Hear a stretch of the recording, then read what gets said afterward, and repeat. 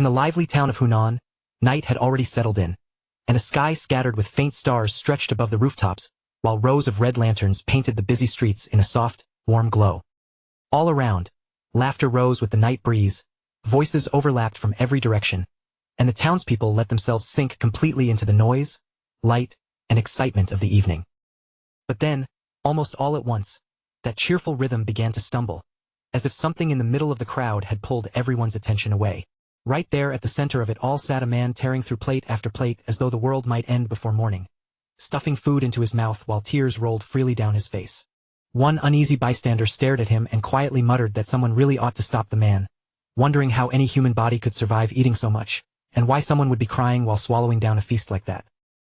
A nearby local only shook his head, looking almost entertained by the newcomer's confusion, and said that this had to be the first night the man had ever laid eyes on him. After all, that man was not some random stranger in the streets. Everyone across Hunan knew exactly who he was. The newcomer, still staring, guessed that the man's reputation must have come from his unusual appearance, but the local immediately scoffed and cut him off before he could finish. With a sharper tone, the local warned him that a true merchant should know better than to judge anyone by looks alone. There were things an outsider could not understand at a glance, and lowering his voice, he added that even if the man was not from Hunan, he should have at least heard the story. It was the kind of impossible achievement that had shaken all of Hunan to its core. The man sitting there in front of them had once brought every merchant union in the entire region under one banner, and the moment those words landed, the newcomer's eyes widened in disbelief. He repeated it softly, almost as if saying it out loud might make it easier to accept, unable to understand how one person could possibly force every merchant union to bow to his will. The local nodded without the slightest hesitation, and only then did he speak the man's name with a trace of awe in his voice. Yanhua, of the Sky Ocean Merchant Union.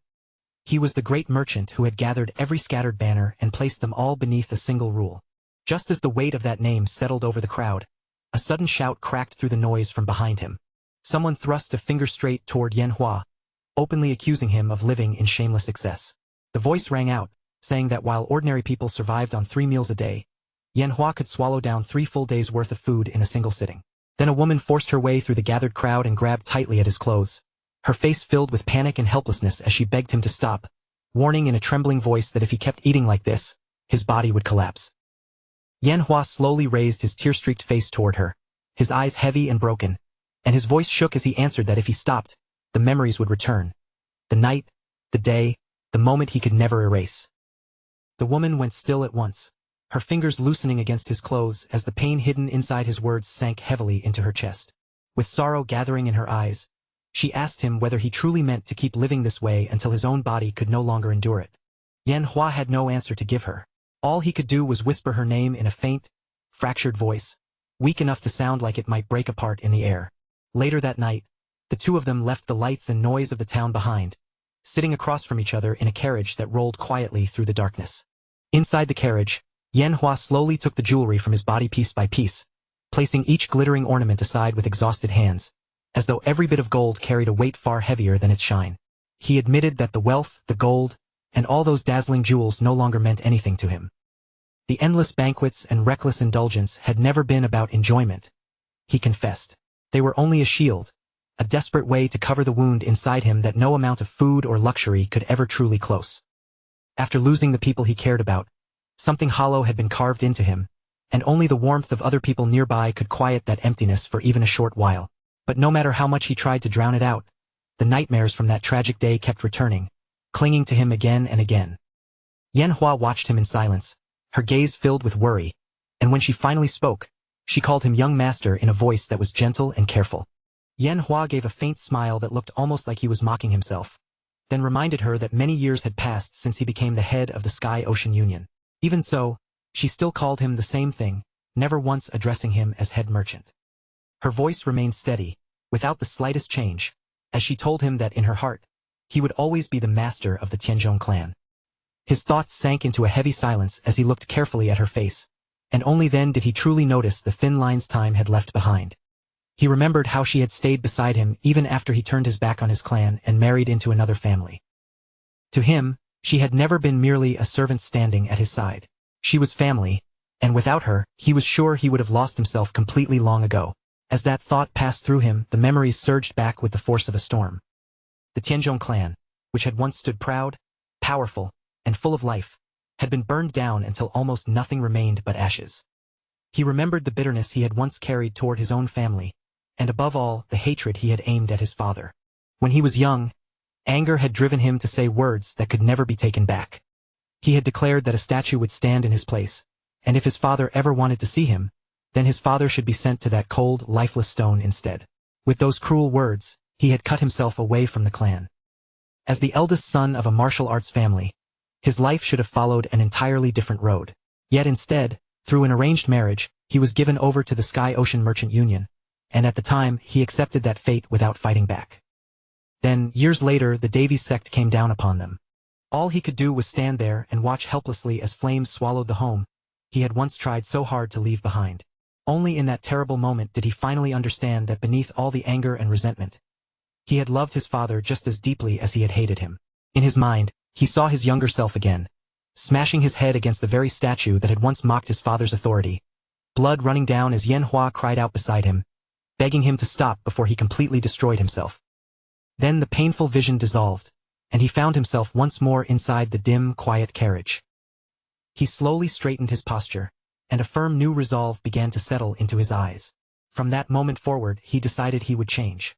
He would repair his marriage, take back the life he had abandoned, and throw away the habits and the body that had kept him chained to the past. Then he forced out a wide, slightly awkward smile and scratched the back of his head, admitting that he was afraid of how distant his wife might be once he returned. Even so, he swore that from this day on, he would dedicate himself properly to his family. He told Yanhua once more that in his heart, she was not a servant, but his kin. Her expression softened, relief spreading across her face, and she began to answer, promising that she would continue to stay by his side. But she never got the chance to finish. Without any warning, the body of an old man crashed straight through the carriage like a falling boulder and slammed into her with terrifying force. The blow was so sudden and brutal that it took her life in an instant.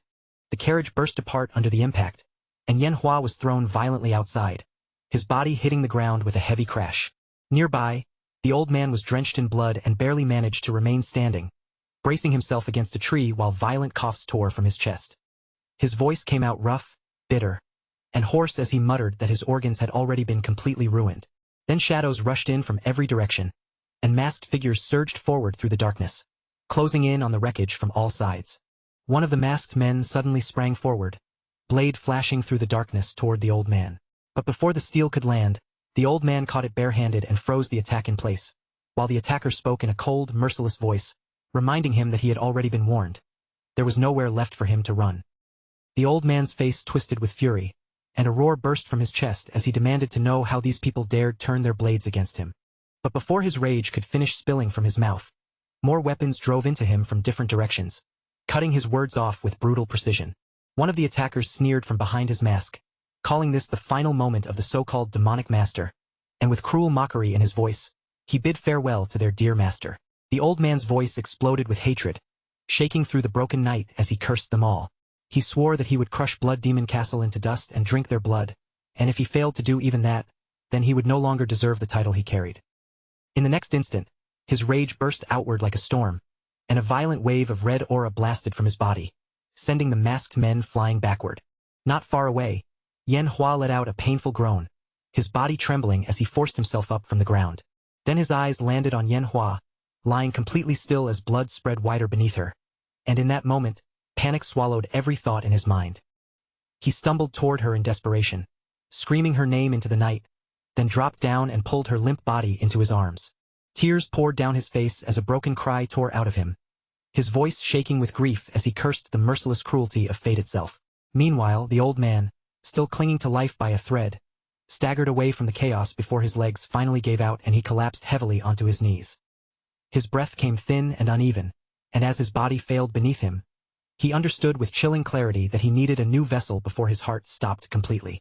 In a faint whisper, he spoke of the spirit possession technique, yet doubt trembled through his voice as he wondered whether this was truly where everything would end.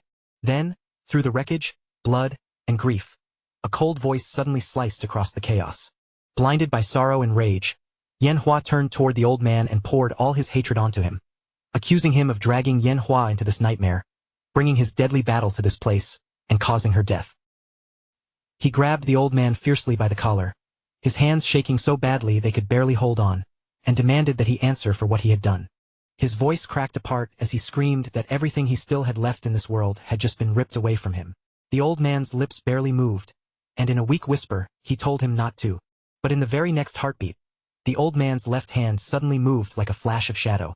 2 fingers shot forward and struck a hidden point on Yanhua's body with terrifying accuracy. Yanhua gasped sharply as a numbness spread through him, freezing his body before he could react. Realization hit him all at once as his strength drained away, and he collapsed in disbelief, whispering that he could no longer move even a finger. The old man dragged himself closer, his voice rough and hoarse, yet still carrying a trace of mockery as he told Yanhua not to handle a wounded elder so violently. Inside, Yanhua cursed his own recklessness. He had known from the beginning that this old man was a martial artist, but his grief had blinded him completely. The old man lowered himself beside him and finally revealed his true intention. He had planned to use the spirit possession technique one last time, stealing the body of someone young and talented so he could keep living beyond death. But now that death was already pressing against his throat, he no longer cared about talent, dignity, or anything else. Even the body of a pig would be enough if it let him survive. Then he began the forbidden art, and 160 years of martial essence surged violently into his left hand, pure chi gathering and compressing until it reached its absolute limit. With his right hand, he pulled forth something even more horrifying. His very soul, dragged out from the edge of death itself. In one brutal motion, he forced both the concentrated martial essence and his soul straight into Yanhua's body. A torrent of crimson light erupted into the sky, and the ground beneath them trembled as if the world itself had been struck. A few moments later, the raging aura disappeared without a trace, and the old man's original body fell completely still. Yanhua's body suddenly convulsed, then jerked upright with unnatural force, shoving the old man's corpse aside like an empty shell. He stared down at his own hand and slowly flexed his fingers, a twisted smile spreading across his face as his eyes burned with a sinister light. In a low whisper, he said that he had succeeded. But almost immediately, his expression warped with pain and confusion. The body was resisting him, and deep inside, 2 different wills began crashing against each other. The old man's spirit snarled in frustration, unable to understand why his overwhelming chi and soul power had not already crushed Yanhua completely. Yet Yanhua's spirit roared back with everything it had, refusing to be erased. He would not die here, not like this. He still had to live, and he still had to avenge his clan. Their 2 essences collided again and again, like violent waves smashing together inside the same body. Under that crushing pressure, Yanhua's spirit began to crack, piece by piece, as if it could shatter at any moment. The old man mocked him coldly, saying that although his will was stubborn, it was still far too fragile. Yanhua could feel his consciousness slipping away, sinking deeper into darkness with every passing breath. Outside, one of the masked men returned and looked down at the struggling body on the ground. He sneered as he recognized the forbidden art, remarking that the demonic master truly deserved his fearsome name. He spoke of how even the demons of the 3 heavens had once revered the old man, but then declared that this twisted, parasitic way of surviving would end right here. In a sudden burst of movement, the masked man raised his weapon and drove the blade straight into Yanhua's neck. The possessed body instantly lost all strength and dropped lifelessly onto the blood-stained ground. When awareness finally returned, it was no longer in that night of blood and shattered wood, but beneath a bright and peaceful sky. A man groaned softly, clutching his head as though it might split open from the inside. Slowly, he forced his eyes open, dazed and disoriented, with no idea where he was as the scent of herbs drifted through the air around him. As his vision cleared and he looked around, he realized he was lying inside an apothecary. His throat felt dry and painfully parched, so he reached unsteadily toward a cup placed beside him. The moment the liquid touched his tongue, a sharp bitterness spread through his mouth. It was medicine. He lowered the cup, and then his entire body suddenly froze. His hand was wrong. It looked too young, too smooth, and completely unfamiliar, as if it belonged to someone else entirely. His eyes flew wide open, and a shocked shout burst from his chest, loud enough to rattle through the quiet room. The cup slipped from his fingers and smashed against the floor, scattering broken pieces across the ground. He stared at both of his hands in disbelief, his breath catching in his throat as he demanded to know what had happened to them. A young woman suddenly rushed into the room. Her footsteps hurried and her face pale with alarm the moment she saw the chaos inside. She called out to him as young master, her voice tight with worry, asking again and again if he was all right. Ignoring the pain still pounding through his body, he shot up from where he lay and grabbed both of her shoulders, staring at her with wide, shaken eyes as though he had just seen someone return from the dead. He asked if she was really Yanhua and why she looked so young. Hua let out a quiet sigh, her expression softening with helpless concern, and said he must have been trapped in another nightmare. But his thoughts spun wildly at her words. A dream? Was that really all it had been? Then his bare foot came down on the shattered pieces scattered across the floor, and a sharp, burning pain shot straight up through his leg. He sucked in a sudden breath, his eyes widening as the sting jolted him fully awake. That pain was real, far too clear, far too sharp to belong to any dream. Before Hua could stop him, he rushed straight out of the room, ignoring her frantic calls and warnings behind him. The moment he stepped outside, his eyes locked onto the statue standing nearby, silent and unmoving beneath the open sky. His entire body began to tremble as he slowly lifted one hand toward it, as if reaching for proof he was terrified to touch. Memories crashed over him in a rush. His younger self, consumed by anger, slamming his head again and again against that very stone in open defiance of his father. Tears spilled down his face before he could stop them, and in a trembling whisper, he called Hua's name. He forced himself to ask when the statue had been placed there. Hua blinked in confusion, still shaken by his strange behavior, and answered that it had only been erected 5 days ago. His chest clenched tightly the instant he heard it, and he repeated those words in disbelief, barely able to breathe. 5 days. Only 5 days had passed. To make sure this was not some cruel illusion, he lowered his head and slammed it into the statue with all the strength he could gather. The stone could not withstand the impact, cracking apart before crumbling under the force of the blow. Gasps burst out from every direction as the people nearby cried out in shock, unable to believe what they had just witnessed. Blood streamed down his forehead, but his eyes burned brighter than ever. This was not a dream. Somehow, against all reason, he had truly returned to the past. And now he understood exactly what that meant. He had 3 years left before the Tenjong clan would fall. His voice trembled, not from fear, but from a fierce resolve as he vowed to protect his people and his clan, no matter what price he had to pay. The man who made that oath was none other than Yong. Long ago, the Tenjong clan had stood as a proud and feared martial lineage, their banners rising near Tenjong Mountain in Hunan, and their name spoken with respect throughout the region. They had never been just another family fighting to survive. They were once a symbol of power, discipline, and honor, but the years had slowly worn away their glory until the brilliance they once held began to fade. Even so, in Yong's eyes, that legacy was not something to grieve over or leave behind. It was something that had to be taken back. Every word he spoke carried the weight of his ancestors, a promise carved deep into his heart that no matter how far the clan had fallen, he would raise it again and defend it with everything he had. From that pure bloodline, countless families across the generations had taken the mountain's name as their own, binding themselves to the same origin. Yet among all those branches, only the Yong clan had once unified them completely and stood at the very center of that long inheritance. Back in those days, people across Hunan called them the Tenjong Yong clan, and that name carried real weight wherever it was heard. Those who still remembered that era spoke of its past glory with quiet reverence. But that proud world had already faded into memory. Their reputation had collapsed, their old name no longer praised, until at last people simply called them the Tenjong clan. Inside the main hall, Yong, the current clan head, sat quietly with a cup of tea in his hands, his face heavy with exhaustion. He released a long, weary sigh and admitted that 30 years had gone by, yet their bloodline had still failed to produce even a single true martial expert. After Elder Yong, the man once revered as the supreme dragon of Hunan, the clan had withered into little more than a shadow of its former self. Now even ordinary people dared to look down on them, and with bitter honesty, Yong confessed that this was a truth they could no longer deny. His wife gently refilled his cup, trying to ease the weight pressing on his heart. She told him that their hopes should rest on Yong, praying that he would recover and one day guide the clan toward a brighter future. But Yong only shook his head slowly. He reminded her that she knew better than anyone how deeply Yong despised him, even though everything he had done had come from concern. To his son, however, that care had looked only like cruelty. Guilt hung heavily over him, and he blamed himself, believing it all began because he had remarried too soon after his first wife's death, before he had even properly mourned her. His wife gave him a gentle, patient smile and said that perhaps what they needed most was time, and that Yong might simply need longer before his heart could soften. Yong frowned deeply, admitting that he had once tried to believe the same thing, but as the years passed, the distance between father and son had only grown wider. Just 5 days earlier, when he had gone to visit his son, Yong had placed a statue in the garden and told him to treat that stone as if it were him instead. Yong let out a bitter laugh at the memory, then apologized to his wife, saying he had burdened her with too many complaints. At that very moment, Manhwa came rushing toward them in a panic, her eyes red and swollen with tears as she cried out desperately for the clan head.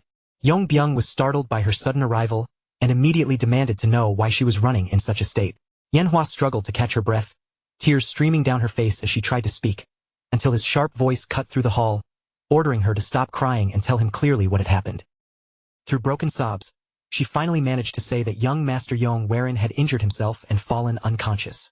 Yong and his wife froze on the spot, the words striking them like lightning. The clan head's eyes widened in disbelief as he cried out, unable to accept what he had just heard. Back inside Yong's quarters, the young man lay motionless on his bed, his body drenched in sweat as he tossed and struggled under the grip of a vivid dream. In that dream, he found himself standing beside a crystal-clear waterfall, with cool mist drifting through the air and the roar of water filling everything around him. A younger version of himself laughed brightly as he splashed through the rushing water, while his real mother sat nearby, watching him with a warm and gentle smile. She called to him softly, asking if he liked the roaring waterfall that much. The child shouted back that he did, pointing excitedly at all the koi swimming around him, then proudly lifted up a huge fish he had caught and called for her to look at how big it was. But when he turned back toward her, the joy on his face vanished in an instant. She was no longer sitting there peacefully. Her body had collapsed onto the ground. The dream shifted, and suddenly he was inside her room. She lay pale and fragile on the bed, her breathing faint, uneven, and painfully weak. Tears rolled down his face as she reached out to him and gently told him to come closer. She apologized in a soft voice, saying she could no longer go with him to the waterfall to catch koi. Yong buried his face against her chest, sobbing as he called her mother again and again. With what little strength she had left, she stroked his hair and whispered that she was all right, begging him not to cry anymore. Then her voice suddenly twisted, dropping into something deep, cold, and cruel. It told him to stop wasting his tears, mocking him as a weakling, while her gentle features warped and cracked into something horrifying.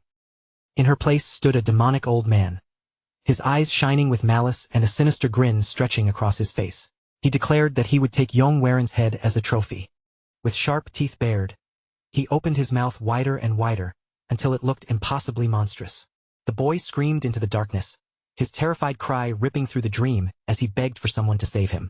Then, with a violent gasp, Yong jolted awake. He jolted upright in bed, his chest rising and falling violently as he fought to drag air back into his lungs. For a moment, he stared around the room in complete confusion, his heart still pounding from the nightmare.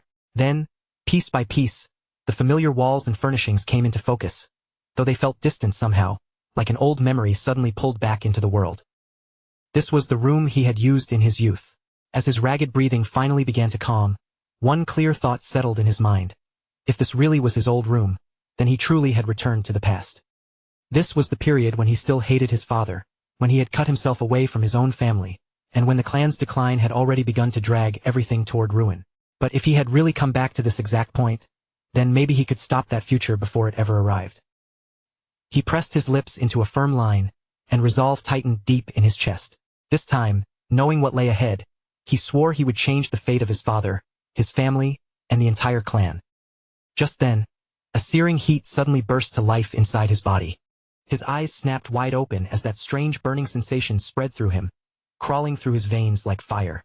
Outside his room, several attendants huddled together and whispered uneasily about what had happened earlier. One of them insisted that young Master Yong had actually smashed his own head into a statue and shattered it. Another attendant immediately scoffed, saying that was impossible, because Yong had always been frail and shut away, never once properly practicing martial arts. But a third insisted she had seen it with her own eyes, and as their whispers grew more nervous, someone even muttered that he must have been possessed. All of a sudden, the door to Yong's quarters flew open, and the women gasped when they saw him inside, his whole body trembling violently. One of them tried to speak, stammering as she called him young master, but the sight before her made her voice falter before she could finish. Yong clutched at his head and stomach as his body convulsed uncontrollably, panic spiraling through his thoughts. Something inside him was terribly, dangerously wrong. His entire body felt as though it had been thrown into flames, and from his lower dantian, a fierce energy surged upward like a raging blaze. His eyes widened in horror as one desperate realization surfaced in his mind. He needed a woman. The thought itself shocked him, but the force flooding through his body was far too violent to ignore, an uncontrollable wave of overwhelming Yang energy. Inwardly he cursed through clenched teeth. This was the power left behind by that demonic old man. It was too strong, too unstable, and if he failed to control it, it would swallow his reason completely. His body jerked again as the heat burned even hotter, and fear clawed through his chest. If he could not restrain himself soon, he might do something he would regret for the rest of his life. Without wasting another second, he rushed past the stunned attendants and bolted outside. The attendants cried out behind him in shock, shouting that the weather was freezing and that he was barely dressed. They begged him not to run around like that, terrified that if anything happened to him, they would be the ones blamed. But Yong did not slow down. He kept running with his body shaking from the scorching heat until the bamboo forest rose around him. He gritted his teeth and forced himself forward, because he knew that if he hesitated for even a moment, the old man's energy would devour him completely. At last, he reached a place carved deeply into his memories, the waterfall. Without hesitation, he threw himself straight into the roaring current. The instant the icy water crashed against the blazing heat inside him, white steam rose from the surface in thick waves. Relief finally spread across his tense face, and a shaky smile escaped his lips. Deep in his heart, he silently thanked the heavens, knowing he had narrowly been saved. But before he could even catch his breath, a voice cut sharply through the mist, calling his name. Yong's eyes widened, and he quickly turned toward the sound. His father, Yong, was rushing toward him in panic. Yong stared at him in disbelief, and in a trembling whisper, he called him father. Yong stepped straight into the freezing water, his face drained of color as fear overtook him. He grabbed his son and pulled him tightly into his arms, tears streaming down his face as he shouted and asked whether Yong truly wanted to die. He told him that even if Yong hated him, he should never throw his own life away like this, especially not on such a cruel and bitter day. With panic in his eyes, Yong looked over his son's forehead, asking if he was all right after injuring himself. For a moment, Yong could not say anything, because his heart was shaking too hard inside his chest. He had missed his father more than he could ever admit out loud.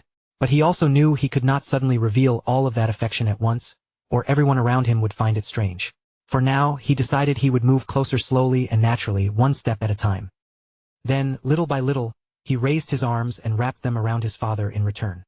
His eyes burned with emotion as the voice in his heart whispered that he really had come back. If this was a dream, then he never wanted to wake from it. And if this was only an illusion, then he prayed his eyes would remain closed forever. 3 months slipped by.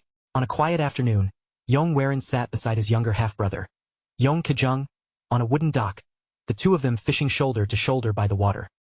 Yong laughed brightly and teased that he was definitely going to win their bet. Yong chuckled and asked if Yong had spent his entire life fishing to be that confident. But inside, he quietly reflected on how much everything had changed, because over these 3 months, he had grown closer to his family than ever before. In his previous life, he had hardly spoken to Yong at all. He remembered clearly that his younger brother had once trained in the clan's secret martial technique, only to suffer a severe chi blockage. After that, Yong could no longer advance, and the Tenjong clan's status fell even further. In the end, they became nothing more than a branch of the Yuchi clan, while Yong already married into the Sky Ocean Merchant Union, had been too occupied to notice. By the time he finally learned the truth, it was far too late. Yong voice pulled him back from those thoughts. The boy asked quietly whether it was really all right for Yong to stop taking the medicine he had been prescribed, and Yong answered casually that those medicines were exactly what had made him fat. Yong tilted his head in confusion and asked when his brother had ever been fat. Startled by his own slip, Yong stumbled over his words, then quickly corrected himself, saying he only meant he might become fat if he kept drinking them. Yong grinned and lifted his basket proudly, showing off the fish he had caught. Then he teased that he liked the way Yong had been lately, especially since his older brother kept giving him extra allowance under the excuse of making bets. With his basket nearly overflowing, Yong proudly asked if that meant he had won. Yong looked at the catch, and a mischievous smirk slowly tugged at his lips. Without warning, he tossed his own basket high into the air and shouted that he refused to lose again. Yong jaw dropped in disbelief as he yelled that his brother was cheating. Yong only burst into laughter, grabbed him with a wide grin, and declared that he had already caught an even bigger fish. Before Yong could react, Yong leapt forward and dragged him straight into the lake. Water exploded around them in a huge splash as Yong screamed in shock and Yong laughed freely. Deep inside, Yong heart softened with regret. He had never realized before just how bright and cheerful Yong truly was. In his previous life, he had placed far too much weight on his younger brother's shoulders. Quietly, where no one could hear, he apologized to Yong Kejung in his heart. As time continued to pass, Yong Waren poured himself completely into training. Every day he pushed his body harder, building his strength first before fully stepping into martial cultivation.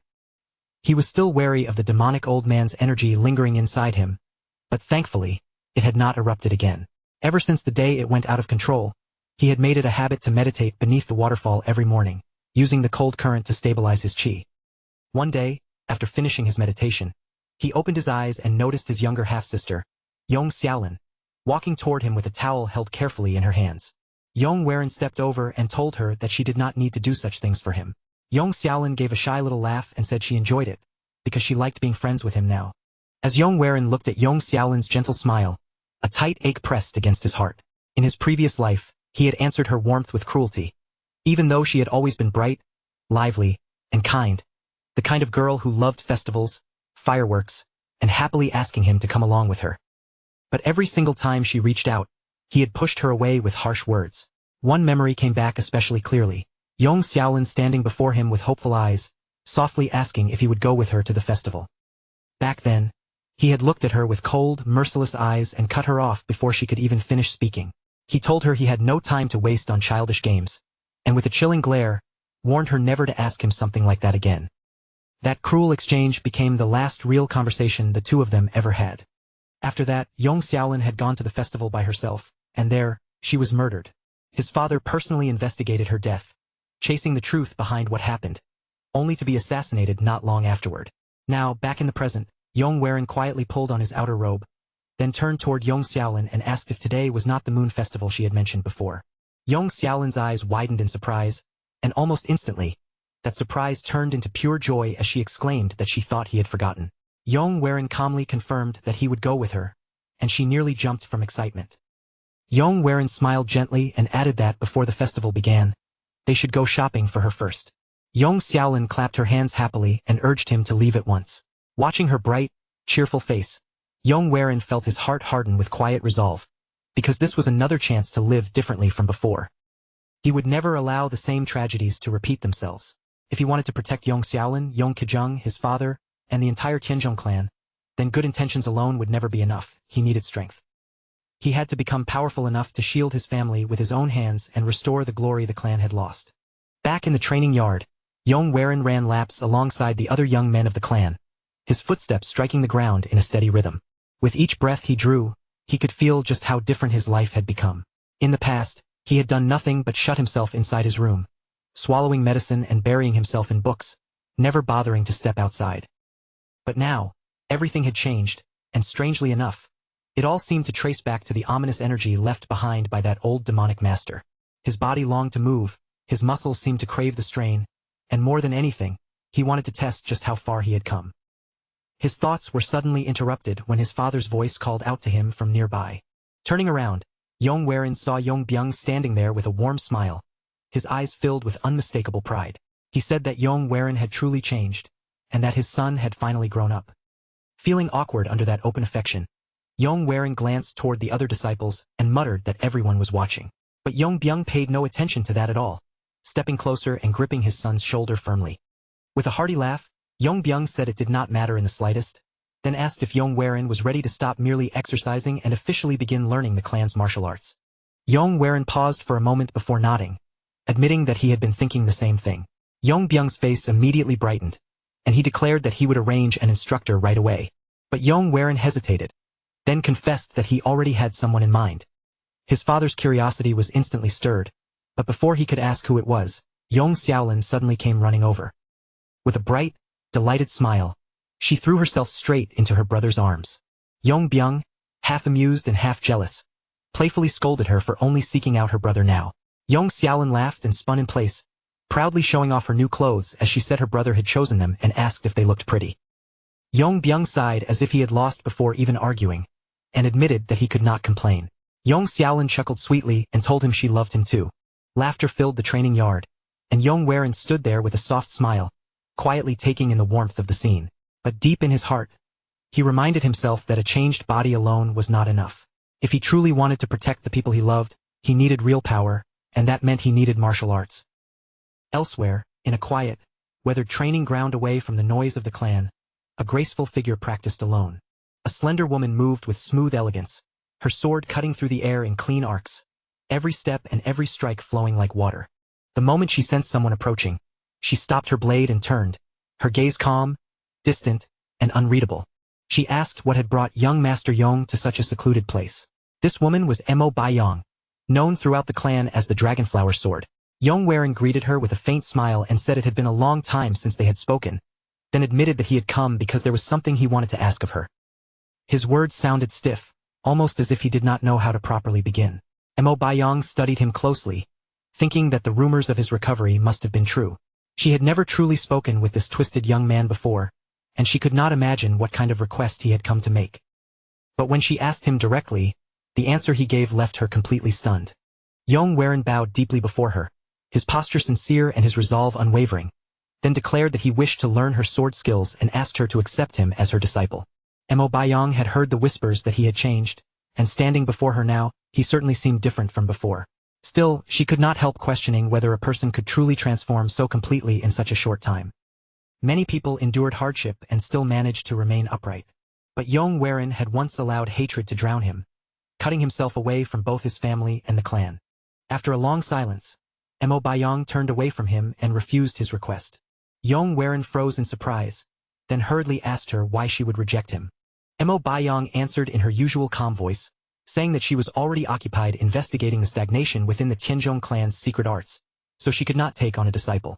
As she began to walk away, she silently apologized to him in her heart, because no matter what others said, she simply could not believe someone could change that quickly. The rejection tightened painfully in Yong's chest, and bitterness rose inside him as he thought that she still saw him as useless. In his past life, Mo by Yong had rarely interacted with other people, and even inside the clan, very few truly understood the depth of her strength. But Yong had already lived through the future once, and he knew better than anyone just how terrifying her power truly was. Her martial depth surpassed everyone else in the entire clan. Driven by desperation, Yong dropped to his knees before she could leave. Mo by Yong spun back toward him, her voice sharpening as she demanded to know why the eldest son of the clan would lower himself like this over something so trivial. Yong answered softly at first, but then his voice grew stronger as he said that to him. This was not insignificant at all. His mind returned to the life he had already lived. In the battle against the Dabi sect, Mo by Yong had contributed more than anyone else, and for her bravery, she had been granted the title Dragon Bloodflower, a title never originally meant for a woman. Even so, she accepted that name and continued to fight. She poured everything she had into rebuilding the Tenjong clan, only to meet a mysterious death in the end. She had given her life for them. Yong's fingers tightened into trembling fists, his knuckles pressing hard as a fierce resolve flared deep inside his chest. This time, he silently vowed that he would never let her walk down that same painful path again. No matter what it took, he would protect her, and he would protect the clan standing behind them. Mo by Yong quietly watched him, her eyes fixed on his face without saying a word. The young man standing before her felt completely different from the boy she remembered, and for the first time, a question stirred in her heart. Had he truly changed that much? After a long silence, she finally opened her mouth. She told him that she would accept his request, but her agreement would come with one clear condition. The moment Yong heard those words, his heart jumped in his chest, and he listened closely as by Yong calmly explained what she wanted from him. If he could land even a single touch on her during a spar, even just once, then she would acknowledge him and take him in as her disciple. She made it clear that she would not use chi, and she would not rely on the clan's martial arts either. Even with those limits placed on herself, her voice carried absolute certainty that Yong still would not succeed. Yong paused for a brief moment, feeling the weight of her challenge settle over him. Then his eyes steadied, his determination sharpened, and he gave a firm nod, accepting her condition. But only moments after the spar began, Yong was already thrown flat across the ground. His body sprawled out helplessly, unable to so much as brush a single strand of her hair. The gap between them was so vast that it felt almost impossible to measure. Mo by Yong turned away as if the result had already been decided, calmly declaring the duel finished. Behind her, Yong clenched his teeth, refusing to let that be the end. He could not bring himself to accept a defeat like this, not when everything he wanted to protect was on the line.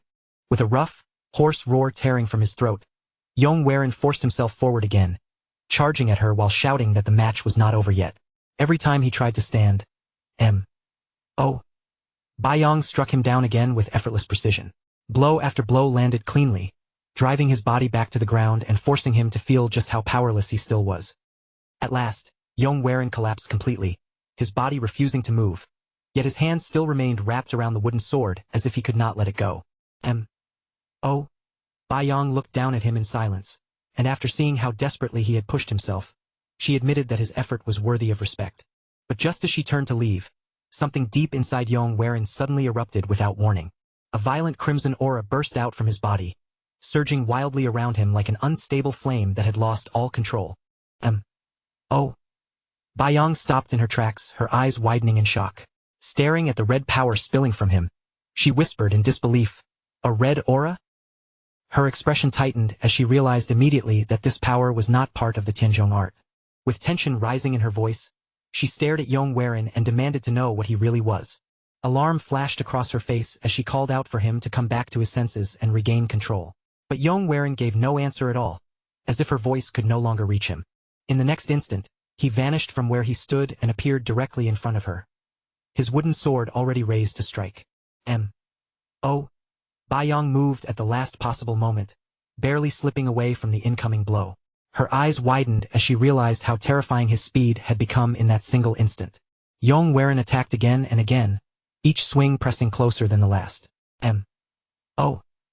Yong kept dodging, but the force behind his assault gradually pushed her backward, step by step, toward the wall. Sensing the danger closing in, M.O. Yong drew her blade and began gathering her strength. Her posture shifted as she prepared to unleash the first form of the soaring dragon emperor sword. But before she could release the technique, Yong wooden sword swept past her and lightly brushed against her hair. M.O. Yong froze completely, her body going still as the realization struck her. Yong stood there with a faint, exhausted smile on his face, barely able to keep himself upright as he whispered that he had touched her. Then, with the last of his fading strength, he corrected himself and called her Master M.O. Yong. Those words had barely escaped his lips before his body finally gave out, and he collapsed heavily at her feet. M.O. Yong remained frozen where she stood, staring down at Yong in stunned silence, unable to immediately make sense of what had just unfolded before her. Slowly, she turned her gaze toward the wall behind her, and the moment she saw it, her breath caught in her throat. The wooden sword had torn into the wall with terrifying force, smashing and splitting the surface apart despite being nothing more than wood. M.O. Yong's eyes widened as the truth sank in, and one thought echoed through her mind. What exactly had that power been? Several days passed, and Yong threw himself into training without allowing himself any real rest, his focus never wavering for even a moment. Sweat drenched his clothes as his breathing grew rough and heavy. Still, he continued carving each movement through the air, his blade flashing again and again with relentless determination. A short distance away, M.O. Yong watched him quietly. Her sharp eyes tracked every footstep, every swing, and every shift in his posture, while deep inside, her disbelief continued to grow. She had never imagined that the young master possessed this much hidden talent. In only a few days, Yong had already begun to grasp the forms of both the soaring dragon emperor sword and the azure bamboo sword. This was the same young master who had once been dismissed as someone with no martial potential at all. Yet now, he moved through those techniques with such natural ease that it almost felt unreal to watch. When Yong finally lowered his sword, his chest rising and falling as he gasped for breath, he turned toward him, Yong with bright, expectant eyes and asked how he had done. M.O. Yong kept her voice firm as she answered him. He had not yet reached the true hidden depths of the techniques, but even so, he was already using both sword styles without any visible flaw.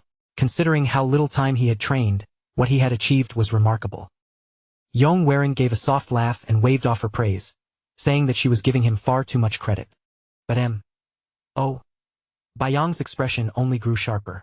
She looked straight at him with serious eyes and told him that his growth was far beyond anything normal. She could hardly connect the man standing in front of her now with the sickly young master who had once been trapped in bed, too weak to properly move around. His speed was abnormal. There was simply no better way to put it, and the more she watched him, the more incredible he seemed. Then her face darkened slightly as the memory of that strange red aura rose again in her mind.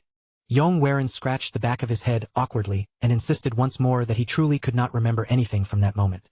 He said that during their spar, he had taken so many hits from M.O.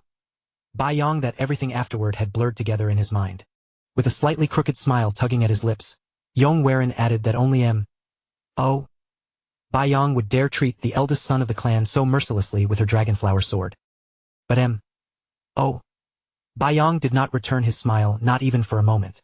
She remained standing there in silence for a long while, her gaze heavy and unreadable. Then, at last, she turned away and told him that if he refused to answer, she would not force the truth out of him. Even so, she reminded him that she was someone who served the Tenjong clan, and that duty still rested firmly on her shoulders. Because of that responsibility, she would be watching him closely through every moment of his life. Yong could only give her an awkward, uneasy smile, admitting that when she put it that way, it sounded more than a little frightening. That night, Yong sat alone in his dimly lit chamber, leaning over his desk while several martial arts manuals lay spread open in front of him. The candle beside him flickered faintly, throwing wavering shadows across the pages as his eyes swept over every line. His thoughts raced faster than his fingers could turn the paper, and after using both the Soaring Dragon Emperor sword and the Azure Bamboo sword himself, he could now feel the truth with perfect clarity. The martial arts passed down by the Tenjong clan were incomplete. And the more he thought about it, the more inevitable that seemed, because their roots had never come from a purely orthodox path. In his mind, Yong began tracing the origin of the clan's techniques.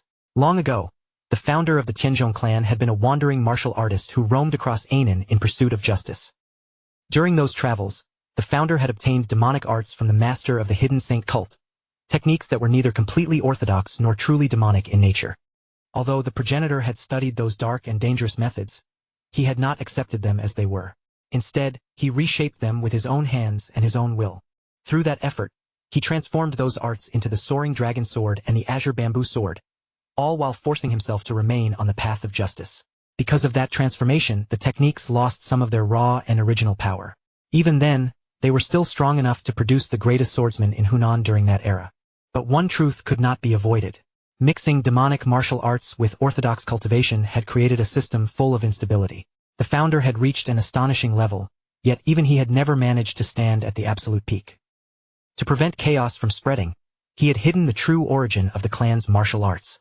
And as generation after generation passed, that buried secret slowly disappeared from everyone's memory. Now, that hidden truth had finally surfaced again. The realization sent a thrill through Yong body. A smirk formed on his face as he clenched his fists, feeling his blood burn with excitement, because he alone could complete these broken and unstable martial arts. Only Yong someone who had lived through the future and carried knowledge no one else possessed, had the chance to finish what the founder had failed to complete. The next day, Yong sat in the garden with his father and stepmother, sharing tea beneath the gentle sunlight filtering down through the trees. With a calm but firm expression, he announced that he intended to pay a visit to the Jagal clan. His father looked up from his tea with mild surprise in his eyes and asked what business he had with them. Yong answered calmly that since he had regained his health through martial arts, it was only proper for him to visit the Jagal clan and pay his respects, especially since he had been arranged to marry one of their daughters before he was even born. Yong leaned back slightly, letting out a thoughtful sigh before giving a slow nod. Time truly had passed quickly, and that marriage agreement had indeed been made many years ago. Yong was destined to marry into the Jagal clan, and Yong recalled that the girl's name was Jagal Chongyang. When Yong confirmed it, his father's expression softened into a warm, nostalgic smile. Yong said that he had once been close friends with Jagal Yujil, and he was certain that his old companion would be pleased to see Yong again after all this time. He even mentioned, with a hint of amusement, that he had heard Jagal Chongyang had grown into an extraordinary beauty. Then he looked at his son and asked when he intended to leave. Before Yong could answer, his stepmother immediately spoke up in protest. She insisted that he had only just recovered, and that it would be much wiser for him to remain at home and rest for a while longer. Yong simply laughed, his voice loud and carefree as he waved away her worry. He said that their son was already of age, and that traveling, making friends, and seeing the wider world were all things a young man should experience. He even remembered meeting Jagal Yujil when he had been around that same age. His wife finally gave in, though her concern did not disappear. With a stern look, she warned that Yong had to be careful, because the journey would take more than a month, and he would need a reliable bodyguard to protect him along the way. A few days later, Yong met M.O. Bayong once again. She stood before him with a faintly irritated look, studying him as if she were already displeased by what was coming. Yong greeted her cheerfully, but his attention quickly shifted when he noticed two unfamiliar men standing behind her.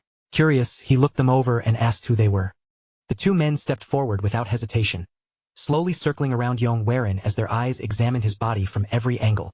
One of them muttered in surprise under his breath, while the other commented that although Yong frame was not especially large, his body had an impressive flexibility to it. After looking him over, the two seemed to reach the same conclusion. The rumors had not been exaggerated. Yong really had changed. Yong recognized them almost immediately. These two were the rising ghost blades, Yong and Nam. He gave them a slight bow and said it was an honor to meet them. One of the men laughed and declared that he, together with the dragonflower sword, would do everything in his power to protect Yong. The other tilted his head, still studying him, and noted that Yong body still held even more room for strength. Privately, Yong thought the two of them looked like muscle-headed brutes, but he also knew their reputation was not empty.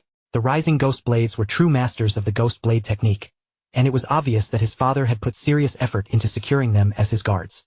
When the time came to discuss their departure, Yong gathered them together and stated that he would personally choose the route. All he asked was that they follow him without questioning his decisions. Yong held Yong gaze for a long moment, as if weighing the young master's resolve, and then gave a firm nod.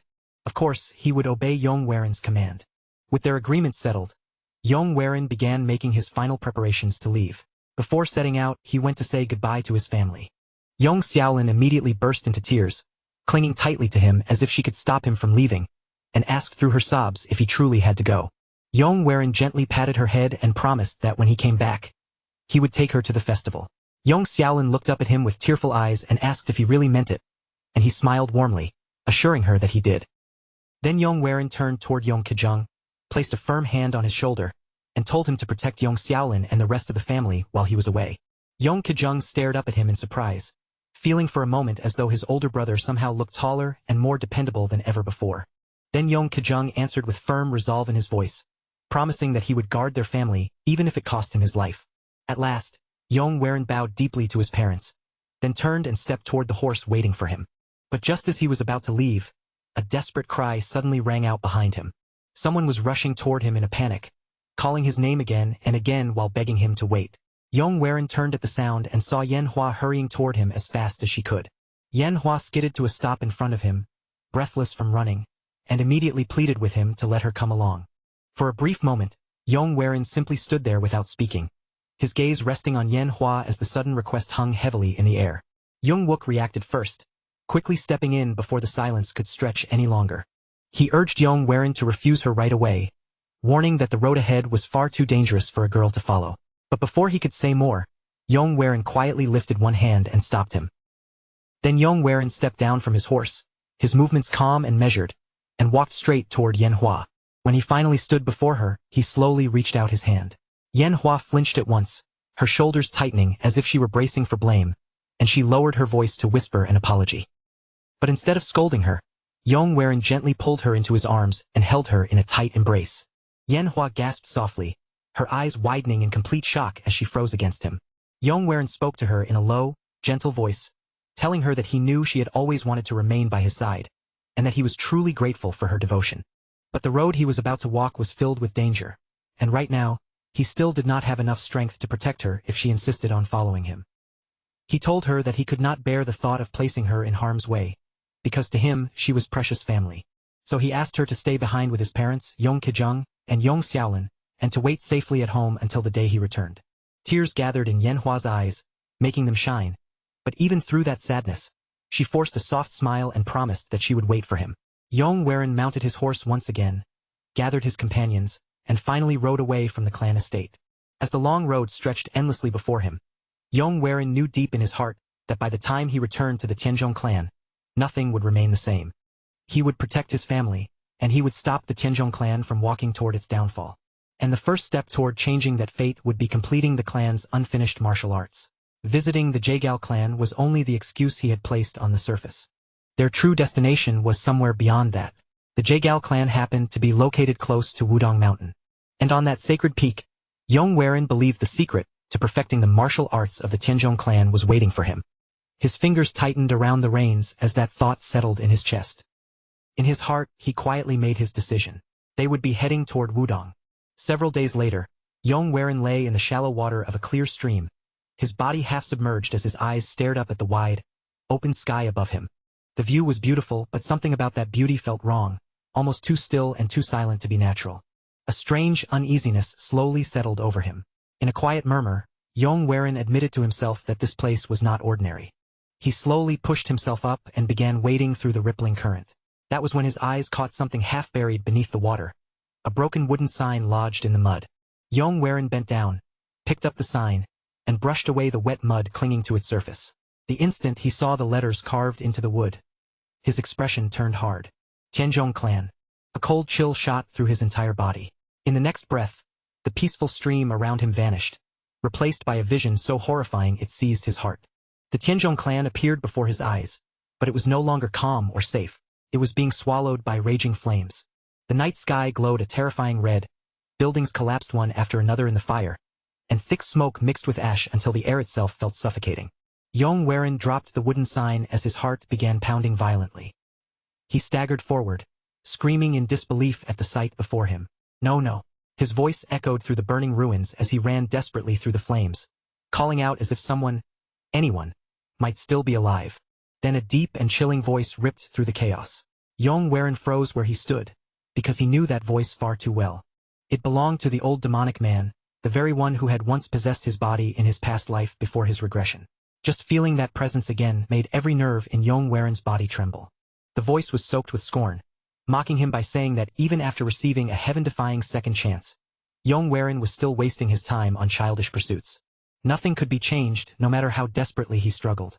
Then the voice ordered him to surrender his body, and the weight of fear pressed down on Yong until it nearly crushed him. Yong stammered in terror, demanding to know how the old man had returned. But before the demonic figure could finish speaking, the entire vision shattered around him like broken glass. A sharp slash cut straight through his thoughts and dragged him back into reality. Oh. Bayong's voice rang out coldly, demanding to know what he had been thinking about in the middle of their spar. Startled, Yong stumbled backward, his eyes wide as he realized he had fallen into a trance without even noticing it. After a heavy pause, he lowered his voice and said that he surrendered. Oh. Bayong did not answer right away. She studied him closely, her sharp gaze searching his face. She said he seemed unable to focus and asked whether his body was feeling unwell. Yong looked away from her gaze and quietly replied that he was fine, only adding that his sleep had been disturbed for the past few days. Nearby, Yung and Nam were training with massive stones, their muscles straining as sweat poured down their bodies. Between heavy breaths, Yung glanced over at Yong and suggested that if the young master was feeling unwell, he could train with them. He explained that the methods they were practicing, matching river and lifting thrust flow, were meant to strengthen the body. Nam added his own instructions while panting, telling his brother to use his side muscles properly and keep the stones standing perfectly upright. Watching the two of them struggle with the stones, Yong let out an awkward laugh and shook his head, saying that perhaps he would join them next time. Then his expression grew serious, and he told them he had something important to say about their journey. Later, as the group rode on horseback along the dusty road, Yong finally revealed the plan he had been keeping to himself. Before they went to the Jaegal clan, he wanted to make a stop at Mount Seven Sages. Yung turned toward him in surprise and repeated the mountain's name. Yong calmly explained that he had once read a book written by a renowned herbalist. According to that record, a certain area of Mount Seven Sages was said to contain 100-year-old ginseng, and the same book also mentioned an even rarer treasure called monkey wine, a delicacy almost impossible to find anywhere else in the Jianghu. The instant the words monkey wine left his mouth, Yung and Nam both froze in place. Their eyes went distant, their mouths nearly watering as they repeated the name dreamily, as if the taste was already spreading across their tongues. Seeing their reaction, Yong lips curled into a sly smirk, and he teased them by saying he had heard quite a bit about their reputation. After all, the two of them were famous as the rising drunken ghosts because of their deep love for liquor. Yung immediately looked flustered, cleared his throat, and tried to act serious as he insisted that, of course, they supported this detour. But before Yung could properly finish, Oh. Bayong cut in with a sharp, cold voice. She reminded Yong that Mount Seven Sages lay dangerously close to the territory of demonic sects, and warned that if an orthodox clan like the Tenjong clan went there carelessly, they would be inviting disaster upon themselves. Yong met her stern gaze without flinching and calmly asked how anyone would even know they belonged to the Tenjong clan in the first place. He said that if they were discovered, they could simply claim to be from some other group. Oh. Bayang's face darkened instantly with anger, and she demanded how the heir of the Tenjong clan could speak so lightly of such disgrace. The pride of their clan was not something to be tossed aside whenever it became inconvenient. Yong interrupted her without the slightest hesitation, asking whether pride truly meant anything when survival itself was at stake. If a powerful enemy cornered him and demanded to know his origin, he said he would not hesitate to claim ties to a demonic sect if that lie was what kept him alive. Yong stepped forward and openly supported Yong reasoning. He argued that there was no need for an orthodox sect to tremble before demonic ones, and that following the young master's judgment would be the wiser choice. Oh. Bayang gave a cold scoff, clearly unconvinced, and accused the two of supporting him only because their craving for monkey wine had already taken over their heads. Yong placed one hand over his chest and put on an exaggeratedly sincere expression. He claimed that his true purpose was to bring back ginseng for his parents, admitting that he had caused them too much worry in the past and now wanted to repay even a little of that concern. Oh. Bayang hesitated at those words. The anger in her eyes slowly faded, and after a long pause, she finally gave a reluctant nod, saying that if he was truly determined, then they would go to Mount Seven Sages. Relief immediately crossed Yong face as he thanked them all, then suggested that they stop at a nearby inn and make their preparations there. Yet deep inside, a quiet and sly grin curled at the edge of his thoughts, because Yong knew very well that everything he had just said was a lie. There was no 100-year-old ginseng waiting for them, and there was no monkey wine either. What truly waited on that mountain was something far more valuable: the demonic poison stone flower. Yong remembered its origin with perfect clarity. There were certain places where countless poisonous insects would gather when they reached the end of their lives. After endless years, the venom left behind by those insects would slowly condense, harden, and become a crystal formed entirely from poison. And when a seed happened to fall upon that poisonous crystal, it would absorb the concentrated essence within it, and eventually bloom into a flower overflowing with venom and demonic energy. That was the demonic poison stone flower, and Yong knew it was hidden somewhere inside Mount Seven Sages. But that evening at the inn, troubling rumors were already spreading through the air. From a nearby table, Yong overheard several martial artists whispering among themselves about demonic masters gathering near Mount Seven Sages. One man leaned closer to the others and revealed in a hushed voice that a rare medicine had appeared there. Its name was the demonic poison stone flower. Yong body stiffened the moment he heard it. Frustration burned through his chest as one thought hit him hard. How had the entire world already found out? Later that night, as the group drank together, Oh. Bayang spoke again, her tone grave and heavy. She reminded Yong that he must have heard the same rumors about demonic masters gathering at Mount Seven Sages because of the flower. Going there now, she insisted, would be far too dangerous. Deep down, Yong knew she was right. The demonic sects would fight like wild beasts over a treasure like that. But he also knew he did not need to defeat all of them. His real target was only Go, the one who would end up claiming the flower at the very end. In his previous life, Go had risen from a first-rate martial artist to the very peak in just half a year. The demonic poison stone flower was the reason, and for Yong it would be the perfect ingredient to complete his own martial arts. The martial arts of the Tenjong clan carried demonic roots at their core, yet Yong only lifted his cup calmly, speaking as if nothing at all had changed. Their destination would still be Mount Seven Sages. His voice was steady, firm, and final. Oh. Bayang shot to her feet, disbelief flashing across her face as she demanded whether he had not heard that the demonic sects were already gathering there. Yong answered without hesitation, reminding her that Mount Seven Sages was one of the routes connected to the Jagal clan. If the Jagal clan was involved, then that place was exactly where they needed to go. Meeting them there might even turn the situation in their favor. Oh. Bayang hesitated for a long moment, then finally agreed with obvious reluctance, but only after setting down one strict condition. If they encountered martial artists whose strength was beyond their level, they would retreat immediately without arguing. Yong nodded and gave his word that he would avoid reckless battles and would not throw himself blindly into danger. Then he turned toward Jungwook and Namwook, only to find that the two ghost blades had already collapsed over the table, completely drunk and utterly useless. At the sight of them, Yong could only let out a quiet sigh. Still, he repeated his vow in a calm voice, promising once more that he would act with caution. Several days later, the group finally arrived near Mount Seven Sages and checked into an inn close to the mountain. Yong told everyone that they would stay there for the time being, though inwardly he could already feel it. This mountain was no peaceful retreat. It was a gathering place for chaos. He knew he was still too weak to rush in recklessly, but a dark smile still touched his lips. In the end, the one who laughed last would be the true winner. Before they arrived, Yong had already given his orders. They were to search for inns and taverns connected to the Serpent Dragon sect, especially places with few guests but an unusual number of horses. Jayak, as the young sect leader, would never travel alone. He would bring his men with him, and that meant they would need mounts, stables, and a place large enough to hide their presence. Even if Jayak managed to obtain the flower, he would not leave the area immediately. First, he would secure it somewhere nearby, most likely at an inn under his sect's control. If they could find that place, Yong believed they would have a chance to intercept Go before the flower disappeared from reach. In the past, Go had been the one to claim it. This time, Yong intended to seize the demonic poisonstone flower for himself. Later that day, Yong and Young stood together on a balcony, watching the movement of people along the street below. Nam soon joined them on the balcony and looked down in the same direction, asking what exactly they were watching. Young lifted a hand and pointed down into the moving crowd below, his voice dropping as he quietly told them that the man they were watching was Jayak, the young sect leader of the Serpent Dragon sect. Yong eyes widened slightly at the name. By now, Jayak should have already been at Mount Seven Sages, fighting fiercely over the demonic poison stone flower. So why was he still here, standing at a distance instead of being in the middle of that battle?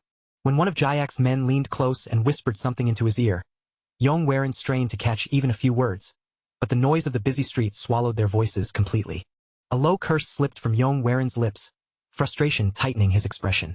Then, without warning, Jayak's eyes flared with rage, and his voice thundered across the street so loudly that everyone nearby seemed to freeze. He barked his orders without holding anything back, demanding that the Serpent Dragon 8 swords and the Serpent Dragon slashers be summoned at once so they could begin the chase. Even Young stiffened when he heard those names.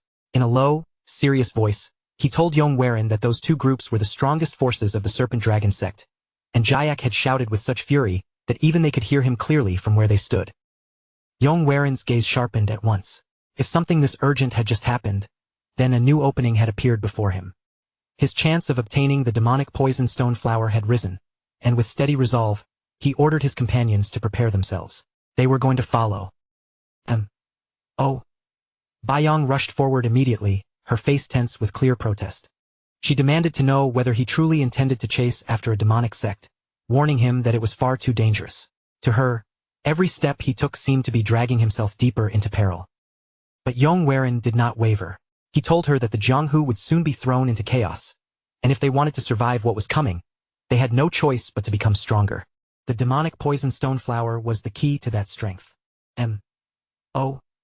Bayong cut him off sharply, insisting that the Jianghu was still at peace. They were not so desperate, she said, that they needed to rely on poisonous herbs just to protect themselves. Yong voice turned cold as he answered her.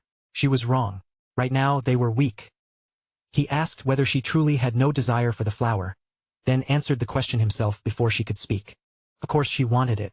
No martial artist could remain unmoved before such a treasure. The only reason they were standing aside was because they lacked the strength to fight for it openly.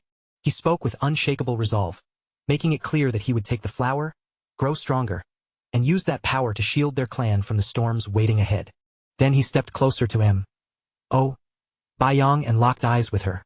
If she truly believed in him as the heir of the Tenjong clan, then she would follow his command. Bayong took a step back, visibly shaken. The young master who had once struggled just to stand on his own now faced her with a will so fierce she had never seen anything like it from him before. For the first time, she wondered if she had been wrong to keep seeing him as a child who still needed to be protected. Suddenly, Young burst into loud laughter, clapping his hands in delight as he admitted he had never imagined the clan heir carried such bold fire in his heart. Young and Nam both bowed deeply without hesitation. Introducing themselves as the two rising ghost blades, they swore that they would follow the command of their young clan leader. After a long silence, Bayong finally lowered her head as well. She told Yong that she would follow his will, though her grave voice warned him that the Jianghu was not a place to be treated lightly. Yong gave a calm nod of acceptance, then ordered everyone to move out at once. Yet deep inside, his thoughts sank into a darker place. He answered her silently, because no one in the entire Jianghu understood its cruelty better than he did. After all, he had already lived through that world once before. Yong and his companions followed behind the serpent dragon sect, keeping enough distance to avoid being noticed. As they moved through the shadows of the forest, Yong narrowed his eyes and watched the enemy carefully, surprised by just how many serpent dragon members had gathered in one place. Crouched among the bushes. Oh. Yong whispered her concern while quietly pointing out the movements of the enemy forces ahead. Yong replied in a low voice that Jayak and his men were setting up the inescapable net formation. Yongwook's eyes widened in alarm when he heard the name, and Namwook quickly urged them to pull back before it was too late. Yong shook his head, keeping his focus fixed on the enemy. He explained that the main squad of the Serpent Dragon sect had not made its move yet. They would only act once they sensed something suspicious or located the person carrying the miracle medicine. Until then, Yong said, they had to stay patient and wait for the right moment. Moments later, a loud disturbance suddenly erupted from the direction of the Serpent Dragon sect. Yong listened closely and immediately realized they had found the person carrying the miracle medicine. Without delay, he ordered his group to shift their position toward the riverbank. When Namwook asked why they were heading there, Yong explained that someone being chased would be far more likely to flee toward water than run deeper into the forest. He also pointed out that the shouting had stopped, which meant the enemy was already closing in. From this point on, they had to move with absolute stealth. Not long after, a man staggered into view near the river's edge. He lurched forward, gasping desperately for breath, and weakly cried out for help. But before he could take even another step, a surge of purple aura erupted from nowhere and struck him down, killing him instantly. The violent impact shook the ground beneath them. When the dust slowly settled, only a single figure remained standing. On the riverbank stood a man wrapped in a menacing purple aura. In his hand, the demonic poison stone flower pulsed with a sinister glow, feeding into the dreadful energy surrounding his body. Oh. Yong's face turned pale the moment she recognized him. In a shaken whisper, she said that the man before them was none other than the flying demonic blood lion, and fear immediately rippled through the group at his name. Yong studied the figure carefully, his eyes narrowing as he remarked that the aura around him felt deeply ominous. Then he asked whether she knew more about him. Yongwook answered in her place, explaining that among demonic martial artists, the flying demonic blood lion was a notorious name, one of the most feared figures to ever walk the Jianghu. But Yong noticed something else. The man's condition did not appear stable at all. Then his eyes widened as his attention locked onto the object in the blood lion's hand, the demonic poison stone flower. Before anyone could say another word, the serpent dragon sect arrived in force and swiftly surrounded the flying demonic blood lion in a tight formation. Jayak stepped forward, his voice ringing with fury as he accused the blood lion of slaughtering their most elite warriors. He admitted he never imagined he would one day be able to corner such a monster, but that moment had finally arrived. The flying demonic blood lion only laughed, his voice dripping with mockery. He sneered that he never expected to be surrounded by weaklings like them, and claimed that if not for Tonglan's interference, he would have torn every last one of them apart with ease. Jayak reached into his robes and revealed a small weapon, holding it up for the blood lion to see. Then he asked if the man recognized it, announcing it as the thousand-needle downpour. The instant the blood lion saw what Jayak was holding, the color in his face shifted. Shock cut across his fierce expression, and his eyes locked onto the weapon as he demanded to know how Jayak had managed to get his hands on something like that. Jayak only curled his lips into a cold smirk, looking far too pleased with the blood lion's reaction. He said they had paid an enormous price to obtain it, then warned him not to foolishly assume that this was the only one they had prepared.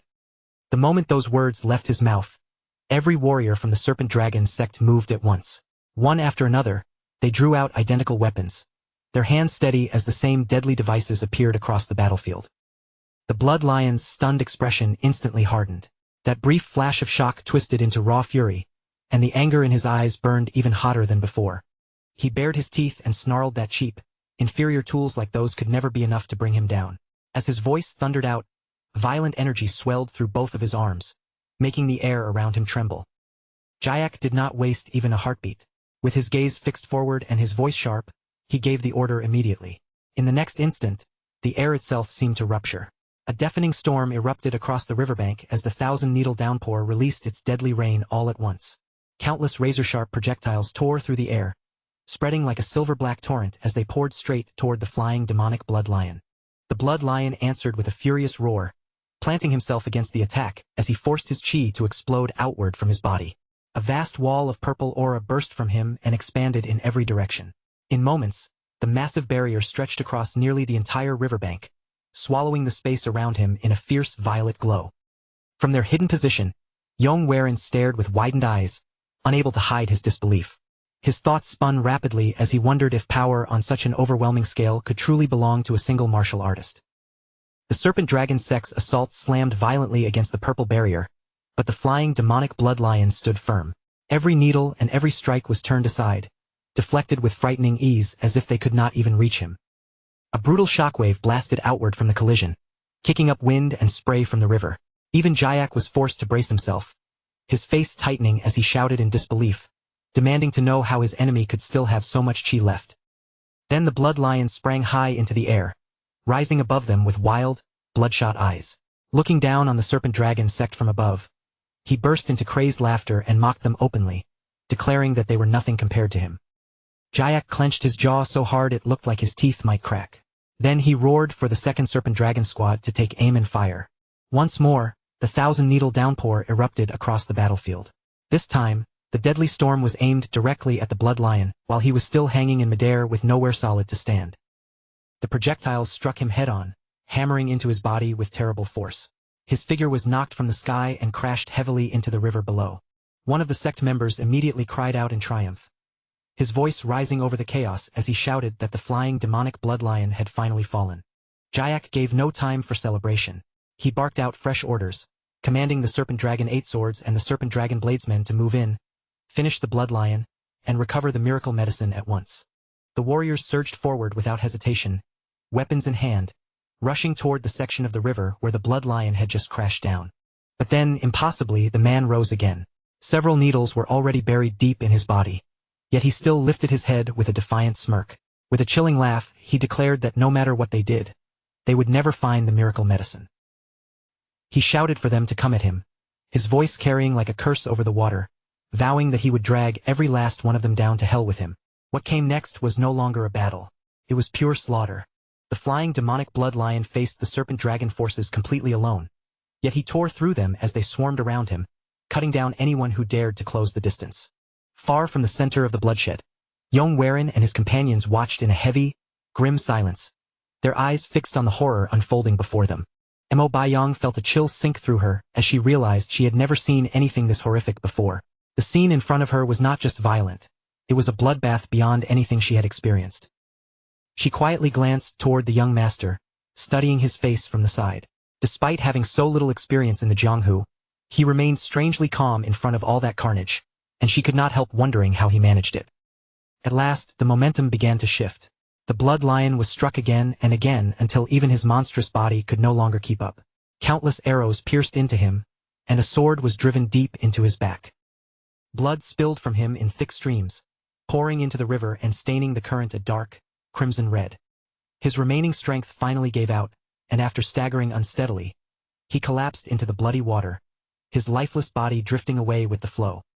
Jayak reacted immediately, shouting for his men to search the blood lion's body without wasting another second.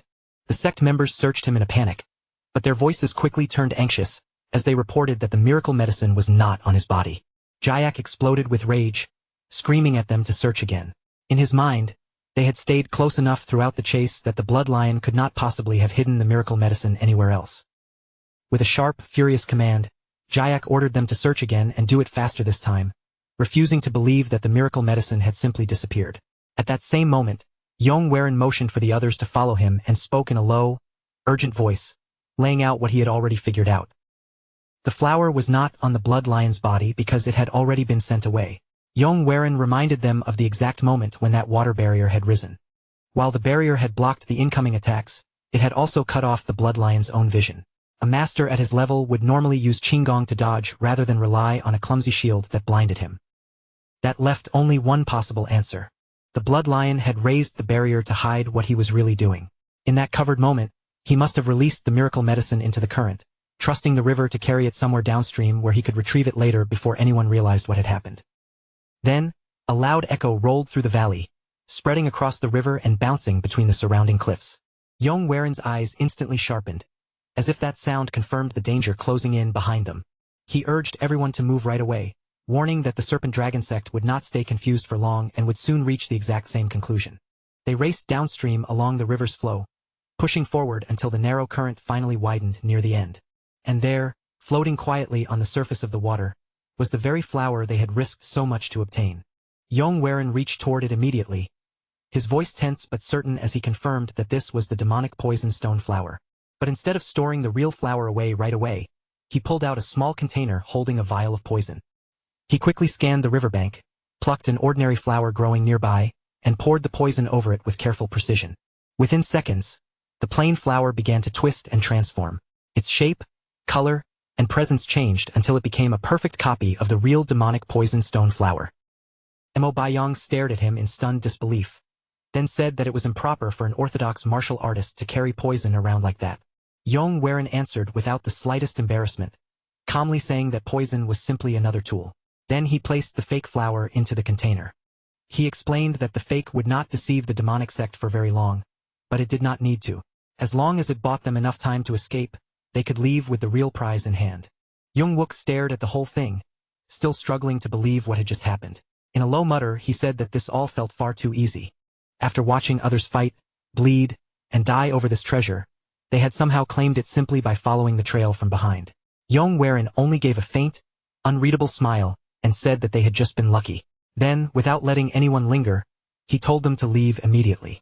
But the moment he tightened his grip around the container, it suddenly vanished from his hand. Everyone froze on the spot. In that single stunned instant, a familiar figure appeared right in front of them. The flying demonic blood lion stood there again, battered beyond belief and drenched in blood, yet still forcing his ruined body upright through sheer hatred. His voice sliced through the tense air like a blade as he declared that the demonic poison stone flower belonged to him and him alone. Yong rushed toward Yong in alarm, her voice breaking as she cried out to the young clan leader. But Yong did not answer right away. He remained frozen in place, his eyes fixed ahead as his thoughts spiraled in disbelief. The man standing before them could only be the flying demonic blood lion. The serpent dragon sect should have finished him back at the river. And yet, impossibly, he was still here, alive enough to stand in their path. Before anyone had the chance to react, the blood lion lunged forward. His strike tore through the air with brutal speed, closing the distance in the blink of an eye. In that same swift motion, he seized the container and crushed it in his hand. The vessel shattered under his grip, leaving only the flower clenched tightly between his fingers. A furious roar erupted from his throat as he cursed them, calling them greedy rats who dared to lay their filthy hands on what belonged to him. He snarled that he had planned to absorb the flower slowly and properly, but now they had forced him to burn through his own life and true chi just to survive. Since he no longer had the luxury of time, he swore he would tear apart every human standing before him and restore his strength by drinking their blood. Then he swallowed the demonic poison stone flower in one savage gulp. The moment it went down, a violent aura burst from his body and crashed over everyone like a crushing wave. Yong stiffened where she stood, her entire body trembling uncontrollably. Cold sweat soaked through her clothes as that terrifying pressure pressed down on her. Fear clawed into her mind, deeper than anything she had felt before. For the first time, she was facing an opponent who made death feel not just possible, but unavoidable.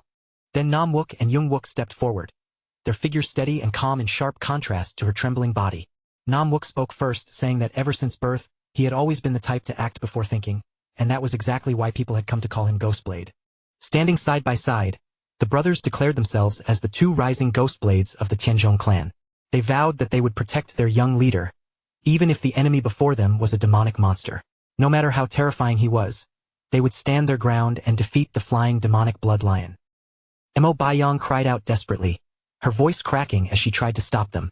She warned them that the blood lion was far too powerful, and if they faced him head-on, they would only be throwing their lives away. Wook cut her off with a steady, piercing tone. Calling her by her title, Dragonflower Sword, he told her to focus on what had to be done. Wook glanced back at her with a faint smirk and reminded her of one crucial detail. Their enemy had just swallowed poison. Yong's eyes widened as that truth struck her all at once. She remembered what Yong had done moments earlier, when he secretly replaced the real flower with an ordinary one soaked in poison. That realization steadied her shaking heart. Wook continued, pointing out that the blood lion was already covered in wounds and barely holding himself together. He had already burned through his own life and true chi, and now he had poisoned himself on top of everything else. If they could stall him for just a little longer, then there was still a chance to survive this. Wook shouted that they would make the first move. In the next instant, the brothers rushed forward together, their blades drawn and aimed straight at the blood lion. The blood lion watched them charge with cruel amusement, almost admiring their refusal to run. He said he respected their courage, but then sneered that bravery alone meant absolutely nothing against him. He spread his arms wide, and his aura surged like a crushing storm. The invisible force slammed down on the battlefield and seized both brothers at once, stopping them in their tracks. Just before that terrifying pressure could tear them apart, a yellow light suddenly flared across the battlefield. A barrier formed in front of them and forced the blood lion back, and Yong stepped in between them with her sword ready. Her blade flashed as she unleashed her technique, her voice ringing out with the name Soaring Dragon Emperor's Sword. Without giving the blood lion a chance to recover, she followed immediately with another attack, releasing Heavenly Lightning Ascension. Her sword drove into the blood lion's left arm, cutting deep enough to make him roar in raw agony. He leapt backward with a violent jerk, blood spilling from his mouth as a harsh cough tore through his chest. Confusion churned inside him as a burning sensation spread through his body. He realized it felt like poison and wondered for a moment if the Tang clan crone had somehow gotten to him, but he rejected the thought almost immediately. If it had truly been Tang clan poison, his organs would already have melted away by now. This was different, slower, stranger, but still eating into him from within. His eyes narrowed with murderous fury as he glared at Yong and the two ghost blades standing before him. Grinding his teeth, he roared at them, demanding how they dared deceive him. His voice shook with rage as he vowed to grind their bones into dust. But before he could continue, another violent cough cut him off, forcing his body to jolt under the poison's effect. From a short distance away, Yong forced herself to steady her breathing and tighten her grip around her sword. The ghost blades had been right. The blood lion was already standing at the very edge of his limit. If they could endure his attacks just a little longer, victory was no longer impossible. It was finally within reach. Then the blood lion suddenly burst into loud, bitter laughter, the sound echoing strangely through the tense battlefield. For a brief moment, that laughter still carried a hollow kind of strength. But soon it broke apart, collapsing into a dry, ragged rasp. He muttered under his breath, wondering if this place was truly going to become his grave after everything he had survived. Gripping his head in frustration, he snarled that it was impossible. He refused to believe he could fall, not to the Tang clan, not to the weak serpent dragon sect, and especially not to nameless nobodies like them. Then his gaze lifted again, burning with hatred and sudden realization. He hissed that the person he had sent flying earlier must have been the one carrying the real demonic poison stone flower. If that was true, then he would tear open that person's stomach and drink everything inside to steal back the flower's power for himself. Violent energy shook through his wounded body as he took a step forward, slow at first, as if forcing himself through pain. Then, without warning, he sprang forward like a beast. Wook was his target. The blood lion struck without the slightest hesitation, aiming straight for him with murderous intent. Yong moved to intercept him, her sword flashing across his path, but the blood lion twisted through with his shifting step and slipped past her attack. In the next instant, his figure vanished from sight and reappeared directly in front of Wook. There was no time for anyone to react, not even a single breath to shift their stance or raise a guard. The blood lion's fist smashed straight into Wook's face with brutal force, sending his body flying backward like a broken doll. With Wook knocked down and thrown aside, the blood lion immediately turned his murderous gaze toward Yong and charged at her without hesitation. Terror locked Yong in place. Her feet would not move, and deep down, she knew there was no way for her to escape from the monster rushing toward her. Just as the blood lion's hand reached out for her, a blade suddenly flashed through the air. Yong appeared as if he had stepped out of nowhere, cutting into the moment at the very last second. His strike moved faster than the eye could follow. In one clean, ruthless motion, his blade sliced through and severed the blood lion's left arm. Earlier, after being struck down by the blood lion, Yong had been left collapsed against a shattered tree, his body slumped among the broken wood. He coughed up blood as his breath came out ragged and uneven, every inhale scraping through his chest while his battered body refused to move. His mind reeled as he realized the blood lion had gone so far as to burn his own life essence and true chi just to hunt him down. Yong cursed himself under his breath and tried to force his body upright, but no matter how much willpower he poured into it, his wounded body would not obey. His left leg had been dislocated, and every breath sent pain tearing through him as if his body were being ripped apart from the inside. More than anyone else, Yong understood exactly how terrible the price of that kind of power truly was. Staring up at the sky with blood still gathering at the corner of his mouth, he muttered bitterly to himself. He had acted as if he understood everything, only to end up broken, helpless, and unable to stand when it mattered most. Then, as he tilted his head back, he felt something warm sliding down across his forehead. His eyes widened slightly when he realized that warmth was blood running down his face. At that moment, a chilling voice crept into his ears, low and sinister, commanding him to hand over his body. The voice repeated itself again and again, pressing into his mind and urging him to surrender everything. A red aura began to coil around his battered frame, twisting and swirling like a living mist that had awakened from deep within him. Yong Waren's thoughts raced. He had always sensed that something foreign was sleeping somewhere deep inside his body. It was the same power he had once glimpsed within the mysterious old man before his regression. It was also the same force he had relied on once before during his fight with Mo Bayong. And now, he finally understood that he could use it again. If he allowed it to surface, it might be powerful enough to defeat the flying demonic blood lion. The voice kept pressing against him, demanding his body with growing force. Yong Waren clenched his teeth as that strange power tried to drag his mind down into darkness. He could feel it clearly. If he yielded, if he closed his eyes for even a single moment, that force would swallow him completely. At the very edge of surrender, Yong Waren forced his eyes open and shouted at himself from within. Was he really going to depend on this power again? He ordered himself to get a grip. No matter how desperate things became, he refused to rely on something unknown that he could not trust. Since when had Yong Waren become so dependent on a mysterious force that did not belong to him? The phantom voice pushed even harder, but he roared back at it, demanding that it be silent. Forcing strength into his broken body, he struggled back to his feet and declared that this body belonged to him, and to him alone.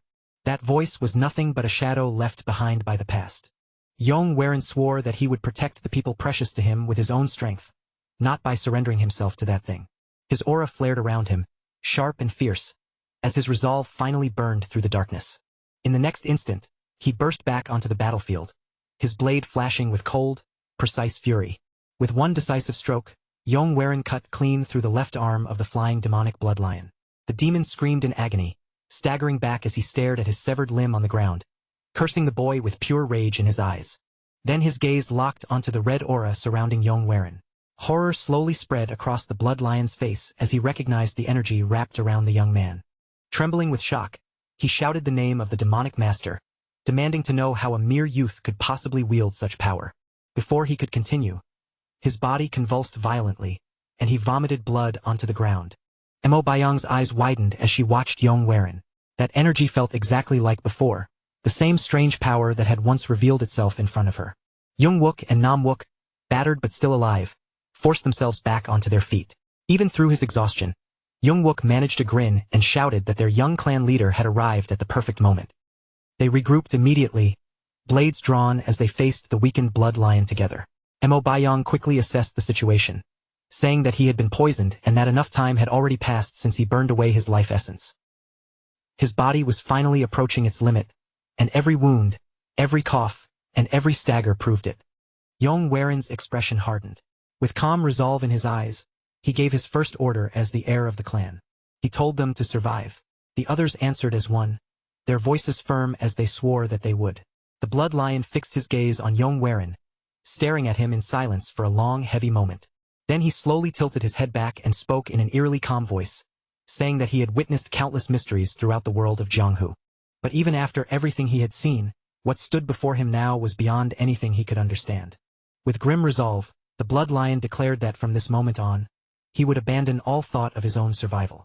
He raised both hands, drawing in a crushing tide of energy around him as he prepared to unleash one final strike. His voice thundered across the battlefield as he mocked Yong Waren, saying that no matter how the boy had reclaimed such power, it would never be enough to save him. Yong Waren and the others tightened their grips and steadied their breathing, their bodies bracing for the impact ahead. Then, almost in the same instant, their blades rose, their fighting spirits flared, and they charged straight into the violent clash before them. Some time after the battle had already erupted and the field had been torn apart, the Serpent Dragon sect finally arrived at the battlefield. Jayak clenched his jaw and cursed under his breath, his face twisting with bitterness as he realized the blood lion had truly gone so far as to burn away his own life essence. As Jayak walked across the ruined ground, stepping through the wreckage left behind by the fight, his eyes suddenly widened. The air itself was still thick with a powerful lingering aura. His expression immediately turned sharp and grim, because the moment he sensed that energy, he recognized exactly what it was. It was the unmistakable trace of the blood lion arts. Just then, one of the soldiers called out from nearby, reporting that they had found the body.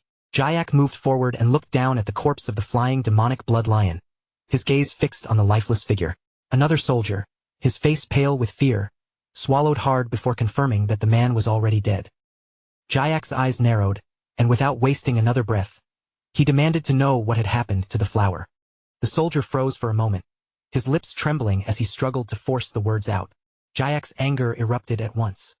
His voice turned deadly as he warned the man that if the next words out of his mouth were that the flower was missing, then his head would fall right there. With his body shaking, the soldier finally stammered out the truth. The flower was gone. Jayak's rage surged so violently that he swung his sword in a flash, the blade nearly taking the soldier's life before stopping just short at the very last moment. He slowly swept his gaze across the battlefield, his eyes sharp, cold, and full of calculation. Inside his head, his thoughts churned violently, boiling over with suspicion and fury. Who had dared to interfere in this matter? What reckless fool had fought the flying demonic blood lion, survived the chaos, and then stolen the demonic poison stone flower? Meanwhile, Yong and the others were already escaping on horseback, but their injuries were so severe that some of them could not even ride properly on their own. Yong body slumped forward, leaning heavily against Bayong's back as the horse carried them onward.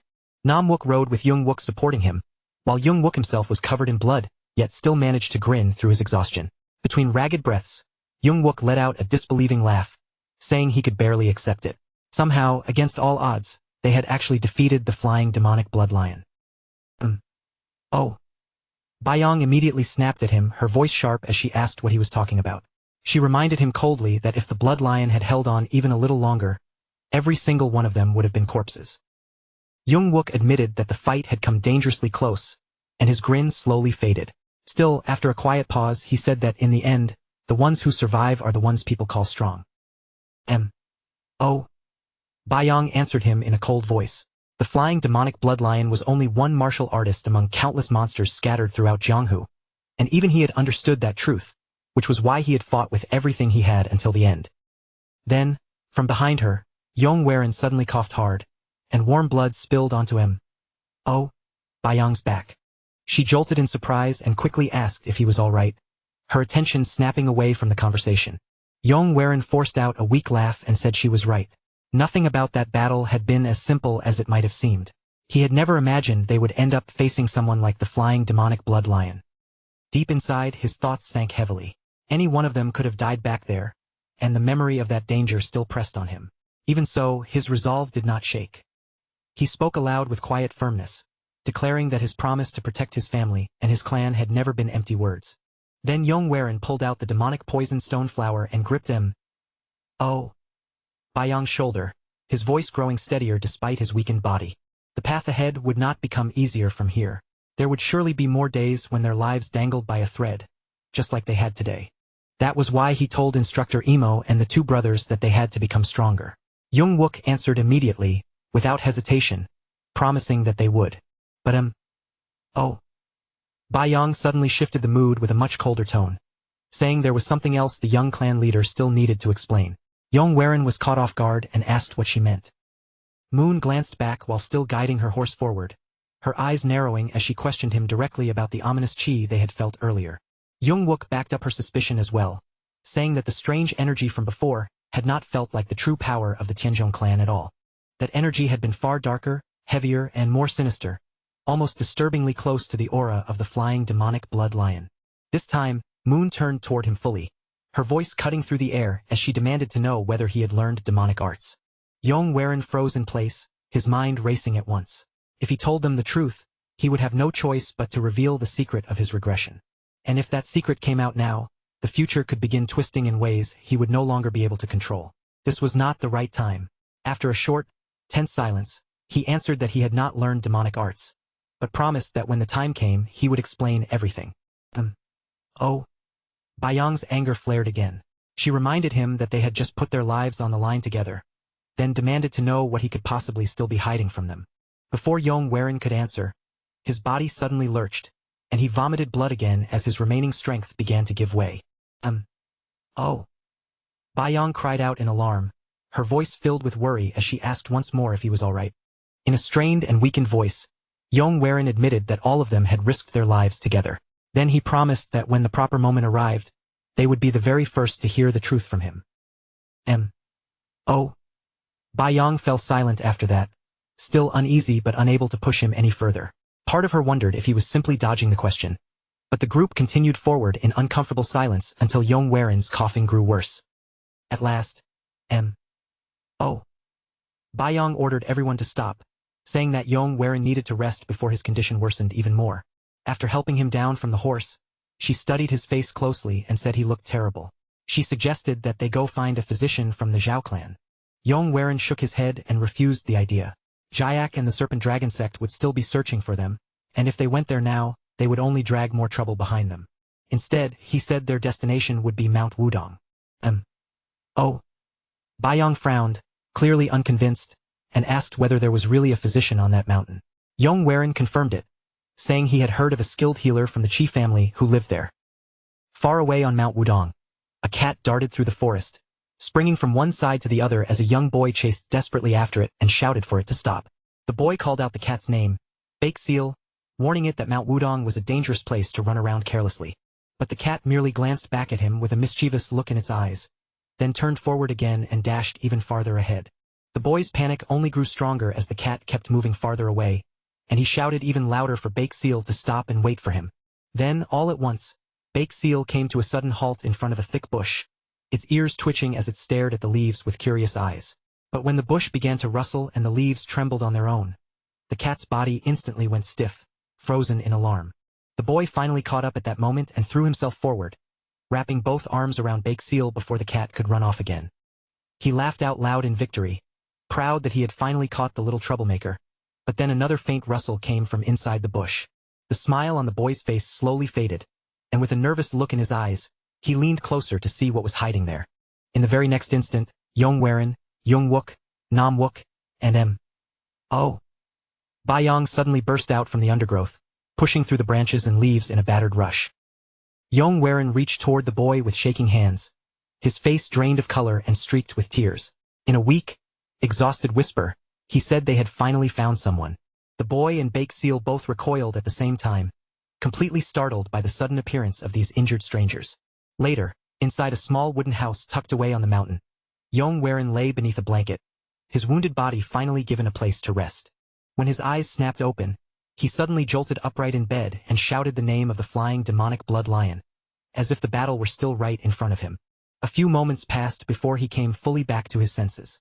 Only then did he realize he was safe, and that the wounds on his body had already been carefully treated. Confusion crossed his face as he looked around the unfamiliar room, wondering who could have brought him here and cared for him while he was unconscious. Just then, the door opened, and the boy stepped inside with a relieved smile spreading across his face. The boy said he was glad Yong Waren had finally woken up, then explained that after finding him injured, he had carried him all the way here. He added that this was the home he shared with his grandfather, and told Yong Waren to keep resting while he went to prepare medicine for him. Yong Waren quietly studied the boy's face, then asked whether his grandfather's name was He Dukong. The boy nodded, confirming it without hesitation. Then Yong Waren looked at him more carefully and asked if he was He Koel Ryung. The boy froze in surprise, his eyes widening as he asked how Yong Waren could possibly know his name. Yong Waren clenched his fist beneath the blanket, his heart pounding hard. This child was the real reason he had come all the way to Mount Wudong. The Zhao clan had only ever been a convenient excuse. Yong Waren remembered the future he had already lived through, and in that future, this boy was the key to completing the unstable martial arts of the Tenjong clan. And it did not end there. This child was fated to rise above countless martial artists and become the strongest man beneath the heavens. He was He Koel Ryung, the one who would later be known as the One Supreme. In his previous life, Yong Waren remembered a massive struggle over a certain martial arts tome, a conflict so fierce that it dragged on for years and pulled in the unorthodox clans, the demonic clans, and even the 5 great clans. The scale of that struggle had been unlike anything people had seen before, and the reason behind it was simple. That tome revealed an entirely new principle of martial arts. It taught that good and evil both existed within every human being, and when those two forces became one, a power far beyond ordinary strength could awaken. It was said to be the legacy left behind by sage Zhang Sanfeng, the founder of the Wudong sect, who had ascended to the heavens. His name was the Yinyang Depth Heaven Tome. In Yong Waren's past life, this very child had obtained it after his family discovered it by chance while gathering medicinal herbs, and with that tome, He Koel Ryung had eventually become the strongest martial artist beneath the heavens. Because the tome embraced both good and evil, Yong believed that if he could obtain it, he might finally complete the long-held dream of the Tenjong clan. Even so, as he looked at the boy in front of him, he could not help feeling that he had expected a much more dramatic meeting with someone destined for such overwhelming greatness. While Yong sank into those thoughts, Ryung continued brewing the medicine with calm focus. At that moment, a fly landed right on the boy's face. Without even losing concentration, Ryung moved in one smooth motion and caught the fly as if it were the most natural thing in the world. Yong eyes widened the instant he saw that movement. He recognized the skill behind it right away, and he quickly asked whether the boy had already started learning martial arts. Ryung simply smiled and said that his grandfather had been the one teaching him. Yong stared at him in disbelief, unable to understand how that could be possible. At that very moment, an elderly man passed by the doorway and calmly remarked that Yong had finally awakened. Yong recognized the old man at once. This was He Dukong. Later, Yong stepped outside together with the elder, where his companions were already waiting for him. Yong raised his broken hand as best he could and waved with a grin, calling out cheerfully to the young clan heir despite his injuries. Yong M.O.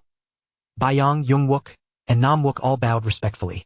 With proper courtesy, Yong introduced himself as Yong of the Hunan Tenjong clan and thanked the elder for treating them. He Dukong shook his head gently, saying there was no need to thank him. To him, treating the wounded was simply his duty. However, the moment He Dukong heard the name of their clan, a faint spark of interest appeared in his eyes. He repeated the name under his breath, studying Yong with quiet curiosity. Then he asked what could have brought the young heir of the Tenjong clan all the way to a place like this. At his question, a heavy, uneasy silence spread through the group, as if no one knew how to answer. After a long pause, Yong forced a bright smile onto his face and finally spoke, claiming that he had come here searching for wild ginseng. He Dukong's gaze sharpened slightly. He admitted that he did have medicinal herbs, but wild ginseng was not some ordinary plant that could be handed over so easily. His eyes narrowed as he looked at Yong and he asked why the young heir needed something so rare and precious. For a brief moment, Yong looked away as if gathering himself, and then a faint grin touched the corner of his lips. Suddenly, he pressed one hand to his chest and burst into tears, his voice shaking as he spoke of his mother, who was gravely ill and standing on the brink of death. He said that when he had once been weak, his parents had always protected and sheltered him. Because of them, he had finally grown strong enough to leave the clan and see the outside world. Then the words poured out even faster. He claimed that he had received terrible news that his mother had fallen to a deadly sickness, and that only ginseng could save her life. Driven by desperation, he said he had climbed Mount Wudong himself, stumbling and struggling again and again along the way. Mum stared at him, completely baffled, her eyes narrowing as if she were trying to piece together a puzzle that refused to fit. Deep down, every part of her was telling her that his words made no sense at all. She could still remember it clearly. When they had separated, his mother had looked perfectly healthy, without even the slightest sign of illness. So why would he suddenly make up such a story? And worse, what would happen if He Dukong saw through the lie? But then, right before her eyes, something unbelievable happened. As the elder listened, moisture gathered in his eyes, his expression trembling with emotion. Somehow, the lie had slipped straight into his heart. Overwhelmed by what he believed was pure filial devotion, He Dukong declared with a moved voice that Yong was truly a worthy son, the kind of man who cared deeply for his parents. The moment he said that, He Dukong turned and rushed back into the clinic without a second thought. He began gathering his tools in a hurry, calling out that they would head into the mountains and search for wild ginseng immediately.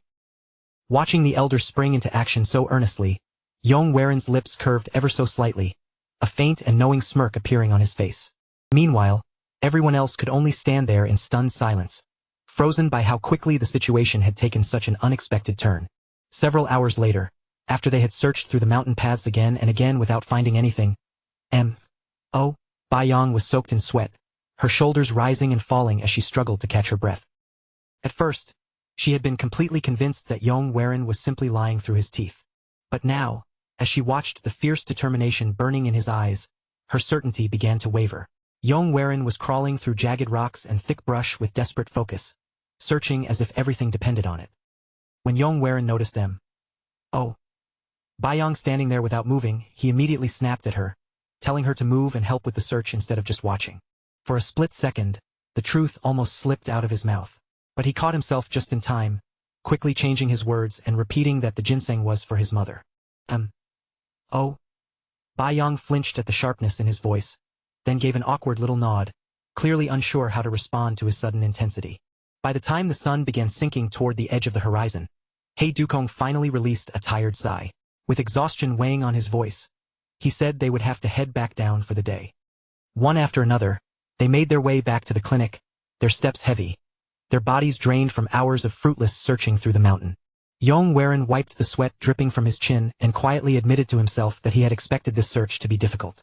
Still, as he muttered that it was unfortunate, he also understood something bitter, knowing the future did not mean success would simply fall into his hands. He Dukong looked at him with genuine sympathy and promised that if he ever managed to find Jinsung, he would send it to Yong clan. Then he asked whether it should be delivered straight to the Tenjong residence. Yong lowered his head slightly in a respectful bow, accepting the offer with gratitude, and saying that he would truly appreciate it. After staring toward the mountain for a quiet moment, Yong turned back to He Dukong.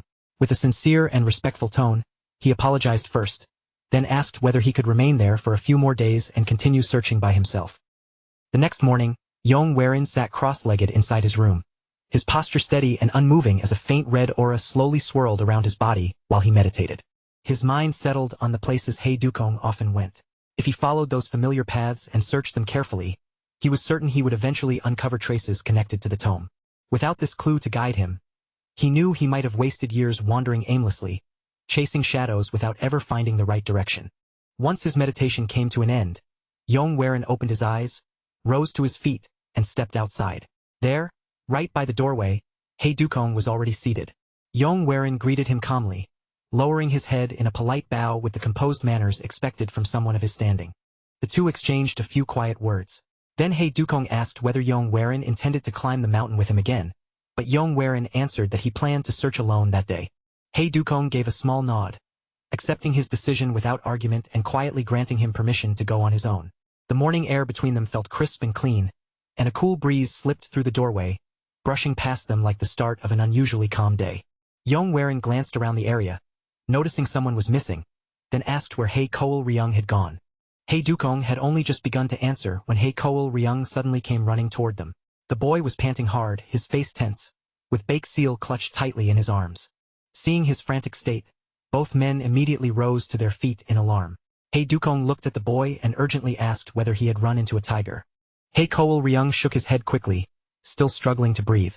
He explained that while he had been hunting with Bake Seal, some people had tried to capture the cat, forcing him to run away. He Dukong's face darkened as he repeated what the boy had said. In a grave voice, he realized that martial artists on Mount Wudong must have recognized Bake Seal as a mystic creature and tried to take it for themselves. He turned toward Yong with worry in his eyes. But before either of them could say more, loud voices broke through the calm as a group of martial artists arrived at the clinic, one of them shouting excitedly that they had finally found it. From within the noisy group, a young girl stepped forward, carrying herself with a sharp, commanding presence that immediately drew attention. Her eyes moved to He Ryung, and she remarked that he was surprisingly quick for a mere child. Then, without softening her tone, she asked whether he was the owner of the cat. Before anyone could properly respond, she ordered him to sell it to her. He Ryung immediately tightened his arms around Bake Seal and shouted that the cat was not for sale. The girl's brow furrowed with irritation, her patience clearly thinning. She said she would pay him generously and insisted that he hand the cat over. But He Ryung refused again, holding his ground with a voice that did not shake. The commotion soon pulled Young-wook, Nam-wook, and Moon out from their rooms, all of them startled as they looked over the tense scene unfolding outside. He Dukong stepped forward, his posture calm but firm. He politely apologized, yet made it clear that Bake Seal was family to them, and family could not be sold. The girl let out a scornful laugh, saying that if this had been anyone else, she would have taken the cat by force already. In her arrogance, she told them they should be grateful she was asking instead of simply seizing it. Yong quietly studied her from where he stood. Her pride was written all over her face, yet beneath that arrogance, something about her presence felt strangely familiar. In fact, the more he looked at her, the more she reminded him of the person he himself had once been in his younger days. Yong stepped forward and spoke in a firm voice, telling her that once someone had already refused, it was wrong to keep demanding what belonged to them. The moment he intervened, one of the girl's guards drew his sword and shouted for Yong to step back, angrily demanding whether he even knew who he was speaking to. Yong did not retreat, not even by a single step. Instead, he looked at them calmly and asked who they thought they were, threatening other people so casually. The guards straightened with obvious pride, then announced in a loud voice that they belonged to the Jaegal clan. One of them then declared that the young girl standing before them was none other than the youngest daughter of their clan head. Yong froze for a moment as those words sank in. His thoughts raced and then realization hit him all at once. This girl was Jaegal Yohee, the younger sister of his fiancée, Jaegal Chongyang. At that moment, Yong finally understood where all that arrogance came from. Even so, he kept his expression controlled and chose not to let the situation escalate any further. He lowered his head with proper courtesy and said, in a calm and respectful voice, that it was an honor to meet a young lady from the Jaegal clan. The guard looked down at Yong with obvious contempt. His chin lifted as if he were staring at someone beneath him, and demanded to know exactly where Yong had come from. But before Yong could open his mouth to answer, Wook stepped forward, his face tightening into a deep frown. Wook declared that such rude behavior could not be allowed to pass. He sharply rebuked the guard, asking whether he was not acting far too boldly for someone standing in his position. His temper rising, Wook pushed forward until he was almost face to face with the guard, then shouted that they were people from Henat. Yong immediately cut him off with a firm command to stop. His voice turned sharp as he reminded Wook that they were only visitors on Mount Wudong, and that there was no need to reveal anything more. Jaegal Yohee's patience finally snapped, her already irritated expression hardening even further. With a dismissive scoff, she said she had no interest in wasting time with people who refused to reveal their true background. Her cold gaze slid back toward Ryung. Then she leaned closer, her tone turning threatening as she laid out two choices for him. He could accept her money and hand over the cat willingly, or she would simply take Baekseal by force. Ryung tightened both arms around Baekseal, holding the cat close against his chest as he instinctively stepped backward. Right then, from the corner of his eye, he noticed Yong making a small, discreet signal to him from the side. Ryung understood the meaning of that signal immediately. Yong would draw everyone's attention, and while their eyes were on him, Ryung was supposed to throw the cat away from danger. The boy caught on at once. Just as Jaegal Yohee reached out to grab Baekseal, Yong stepped forward and cleared his throat, calmly saying that there was actually a third option. Annoyed by the interruption, Jaegal Yohee turned her sharp eyes toward him and demanded to know what he meant by that. In that exact instant, Ryung hurled Baekseal high into the air and shouted for the cat to run. Baekseal landed swiftly on the ground, then shot off like a streak of wind, disappearing into the forest between the trees. Jaegal Yohee cried out in fury, her face twisting with anger as she spun back toward Yong and demanded how he dared interfere with her. Yong merely scoffed, completely unfazed, and told her that if the cat had run away, then all she had to do was catch it herself. He added that if she actually managed to catch Baekseal, then the boy would have no reason left to complain. Jaegal Yohee clenched her fist tightly and barked an order at her guards. At her command, the guards immediately scattered into the forest, rushing between the trees in pursuit of the fleeing cat. Yong glanced back at Ryung and raised his thumb with a small look of approval. The boy's tense face finally broke into a relieved grin as he returned the gesture. Later that day, the guards finally dragged themselves back in a miserable state, their clothes torn, their bodies battered, and their faces drained of confidence. One of them lowered his head and admitted, with obvious shame, that they had failed to catch it. Jaegal Yohee exploded in rage, shouting that warriors of the Jaegal clan could not even capture a single cat. Another guard carefully stepped forward and explained that Baekseal was no ordinary animal at all, but a true mystic creature. Jaegal Yohee's eyes narrowed as she scowled, already thinking through her next move. She announced that she would go to the Wudong sect herself, then ordered her men to keep chasing the cat until they captured it. Oh. Bayong quietly moved closer to Farron's side and whispered that if that girl really was the youngest daughter of the clan head, then she could only be Jaegal Yohee, a woman so infamous for her violent temper that people called her the Jaegal Yohee. Yong silently recalled what he knew about her. Even with that cruel and arrogant personality, she had still surpassed the other young talents of the Jaegal clan and climbed all the way to the position of vice division leader. Yong then spoke to his companions, telling them that for now, it would be safer if they continued keeping their identities hidden. They had no way of knowing how Jaegal Yohee would react if she discovered who they really were, and besides, there was still something important they needed to find on Mount Wudong. When Yong noticed the sadness lingering on Ryung's face, he walked over and knelt down so their eyes were level. In a gentler voice, he asked whether the boy was worried about Baekseal. Ryung nodded quietly. Yong smiled warmly and patted his head, telling him there was no need to worry. Baekseal was far too fast to be caught so easily. Moon watched them from a short distance away, her gaze softening as the thought crossed her mind that Yong really had changed. That night, Hei Dukong came over to Yong Wook and Nam Wook, carrying a jar of liquor carefully in both hands. He thanked them for helping earlier and offered them the drink, explaining that he had brewed it himself with medicinal herbs. The moment Yong Wook and Nam Wook saw the jar, their eyes lit up, even as Yong Wook claimed there was no need for such generosity. Hei Dukong humbly insisted, holding out the liquor with a modest smile and asking them not to refuse his small gesture of thanks. But before the elder could even finish speaking, both men eagerly reached out and grabbed the jar. Hei Dukong blinked in surprise as Yong Wook lifted the jar with obvious delight, still repeating that there was no need while already drinking from it. From the corner, M.O. Bayong silently watched the whole scene unfold. After a moment, she quietly turned away. Hei Dukong stared in disbelief as the two men emptied the liquor almost immediately, then stammered that he would go fetch more. Outside the clinic, beneath the pale moonlight, M.O. Bayong wandered slowly through the quiet grounds. Her eyes widened when she spotted Yong and Hei Ryung facing each other in the open space, each of them holding a wooden stick. She quickly realized they were sparring. As she studied Hei Ryung's stance, she could tell at once that the boy had already learned martial arts. Hei Ryung suddenly leapt forward, swinging his wooden stick toward Yong with a natural ease that did not match his young age. Yong turned his body aside to avoid the blow, and the force of the exchange sent the wooden stick spinning out of Hei Ryung's grasp. From where she stood, M.O. Bayong froze in shock, her mind replaying the brief clash over and over again. Hei Ryung was still only a child, yet he already carried the presence of a genuine martial artist. More shocking than that, the young clan leader had been forced to respond with the azure bamboo sword technique. And he had used it against nothing more than a child wielding a wooden stick. It was almost absurd. People often spoke of geniuses who grew at terrifying speed, but what she had just seen felt far beyond anything she understood. The next morning, Yong stepped outside with a lazy yawn, looking as though the events of the previous night had barely disturbed his rest. Jaegal Yohee was already standing there waiting for him, her arms folded tightly across her chest, her sharp gaze fixed on him as if she had been holding back her anger all morning. Yong simply gave her a relaxed smile, acting as if nothing tense had happened between them, and greeted her politely with a calm good morning. Jaegal Yohee ground her teeth in frustration and snapped that there was nothing good about this morning at all. Rage burned in her eyes as she clenched her fist, warning him to wait and see, because she would capture that cat with her own hands.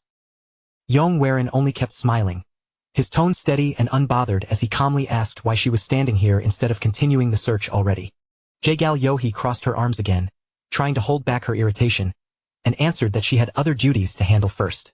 Still, she made it clear that she would return later and catch the cat herself. With that, she turned on her heel and began walking away in a sharp, annoyed stride. Yong raised one hand after her and cheerfully told her to take care. Jaegal Yohee suddenly stopped in her tracks, then glanced back over her shoulder with narrowed eyes and demanded to know which sect he belonged to. Yong answered with a humble expression, saying he came from a small sect in Hunan, one so insignificant that someone like her probably would not recognize it. Jaegal Yohee scoffed at his answer, turned her face away in clear disbelief, and walked off without giving him another word. As Yong watched her figure disappear into the distance, he could tell from her stiff back and heavy steps that she was truly furious. He sincerely hoped he would not end up running into her again at the Jaegal clan. But even as he thought that, Jaegal Yohee was already boiling with anger inside. To her, there was no doubt about it. Yong had lied to her all the way until the very end. The amount of chi he had revealed was far beyond what any ordinary small sect could produce, and even the companions standing around him carried a presence that was impossible to ignore. At last, Jaegal Yohee snapped at her guards, ordering them to dig up everything about him, where he came from, what family he belonged to, and what kind of martial arts he practiced. She wanted every last detail placed in front of her. The guards immediately bowed their heads and answered in unison that they understood. By midday, Yong was moving alone through the dense forest of the Wudong Mountains, his eyes constantly scanning the ground, the rocks, and every shadowed corner as he continued searching tirelessly for the elusive tome. But even after several days of searching, Yong still had not found a single useful clue. Every night, when the sun sank beyond the horizon and the mountains darkened around him, the weight of yet another wasted day settled heavily on his shoulders. He let out a quiet sigh, knowing full well that he could not afford to stay in this place forever. The question of how much longer he could delay kept lingering in his mind, pressing down on him more and more with each passing day. When Yong finally returned to the clinic, his companions were already there waiting for him. He gathered them together and spoke in a calm but firm voice, telling them to listen carefully. Once their preparations were complete, they would leave Mount Wudong. Nam Wook stretched his arms eagerly, his expression brightening as if he had been waiting for this decision for quite some time. Young Wook muttered that he had been itching to move again, while Moon quietly accepted the order and understood that it was time for them to pack their belongings. They had only just started making their arrangements when Heikoal Ryung suddenly came running out from the forest. The boy's face had gone pale, his breathing came in uneven gasps, and he cried out desperately for help. He ran straight toward Yong Warin, his small body trembling with panic. Seeing his state, Yong Warin immediately asked what had happened. Tears filled Heikoal Ryung's eyes as he raised his hand and showed them a small piece of fur stained dark with blood. Through broken sobs, Heikoal Ryung said Bake Seal must have been hurt. The cat should have come back by now, but it still had not returned, and he was terrified that something terrible had happened. Yong Warin took the blood-stained fur from him, his jaw tightening as he examined it. Deep down, he knew Jagal Yohi's men must have chased Bake Seal without mercy, and now it seemed the mystic cat had been wounded. Turning back toward Heikoal Ryung, Yong Warin asked whether the boy knew where Bake Seal's territory was. Heikoal Ryung hesitated for a moment, repeating the word uncertainly as if he did not quite understand what Yong Warin meant. So Yong Warin explained it more clearly, saying he meant the place where Heikoal Ryung had first met Bake Seal. Heikoal Ryung immediately nodded, his eyes still wet with tears, and said he knew where that place was. Without wasting even a moment, Yong Warin told him they would go there right away. Heikoal Ryung looked up at him in disbelief and asked if he really meant it. Yong Warin smiled gently and told him that since Bake Seal was like family to him, of course they would help find it. Then Yong Warin lifted Heikoal Ryung onto his back and carried him swiftly into the forest, moving through the trees without hesitation. As they drew closer to the place, Heikoal Ryung suddenly raised his voice and cried out that it was just up ahead. They finally stopped in front of a massive rock formation standing at the foot of the mountain. Yong Warin studied the jagged cliffs and hidden stone paths around them, then remarked that this place was both far from the clinic and extremely well concealed. Heikoal Ryung confirmed it with a quick nod, still looking anxiously around the area. Standing together among the rocks, they began calling out for Bake Seal. Their voices rang through the rugged mountain again and again, echoing against the stone as they searched for any sign of the cat. After some time had passed, Heikoal Ryung suddenly called out to Yong Warin in alarm. He pointed toward a patch of white fur lying on the ground, darkened and stiff with dried blood. Fear rushed across his face as he said it belonged to Bake Seal. Yong Warin knelt down and studied the traces carefully, his gaze sharpening as he followed the faint marks scattered across the stone. They were close now, very close. Yong Warin started calling for the white cat again, this time with a gentler voice. At the same time, he reassured Heikoal Ryung that these signs proved Bake Seal had been here, and if they kept following them, they would find it. Then, as his eyes moved over the rocky surroundings, something else suddenly caught his attention. In front of them stood a large, suspicious-looking boulder, half hidden among the surrounding rocks as if it did not quite belong there. Yong Warin stared at the boulder for a moment, then told Heikoal Ryung with certainty that this had to be the place. Yong Warin stepped closer to the suspicious boulder, placed both palms firmly against the cold stone surface, and braced his body as he prepared to test it. A faint current of air brushed against his skin from behind the rock, so slight that most people would have missed it. Yong Warin turned toward Heikoal Ryung and told him there was an opening on the other side, then warned the boy to step back.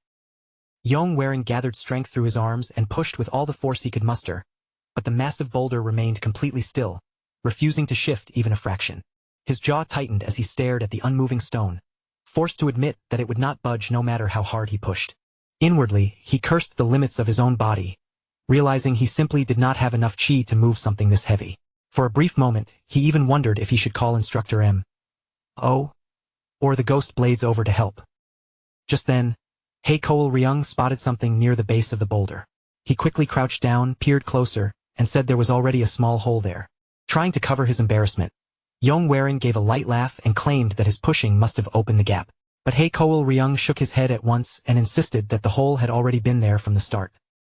Yong Warin went quiet after that, his attempt to save face disappearing into an awkward silence. Heikoal Ryung then added that Bake Seal must have slipped through that narrow opening. Without wasting any time, Yong Warin lowered himself toward the ground and began crawling into the tight passage. He told Heikoal Ryung to wait outside because it was dangerous, and said he would go in alone to check first. Heikoal Ryung nodded reluctantly, still worried but obeying him. Yong Warin squeezed through the cramped gap inch by inch until he finally slipped out on the other side. The moment Yong Warin stood up, he froze in place, surprise flashing across his face. The cavern before him was far larger than he had expected. As he walked deeper inside, his eyes traced the stone walls around him, and he could not help wondering how such a vast hidden chamber had been concealed behind a single boulder. Then, without warning, a sudden glow spread across the cavern and washed over his body. Yong Waren's head snapped upward, and within that light, he saw the silhouette of a figure standing before him. His breath caught in his throat when he noticed the symbol carved into the stone behind the man. It was the Yin and Yang emblem. In that instant, everything clicked into place, and realization struck Yong Waren like a flash of lightning. The figure in front of him was none other than Sage Zhang Sanfeng. Excitement surged through Yong Waren's chest as he understood that he had finally found the hidden resting place of the Tide Depth Heaven Tome. Then his gaze shifted to the side, and his entire body stiffened when he saw a familiar shape lying nearby. Bake Seal was there, collapsed on the ground, her white fur stained with dark streaks of blood. Outside the cave, He Koel Ryung waited in restless fear, pacing near the narrow opening while straining his ears for even the smallest sound from within. At last, movement echoed from inside the passage. He Koel Ryung immediately called out in a trembling voice, anxiously asking if it was Bake Seal. A few moments later, Yong Waren finally emerged from the opening. The moment He Koel Ryung saw him, his eyes widened, and tears quickly began to gather again. Yong Waren looked at him gently and spoke in a soft voice, telling the boy that he had found her. He Koel Ryung rushed forward at once, crying out Bake Seal's name with overwhelming relief. He sank to the ground and gathered Bake Seal into his arms, holding her carefully as tears streamed down his face. In a trembling whisper, he said she was so weak, and his quiet sobs echoed through the open clearing. From a short distance away, Yong Waren watched the boy in silence, saying nothing as the reunion unfolded before him. After a moment, he turned slightly to the side, lowering his gaze. In his hand was the tome he had been searching for all this time. Earlier, deep inside the hidden cavern, Yong Waren had approached Bake Seal with careful, measured steps. He crouched down beside the wounded cat and gently scolded her, asking if she had any idea how worried He Koel Ryung had been. Relief spread through him when he examined the injury and saw that the wound was not deep. It looked painful, but it was something that could still be treated. As he looked over Bake Seal more closely, a thought crossed his mind. Perhaps she was one of the mythical creatures once raised by Sage Zhang Sanfeng himself. Yong Waren lifted Bake Seal carefully into his arms and murmured that they needed to return quickly. The cat needed treatment, and he still had something important to settle. At that exact moment, the mysterious figure nearby began to break apart, its form crumbling slowly into dust. Startled, Yong Waren rushed toward it, only to find that a tome had been left behind where the sage's figure had stood. His breath caught as soon as he recognized what it was. It was the Tide Depth Heaven Tome. That was how Yong Waren finally found it. Back outside, Yong Waren quietly reflected on everything that had just happened. If he had not gone searching for Bake Seal, he never would have discovered the hidden tome at all. The version of him from his previous life would never have chosen to help that child in the first place. He lifted his eyes toward the open sky and quietly admitted to himself that he really had changed. Even so, Yong Waren knew deep down that this change was only the beginning, and that he still had a very long road ahead of him. In his heart, he vowed that the Tenjong clan would rise higher than ever, becoming the greatest clan in Hunan and escaping the tragic fate that had once been waiting for it. He swore that his family would live happily this time, and no matter what it took, he would be the one to make that future real. Later, back at the clinic, Bake Seal lay quietly beneath fresh bandages. Elder He Dukong checked her condition one final time, then said he had done everything he could. Thankfully, the injury was not as severe as it had first seemed, and He Dukong was confident that Bake Seal would recover quickly. Beside her, He Koel Ryung gently stroked her fur and whispered her name, his eyes still red from crying. After leaving the treatment room, Yong Waren stepped outside and found the rest of the group waiting for him. Oh. Bayong's expression was hard and impatient as she looked straight at him, demanding whether he had any idea how long they had been standing there. Oh. Bayong scolded him sharply, saying that even if he had been worried, he should have at least told them before running off on his own. Yong Waren cleared his throat awkwardly, then apologized, admitting that once he heard Bake Seal had been injured, he had acted too hastily. Then, turning his gaze away, Yong Waren added that they had found Bake Seal safely. More importantly, he had also obtained the very thing he had been searching for all this time. That meant it was finally time for them to leave. Moon replied that their preparations were ready, but she could not hide her curiosity as she asked what he meant. Had he found the ginseng they had supposedly been looking for? Yong Waren shook his head, a faint smirk appearing at the corner of his mouth, as he said he had found something far more valuable than ginseng. Moon looked at him with clear confusion, asking what could possibly be more precious than such a rare and valuable herb. Yong glanced back at her, his voice calm but carrying a strange weight, and said that what he had found was a future. With those words, he walked ahead without explaining anything further, leaving the others staring after him in complete confusion. Before leaving, Yong returned once more to Elder He Dukong and He Ryung. He lowered his head slightly and thanked the elder sincerely for everything he had done for them. He Ryung looked up at him with a sorrowful expression, his small face clouded with reluctance, and asked if Yong was really going to leave. Yong reached into his pocket and took out a jade plaque, then gently placed it into the boy's hands. He explained that if He Ryung ever found himself in danger or needed help, he should bring that plaque to the Tenjong clan in Hunan. One day he would need it, so he must never lose it. He Ryung held it tightly and promised with eager sincerity that he would keep it safe. Yong then turned to leave, saying in a calm voice that they would meet again someday. But just as he was about to walk away, He Dukong suddenly called out to him from behind. The elder's eyes had turned cold and searching, as he demanded to know why Yong was showing them so much kindness. He reminded him that they were nothing more than ordinary countryfolk who gathered herbs and treated the sick. With a bitter edge in his voice, He Dukong pressed him further, asking why someone like Yong would go this far for people he barely even knew. The question struck Yong unexpectedly, and for a brief moment, he stood there without a ready answer. Deep in his heart, he knew that everything had begun because of the scripture hidden within the secret technique. But when he thought back on the time he had spent with them at the clinic, the answer that came to him was something different. He finally said that He Ryung reminded him of himself. Those simple words hit He Dukong harder than he expected, leaving the elder shaken into silence. He Ryung suddenly threw both hands into the air and shouted for Yong to come back again. Yong raised his own hand in reply, a faint smile softening his face. As they prepared to depart, Bayong watched him carefully and asked if he had truly given the boy the Tenjong clan's jade plaque. She reminded him that something so precious was not meant to be handed away so easily. Yong answered without the slightest hesitation, saying that he had learned a great deal from He Ryung, and that the boy was worth far more than a single plaque. For a brief moment, Yong thoughts drifted away from the present, pulling him into an old memory. He remembered the day he first met Yona, when he had been sitting alone in the afternoon, drinking by himself, and a young woman full of bright energy had approached him. She had bowed politely and introduced herself as Yona, then cheerfully announced that from that day forward, she would be the one serving him. Her warm and lively greeting had caught him off guard at first, but before long, he found himself smiling and returning the greeting in kind. The memory faded as the present returned, and soon the group mounted their horses and began riding away from the clinic.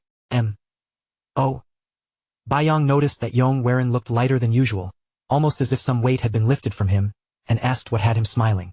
Yong let out a soft laugh and wondered aloud if he really looked that way. Yong then asked if their next destination was the Jagal clan, but Yong shook his head and said they would be returning home instead.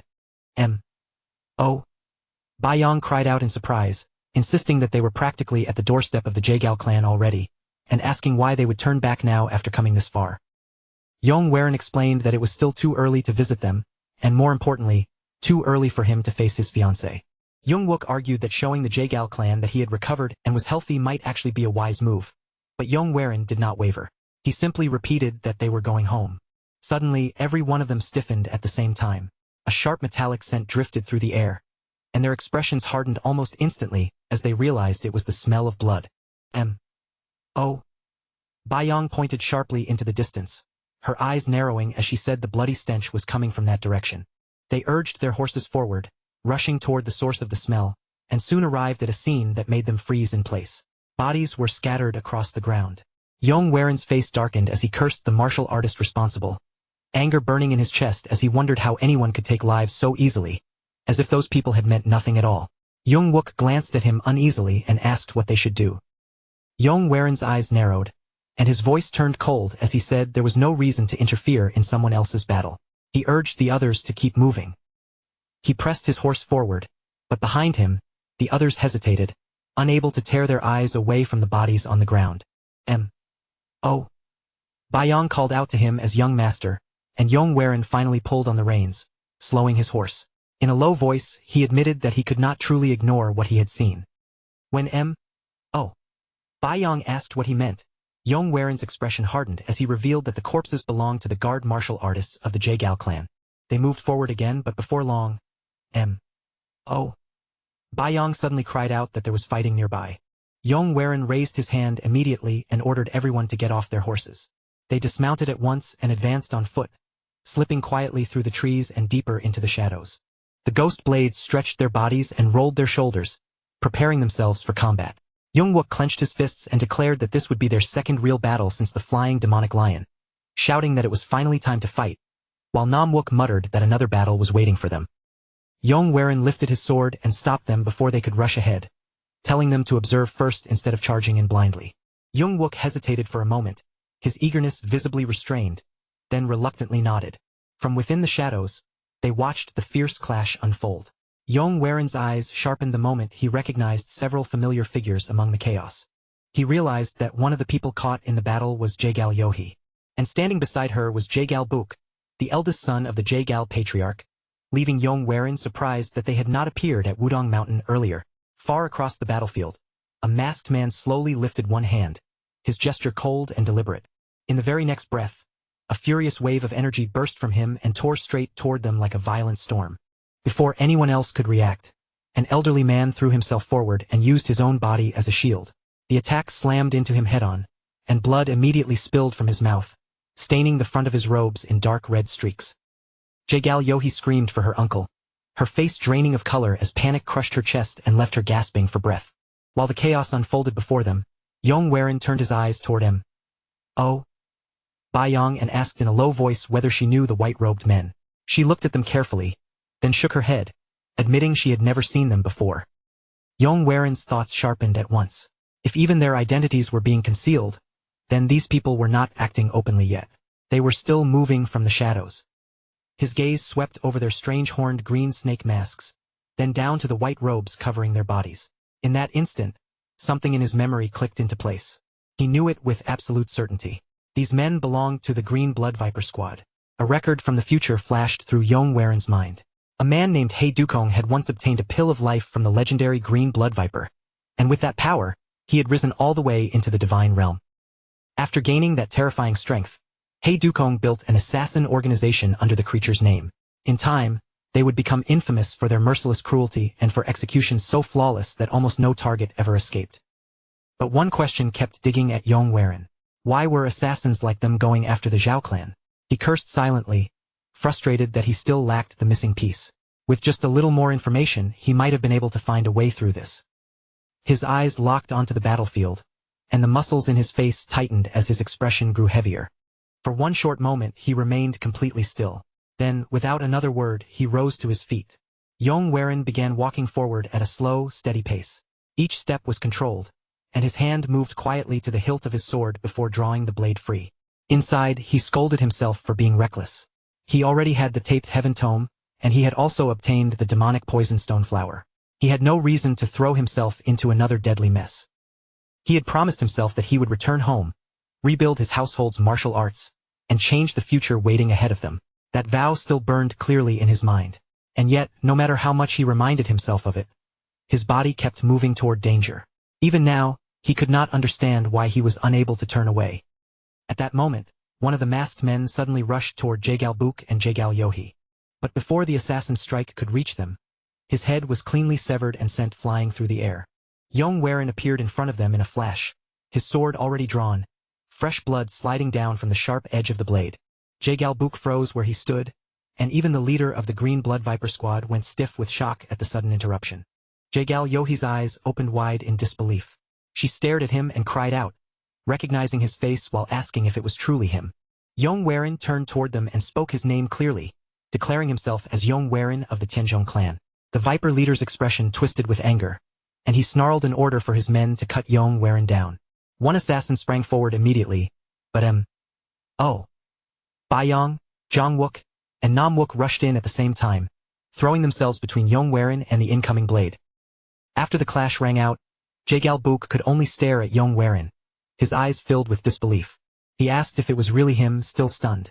He had thought Yong was too ill to even move properly, and now, seeing him standing there with a sword in hand, he could only say that it had been a long time since they had last met. Yong cut him off at once, his voice firm as he said there was no time for conversation right now. Jagal Buk fell silent, but the shock had not left his face. In only a single year, Yong had changed so much that he almost seemed like a different person. The leader of the Green Blood Viper squad tilted his head slightly, his eyes narrowing with interest as he demanded to know who Yong really was. Yong did not lower his sword. He simply pointed the blade forward and answered that they were nothing more than travelers who happened to be passing through. The masked leader let out a cold scoff. To him, their identities no longer mattered, because everyone standing there was going to die in this place anyway. Yong mind raced behind his calm expression. He knew that if they charged in directly, the result would be disastrous. The enemy did not have an overwhelming number of fighters, but the Jagal warriors were already exhausted and barely holding on. Right now, his goal was not victory. The only thing that mattered was getting everyone out alive. He needed an escape route, a plan, anything he could use before making his next move. Just then, Yong stepped forward and announced that she would fight. The squad leader sneered at her, his voice dripping with mockery as he asked if she only found courage when she was hiding behind someone else. That single insult snapped the last thread of Yong restraint. He pushed Yong behind him and roared at the masked man, demanding to know when he had ever hidden behind anyone.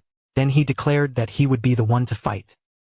The squad leader burst into laughter, looking at them as though they were nothing more than foolish children rushing toward their own deaths. With a fierce shout, Yong charged straight ahead, ignoring Yong's frantic cries as she begged him to stop.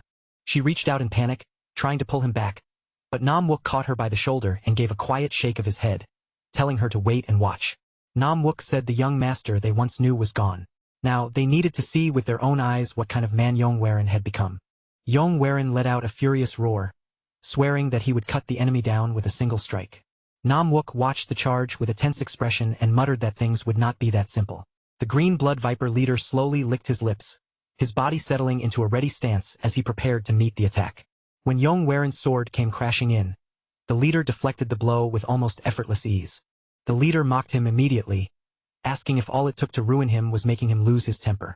Yong clenched his teeth and refused to back down, driving forward with one strike after another. The leader demanded to know what he was scheming, but before he could steady himself, his footing suddenly slipped beneath him. Yong did not let that chance pass. The instant the opening appeared, he stepped in and slashed.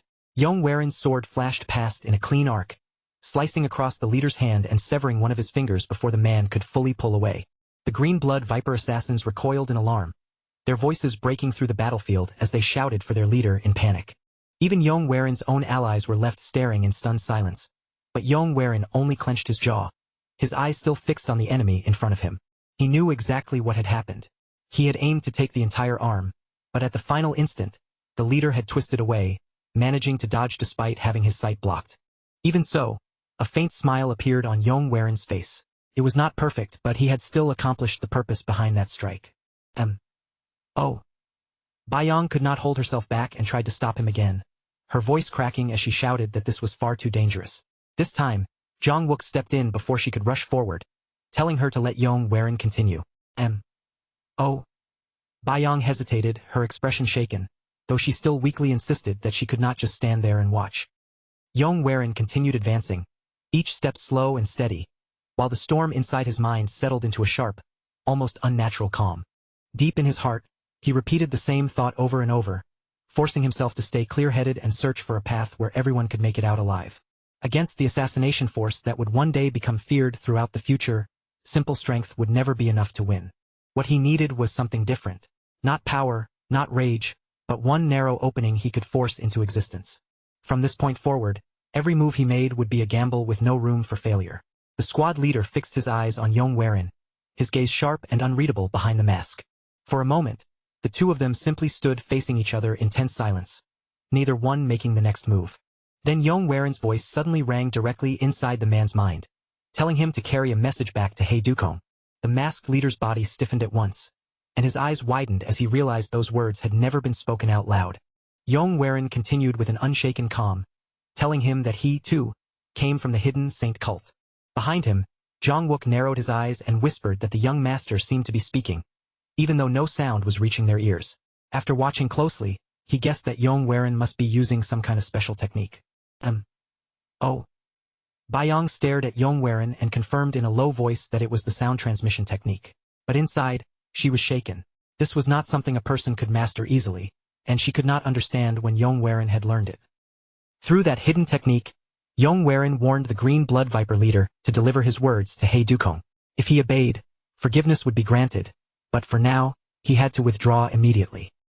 The masked leader clenched his teeth in frustration and finally spoke aloud, demanding to know how Yong knew his leader's name. His voice grew sharper as he pressed him again, asking who he truly was. A wave of tension rushed through Yong body, tightening every nerve beneath his calm expression. Even after he had revealed Heir's name, the man still had not fully believed him. After a brief pause, Yong said that 5 years ago, when the hidden saint cult had been destroyed by the 3 demonic heavens, he had been there. He then asked whether the Green Blood Viper squad was not one of the forces trying to revive the cult even now. And with a steady voice that carried no hesitation, Yong declared that he was also a man of the hidden saint cult.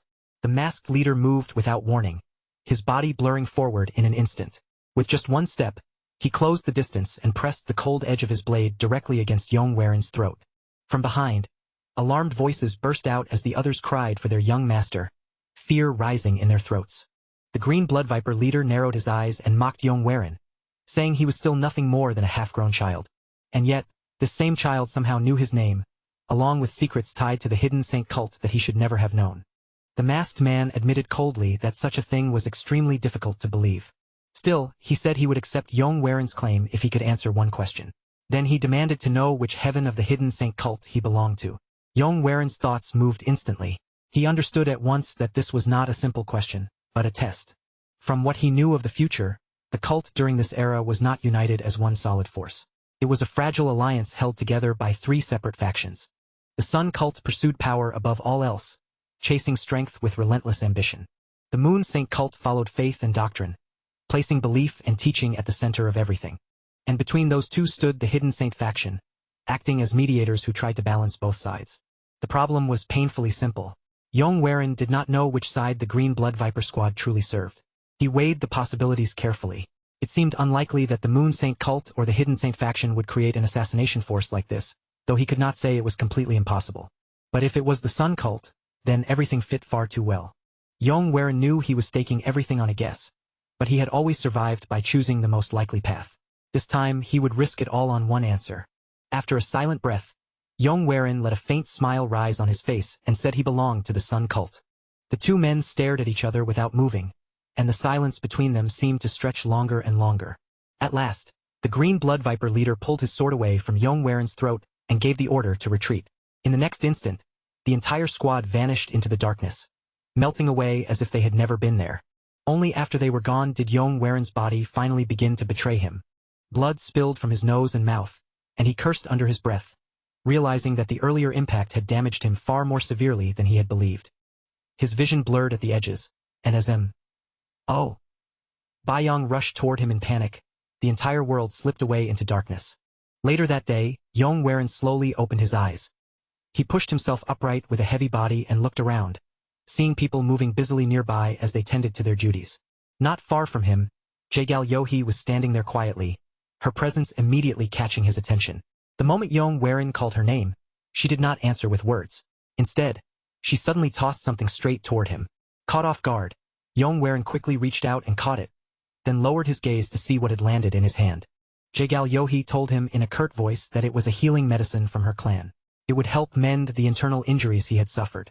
Yong frowned slightly and said he had not stepped in to help her because he wanted a reward in return. Yohi immediately turned on him, her tone sharp as she demanded whether he would only accept it if she lowered herself and begged him. She ordered him to just take the medicine, then turned away and walked off without giving him any chance to refuse. But after putting a short distance between them, her voice softened almost beyond hearing as she quietly muttered a thank you. Hearing that small, gentle thanks, Yong lips curved into a faint smile. Deep down, he admitted that he had never realized Yohi had this kind of softer side to her. Just then, Yong appeared behind him without warning, her eyes already fixed with interest on the medicine in his hand. She said that it was a rare remedy, one normally reserved only for the direct bloodline of the Jagal clan. Even she had not expected Yohi to hand over something so precious to him. Yong let out a sigh and complained that she should at least announce herself next time, because she had nearly startled him out of his skin. Yong ignored his complaint completely. Instead, she scolded him, saying that when he charged at the assassin, she had been terrified and truly thought he had lost his mind. Yong answered in a simple, steady voice that he had only been trying to protect everyone there. Oh. Yong sat down beside him and leaned lightly against his back. Her hand rested on his shoulder, and her voice softened as the tension in her faded. She asked why he had changed so much. Only a few months ago, he had hated both the world and himself, living every day as though being alive was a punishment. That bitter, broken Yong was the one she remembered most clearly. But today he had thrown himself into danger and risked his life for every one of them. She told him that she was proud of him, but at the same time, she wanted to know what had pushed him to become this way. Yong hesitated, and for a moment, his words would not come out. Memories from his past life quietly rose in his mind, weighing down his chest. After a long silence, he finally said that he was simply doing his best so he would not have to regret the future. The next day, Yong and his companions set out together with the Jaegal clan, joining their group as they continued down the road. As they traveled, Jaegal turned toward Yong with clear gratitude in his expression and thanked him for choosing to accompany them back. He admitted that their family did not have enough capable fighters with them. If those assassins attacked again, they would have almost no way to defend themselves. Yong answered calmly that it was no trouble at all, since he had already planned to visit the Jaegal clan anyway. Jaegal nodded, then casually remarked that Yong must be going there to meet Jaegal Chongyong. Before Yong could even reply, the carriage window slid open. Jaegal leaned out from inside, her eyes bright and sharp with curiosity, as she asked what he liked so much about Jaegal Chongyong. Was it because Jaegal Chongyong was strong? Or was it simply because of her beauty? Jaegal teasing gaze stayed on him, as if she had no intention of letting him escape without an answer. Yong gave her no reaction. Instead, he smoothly changed the subject and turned his question toward Jaegal asking why the assassins had targeted the Jaegal clan in the first place. The moment he asked, both Jaegal and Jaegal went still, exchanging uneasy glances that said more than words. Yong continued, pointing out that the Jaegal clan was one of the most powerful families in the region, ruling over this land almost as if it were their own courtyard. So what possible reason would an assassination force have to travel such a long distance just to strike them here?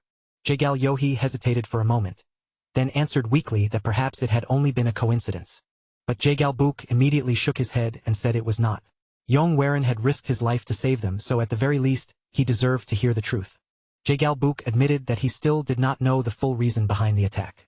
However, from what he had seen, it seemed the assassins had been trying to kidnap Jaegal Yong repeated the word in disbelief, stunned that the young lady of the Jaegal clan herself had been the true target. Jaegal went on, explaining that although the attackers had slaughtered their guards without mercy, they had deliberately avoided injuring her.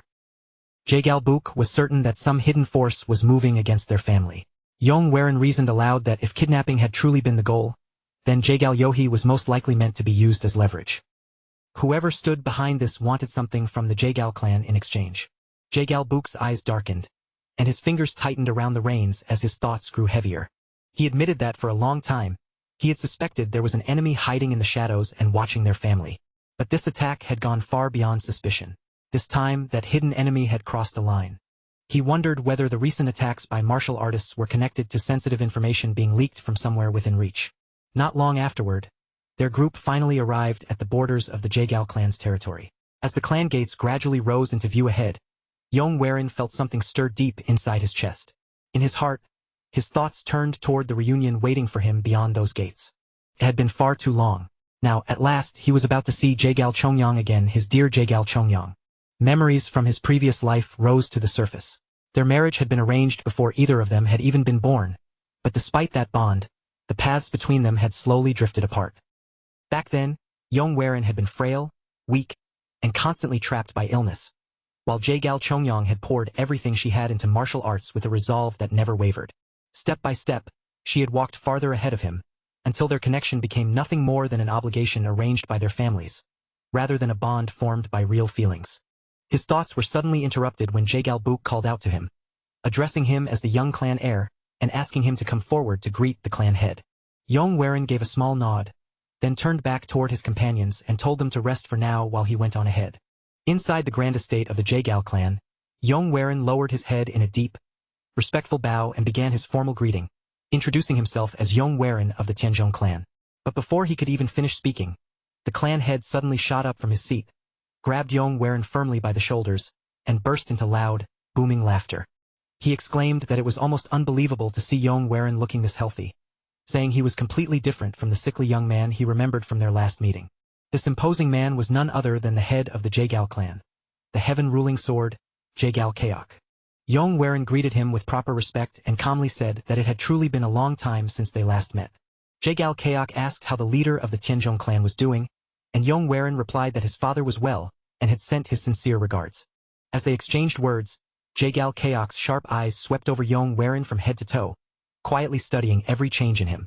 With an approving chuckle, Jaegal Kaok remarked that Yong Werin's sturdier build clearly showed he had been training, and said Jaegal Chongyang would surely be pleased to see him like this. Yong Werin cleared his throat lightly and answered with modest restraint, saying he was not worthy of such high praise. Jaegal Kaok brushed off the modesty with a wave of his hand, saying he had already kept Yong Werin here long enough. Since someone was eagerly waiting for him, it would be wrong to delay him any further. Yong Werin bowed once more, showing his respect before preparing to leave. Before sending him off, Jaegal Kaok added that another guest around Yong Werin's age had arrived earlier, and suggested that the two of them might gain something from speaking with each other. Yong Werin accepted the suggestion without objection and gave a quiet word of agreement.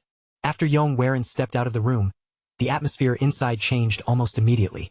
Left alone with Jaegal Book, Jaegal Kaok's bright laughter disappeared from his face, as if it had never been there. His voice dropped into something heavy and serious, and he ordered Jaegal Book to speak.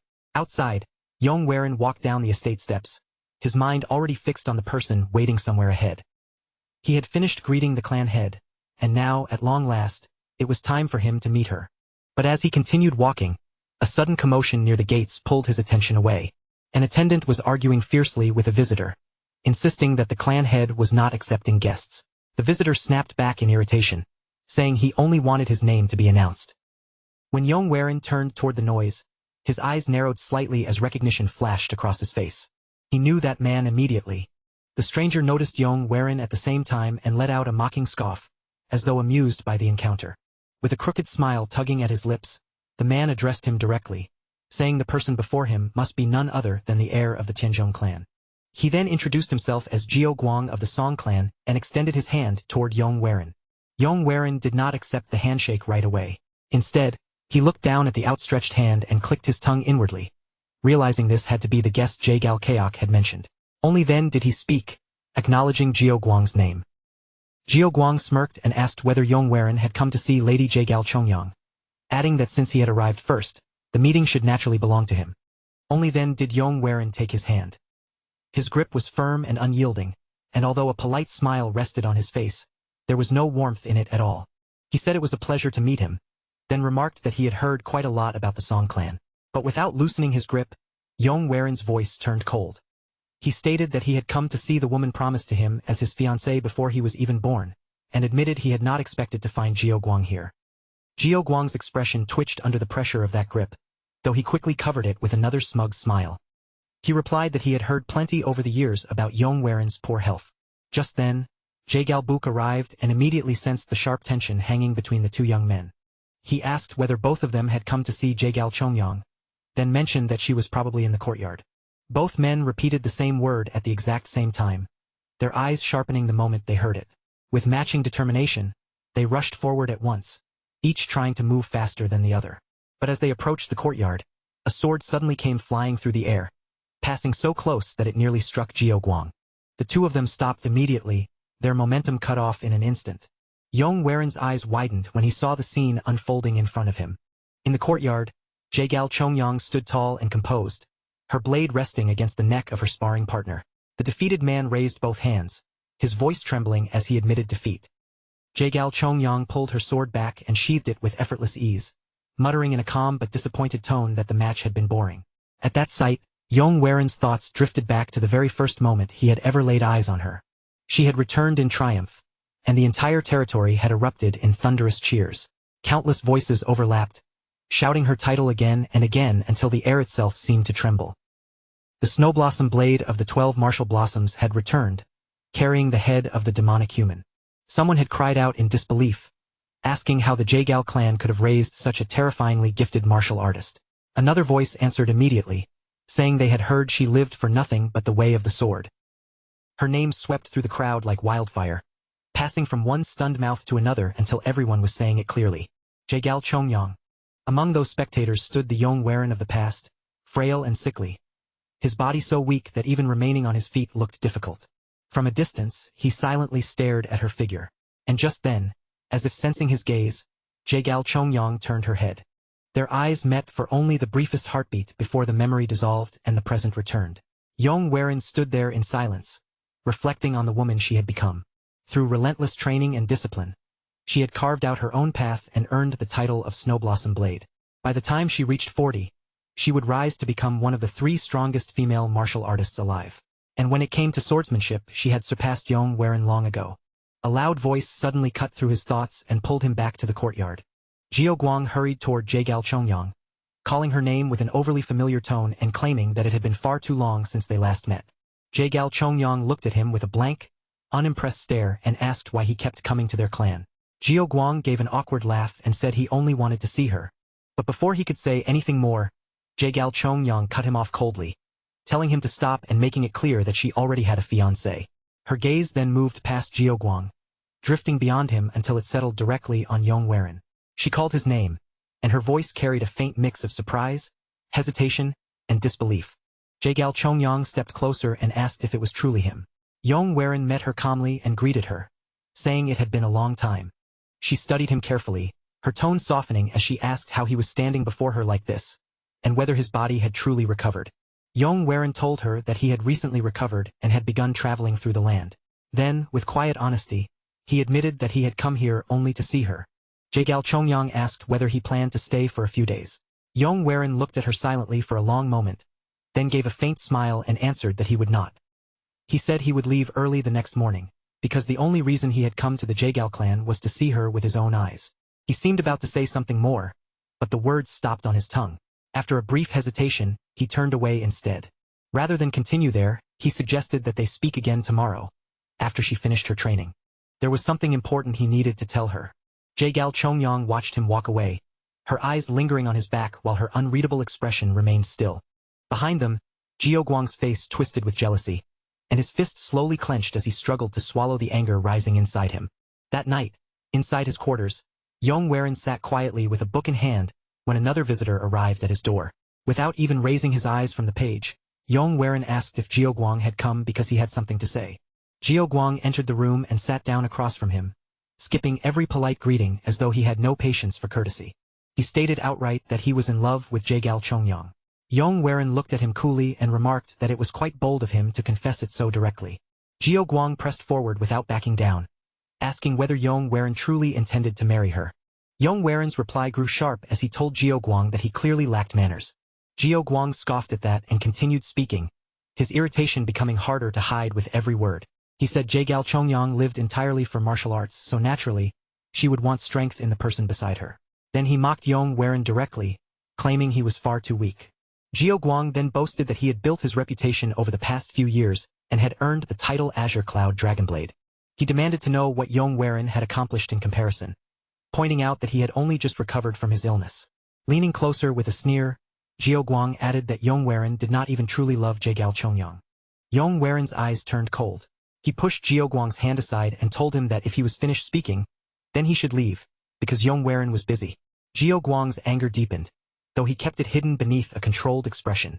Out of sight, his hand tightened around a small vial hidden inside his sleeve, one that looked dangerously like poison.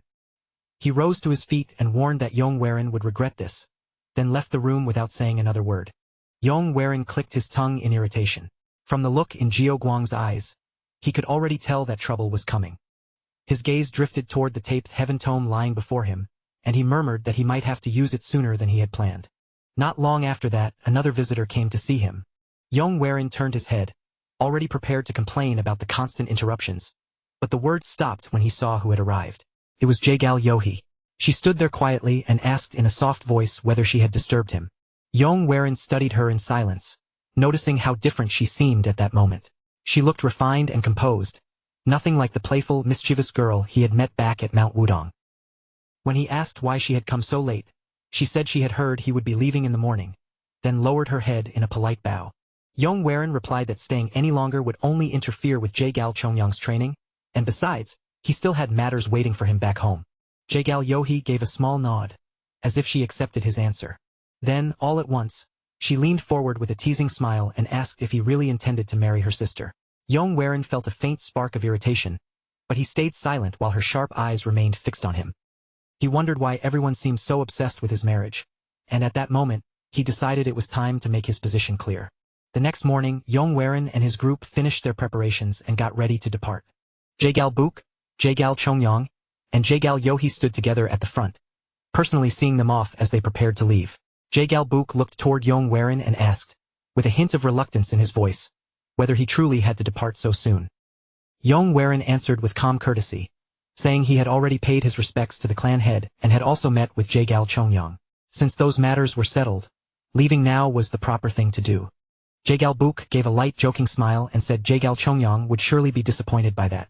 The moment those words landed, she quietly lowered her gaze, and a shadow of sadness softened her expression.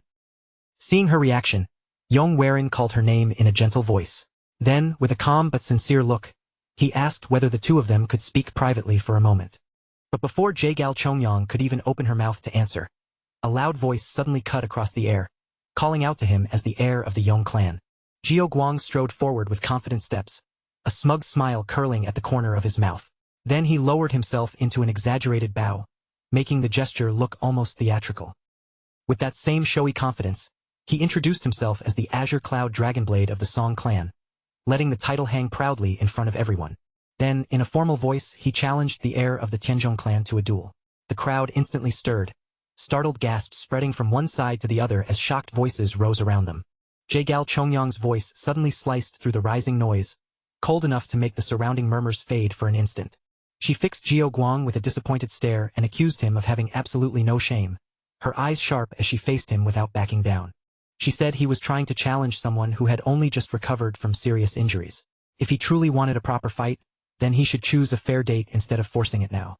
Jiao Guang did not show the slightest embarrassment. Instead, he threw his head back and laughed, openly mocking her concern. Then he shouted back in a loud voice, insisting there was nothing shameful about challenging the heir of a martial clan in front of everyone. He raised his voice even more, making sure every person nearby could hear him. He claimed that all he wanted was to witness the famous soaring dragon emperor sword of the Tenjong clan. And since Yuan was already preparing to leave, Jiao Guang said he had no choice but to make his move now, or he might never get another chance. With another arrogant bow, Jiao Guang turned his attention fully to Yuan and asked whether he would accept the challenge. The crowd immediately broke into restless whispers, their eyes all turning toward the air as everyone waited to see what answer he would give. Yong Waren narrowed his eyes slightly. He understood at once that Jiao Guang's real purpose was not simply to cross blades with him, but to humiliate him in front of the entire gathering. His body was still nowhere near fully healed, and he knew that better than anyone. Even so, his gaze slowly shifted toward Yongwook, Namwook, and M.O. Bayong who were standing nearby. Strangely, none of them looked worried for him. Instead, their faces carried a quiet eagerness, almost as if they already knew exactly what he was capable of doing. Yongwook, especially, seemed to feel that this was finally the right moment to let everyone see that Yong Waren's sword had been restored. A faint smile slowly appeared on Yong Waren's lips, subtle but unmistakable. He turned toward M.O. Bayong and asked whether his instructor was not going to stop him. At first, M.O. Bayong answered lightly, saying that he should decline, since he had still not completely recovered from the assassin's attack. But then she stepped closer to him, and the look on her face changed. Her voice grew steadier as she admitted that she already knew what choice he had made. She said he would accept the duel no matter what anyone told him, because everything he did was always for the sake of the Tenjong clan. And as someone who also belonged to that clan, she told him she would follow him down whatever path he chose to take. With firm certainty in her eyes, she said she believed in him, Yong Waren. Then she urged him to accept the duel and win it, leaving no hesitation in her words. Her words made Yong Waren go still for a brief moment. After all this time, had she truly changed that much? A warm smile rose on his face, and for a moment, a quiet heat spread through his chest. Then he stepped forward and declared in a clear voice that he, Yong Waren, heir of the Tenjong clan, accepted the duel. Some time later, inside the open arena, Jiao Guang and Yong Waren stood across from one another, facing each other beneath the eyes of the gathered crowd. Standing between them were Jaegal Book, Jaegal Yohee, and Jaegal Chongyong, serving as the overseers of the match. Jaegal Yohee's voice rang out firmly as she announced the rules. Because this was only a friendly duel, the use of chi would be permitted. However, sword chi and any lethal techniques were strictly forbidden. Defeat would be decided the moment a weapon was dropped or broken. And if a blade shattered because it failed to endure the flow of chi, that would also be counted as a loss. Guang smiled with complete confidence, keeping his true thoughts hidden behind that calm, arrogant expression. He knew these rules worked in his favor. With Yong still suffering from internal injuries, his ability to control chi should have been limited. Because of that, Guang decided he would stretch the fight out, play with him slowly, and make the duel as humiliating as possible. But before the duel officially began, Yong added one more condition. He proposed a wager. Whoever lost would never again be allowed to set foot inside the Zhao clan. Guang scoffed as if the condition meant nothing to him, yet he accepted without a second of hesitation. He even mocked Yong reminding him that if he lost, he would be the one banned instead. Yong answered with calm composure, saying that the wager would be honored exactly as stated. Jaegal Yohee blinked in surprise, quickly turning the condition over in her mind as she realized what it truly meant. If Yong won, then Guang would be forced away from the Zhao clan forever. But if Yong lost, it would hardly make much difference, because he would eventually end up living together with Jaegal Chongyang anyway.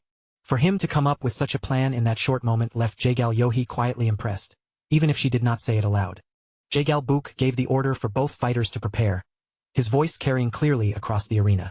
The crowd erupted into a roar, and the tension in the arena rose sharply as every gaze locked onto the two men about to fight. Jaegal Yohee leaned closer to her brother and quietly asked who he thought would win. She reminded him that Yong had managed to defeat assassins not that long ago. But Jaegal Book shook his head and said plainly that the heir of the Yong clan would lose this duel. Jaegal Yohee's eyes widened in shock, and she immediately demanded to know why he would say that. Jaegal Book explained that although Yong clearly had a bright future ahead of him, his current injuries had weakened him far too much. Jaegal Book continued in a grave voice, saying that despite all of Guang's flaws, the man had spent years in real battles, and that kind of experience could not be dismissed lightly. After all, Guang was known as the Azure Cloud Dragon Blade. When his sword moved, it was said to howl like a dragon, while his chi drifted and surged like blue clouds rolling across the sky. Jaegal Book said his strength had already reached a level where he could rival the elite young talents of the great sections, making him far more dangerous than he appeared. If the two of them fought under these conditions, Yong would be the one to fall. After saying that, Jaegal Book turned his eyes toward Jaegal Chongyang, as if asking what she thought. But Jaegal Chongyang gave no answer. She simply remained silent, her gaze lifted toward the sky as if her thoughts had drifted far beyond the arena. At the center of the field, Guang stood with a proud smirk on his face and announced himself loudly once again as the Azure Cloud Dragon Sword of the Song clan. Yong faced him without flinching and replied in the same calm tone, giving his own name clearly as Yong of the Tenjong clan. Guang's eyes narrowed with contempt. He mocked the so-called Dragon clan with a sneer, saying that in his eyes, they were nothing more than worms crawling on the ground. Yong expression turned cold at those words.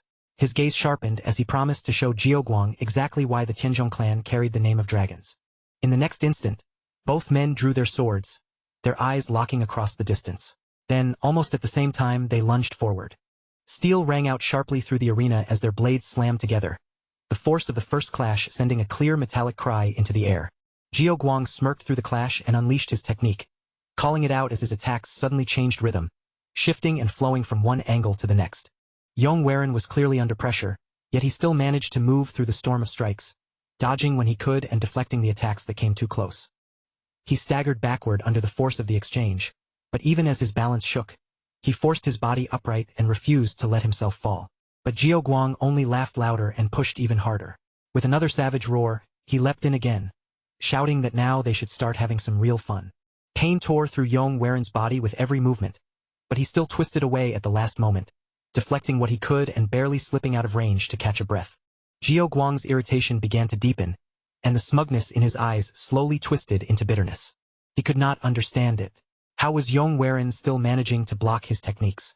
With injuries that severe, Yong should not have been able to follow the path of his sword at all, let alone respond in time. Yet Yong eyes were still burning with a sharp, unwavering focus, as if every strike was becoming clearer to him.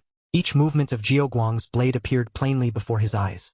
Yong could see the sword's path with startling clarity, almost as if its trajectory had been drawn across the air.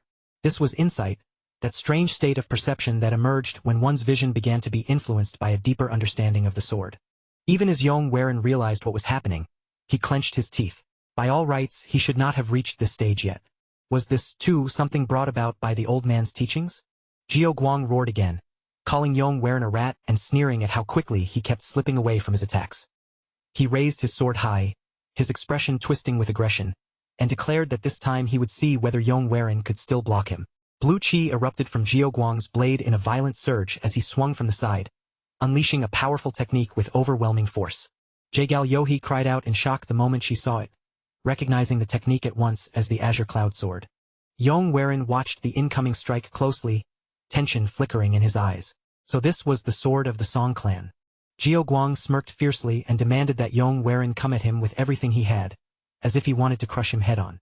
Yong steadied his breathing and allowed golden chi to wrap around his own blade. Then both men shouted the names of their techniques and charged forward at the same time. Guang called upon the Azure Cloud Sword, while Yong invoked the Soaring Dragon Emperor sword with his blade shining in golden light. Their swords collided with a thunderous impact, and the arena seemed to explode with sparks and surging chi that rolled outward from the center of the clash. Guang screamed in mockery through the force of the exchange, asking if this was truly all the Tenjong clan's sword was worth. His attacks came pouring down without pause, one strike after another, forming a relentless storm that left almost no room to breathe. Yong fought desperately to endure it, every impact rattling through his wounded body. Then one heavy strike finally broke through and sent him flying backward, while Guang threw back his head and roared that this would be the end. Guang unleashed his secret move, the Severing Sphere, and roaring blue chi flooded the entire arena like a violent wave swallowing the battlefield. But when the dust and pressure slowly began to settle, Yong was still standing there. His body was covered in wounds, and blood dripped from his arms, tracing dark lines down his battered figure. His companions, along with the Jaegal siblings, stared at him in alarm, their faces tightening as they took in the state of his injuries. Even so, Yong eyes remained calm. Blood slid from the corner of his lips, but his gaze did not waver. Guang's rage surged violently. His eyes widened in disbelief, and his teeth clenched so hard that his jaw trembled. He cursed inwardly. That attack had been meant to take at least one of Yong arms. Yet somehow, Yong had even blocked the clan's secret technique. Yong tore a strip of cloth from his clothes and wrapped it tightly around his injured arm, using it to support himself and steady his grip. Then he lifted his weapon again and said the fight was not over. He pointed his blade straight at Guang and silently beckoned him to come. That gesture made Guang's rage finally boil over, and he admitted aloud that he had never liked Yong. Not his composed attitude, not those calm eyes, and not the infuriating way he acted as though he understood everything. At first, this had only been about Jaegal Chongyang. But now it had become personal. Guang screamed that all he wanted anymore was to crush Yong completely. His aura burst outward with terrifying force, thick with killing intent, sweeping across the arena like a violent storm that made the air itself feel heavy. From the side, Jaegal Yohei cried out in alarm, insisting that this was no longer a friendly duel. She turned desperately toward her brother and begged Jaegal Buk to stop the match before it went too far. But Jaegal Buk remained silent, offering no answer. With panic rising in her chest, she then rushed to Jaegal Chongyang and pleaded with her to intervene. Yet her sister only stared at the battle, frozen in place as if she could not look away. Yong watched the chaos around him for a quiet moment, then slowly lowered his sword, the blade dipping as if the weight of the fight had finally settled into his hands. His thoughts churned beneath his calm expression. Guang's words had struck deeper than he wanted to admit, touching something he had kept buried inside himself. Only then did Yong realize the truth. All this time he had been lying to himself. He had acted as though he could remain calm even in the face of death, pretending he understood what lay ahead. But the future had never been certain, and deep down, he knew he was no saint. He had stolen the future that should have belonged to a child. Yet as he stepped forward again, that guilt no longer made him retreat. Instead, his resolve grew harder. If a storm waited in front of him, then he would walk straight into it. He would stop running from the pathetic past he hated so much. He might not be a saint, but he would still do everything in his power to protect the people he could still protect. His fingers tightened around the hilt of his sword, and thick chi began to surge around the blade, gathering with a heavy, pulsing force. In his heart, Yong declared that from this moment on, this would be the path he chose to walk. For a brief instant, Guang's eyes widened as he felt the presence radiating from Yong body. But that flicker of hesitation vanished almost immediately, swallowed whole by the rage burning inside him. Guang screamed again, demanding to know what kind of nonsense Yong was spouting. His attacks came even faster than before, each strike filled with more fury. Yong raised his weapon to meet them, his posture steady and his determination unshaken. His calm voice carried across the arena as he told Guang that he would show him exactly why the Yong clan was truly known as the Clan of Dragons. As the clash between Yong and Guang grew even more intense, a sudden gust of wind ripped through the arena, bringing with it a crushing pressure that made the entire crowd tremble. Jaegal Yohei shouted again in alarm, insisting that this was no longer a friendly spar, and that the duel had to be stopped immediately. Jaegal Chongyang drew her sword at once, her grip tightening as she prepared to step in if the fight crossed the final line. While blue chi continued flooding the field from Guang's side, a completely different energy began rising from the center of the duel. Jaegal Chongyang fixed her eyes on that power as it swelled higher and slowly took the shape of a dragon. The entire audience froze in place. Jaegal Yohei stammered in disbelief, asking what they were seeing, before whispering that it truly looked like a dragon. Yong companions watched with quiet smiles, pride shining in their eyes, as if this was the moment they had been waiting for. The collision of chi between the two fighters became so violent that Guang could feel his composure starting to crack. Alarm spread across his face as the truth finally began to sink in. Yong was absorbing his energy and using it to grow even stronger. Panic surged through Guang's mind. If things continued like this, he would be the one to lose. Just as the pressure in the arena reached its breaking point, a commanding voice thundered across the field, ordering both of them to stop. A figure suddenly appeared between them, standing right in the path of their raging energies. With one effortless motion, the man drew both surging forces into his hands and scattered them apart in an instant. The man standing there was none other than Jaegal Kaok. He stood tall between the two fighters, wearing a calm, authoritative smile as he declared that the duel ended here. The Jaegal siblings immediately lowered their heads and bowed, respectfully calling him their lord. Jaegal Kaok's expression sharpened as he warned them that if this fight had continued any longer, someone truly would have died. Guang's face twisted with disbelief, as if he could not accept what had just happened. He clenched his teeth and shouted that he had already won, insisting that if Jaegal Kaok had not interfered, he would have defeated Yong. Jaegal Kaok met him with a cold gaze and asked whether he truly believed that was the case. Then he reminded Guang of the rules. If a sword was broken or dropped, the duel was lost. The moment those words reached him, Guang's eyes widened. He looked down at his hand and saw that his blade had already snapped clean in half. The color drained from his face, and his voice trembled as he muttered that this could not possibly be true. Desperate to deny the result, Guang tried to justify himself, accusing Yong of using sorcery. He claimed he had clearly sensed that Yong was gravely injured and should have been incapable of drawing out that kind of power. Yet somehow, his strength had suddenly become unnatural. Guang shouted that it had to be demonic arts, his voice rising with frantic anger. Before he could keep ranting, Jaegal Chongyang stepped forward with icy precision. She raised her sword and brought its tip close to Guang's neck, telling him to stop making a scene and leave at once. She reminded him of the wager he had agreed to himself, then coldly asked whether he had already forgotten his own words. The arena fell into a heavy silence as Guang froze in place, his pride shattered in front of everyone. After several long moments, he finally turned his back, walked away from the arena, and left under the weight of complete humiliation. Jaegal Kaok clicked his tongue in disappointment and muttered that the Song clan had truly fallen, questioning how someone like Guang could ever claim to be its heir. But when his gaze shifted back to Yong, the sharpness in his expression softened into a broad smile. He laughed openly and praised the young master of the Yong clan, saying the duel had been splendid and that Yong performance had truly shocked him. Placing a hand on Yong shoulder, Jaegal Kaok remarked that even while still recovering from his injuries, Yong had displayed remarkable martial prowess.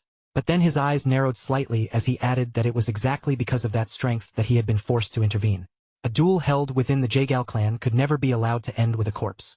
Yong gave a faint smile and bowed respectfully, thanking him for the recognition. At that, Jaegal Kaok burst into loud laughter. As Yong wiped at his mouth, his fingers came away stained red, and only then did he notice fresh blood slipping from the corner of his lips. Jaegal Kaok clicked his tongue at the sight and scolded him with a frown, asking if he truly planned to leave while his body was still in that kind of condition. He told Yong to stay in the main estate and rest properly for the night, then depart the next day. While he was there, Jaegal Kaok advised him to use that time to have a proper conversation with Jaegal Chongyang as well. Yong lowered his head in another respectful bow and quietly accepted the arrangement without arguing.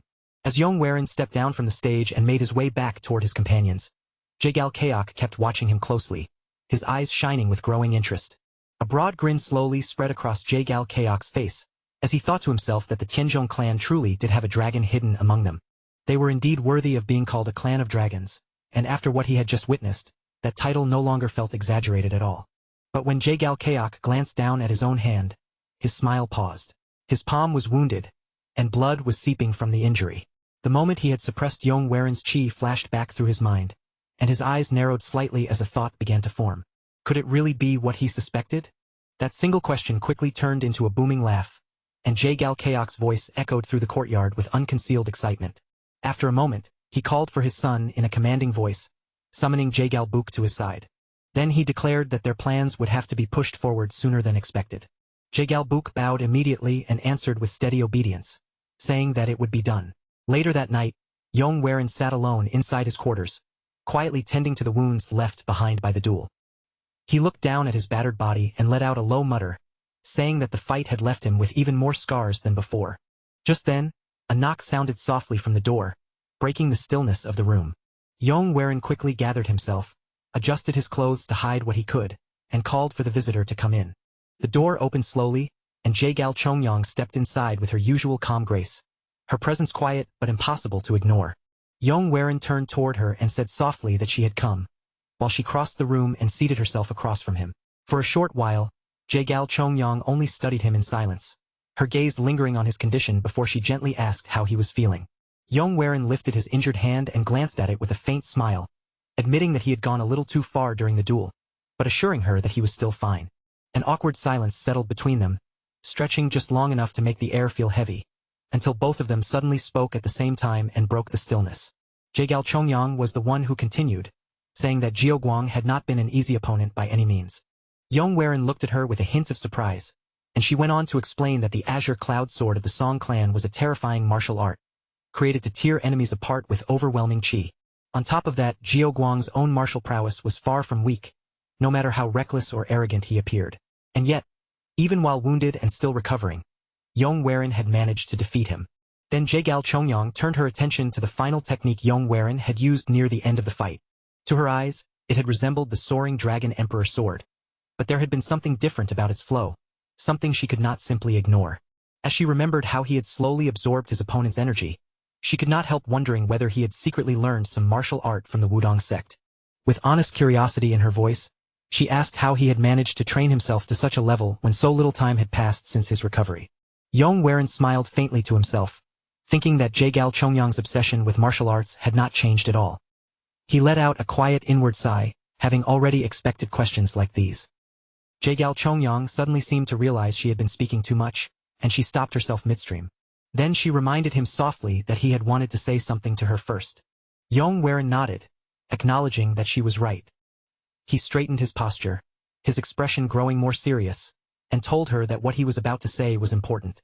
He explained that after recovering and returning to training, he had finally come to understand his true goal. Or perhaps, as he admitted, it had been the same goal he had carried deep inside all along. Raising his right hand, Yong Waren declared that what he truly wished for was to protect his clan and his family, no matter what price he had to pay. A small smile touched his face as he looked at Jagal Chongyang, and he added that she must have a dream of her own as well. He told her he hoped she could live freely and walk the path she truly wanted. Jagal Chongyang tilted her head slightly in confusion and asked what he meant by that. Yong Waren met her eyes with a serious gaze and said he believed she would become an extraordinary martial artist, and because of that, he did not want to become something that blocked her path.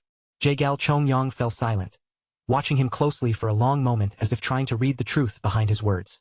Then her expression suddenly hardened, and in a sharp voice, she asked whether there was another woman. Yong Waren coughed at once, clearly caught off guard, and quickly denied it, saying it was nothing like that at all. The truth, he said, was much simpler than that. The two of them did not love each other in the same way. Jagal Chongyang loved martial arts, while Yong Waren loved his clan and his family. That was why he wanted her to live the life she truly desired, free from obligations that might bind her down or slow the path she wanted to walk. Their eyes met and held, neither of them looking away as the meaning of his words settled between them.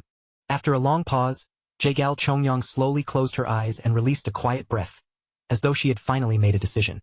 Then she opened her mouth and said there was something she wanted from him. Yong Waren looked at Jagal Chongyang with clear surprise in his eyes, then quietly asked what it was she wanted from him. That very night, beneath the pale silver glow of the moon, the two of them stood together in the training court. It was Jaegal Chongyang's request that had brought them out into the quiet open space. Yong rubbed the back of his head, still half in disbelief, and asked if the thing she wanted from him was truly a fight. Jaegal Chongyang's eyes shone with a fierce, unwavering light as she looked back at him and said he already knew the answer without needing to ask. There were some things, she believed, that could never be fully understood through ordinary words alone, but only through the crossing of blades. When swords met and strength answered strength, one could feel the other person's thoughts, even the emotions and words they could not bring themselves to say aloud. This, Jaegal Chongyang told him, was her reply. Then she lowered her body into a fighting stance, her sword raised and ready beneath the moonlight. A small smile appeared on Yong lips as he lifted his own weapon, settling naturally into position across from her. Without the slightest hesitation, Yong told her that he would grant her wish. In the next instant, they both rushed forward, and their steel met beneath the moon with a sharp, clear ring. The sound of their blades echoed through the courtyard as they exchanged strike after strike. Yet behind each clash, there was no hatred, only faint smiles shared between them. They moved with a strange ease, their steps light and familiar, almost as if they were laughing silently through the rhythm of their swords.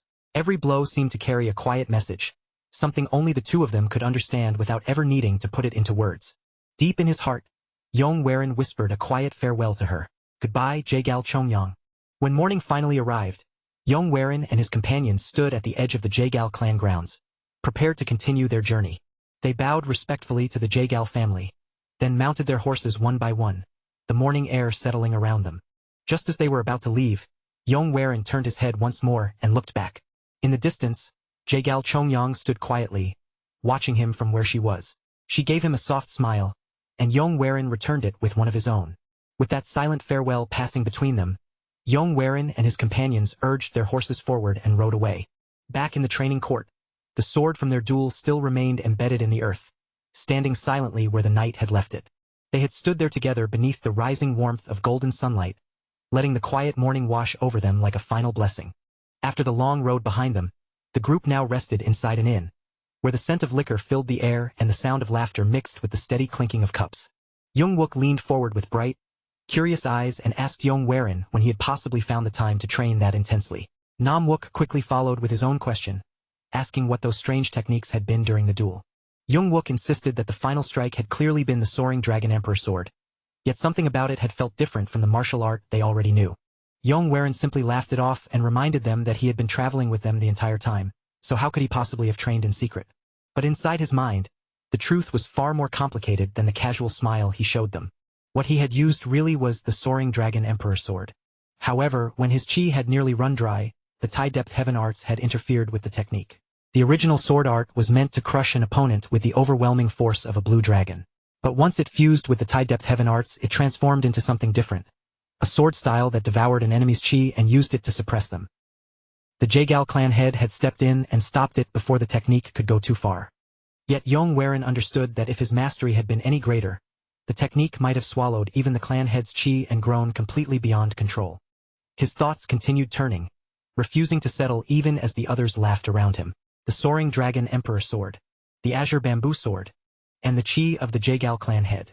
What would happen if all of those powers could somehow be combined into one? His thoughts were suddenly interrupted when Young lifted his cup high. With a satisfied grin, he declared that the duel had awakened Yong and that his understanding of martial arts had taken a huge leap forward. Bai Yang remained quiet, her gaze resting steadily on Yong from across the table. Memories from their journey drifted through her mind, along with thoughts of the Tenjong Yong clan, which had once stood as the greatest clan in Hunan. A small, hopeful smile appeared on her face, as she wondered whether that lost glory could truly return one day.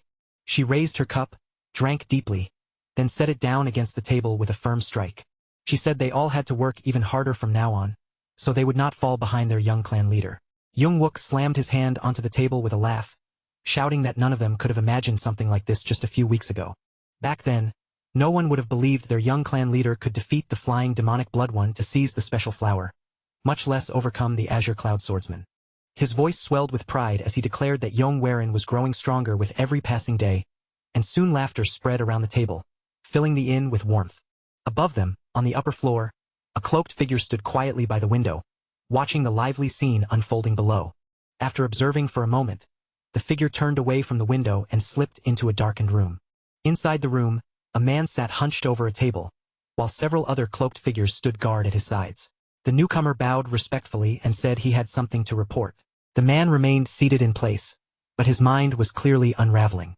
Under his breath, he kept muttering the same deranged thoughts, his voice thick with obsession as he whispered about witchcraft, sorcery, and some unnatural power at work. His bare fingers dragged harshly across the surface of the table, scraping again and again until the skin split open. Blood began to bead from his fingertips, smearing into the wood as he carved fresh, jagged lines into it. Then his face twisted into something even more distorted, his eyes wide and feverish, and he shouted once again as if trying to convince the world itself. This was sorcery. It had to be sorcery. By the following day, Yong and the others were already on the move again, riding their horses along a narrow path that cut through the quiet forest. Yong frowned as she watched Yong horse pull farther and farther ahead, its hoofs pounding the road while the rest of the group struggled to keep up behind him. She raised her voice and called after him, warning him that if he kept pushing the horse at that speed, it would give out from exhaustion long before they ever made it back to the clan. Only then did Yong tug firmly on the reins and bring his horse to a stop. He turned back toward them with an apologetic look, admitting that he had let his eagerness get the better of him. Yong told him to calm himself and slow the pace. If he kept charging forward blindly like that, she reminded him, he might end up losing something far more important than a little time. Yong gave a faint smile, accepting her words without argument, and answered her respectfully as Yong, showing that he understood her warning. Then he looked toward a small spring nearby and pointed it out, suggesting that they stop there for a while, let everyone rest and give the horses some water before moving on. The group soon dismounted beside the spring, loosening the tension of the journey as they settled down in the shade and prepared to make a brief camp. Yongwook, Namwook, and Yong went to gather water from the spring, while Yong sat down quietly nearby and eased himself into meditation. Watching him sit there in complete focus, Yongwook remarked that their young clan leader seemed to have his entire mind fixed on martial arts, as if nothing else could pull his attention away. Namwook answered simply that this was not a bad thing at all. To him, that kind of dedication was something worth welcoming. Wuong added that a period like this would not last forever. When a martial artist reached such a moment, they had to seize it, because missing the chance could make the next breakthrough much harder later on. Yong sat there in deep silence, his breathing steady and his posture unmoving. But in the middle of that calm, his senses suddenly sharpened as if something had brushed against the edge of his awareness. A cold, unsettling presence began to stir somewhere among the trees, slipping through the forest air like a hidden blade waiting in the shadows. Yong eyes snapped open. In an instant, his hand flew to the hilt of his sword, and he shouted toward the trees, demanding that whoever was hiding there show themselves. His companions immediately rushed back to his side, their faces tightening with alarm as they asked what had happened and what he had sensed. At that very moment, several cloaked figures emerged from the dark spaces between the trees, stepping out from the forest shadows as if they had been waiting there all along. The group went still, startled by how suddenly those figures had appeared, their eyes locked on the strangers now blocking the forest path. Being's expression turned sharp and serious. After one look, she shook her head and said these people were not ordinary bandits. No common robber could carry such heavy and suffocating chi, she declared. The force around them was far too intense for that. These men were assassins, and the danger surrounding them was unmistakable. Yongwook glanced toward them with unease and asked whether these were the same enemies they had clashed with before. Yuan narrowed his eyes, studying their masks and posture, then answered that they were not the same. Their masks were different and the feeling they gave off was different as well. Even so, something deep inside him stirred uneasily, as if the truth was more troubling than it looked. The energy around these men did not feel like the aura of normal assassins at all. It was colder, stricter, and far more oppressive, almost like the presence of an orthodox sect rather than hired killers. Then, from deeper within the forest, a low voice echoed through the trees, heavy with hatred. Again and again, it spat out the words, calling him a ruined demon, until the voice finally declared that they had found him at last. A man slowly stepped out from behind the shadows and into the light, and as he came forward, his face was finally revealed to everyone. The instant Yong saw him, his body stiffened.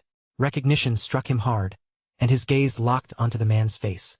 Yong spoke the name aloud, each syllable heavy with realization. Jiaiguan. The air around them seemed to grow thicker at once, pressing down over the spring and the forest path like an invisible weight. Yong clenched his teeth as that hostile energy bore down on him, the pressure crawling over his skin and tightening the tension between both sides. His gaze moved across the men standing around Juk Wudong, and in that moment, bitter recognition flashed through his mind. Azure Cloud. The Song Clan. So this time, they were no longer bothering to hide who they really were. Yong raised his voice and stared straight at Juk Wudong, demanding to know whether he had come here seeking revenge for what had happened to the Jaegao clan. Juk Wudong's furious roar tore through the tense air, cutting Yong off as he shouted for him to shut his mouth. His eyes burned with a crazed rage as he pointed directly at Yong, accusing him of using demonic arts as if the crime were already proven. Others might not be able to sense it, he claimed, but he could. As the Azure Cloud Dragonblade, he said he knew the truth, and with a trembling voice filled with twisted certainty, he declared that he had come to cut down the demon himself. From behind, Mon watched the wild madness twisting through Juk Wudong's eyes and quietly muttered that the man did not look sane at all. Yong agreed without hesitation, pointing out the bulging veins on Juk Wudong's body and the chaotic flow of inner chi surging out of control inside him. He said Juk Wudong had already fallen into chi deviation. Then his tone turned colder as he reminded him that he had lost once before, and asked whether he truly believed the result would be any different this time. Juk Wudong began to laugh, the sound slow, empty, and unsettling. His expression warped even further as he sneered that Yong still had no understanding of the situation he was in. Then, with a twisted grin spreading across his face, he mocked them and asked how the poisoned spring water had tasted. His words struck like lightning, and one after another, they tried to circulate their chi, only to discover that nothing inside them would respond. Oh. Yong gasped in shock and shouted that her inner energy would not move at all. Namwook's face changed as panic hit him too, and he cried out that his chi had frozen as well. Yong thoughts collided in an instant. Gentleman's poison. Juk Wudong had contaminated the spring with it before they ever realized the trap. Rage surged through Yong as he shouted at Juk Wudong, demanding to know whether this had been his plan from the very beginning. As if threats alone were not enough, he had even resorted to poison, and Yong angrily asked how someone like him still dared to call himself an orthodox martial artist. Juk Wudong's fury exploded all at once. He screamed for Yong to be silent, declaring that if it meant killing a demon, he would stain his hands with even greater sins. None of them, he insisted, could ever understand what he had endured to reach his current level. He had not dedicated his entire life to martial arts just so he could lose to someone like Yong. His face twisted with rage and obsession as he raised his sword high and roared that the power of the Azure Cloud Sword was invincible. From behind him, Yongwook's voice shook as he spoke, the fear in his tone impossible to hide. He could already tell that the situation had turned dangerously grim. Every one of them had already drunk from the poisoned spring, and now armed warriors surrounded them on all sides. With Juk Wudong consumed by chi deviation and madness, it was painfully clear that their enemies had come here to erase them completely. Yong's mind raced, searching for a way through the trap. Even if Juk Wudong's chi was unstable, they had no chance of winning while their own inner energy refused to move. He began to issue an order, but Namwook stepped forward first, placing a firm, steady hand on his shoulder and reminding him that they were his guards, and protecting him was their duty. Oh. Yong, Namwook, and Yongwook moved in front of Yong together, forming a shield with their own bodies as they took their fighting stances. Oh. Yong turned her head slightly toward him without lowering her guard, telling him that while they held the enemy back, he had to use that opening to escape. There was no world where Yong would be allowed to fall before they did. As long as they could still stand, they would put their lives in front of his. Yong froze in place, his eyes fixed on their backs as his expression slowly darkened with anger and resolve. Then his voice dropped into something firm and absolute, carrying the weight of a command. No. He stepped forward past their protection, his gaze clear and unwavering. Not today. On this day he would not allow anyone here to die. As he walked past them, Yong's eyes widened in horror, her face draining as she realized what he was about to do. She shouted for him to stop, her voice sharp with fear, but Yong kept moving forward without turning back. In the next moment, a surge of pure chi erupted from deep within him, rising with a force that made the air around him tremble. That energy compressed inside his body, tightening and condensing until it felt almost unbearably heavy, and then it burst outward with violent force. The color of his chi began to darken, shifting from its pure glow into a deep crimson, burning around him as if it had broken free from all restraint. Because no matter what it took, he silently swore that he would make sure they survived, even as the dangerous transformation seized his entire body. Juk Wudong's body trembled where he stood, his rage clashing with a fear he could no longer fully suppress. He screamed that he had known it from the beginning, his voice cracking with madness as he pointed at Yong and called him a demon. Blood began to slide from Yong nose, but he continued walking forward, forcing himself through the crushing strain in his mind. This was the first time he had ever drawn out his own chi in such a brutal, reckless way. The power raging through his body felt like 60 full years of cultivation crashing into his veins all at once. If his concentration wavered for even a single breath, that force would devour him from the inside. Juk Wudong's face twisted with hatred as he roared for his men to attack, declaring that the Songchun clan would personally purge this monster with their own hands. The masked warriors behind him launched forward together, rushing in like a dark wave of blades and killing intent. Behind Yong M.O. Bayong, Namwook, and Yongwook cried out in panic, their voices overlapping as they called desperately to their young lord. Yong steadied his breathing, forcing the raging power inside him into motion as he understood one thing clearly. He had to end this quickly. In one fluid motion, he drew his sword and unleashed a devastating slash, the force of it tearing through the first line of attackers and cutting them down in an instant. Juk Wudong thrust his blade toward Yong and screamed again, driving the remaining warriors forward with his fury. Another wave charged into the fight, and the quiet spring clearing collapsed into complete chaos, filled with rushing footsteps, flashing steel, and killing intent. Yong moved like a storm given human form, cutting through the attackers with merciless precision and never allowing their blades to settle around him. He leapt, twisted, and spun through the air, his sword flashing crimson as one body after another fell beneath his strikes. Then he vaulted high above the battlefield, soaring straight over Juk Wudong's position with terrifying speed. Blood trickled from the clan leader's mouth as he glared upward. His teeth clenched so hard his face warped with hatred, and he shouted that Yong had to die. With that furious cry, he ordered his men to attack together, refusing to let Yong break through their encirclement alone. The masked warriors sprang upward at once, surrounding him in midair and closing in from every direction. But in the very next heartbeat, Yong vanished from their sight and reappeared on the ground inside their ranks, moving faster than their eyes could properly follow. The warriors adjusted instantly, shifting into one unified stance as they shouted the name of their technique together and formed a circular assault around him. Yong was trapped in the center, with killing strikes pouring in from every side at once. He blocked in rapid, desperate motions, and sparks exploded again and again as blade after blade slammed against his sword. One sword swept in from behind, aiming for his blind spot, and Yong twisted away at the last possible moment. As he turned, his blade flashed out and cut one of the men down in a single clean strike. But the instant his sword landed, Juk Wudong lunged into the opening, bringing his own blade crashing down in a heavy vertical strike. Yong barely managed to raise his weapon in time to block it. The impact thundered through the air. Juk Wudong sneered as he pressed down with raw strength, mocking Yong as the so-called hope of the young clan. Yong gritted his teeth, feeling his body grow heavier under the force bearing down on him. The formation surrounding him was already dangerous enough, but the true problem was the chi pressing into him.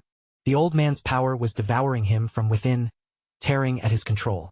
If he could not shake it off immediately, everything would end right there. Then a desperate cry from farther away ripped through his thoughts and pulled his attention from the clash in front of him. Yongwook's panicked voice rang out, calling for Master Imo. Yong snapped his head around and saw M.O. Bayong locked in battle. A masked warrior's blade struck across her shoulder, and the force of the blow made her stumble backward. Yong eyes widened the moment he saw her get hit, shock and urgency flashing across his face. Without hesitating for even a second, he abandoned his clash with Juk Wudong and sprinted toward her, shouting for Master Imo as he rushed to reach her. Behind him, the enemy cried out not to let him escape. Juk Wudong roared in fury, his voice tearing across the battlefield like a command soaked in rage. At his order, his men lunged forward all at once, cutting across Yong path and blocking him before he could reach him. Oh! Bayong.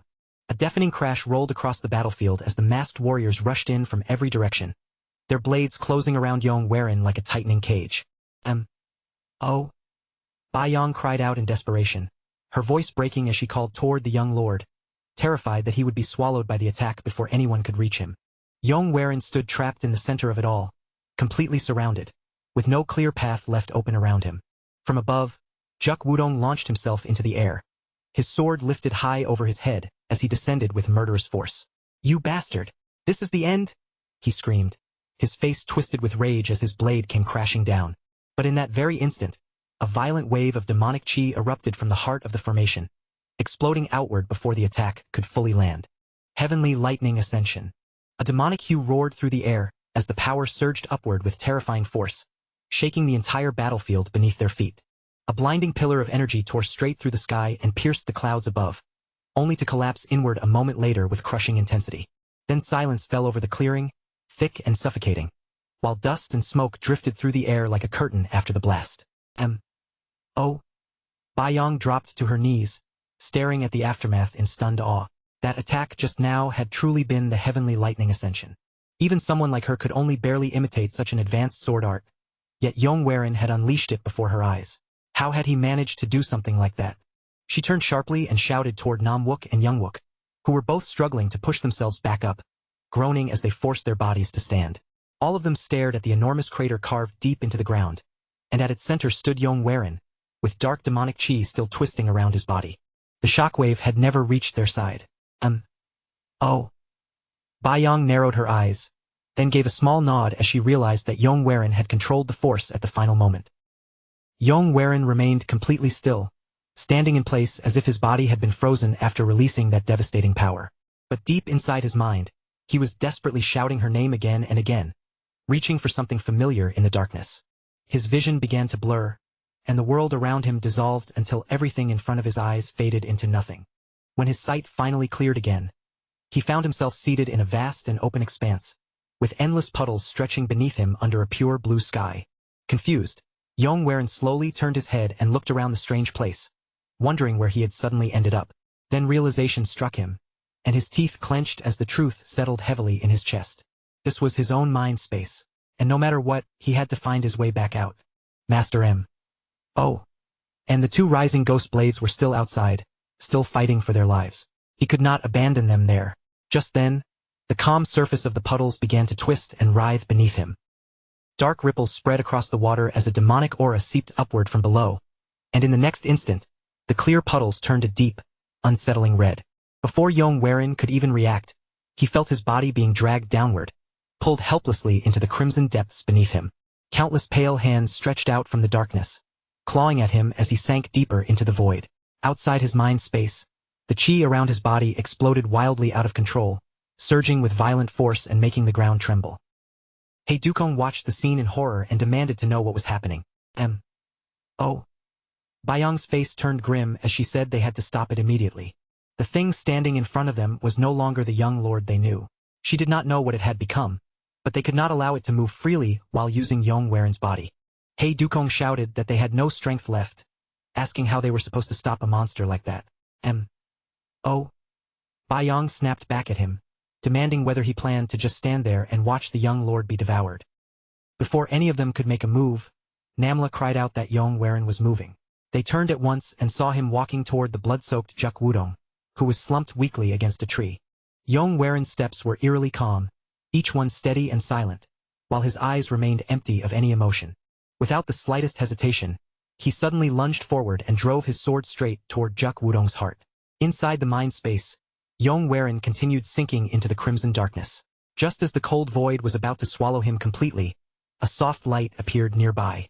A gentle hand touched his back from behind, and with quiet warmth, it pushed him upward through the darkness.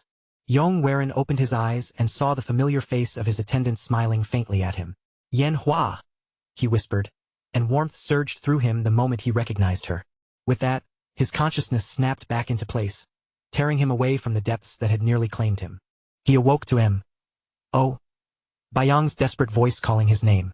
The twin rising ghost blades and Oh. Yong were holding him upright together, struggling with all their strength to keep his body steady. Oh. Yong shouted for him not to lose control, begging him not to let that dangerous power consume him from the inside. She reminded him of the vow he had made, the promise to protect his family and raise the Tenjong clan into the greatest sect of all. Yong breathing slowly began to settle. In a faint, strained voice he called to Oh. Yong and told her to strike his acupressure points. She understood immediately and, without wasting a second, hit several points along his body with flawless precision. The violent chi surrounding him gradually began to fade, thinning little by little like smoke being scattered by the wind. Yong eyelids fluttered shut as the last of his strength drained away, leaving his body limp in their grasp. Just before his mind sank into darkness, an ancient and eerie voice whispered from somewhere deep within him, cold enough to chill his soul.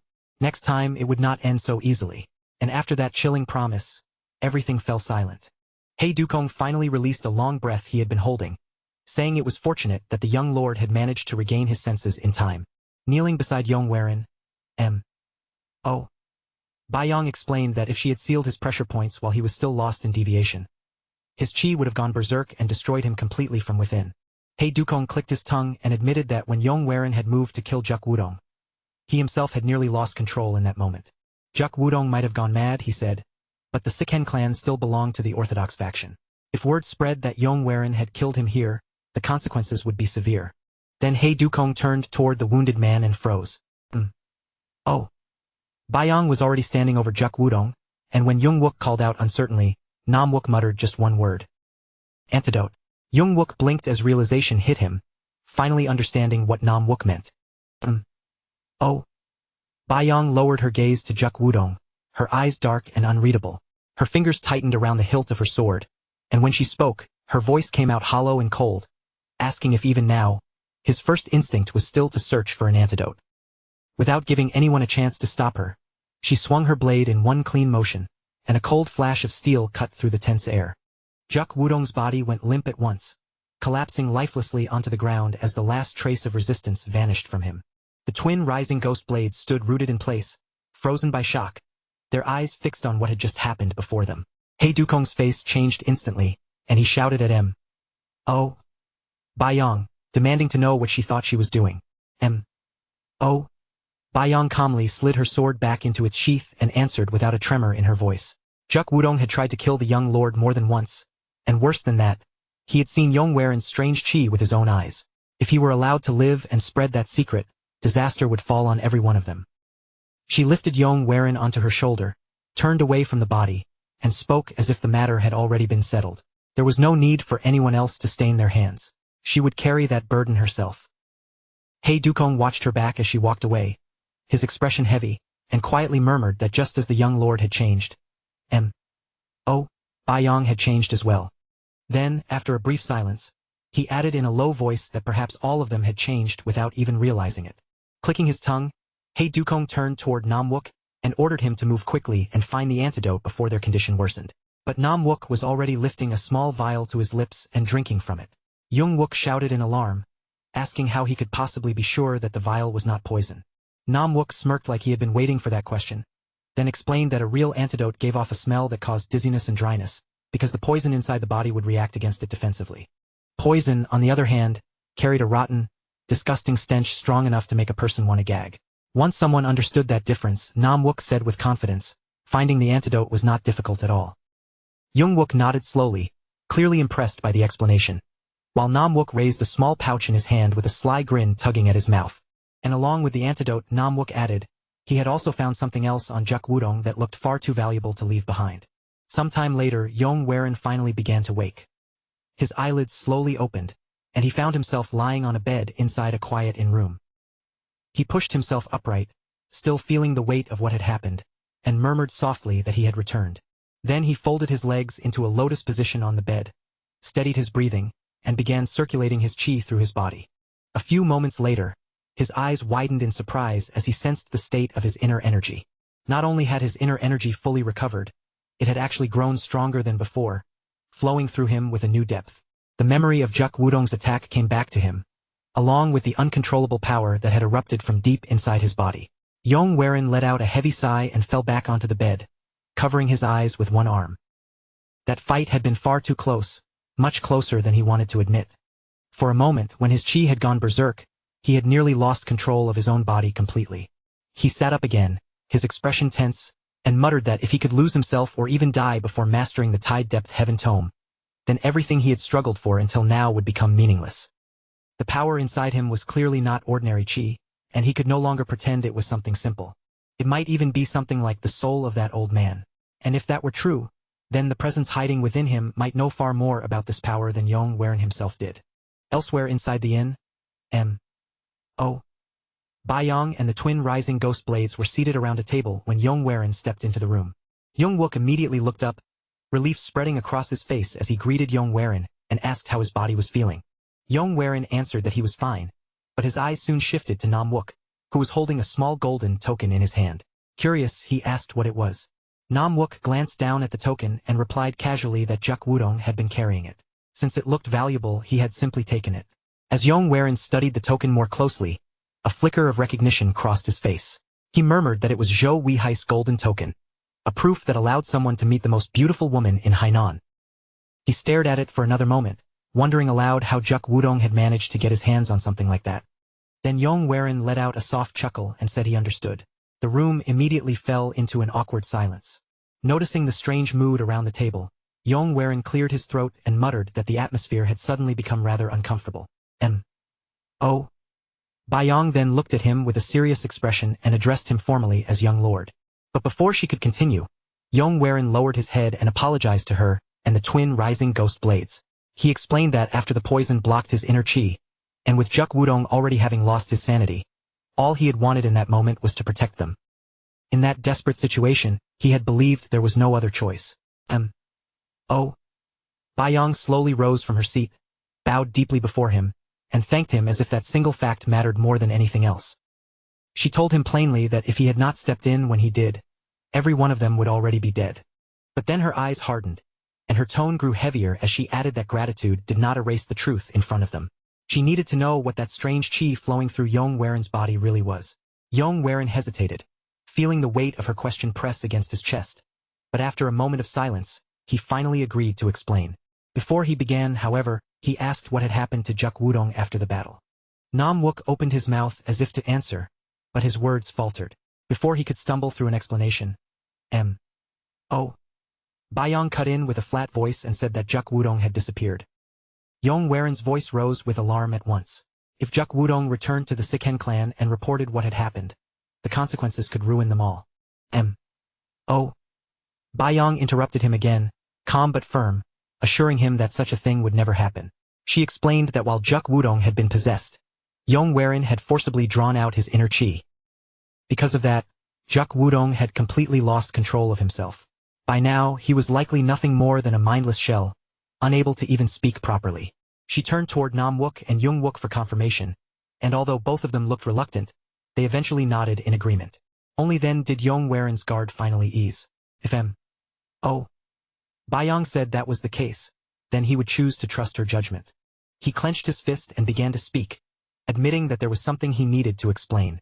But before he could say even a single word more, a man suddenly appeared beside their table. Yong Waren flinched at the abrupt presence. His body reacting before his mind could fully grasp how the man had gotten so close. The stranger quickly introduced himself as the owner of the inn, then lowered his head in apology. His expression was uneasy as he explained that, regrettably, he needed Yong Waren and the others to leave immediately. Yung Wook shot up from his seat at once, anger flashing across his face. He demanded to know what kind of innkeeper suddenly drove out paying guests without warning. The inn owner glanced nervously toward the entrance before answering in a low voice. The Sky Ocean Merchant Union had rented out the entire building, leaving no room for anyone else to remain. The moment they turned their eyes toward the doorway, Yong Waren froze at the sound of that name. He muttered under his breath in disbelief as an old memory stirred from deep inside him. The Sky Ocean Merchant Union. Wasn't that the very place he had once entered as a son-in-law during his previous life? The Sky Ocean Merchant Union was known as one of the wealthiest and most powerful merchant organizations throughout Hunan, with influence that stretched far beyond ordinary trade. Under its banner operated the Sky Ocean Escort Agency, the Sky Ocean Inn, and the Sky Ocean House, each one carrying the union's name and authority. Those three great enterprises brought in endless wealth, connections, and influence, allowing the union to stand proudly among the strongest powers in the region. But to Yong Waren, that name meant far more than money, status, or merchant power. It was tied to a life he remembered all too well. In his previous life, he had once been the master of that very organization. He could still remember how that life had ended, and how she had tried to drag him down alongside that strange, twisted faction. The innkeeper's uneasy voice cut through his thoughts again, pulling him back to the present as the man firmly repeated that they had to leave the premises. Yong Waren slowly steadied his breathing, pushing down the memories that had risen inside him as he regained his composure. If the Sky Ocean Merchant Union truly stood behind this order, then it was no mystery why the innkeeper looked so frightened and helpless. With a calm expression, Yong Waren rose from his seat and gave the man a courteous bow. He said he understood the situation, but as a paying guest, he could not simply bow his head to the Sky Ocean Merchant Union's demands. Beside him, Yong leaned in close and whispered urgently, warning him that the Sky Ocean Merchant Union was not an opponent the Tenjong clan could treat lightly. They were not only unimaginably wealthy, but also backed by powerful martial strength. Before Yong could give any answer, the doors of the inn suddenly swung open with force. A man strode inside, his chin lifted and his shoulders squared, every step carrying the weight of arrogance and confidence. The instant Yong saw that face, his expression darkened. Of all people, he had never expected to see that arrogant bastard here. The man swept his gaze across the room with open disdain, then fixed his eyes on Yong, asking whether he even knew who stood before him and demanding to know where he came from. Yong answered in an even tone, introducing himself as the young lord, Yong of the Tenjong clan of Hunan. The man's eyes narrowed as he studied Yong from head to toe, measuring him with a sharp and doubtful gaze. After a short pause, he remarked that he had heard the young master of the Tenjong clan was so weak and sickly that he could barely step outside his own home. Yong met his stare without blinking and calmly asked whether he still looked sickly now.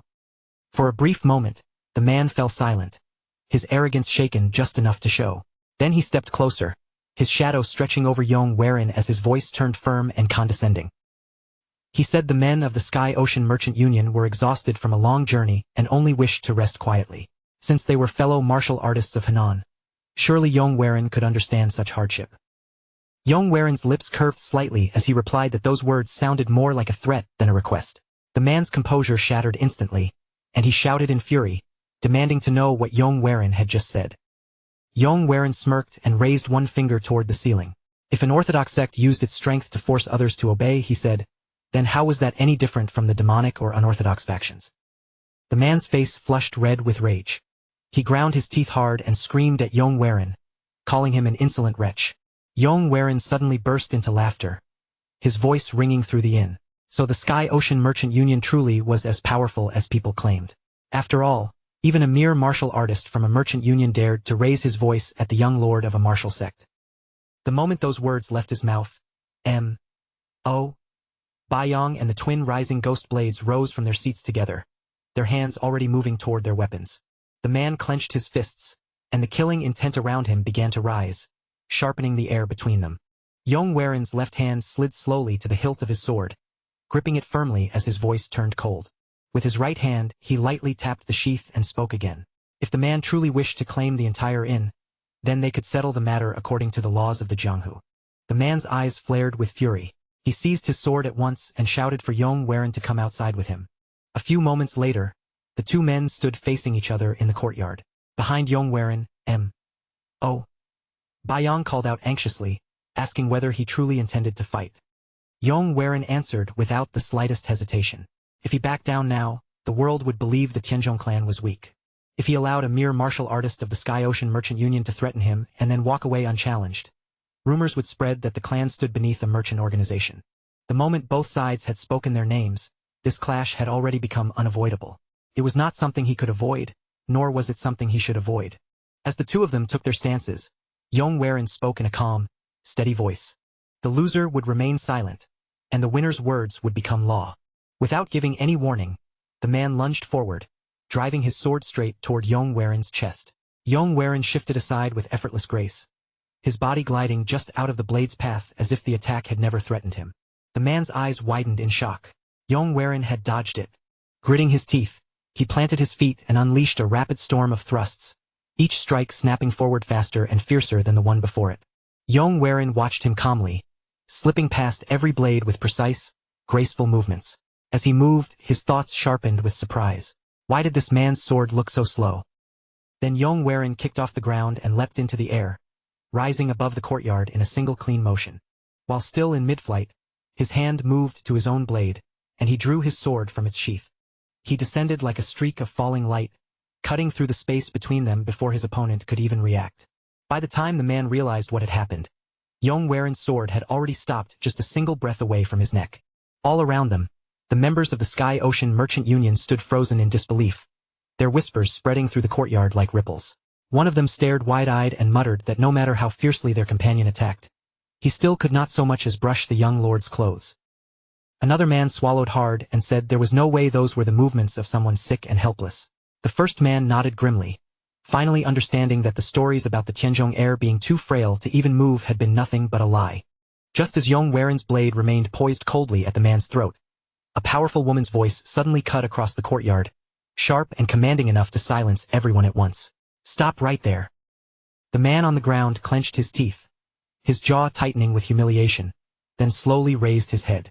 His eyes fixed on the gleaming blade resting against his throat, unable to move even an inch. In the very next moment, the attendants scattered around the courtyard lowered their heads in deep bows, and the door of a richly decorated carriage opened with quiet elegance.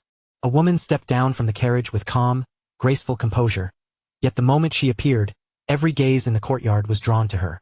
As she walked forward, her sharp eyes swept over the scene before her. Yong Waren standing upright with his sword lowered, and her own subordinate kneeling helplessly beneath his blade. The instant Yong Waren saw her face, his eyes widened slightly, and recognition struck him like a sudden blow. It was Hua Wuxiang, the daughter of the Sky Ocean Merchant Union's master, and in his previous life, the woman who had once been his wife. For a moment, Yong Waren's thoughts went completely still, then a single question crashed through his mind. Why was she here?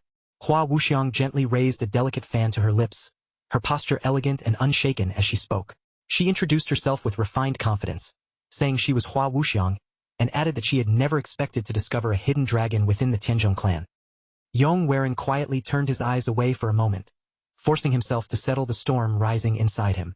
Then, in an even voice, he answered that his name was Yong Waren. Hua Wuxiang studied him in silence, her eyes lingering on him with a faint glimmer of curiosity, as if she had just found something far more interesting than she expected. Then she stepped a little closer, her tone still calm and composed, and said she wished to invite him to share a meal with her. Yong Waren's breath caught in his chest. In an instant, memories surged up from deep within him. Her laughter, their arguments, and the bitter feelings that had once tied the two of them together. A bead of cold sweat slipped down his temple.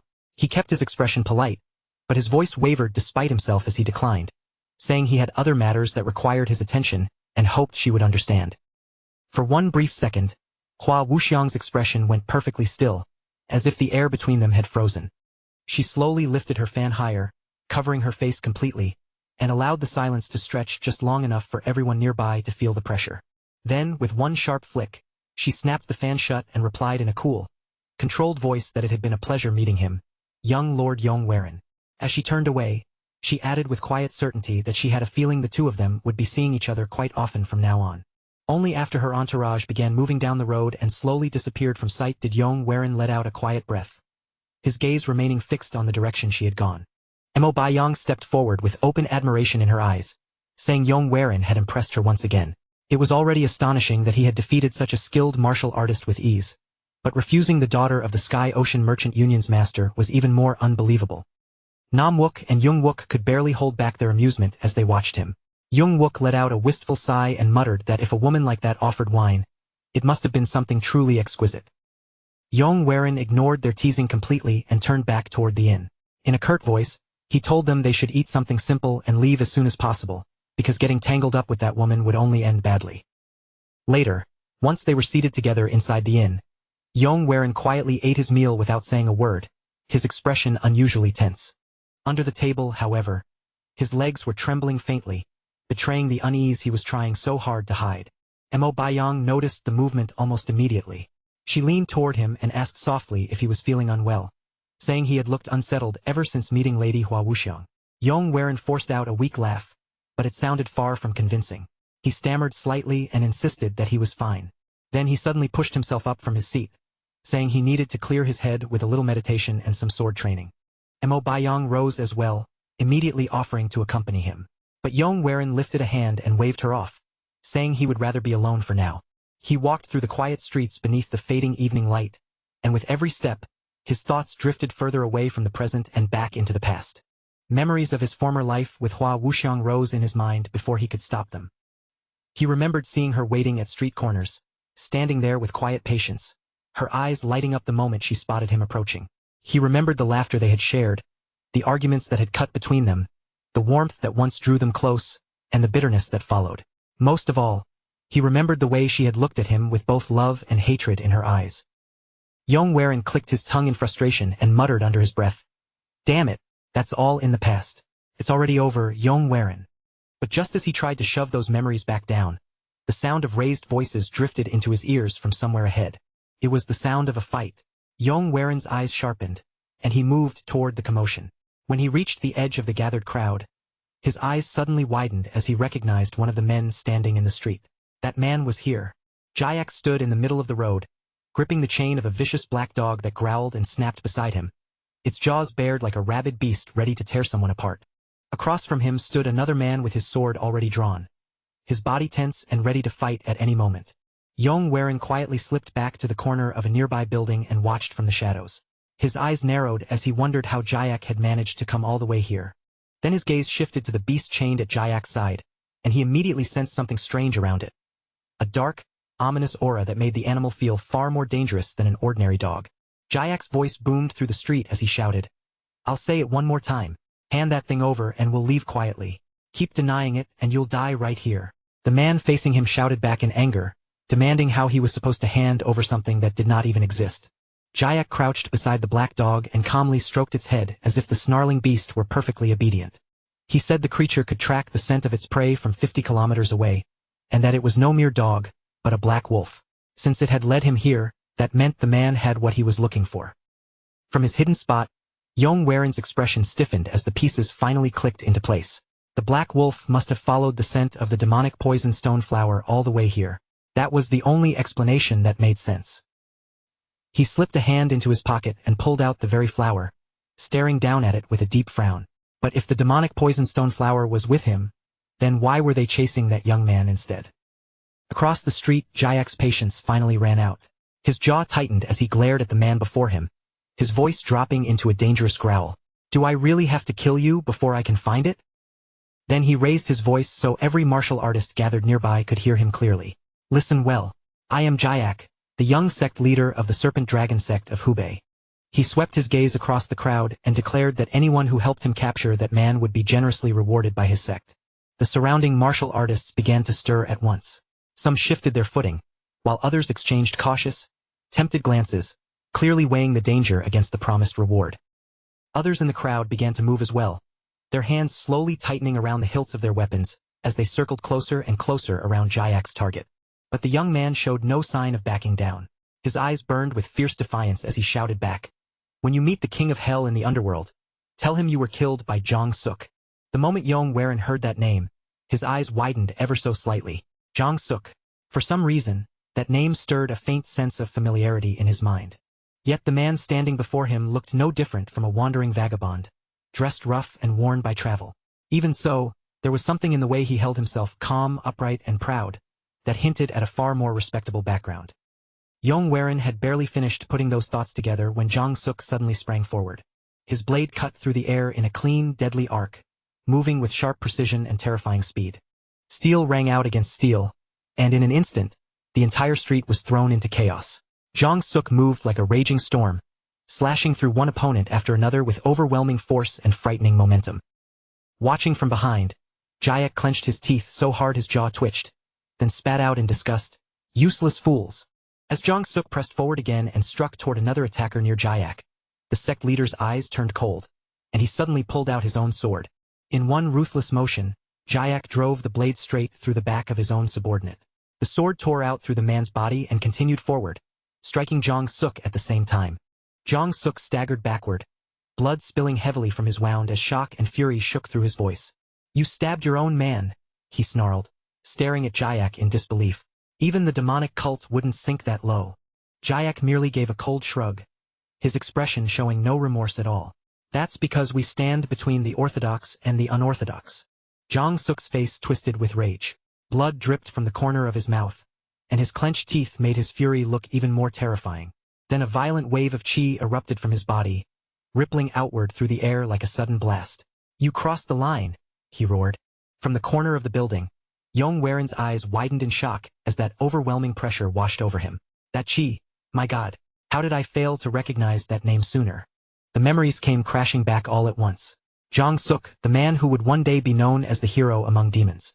He was the final disciple of the late hidden saint cult leader, a man whose sect had been wiped out by the three demonic heavens. Although he walked the path of demonic arts, his heart had remained loyal to honor and chivalry. His title had not been earned through strength alone, but through the way he carried himself. In the years to come, he would grow powerful enough to challenge He Chiliang for the title of strongest under the heavens. Yong Waren's hand tightened around the wooden wall beside him. The plank cracked and shattered in his grip as his knuckles clenched hard. For a man like this to die here in a foreign land, over something that I took. At that moment, Jayak let out a furious roar and charged forward, his sword flashing beneath the dim light as he shouted, "Die!" But before he could reach Jong Suk, a massive chunk of wood suddenly tore through the air toward him. Jayak barely managed to raise his sword in time. Sparks burst from the impact, and the force of the blow drove him several steps back. His eyes snapped toward the direction it had come from, and he barked angrily, "Who's there?" Yong Waren stepped out from the shadows with calm, measured steps, one hand already resting lightly on the hilt of his sword. "Stop right there." Jayak's gaze hardened the moment he saw him. "If you're just a passerby, then move along quietly." Then his expression suddenly shifted, as if he had just recognized who was standing in front of him. "Wait, you're the one who defeated Dog Jong today, aren't you?" Jayak narrowed his eyes and snapped, "Step aside. This has nothing to do with you." Yong Waren's voice stayed steady as he answered, "It does concern me. Warrior Jong, you look exhausted. Allow me to lend you a hand." Jayak clenched his jaw and lifted his blade again, sneering coldly. Must people of rank truly spill blood among themselves? At his words, the crowd around them began to stir, and low murmurs quickly spread through the street. "Isn't that the young master of the Tenjong clan?" Someone whispered from the crowd. "The one who dueled De Zhang earlier? He's fighting again," another person said, shaking his head as if he could hardly believe what he was seeing. "No," another voice cut in. "I've been watching from the start." Jayak was about to kill that vagabond, and no one else dared to step forward. "That young master is the one who intervened." Just then, Youngwook and Namwook pushed their way through the crowd and arrived at the edge of the commotion. Youngwook scratched the side of his head as he looked ahead. "Is that the young lord? He's fighting again." Namwook smirked and said, "Ha! That sword demon title is starting to suit him. Better than standing around doing nothing." Youngwook glanced at him in confusion. "What do you mean?" Namwook crossed his arms and looked toward the crowd, saying most people had stayed silent because they feared the serpent dragon sect's background and influence. But Yong Waren had chosen a different path. And in Jianghu that kind of path was called righteousness. At the center of the chaos, Jong Suk turned his eyes toward Yong Waren and spoke with quiet, heavy resolve. "I appreciate your concern," he said, his voice strained but firm. "But you shouldn't suffer humiliation on my behalf."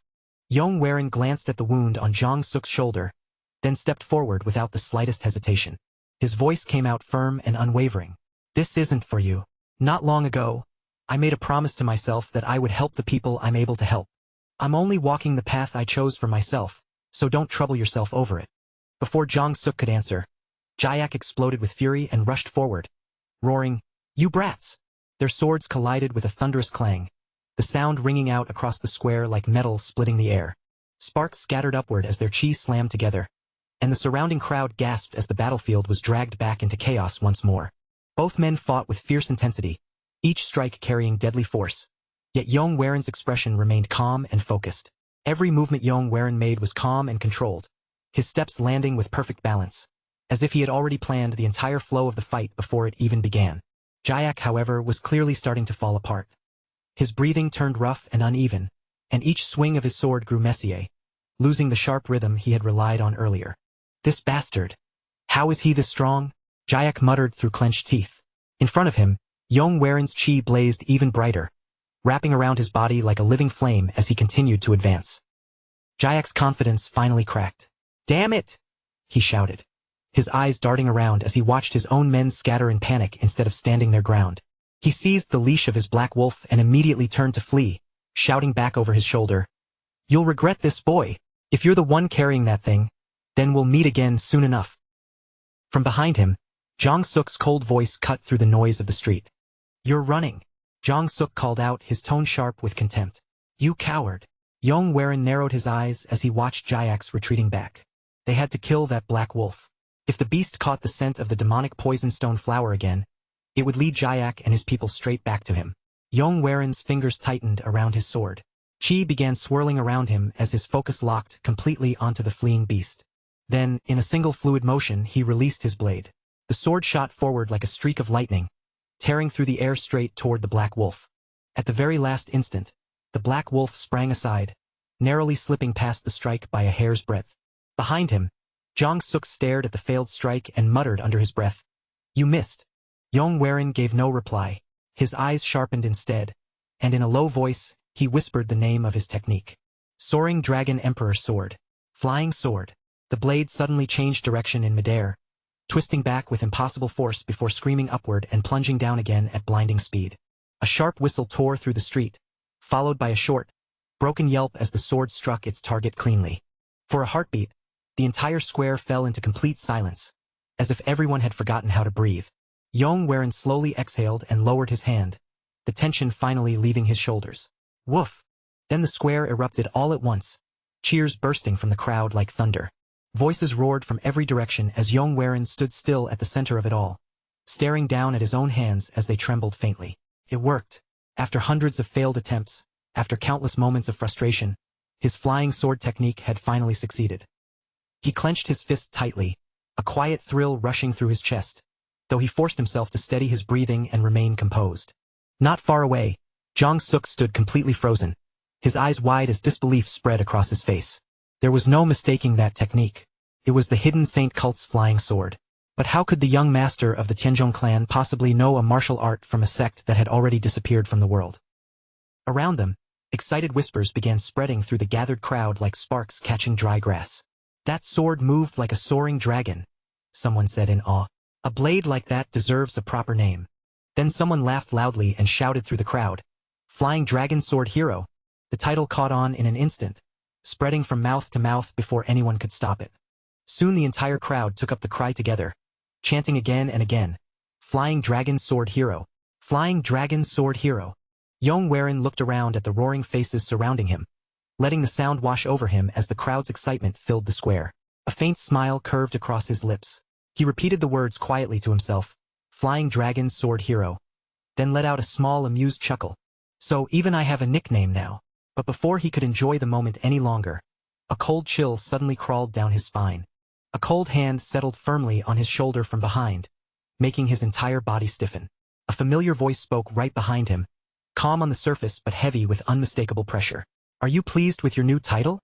Yong froze where he stood. A bead of sweat slid down his temple as he slowly turned and saw Mo Bayong standing there. She let out a tired sigh and said she had only taken her eyes off him for a moment, yet he had already managed to find himself another fight. Yong hurriedly tried to explain, but she ignored him completely. She reminded him that the Tenjong clan belonged to the Orthodox faction and could not act recklessly. The Serpent Dragon sect, however, had no such restraint, and they could come after him whenever they wished. Then she paused and looked him over carefully. After a moment, her gaze softened, and a faint smile appeared as she noted that he had defeated Jayak without taking a single injury, praising how much he had grown. As his master, she said, she was truly proud of him. Before Yong could even respond, a low groan broke the moment. Jong-suk's body, finally pushed past its limit, gave out completely, and he collapsed to the ground. After everything he had endured, he could no longer force himself to remain standing. Later that night, Jong-suk slowly opened his eyes inside a dimly lit room. Startled, he pushed himself upright and quickly realized that his wounds had already been treated. Nearby, Yong looked over and quietly asked if he was awake. Jong-suk lowered his gaze to the bandages wrapped across his body, disbelief filling his eyes as he took in the careful treatment. He bowed deeply to Yong and thanked him with sincerity, saying that not only had his life been saved, but even his injuries had been properly tended to. He called Yong a true hero and admitted, with visible emotion, that he had no idea how he could ever repay such kindness. Yong smiled faintly and answered, If you truly wish to repay me, then form a contract with me.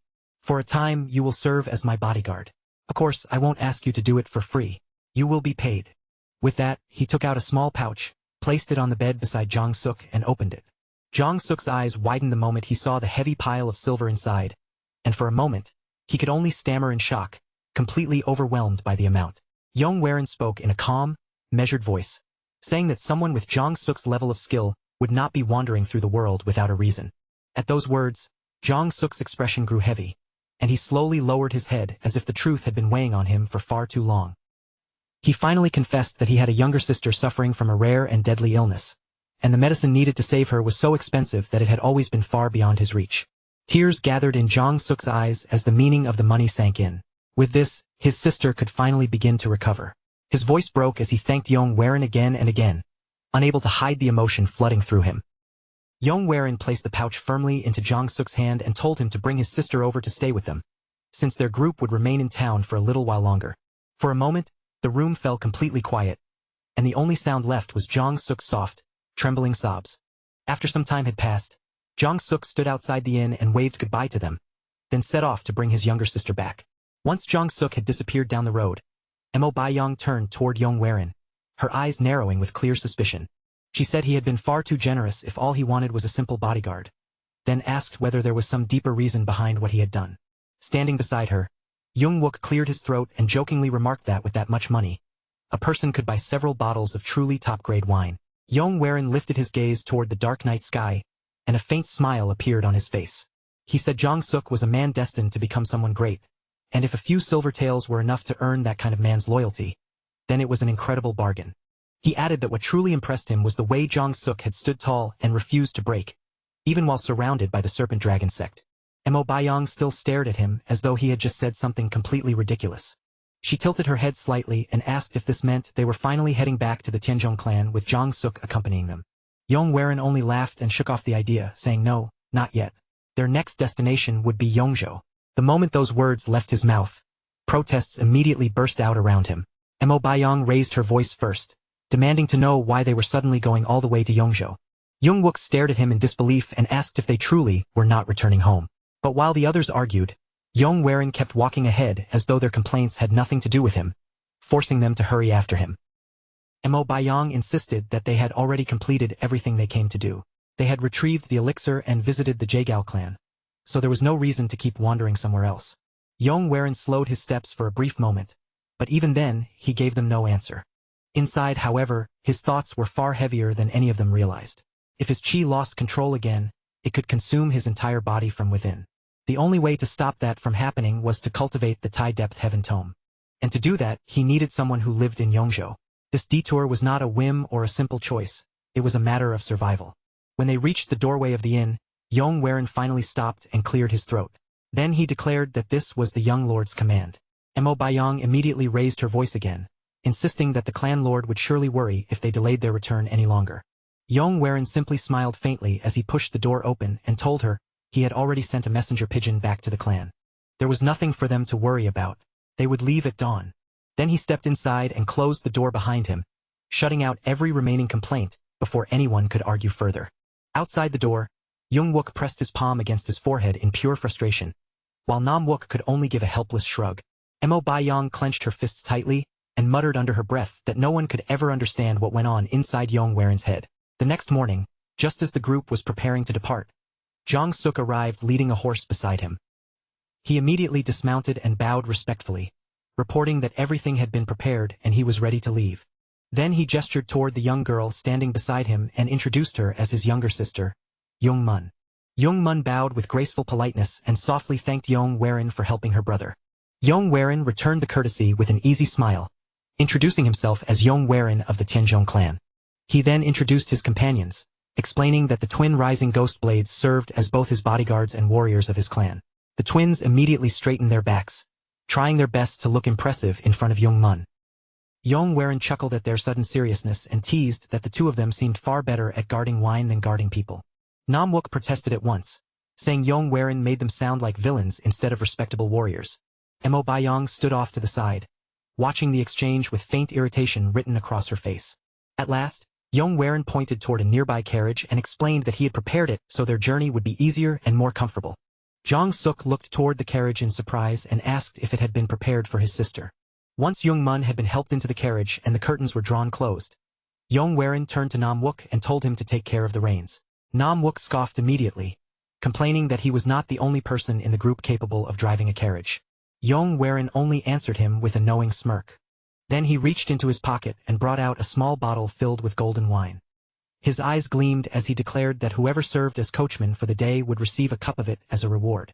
The instant the twins saw the bottle, both of them froze in place, their eyes widening before they gasped in complete shock.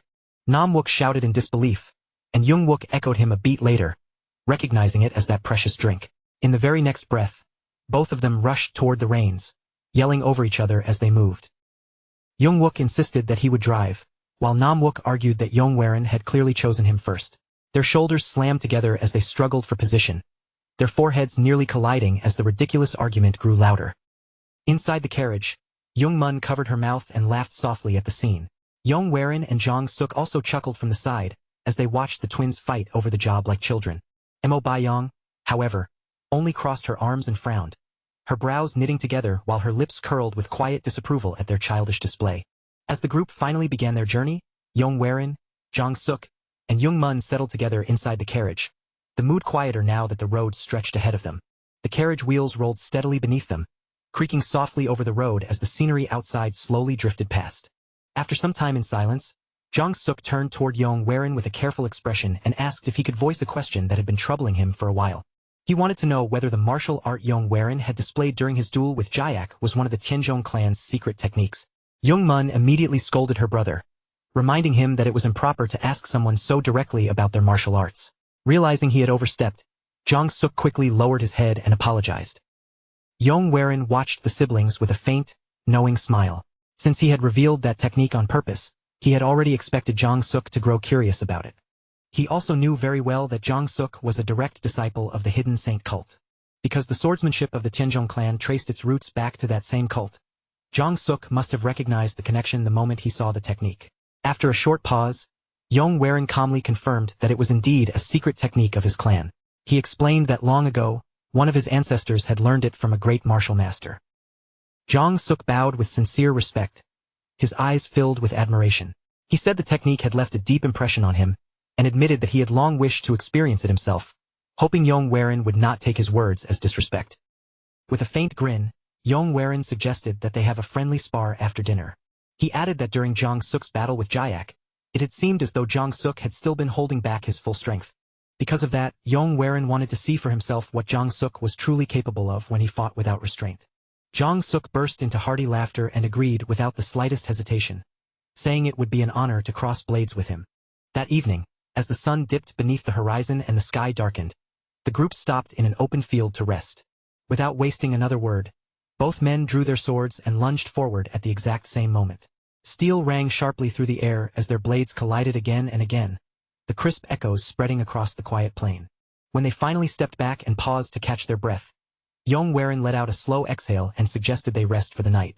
Jong Suk sheathed his sword, but his mind was already replaying every movement from their exchange.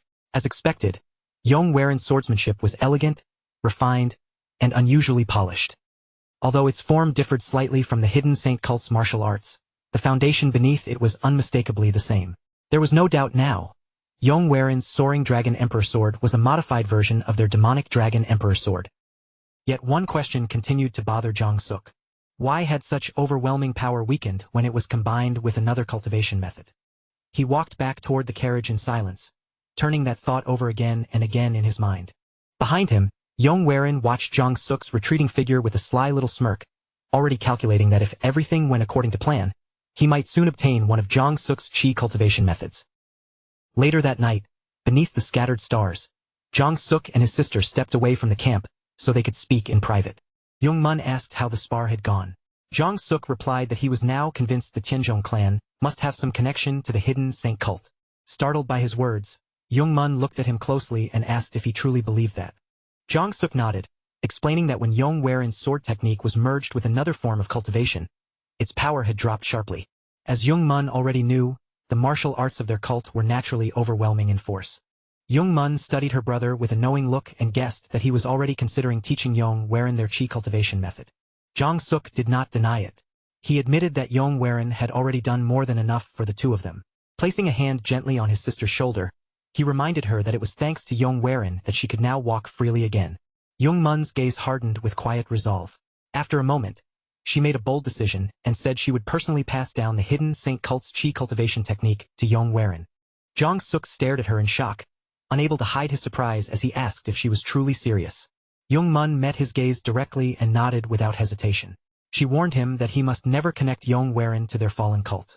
The hidden saint cult had long since perished, and trying to revive it through Yong would be no different from defying the will of the heavens. When their conversation ended, the siblings returned to camp in silence. The next day, their journey continued once more. By afternoon, they arrived at a wide field of flowers spread beneath the spray of a cascading waterfall. Mist drifted softly through the air, and countless petals swayed in the cool breeze, making the entire place feel peaceful and untouched. Yong suggested that they stop there and rest for the night. Later, as Yong wandered alone among the flowers and breathed in the clean, cold wind, Mun quietly approached him. She greeted him softly and asked if he had come out for a walk. Yong turned with a gentle smile and asked what had brought her there. Lowering her eyes, Mun confessed that something had been weighing on her heart. She did not know how to repay the kindness he had shown both her and her brother. Yong laughed lightly and told her it was nothing, saying he had only done what anyone should have done. Mun shook her head and said that when someone receives a favor, it must be returned properly. Then she revealed that she intended to pass down her clan's chi cultivation technique to him. She explained that her brother believed Yong's martial arts could become even stronger with its guidance. Yong cleared his throat and kept his voice calm, saying he could not accept something so profound in exchange for something so small. Suddenly, Mun stepped closer, her voice rising with urgency as she reached out and grabbed his hand. Her eyes trembled as she begged him to accept it, saying that if he refused, she and her brother would never be able to feel at peace. Yong froze on the spot, his face flushing as he struggled to meet her gaze. He stammered awkwardly and pointed out that she was still holding his hand. The moment Mun realized it, her cheeks burned bright red. She released him at once, quickly turned away, and covered her face in embarrassment. Yong remained motionless for a moment, staring down at the hand she had just held. After a long pause, he finally spoke, saying that if this was truly her wish, then he would accept it. From a little distance away, Yong stood quietly, her gaze fixed on them without saying a single word. The moment she saw the two of them standing so close together, a strange tightness quietly gathered inside her chest, something she had never felt before. Confused by the unfamiliar ache, she slowly pressed a hand against her chest and whispered to herself, unable to understand why that emotion was suddenly rising inside her. Even so, she kept watching in silence as Yong and MH walked shoulder to shoulder through the endless sea of blooming flowers. Not far from there, Youngwook, Namwook, and Jong-suk had gathered together, sitting comfortably as they laughed, drank, and enjoyed themselves like there was nothing in the world worth worrying about. And just like that, time passed quietly around them, carrying the group forward as their journey continued on. Eventually, with Youngwook holding the reins at the front, he lifted his hand, pointed toward the road ahead, and called out that Youngjo was finally within sight. Before long, the lively town opened up around them, swallowing the group into its crowded streets, and they finally stopped at an inn to settle in and rest. Once they had arrived, Yong told the others to take a break and recover their strength while he went out to look for someone. But Yong, who had been standing close by the whole time, immediately spoke up and firmly insisted on going with him. Yong paused for a short moment, then gave a small nod, silently accepting her request. Together, the two of them made their way through the busy streets of Yongzhou, passing through the noise and movement of the town until they arrived at another inn. In front of the inn, a young boy was sweeping the ground, dragging his broom lazily across the dusty entrance. Yong stepped up to him and asked whether he knew where to find the man people called the Omniscient One. The boy's eyes immediately lit up, sparkling with excitement as he said he had definitely heard of him. But if Yong had come all this way to meet that man, then unfortunately, he had already arrived too late. Yong face darkened in an instant, and his voice turned sharp as he pressed the boy to explain exactly what he meant. Instead of answering right away, the boy gave a short little whistle, grinned with a mischievous look on his face, and stretched out his hand as if waiting to be paid first. Without wasting another second, Yong flicked a piece of silver toward him. The boy snatched it up eagerly, then leaned in closer as if he were about to share a secret. Dropping his voice, the boy explained that rumors had already spread all across the town.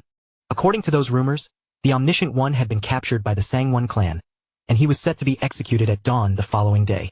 Yong eyes widened as he cried out in disbelief, demanding to know what had happened.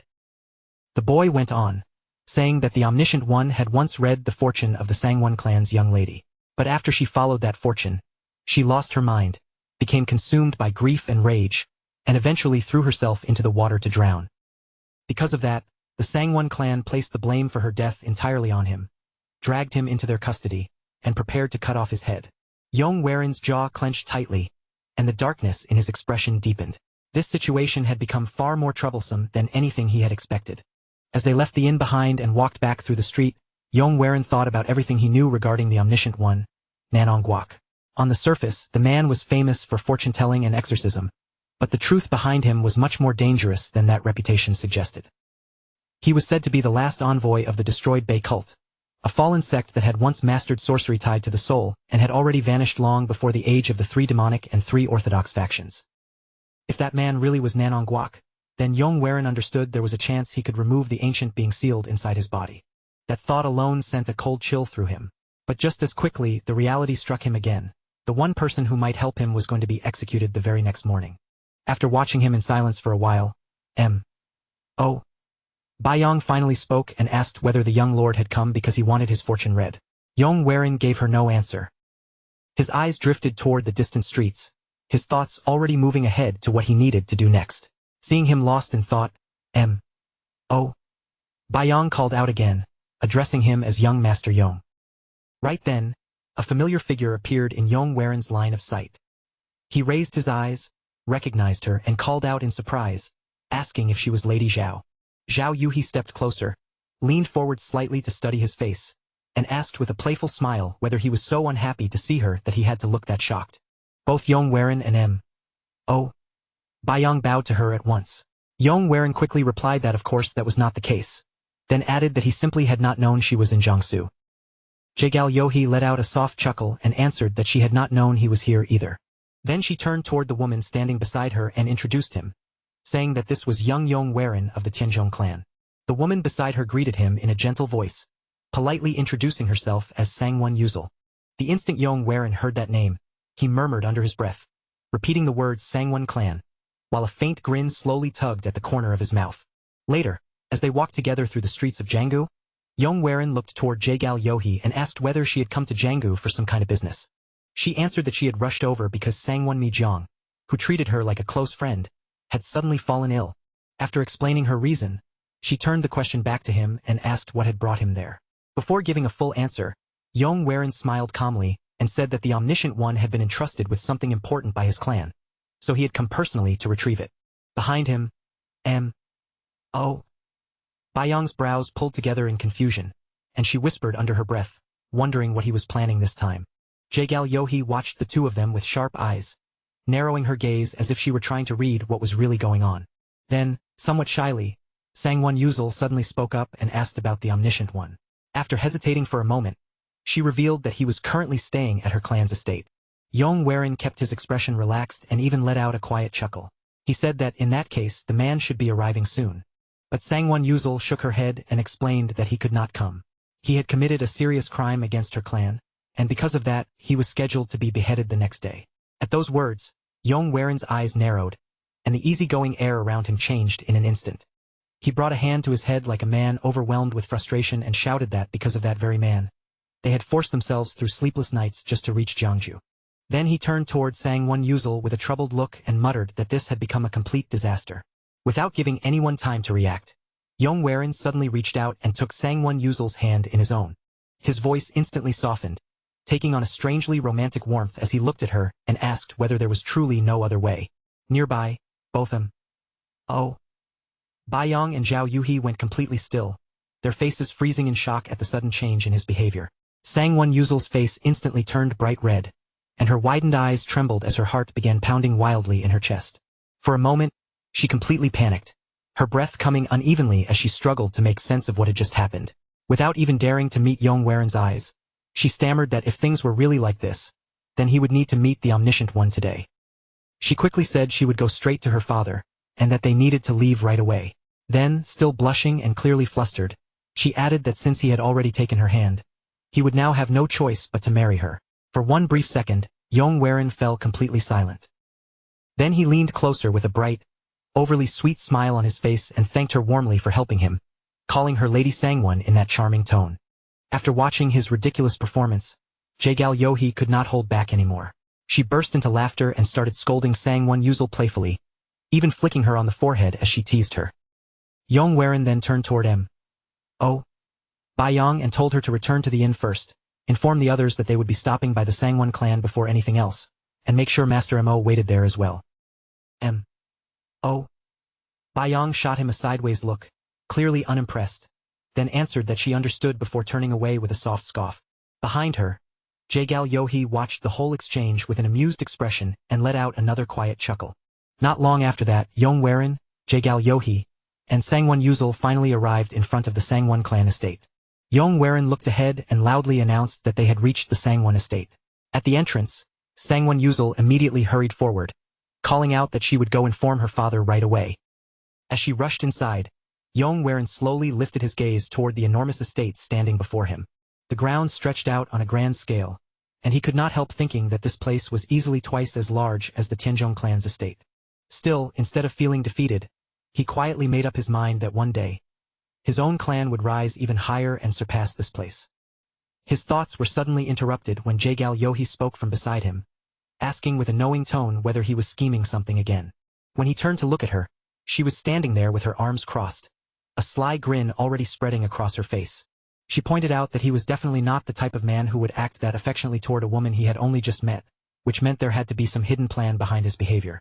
Yong clicked his tongue under his breath, inwardly admitting that she really was sharp. Then, after clearing his throat, he openly confirmed that her guess was correct. Jaegal Yohee's grin only grew wider. She said his little scheme was probably connected to the Sangwon clan's Omniscient One, then even offered to make a prediction for him. With complete confidence, she declared that the Sangwon clan would never allow him to meet the Omniscient One. Yong immediately raised his voice, demanding to know what she meant by that. Jaegal Yohee explained that as the vice pavilion master of the Zhao clan, she naturally heard countless secrets moving through the martial world. And among those secrets, there was one thing she knew for sure. The Sangwon clan and the Tenjong clan had a history between them. More specifically, that old history involved Yong himself. Whether it was resentment or some buried grievance, she was certain the Sangwon clan would reject him without hesitation. Yong answered calmly that she would not bring something like this up for no reason, which meant she must already know another way around it. Jaegal Yohee's playful look faded slightly, and her expression turned serious as she suggested they make a deal. Yong immediately saw through her and asked whether she wanted something from him in return. Jaegal Yohee laughed and teased him, saying he was starting to talk like some old mercenary. Then, with a smile still lingering on her lips, she admitted that she did indeed have a favor to ask. She stepped a little closer and explained that before long, several next-generation disciples would be visiting the Sangwon clan. And while those disciples were there, she wanted Yong to pretend to be her lover. Yong did not respond right away, and for a short moment he simply stood there in silence. His eyes stayed fixed on Jaegal Yohee while his mind moved rapidly. The Sangwon clan, the next-generation disciples, and Jaegal Yohee of the Zhao clan, piece by piece, everything began connecting in his head. He realized that the Sangwon clan's plan had already been set in motion, and worse than that, it was unfolding far faster than he had expected. In the end, Yong reached out and took Jaegal Yohee's hand, saying aloud that he would help her. Satisfied, Jaegal Yohee smiled and replied that she would now tell him exactly how to move the Sangwon patriarch. Later, inside the Sangwon clan's main hall, Yong stood before the patriarch and his wife, who were seated high above him. He bowed deeply with proper formality and introduced himself as Yong of the Tenjong clan, offering his respects to the Sangwon patriarch and his wife. Sangwon Jokin showed almost no reaction at all, his face remaining cold and unreadable. Beside him, however, his wife, Heir, looked slightly surprised when she heard Yong name. The patriarch clicked his tongue and stared down at Yong with obvious disdain, saying that he was truly the spitting image of his father. After saying that, he shifted his gaze toward his wife, who now seemed a little uneasy in her seat. The patriarch continued, saying that he had heard Yong wish to meet Nanong Guok. Still bowing, Yong replied that he had learned the man was currently being held by the Sangwon clan. At the same time, he realized everything was unfolding exactly as Jaegal Yohee had predicted, and that he would have to face the buried history between the Sangwon clan and the Tenjong clan head-on. But rather than pleading directly with the patriarch, Yong followed Jaegal Yohee's plan and slowly turned his gaze toward Heir. Their eyes met across the hall. Then, without any warning, Yong dropped down onto his knees and shouted for her to please hear him out. Startled by his sudden movement, Heir immediately rose from her seat in alarm. Yong cried out that he was being haunted by a ghost. Then his voice softened, and he pressed a hand tightly to his chest, saying that the ghost had once left him gravely ill. He added that although he was barely suppressing it now, the condition could flare up again at any moment. As if to prove his words, his body suddenly trembled, and he began coughing violently, gasping between breaths while crying out in pain. Seeing this, Heir sharply turned toward her husband and cried out that young Master Yong's condition looked serious, and that he had to be allowed to meet the Omniscient One. The patriarch stiffened at once and tried to reassert his authority, saying that this matter fell under his jurisdiction and was not something she should interfere with. But Heon-yu stepped closer, her voice rising with anger as she demanded to know whether he would even refuse a request from her. The patriarch faltered, muttering something about that man and his former wife. Heon-yu's eyes instantly turned cold. She cut him off and asked whether he was taking out his old anger from the past on an innocent son. Those words struck the patriarch like a blade, freezing him where he stood. She reminded him that he was supposed to be the patriarch of a respected clan. Then, unable to restrain herself any longer, she struck him again and again in furious reprimand. At last, the patriarch gave in, lifting both hands as he shouted for her to stop. He said he would allow it, as long as she calmed her anger and stopped hitting him. Then he turned sharply and barked an order for Chief Yu to take young Master Yong to Nanongguak immediately. When he faced his wife again, unease was written all over his face, while Heon-yu continued glaring at him coldly. From the side, Yong Werin quietly watched the whole scene unfold, and deep inside, a silent grin began to spread through his heart. Not long after that, Yong Werin was brought down to the prison dungeon beneath the Sangwon estate. Chief Yu led him down the cold stone steps, and with every level they descended, the air seemed to grow heavier, damp, and more suffocating. As they continued downward, Yong Werin could not help wondering what kind of old history had created such bitter resentment between the Sangwon patriarch and his father. Before long, the two of them stopped in front of a dark cell. Chief Yu lifted his hand toward the iron bars and said this was the place. Facing the cell, Chief Yu called out to the Omniscient One, telling him that a guest had come all this way to see him. Inside the cell, Nanongguak lay restrained in the shadows, with heavy chains locking both his wrists and his ankles in place. Slowly, Nanongguak lifted his head and spoke in a weary voice, saying that he was already a man doomed to die tomorrow, so who could possibly want to visit him now? But the instant his eyes met Yong Werin's, Nanongguak's entire body began to tremble. Fear rushed across his face, and he stumbled backward in panic until his back slammed hard against the stone wall behind him. With a shaking hand, he pointed straight at Yong Werin and demanded to know who he really was. Yong Werin glanced over at Chief Yu, but Chief Yu only gave a helpless shrug, as if he had no idea what had frightened the prisoner so badly. Then Nanongguak suddenly screamed, asking what kind of being Yong Werin could possibly be to carry something like that inside his body. His eyes swept over Yong Werin from head to toe, as if he were staring through the surface and seeing something no ordinary person could see. In Nanongguak's eyes, an enormous demonic presence filled the space, with a terrifying evil spirit looming over Yong Werin, while its dark aura wrapped around him completely. Still shaking, Nanongguak cried out in fear, demanding to know why Yong Werin had come looking for him. Yong Werin stood completely still in front of the cell, his eyes fixed steadily on Nanongguak through the iron bars. Only after a heavy silence passed between them did Yong Werin finally speak. He said there was a ghost bound to him, and he needed to speak with that spirit directly. For that reason, he needed Nanongguak's help. Nanongguak immediately scoffed, dismissing the request as complete nonsense. But before Nanongguak could finish rejecting him, Yong Werin cut him off by calling him by both name and title. Then he stepped closer to the bars, lowered his voice, and revealed that he knew Nanongguak was an emissary of the Bay cult. Awakening a soul and communicating with it should be something well within his ability. Nanongguak's eyes sharpened at once, and in a cold, guarded tone, he said Yong Werin was clearly no ordinary boy. Not only was Yong Werin still alive while carrying something so terrifying inside his body, he even knew Nanongguak's hidden identity. For a moment, the two of them simply stared at each other in silence, neither one looking away. Then Nanongguak asked whether Yong Werin truly wanted to speak with the soul inside him. He said he could help, but only if Yong Werin helped him in return. Yong Werin replied that he understood what Nanongguak was asking for, but said it was impossible. The Sangwon patriarch had already decided his fate. Before Yong Werin could continue, Nanongguak interrupted him and said that if Yong Werin helped him, then he could still survive tomorrow.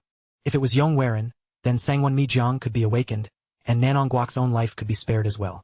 Nanongguak then began explaining the truth behind everything, and after listening carefully, Yong Werin slowly repeated what he had understood. Sangwon Mijong had collapsed because, while learning the split body sword art, her mind had divided into two, causing her personality to fracture apart. Afraid that rumors would spread and people would say their martial arts were dangerous, the Sangwon clan imprisoned Nanongguak and pushed the blame onto him. Nanongguak confirmed that this was exactly what had happened.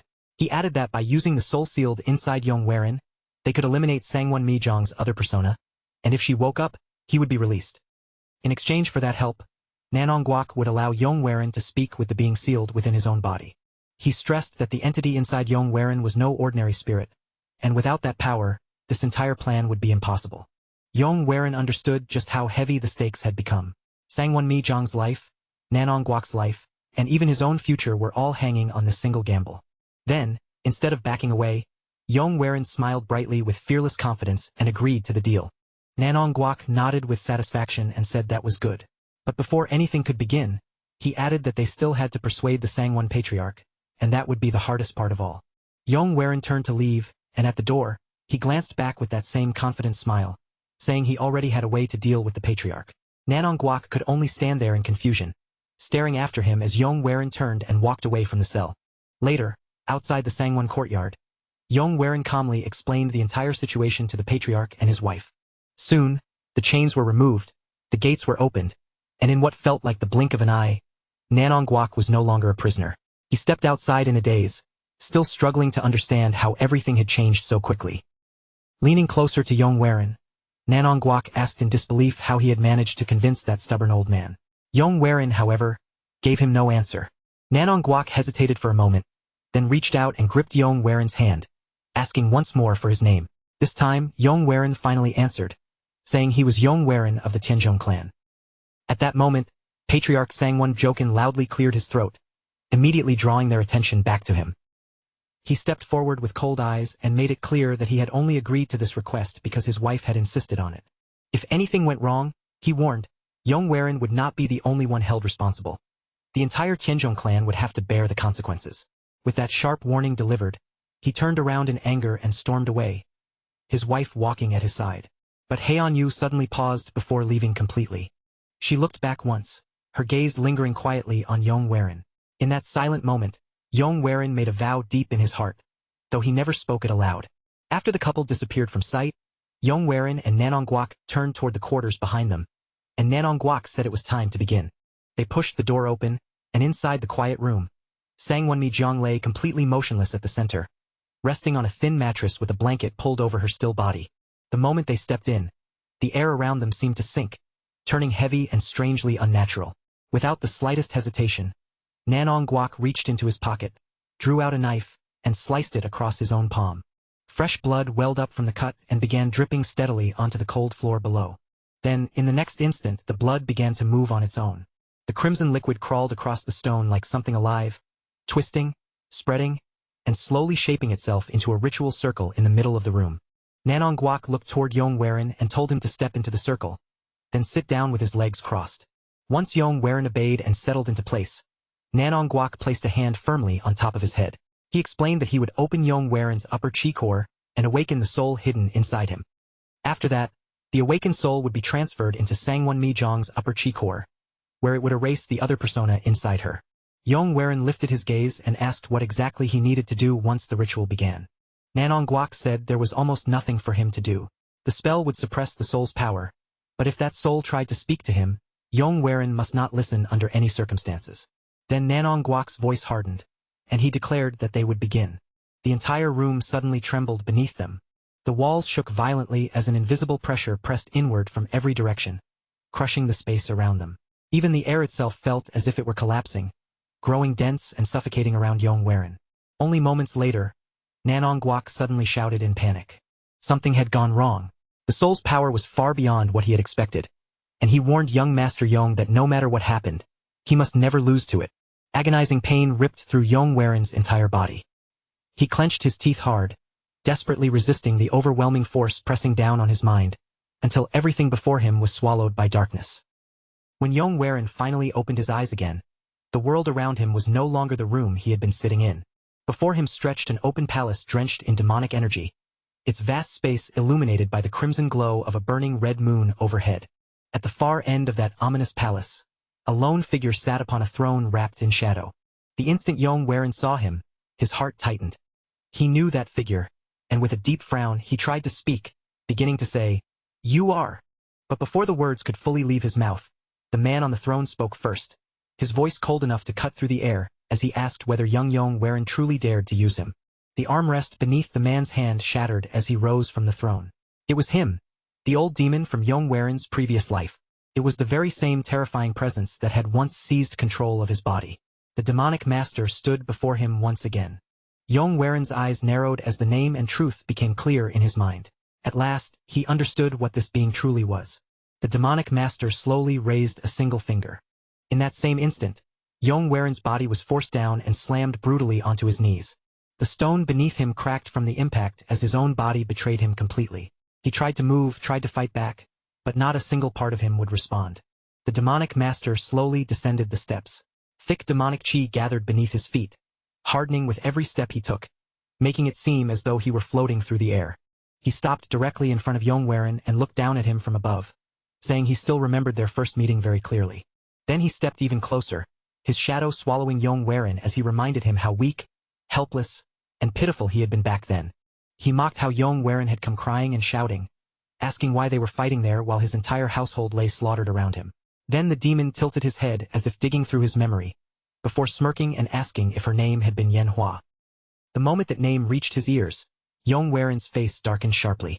The demonic master continued without mercy, mocking her as frail, untrained, and ugly.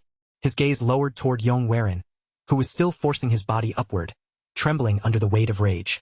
With a strained breath, Yong pushed himself back onto his feet and stood face to face with the demonic master. He spat out the words for him to shut up, but the demonic master's hand shot forward instantly and clamped around Yong throat. His eyes burned with icy contempt as he demanded how Yong dared speak to him with such boldness. Yong grabbed the demon's wrist with both defiance and fury, forcing the words through clenched teeth as he said he would kill him. The demonic master began to laugh. At first, the laughter was low and quiet, but it quickly grew louder until it thundered through the entire palace in a roaring echo. Then, little by little, that laughter began to change. He leaned in close enough for his breath to brush across Yong face, and asked in a mocking tone whether Yong truly believed such a thing was possible. Finally releasing his grip, the demonic master said he would wait for that day to come, but not now because the time was not yet right. A wide grin spread across his face as he placed a hand on Yong shoulder and told him that he would be watching. Then the world around them began to crack, and the air itself splintered like glass as fractures spread in every direction. In the next instant, everything shattered into countless fragments. As the collapsing realm broke apart around him, the demonic master's voice echoed through the void, telling young Yong that he would be watching him. With a sharp, ragged gasp, Yong suddenly snapped back to his senses, still seated in the middle of the ritual circle. He sucked in one breath after another, his chest burning as if the air itself had scorched his lungs. After a moment, he slowly looked behind him, realizing he had somehow returned again, and the first thought that crossed his mind was what had happened to Nanong. Behind him, Nanong was coughing violently, blood spilling from the corner of his mouth. Even then, he forced himself to speak between strained breaths, saying he had truly believed young Master Yong's soul had been completely consumed, and that returning should have been impossible. Alarm flashed across Yong face, and he immediately tried to rush toward him, calling out and asking whether he was all right. But before Yong could reach him, Nanong shouted at him to stop, warning him not to step out of the circle. Nanong eyes narrowed with urgency as he declared that the ordeal was not over yet. In truth, the technique had only just begun. Now they had to enter Sangwon Mi Zhang's consciousness. Yong hesitated, his voice thick with concern as he asked what they were supposed to do when Nanong condition was getting worse by the second. Nanong shouted again, forcing his voice through the pain as he insisted that they had no other choice. His own life and Yong future both depended on what happened in this very moment. After a brief pause, Yong turned his attention back towards Sangwon Mi Zhang and asked how they should proceed. Nanong told him to place his hand directly on her head. Yong followed the instruction at once. The moment his palm touched her, Nanong said that was good, then told him to slowly guide his inner energy into her upper chi core. Yong steadied himself and began circulating his chi with careful control. Only seconds later, a violent surge of dark energy erupted from Sangwon Mi Zhang's body like a storm breaking loose. Yong groaned inwardly, realizing that the old demon's power was running wild again inside the ritual. From behind him, Nanong called out urgently, telling young Master Yong to use that energy just as he had done before. But this time he would not be entering her soul. He would be stepping into her mind itself, and as those words fell, the dark chi grew even more intense. The entire chamber shook around them while Nanong continued shouting through the chaos. Yong had to find the real Sangwon Mi Zhang inside her consciousness, identify the false one, and erase her. Then, all at once, silence swallowed everything. When Yong opened his eyes again, the darkness had already faded. He was no longer inside the ritual chamber, but standing in a completely different place. The surroundings were familiar enough that he recognized them almost immediately. This was the Sangwon clan. A little girl suddenly ran past him, her laughter light and bright as it drifted through the space. The moment Yong saw her face, his heart tightened. That child was Sangwon Mi-jong. A little farther away, he noticed an older version of Mi-jong sitting alone on a stair, her expression distant, quiet, and lost in thought. Then another Mi-jong walked by arm in arm with Yul, wearing a soft smile as if she were caught inside a gentle memory. And when Yong looked ahead, he saw yet another version of her. This one was wrapped in dark chi, her body splitting apart as though something inside her was tearing her in two. Only then did Yong finally understand what he was seeing. Before his eyes, Sangwon Mi-jong's entire life was unfolding, from the innocence of her childhood to the exact moment her mind had fractured into two separate selves. A voice suddenly sounded behind him, light and amused, saying that a guest had come to visit. Then a second voice followed right after it.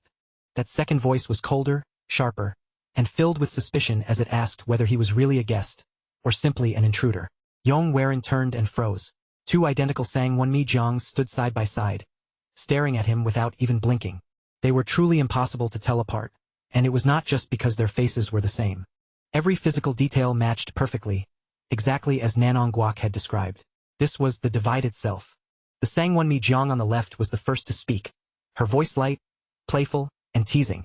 She asked whether he was staring because they were beautiful, or because he was desperately trying to decide which one of them was real. Yong said nothing at first, still stunned by how perfectly alike the two of them were. The two Mi-jongs then turned toward each other, drawing close and touching as if they were not two separate people at all, but one body split into mirrored halves. The one on the left gave a soft chuckle and said it was pointless, asking whether he could truly tell the difference between them.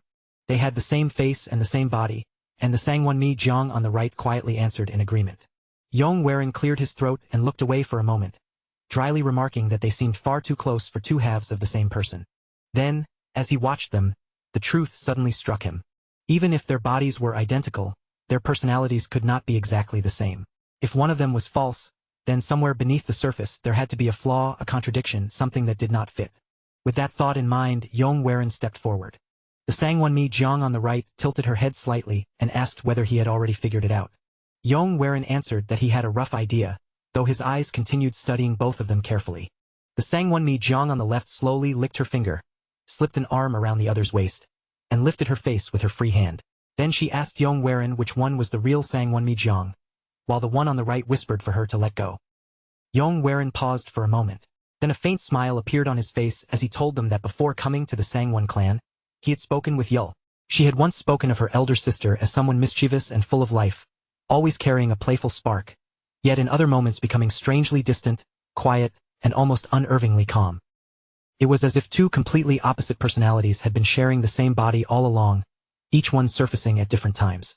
That, he said, was exactly the reason Sangwon Mi-jong had become so deeply fixated on the split-body sword art, chasing it as if it could explain her very existence.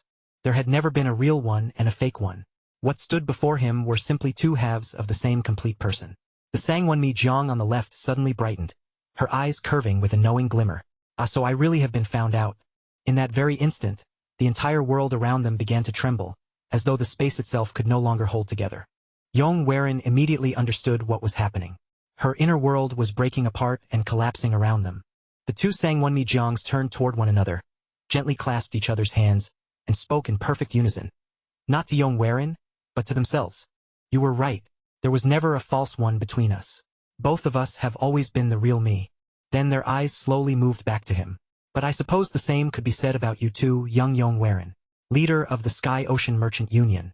Yong froze where he stood. One of them stepped closer, placed her hand firmly against his chest, and told him that their energy cores had already become linked. Their minds had touched and connected. Just as he had witnessed her entire life, she had also seen his. The leader of the Sky Ocean Merchant Union. The Flying Dragon Sword Hero. Two separate lives, both carried inside one body. She leaned in until her voice dropped low beside him.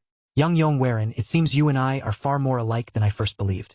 He stumbled back, shaken, trying to force out a response, but before he could speak, she calmly stopped him and told him there was no need to worry. The one who would wake up outside this place would not remember any of what had happened here. After saying that, she turned away from him and returned to her other self. The two of them held each other tightly, embracing as the entire mindscape shattered and crumbled around their bodies. Then, through the silence, a wet dripping sound rang out, heavy and sharp, like blood striking the floor. Yong Waren's eyes snapped open, and he found himself back in the real world. From behind him, Nanong Guok shouted in alarm, demanding to know what had happened. Had he destroyed the false one? Had he finally found the true Sangwon Mi Jiang? Yong Waren did not answer right away. Slowly, he pushed himself up and rose to his feet. For the very first time, he realized that someone had truly seen through and understood the truth of his regression. He had lived two lives. One had begun in tragedy, soaked in despair and loss. The other had been forged through strength, struggle, and the faint light of hope. So between those two lives, which one was truly him? Or perhaps, just like Sangwon Mi Jiang, he was not only one side or the other. Perhaps both lives together were what made him whole. With that thought still pressing heavily on his chest, he turned his gaze toward her. Sangwon Mi Jiang was still lying quietly on the mattress, her body unmoving beneath everyone's anxious eyes. Then, after a breathless moment, her eyelids gave a faint flutter. Slowly, she opened her eyes. But the moment she tried to sit up, dark blood spilled from between her lips. Yong Waren and Nanong Guok both rushed forward at once, their faces tightening with alarm as they called out her formal title at the same time. Lady San. Yong Waren turned sharply toward Nanong Guok, his voice tense as he asked whether this was truly going to be all right. Nanong Guok was clearly shaken by the sight of blood, but she forced herself steady and answered with calm control. She explained that the bleeding was proof the ritual had succeeded. The stagnant blood trapped inside had to be expelled, and if Sangwon Mi Jiang had not coughed it out, the consequences would have been far more dangerous. Only after the violent coughing fit finally faded did Sangwon Mi Jiang slowly raise her head. Her unfocused eyes wandered for a moment before settling on Yong Waren. Her memories were still hazy, but she said she faintly recognized his face, even though she could not recall what had happened. Yong Waren stepped forward with proper composure, bowed, and introduced himself formally as Yong Waren of the Tenjong clan, before asking how she was feeling. She lowered her gaze to her own body, quietly tested her breathing, and after a brief pause, said she felt fine. No, more than that, she felt even better than before she had collapsed. But the softness in her eyes quickly hardened. She looked back at him and questioned him directly. Why would someone from a clan with no connection to hers go this far to save her? What exactly did he want in return? Yong Waren met her gaze head-on, silent and steady, without offering an immediate answer. After a short pause, he turned his eyes toward the door and said they could speak about that matter later. For now, the most important thing was that her family be told she had awakened safely. Outside the room, Patriarch Sambican and Lady Hai Yanggyo were still waiting anxiously. The instant Sangwon Mi Jiang saw them standing there, tears welled up and spilled down her face. She struggled to rise onto her feet, her voice trembling as she called out to them. Father, mother. Bracing herself with effort, she walked toward them step by step, but then stopped just as she reached the threshold. Without turning around, she said they would talk in greater detail the next time they met. Then she tilted her head ever so slightly toward Yong Waren and added one final word of gratitude. Thank you again, young Master Yong, omniscient one. In the next breath, she rushed forward and threw herself into her parents' arms, finally letting herself be held by them. Near the doorway, Nanong Guok let out a long breath of relief, then told Yong Waren that he had performed exceptionally well. To interfere directly with another person's soul, survive the danger, and still save Sangwon Mi Jiang without leaving behind lasting harm was far from an ordinary achievement. He extended his hand toward Yong Waren and said that what he had done was truly remarkable. Yong Waren hesitated for only a brief moment before raising his own hand to meet it with a firm fist. He replied that Nanong Guok had worked hard as well, and then said it was time for him to fulfill his request. Nanong Guok nodded in agreement, but his expression remained serious as he explained that they could not begin right away. Before anything else, a barrier had to be set up to contain and suppress the unstable power raging inside the soul. He told Yong Waren that the necessary preparations would require at least a day or two, then calmly asked him to wait with patience until everything was ready. Yong Waren accepted the answer and turned toward the exit, saying he would remain nearby and wait until they summoned him. Just as his hand nearly reached the door, "Oh!" Byong-hwa suddenly called out from behind him. "Oh, and young Master Yong." He cleared his throat awkwardly, his face flushing red, and for a moment, the words seemed to tangle on his tongue. When two souls touched even briefly, a strange kind of closeness could be formed between them, especially when it happened between a man and a woman. He told Yong Waren to keep that in mind. Then, looking completely embarrassed by what he had just said, he spun around in a panic and shouted that he did not want to discuss the matter any further. Yong Waren was left standing there, blinking in confusion as he watched him. "Oh!" Byong-hwa hurry away into the night. Later, Inside the guest quarters prepared for him within the Sanan estate, Yong sat down quietly and sank into meditation. But his calm did not last for long. The image of the demonic master suddenly crashed through his mind like a sharpened blade. He jolted awake with a sharp gasp, one hand gripping his chest as his heartbeat pounded wildly, replaying everything that had happened again and again. The battle against that monstrous being still lingered in his body like a wound that had not yet closed. And then there was the split-body sword art, with its terrifying force capable of tearing the mind apart from within.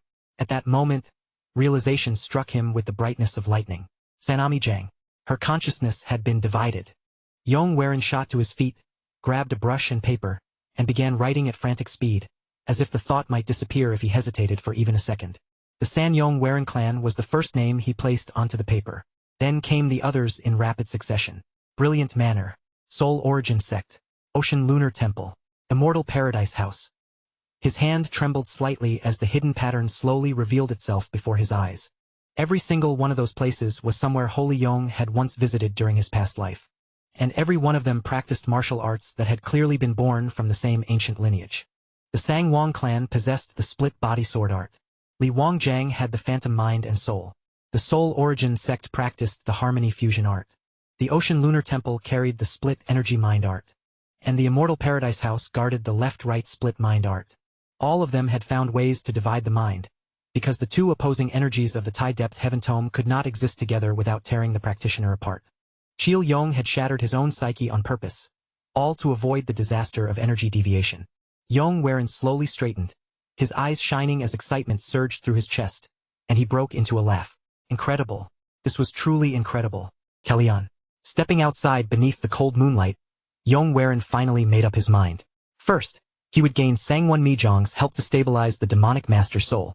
After that, he would travel to the Immortal Paradise House and obtain the left-right split mind art, using the golden plaque from Cho Weihai that was still in his possession. Not far from there, Jaegal Yohee and Yoil noticed him pacing alone beneath the moonlit sky. Jaegal Yohee watched him for a moment and muttered that she wondered what could possibly make him so restless at such a late hour. Then, turning toward Sangwon Yuzul with a sly little grin, she teased that maybe he felt uneasy staying within the Sanan clan's estate. Sangwon Yuzul's cheeks flushed at once. In a soft murmur, she said that even when he was lost in deep thought, Yong still carried such dignity. Surely, he must have been planning something important, perhaps even thinking about when he should marry her. She added in a dreamy voice that, as far as she was concerned, any timing would be perfectly fine. Yuagra Mace smacked her lightly on the arm and reminded her that young Master Pan would be arriving the next day, which meant they might not get to see young Master Yong for quite some time. Jaegal Yohee shuddered at the thought and quickly turned away. I'll go ahead. Just thinking about that Pongwai stare is enough to give me goosebumps. Only then did Sangwon Yuzul realize that Yong was standing not far away, close enough to have seen them. She flinched in surprise, then hurried after Jaegal Yohee, calling out for her to wait. Once he was alone again, Yong quietly drew his sword from its sheath. Under the silver glow of the moon, his body moved smoothly into a swift sequence of practiced forms. He leapt high into the air, sliced cleanly through the empty space before him, then descended in a graceful arc before sliding the blade back into its sheath. A slow breath escaped his lips as he steadied his stance and let the lingering force settle through his body. Ever since his encounter with the demonic master, he had become able to draw on a small fragment of that power by conscious will, roughly equal to 30 years of cultivation. But each time he used it, the backlash tore through his body. He clenched a hand over his chest and whispered that true control would only be possible with Nanongguak's help. With a tired sigh, he pulled off his shirt, letting the night air touch his skin as he muttered that his head was a complete mess. From somewhere within the shadows, a soft voice suddenly drifted toward him. So beautiful. Without thinking, Yong answered naturally, as if still lost in his own thoughts. I agree. Beautiful. The instant the words left his mouth, his body froze. He spun around in shock, fumbling to cover himself as he demanded to know who was there. Sangwon Mijong stepped out from the darkness, a quiet laugh resting on her lips, while her gaze lingered on him without the slightest hesitation. She calmly praised his magnificent physique, and Yong instantly became flustered, stammering awkwardly as he called her Lady San, then Lady Sangwon. She stepped even closer, closing the distance between them, and reached out with a light touch, her fingertips brushing against him as she said she wanted to see more of the man who had saved her life. Yong instinctively backed away by a step, flustered and trying to find the right words to explain himself, but Sangwon Mijong cut him off before he could finish. She told him that after today, meeting him again would likely become difficult, because starting tomorrow, she would be far too busy to freely come and go.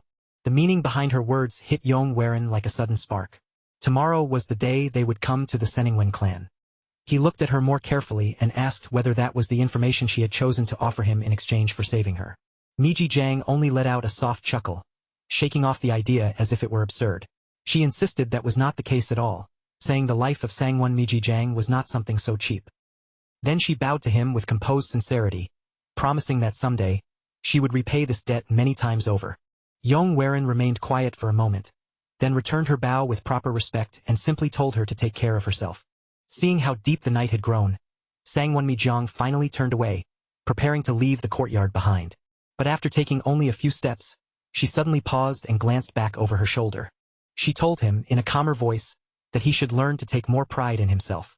After all, risking one's own life for the sake of another person was never an easy thing to do. Even if he had acted with reasons of his own, that did not erase the truth of what he had done. No matter how he looked at it, he had saved her life. Flying dragon sword hero. And in the very next instant, she sprang lightly into the air and disappeared into the dark stretch of the night sky. The courtyard fell completely silent after she was gone. Yong slowly pressed a hand against his chest and whispered the word hero, while a faint breeze rustled through the leaves beneath the moonlight. The next day, Yong stood with Nanong Guok on a quiet bridge, the air between them calm but heavy with serious matters. Nanong Guok shook his head in disbelief, saying that Yong had somehow encountered an old man and lost his memory because of it. Yong answered without hesitation, confirming that it was true. Nanong Guok then admitted that he had sensed something was wrong from the very first moment he laid eyes on him. The overwhelming invasion of qi inside his body, the corruption that still lingered, and the strange intent wrapped around him had all pointed toward one answer. It was the Maoansek's spear possession technique. When Yong asked what that technique actually meant, Nanong Guok explained that it was a method used to transfer one soul into another person's body. And among those methods, the version used by the Maoan sect was especially vicious and cruel. It destroyed the original soul first, then forcibly seized control of the body, turning the technique into something made purely for domination. Yong immediately stepped forward, insisting with a firm voice that he was completely fine and had not lost control of himself.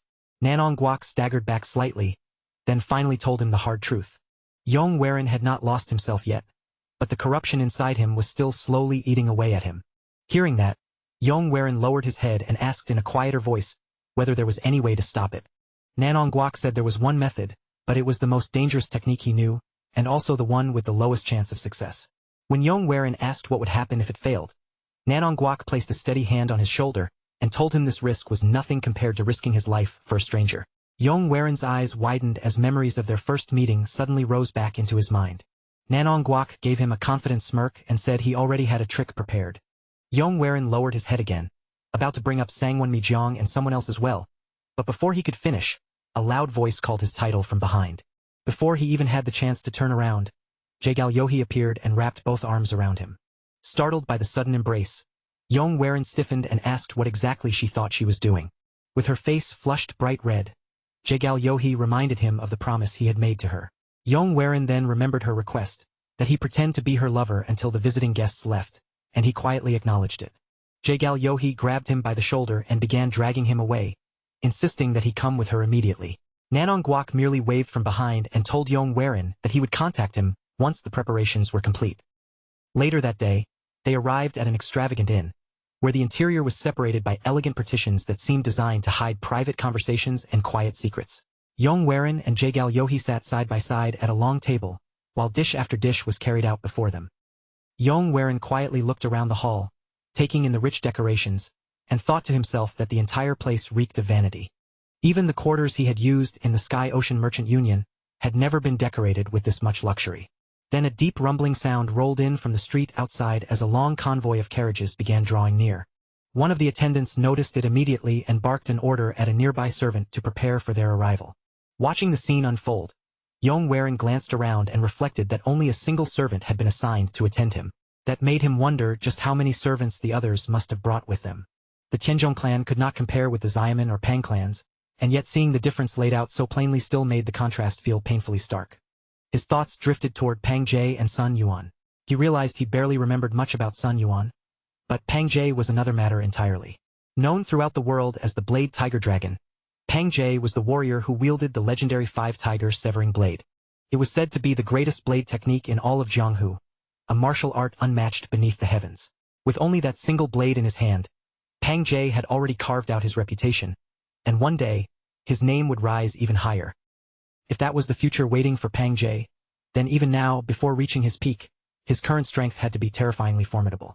Jaegal Yohi lightly tapped Yong Warin on the shoulder, then leaned closer and whispered that the guests had finally arrived. A moment later, the sound of footsteps echoed clearly through the hall as the visiting group stepped inside. Yong Warin turned his head toward the entrance, and the instant he saw their faces, he recognized them all. Seo Man Seo Seol, Pang Sherlan, Seo Man Seo Young, Pang Jie, and Sanghuan Ho Young had all arrived together. Their eyes immediately settled on Yong Warin and Jaegal Yohi, lingering there until Sanghuan Ho Young stepped forward and introduced Yong Warin as the young man who had saved his sister, Sangwon Mi Jiang, as well as the heir of the Tenjong clan. The moment those words were spoken, Seo Man Seo Seol lifted a hand to cover her mouth, but laughter still slipped out between her fingers. Beside her, Seo Man Seo Young wore a faint, knowing grin while her sister continued to chuckle, as though she had just heard something amusing. Then Seo Man Seo Seol looked directly at Yong Warin, and the mockery in her eyes became impossible to miss. The Tenjong clan? She said she had never even heard of such a clan before, then sneered that it must be some rural, backwater sect from the countryside. After saying that, Sanghuan Ho Young announced that he would leave them to speak among themselves, then calmly turned and departed.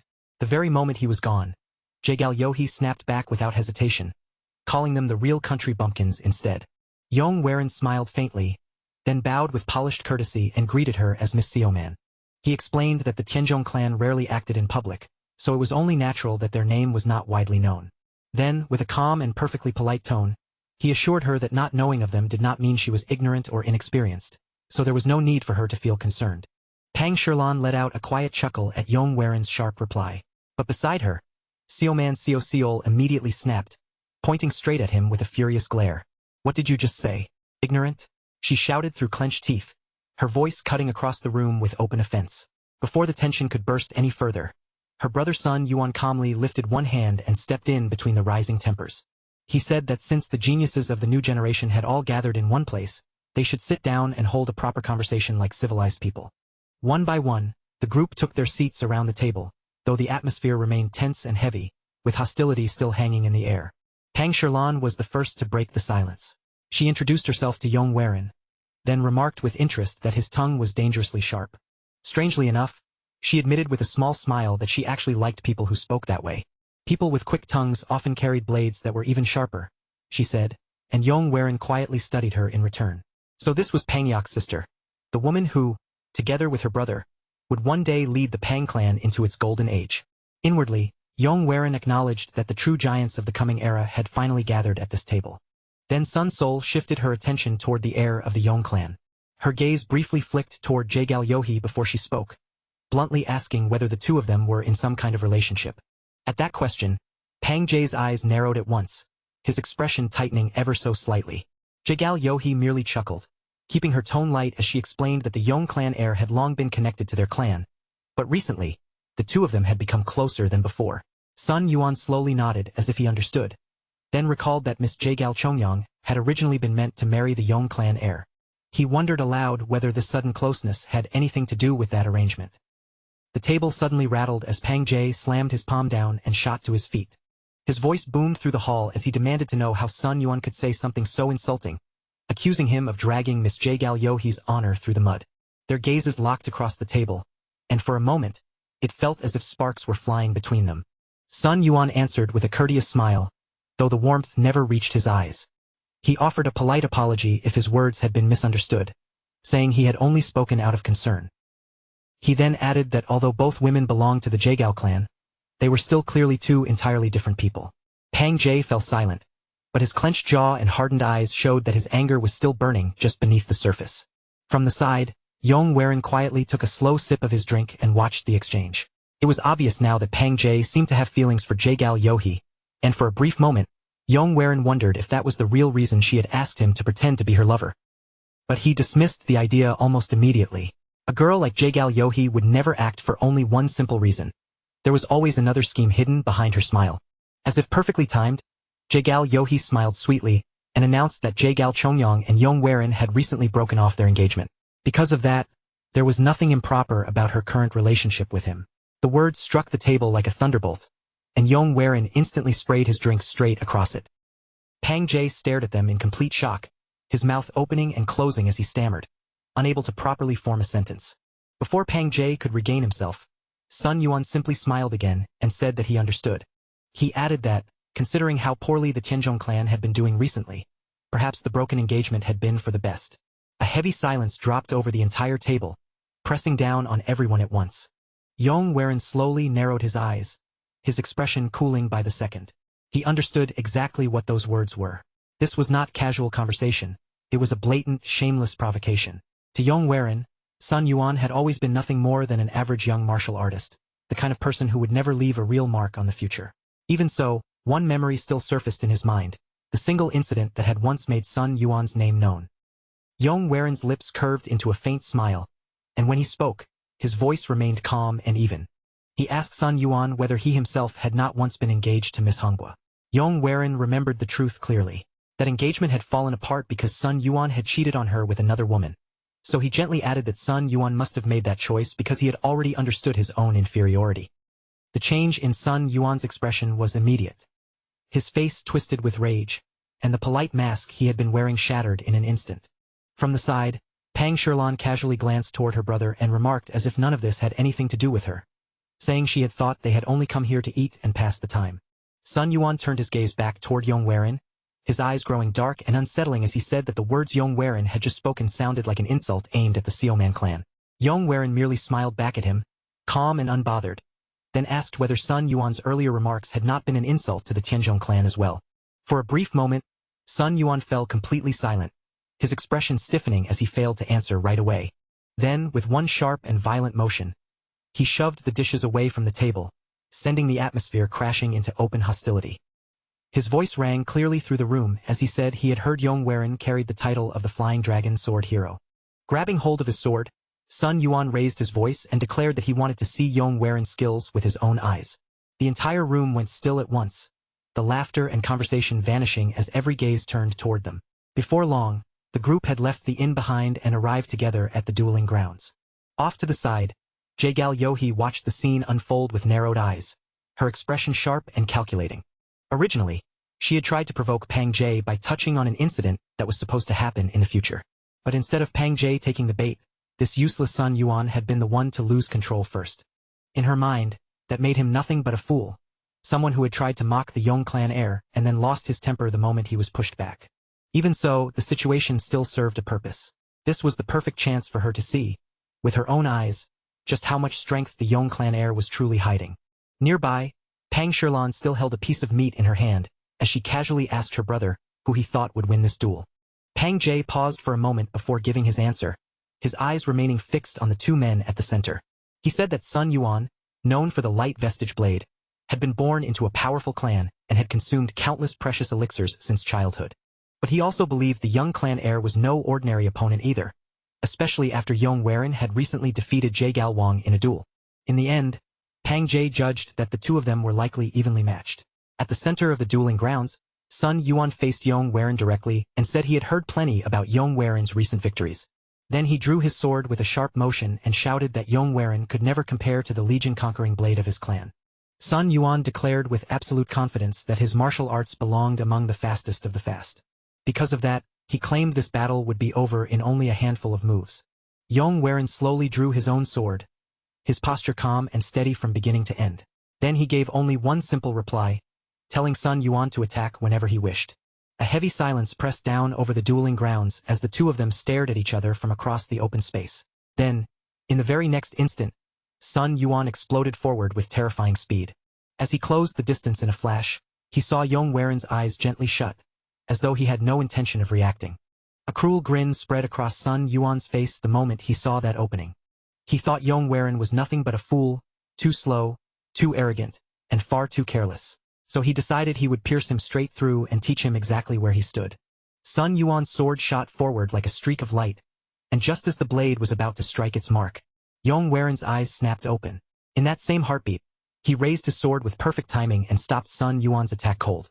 Sun Yuan's eyes widened in disbelief. He could not understand how his high-speed strike had been blocked so completely. Before Sun Yuan could pull back or recover his stance, Yong Waren's left fist clenched tight. Qi roared to life around that fist, gathering with a fierce pressure that instantly changed the air between them. With one sharp step forward, Yong Waren drove his fighting dragon fist straight into Sun Yuan's abdomen. The impact blasted Sun Yuan backward, sending his body flying across the grounds before slamming hard into the wall and crumpling helplessly to the floor. A wave of shock rippled through the watching crowd. Every pair of eyes was now fixed on Yong Waren, as if no one could quite believe what they had just witnessed. Sun Sol screamed and rushed straight to her brother's side, only to find Sun Yuan already unconscious on the ground. Nearby, Pang Sherlan stared in disbelief, frozen by what she had seen. The entire duel had ended in a single exchange. She turned toward her brother and asked whether he had been able to follow Sun Yuan's blade, but no answer came. When she looked again, she realized Pang Jie was no longer standing beside her. Startled, she called out his name, then spotted him walking straight toward Yong Waren. She shouted for him to stop and demanded that he come back immediately, while Yong Waren quietly noticed Pang Jie approaching him. Pang Jie stopped before him and bowed deeply, a wide grin spreading across his face. He introduced himself as Pang Jie of the Pang clan, then formally requested a duel with the heir of the Tenjong clan. For a moment, Yong Waren said nothing. Pang Jie broke the silence himself, explaining with a confident smirk that he had been born into the Pang clan and had held a sword from the time he first learned to walk. Even so, he admitted that he had only barely been able to track the Seoman sword style. And yet Yong Waren had seen through that very same sword technique completely, as if every movement had been laid bare before his eyes. He knew very well that stepping forward right after someone had finished a fierce match was hardly polite, yet he still lowered his pride and asked with complete sincerity for a chance to cross swords with him. The moment Yong Waren looked into his eyes, he could feel it with surprising clarity, as if the man standing before him was revealing his true nature without saying another word. Pang Jie was different from the others.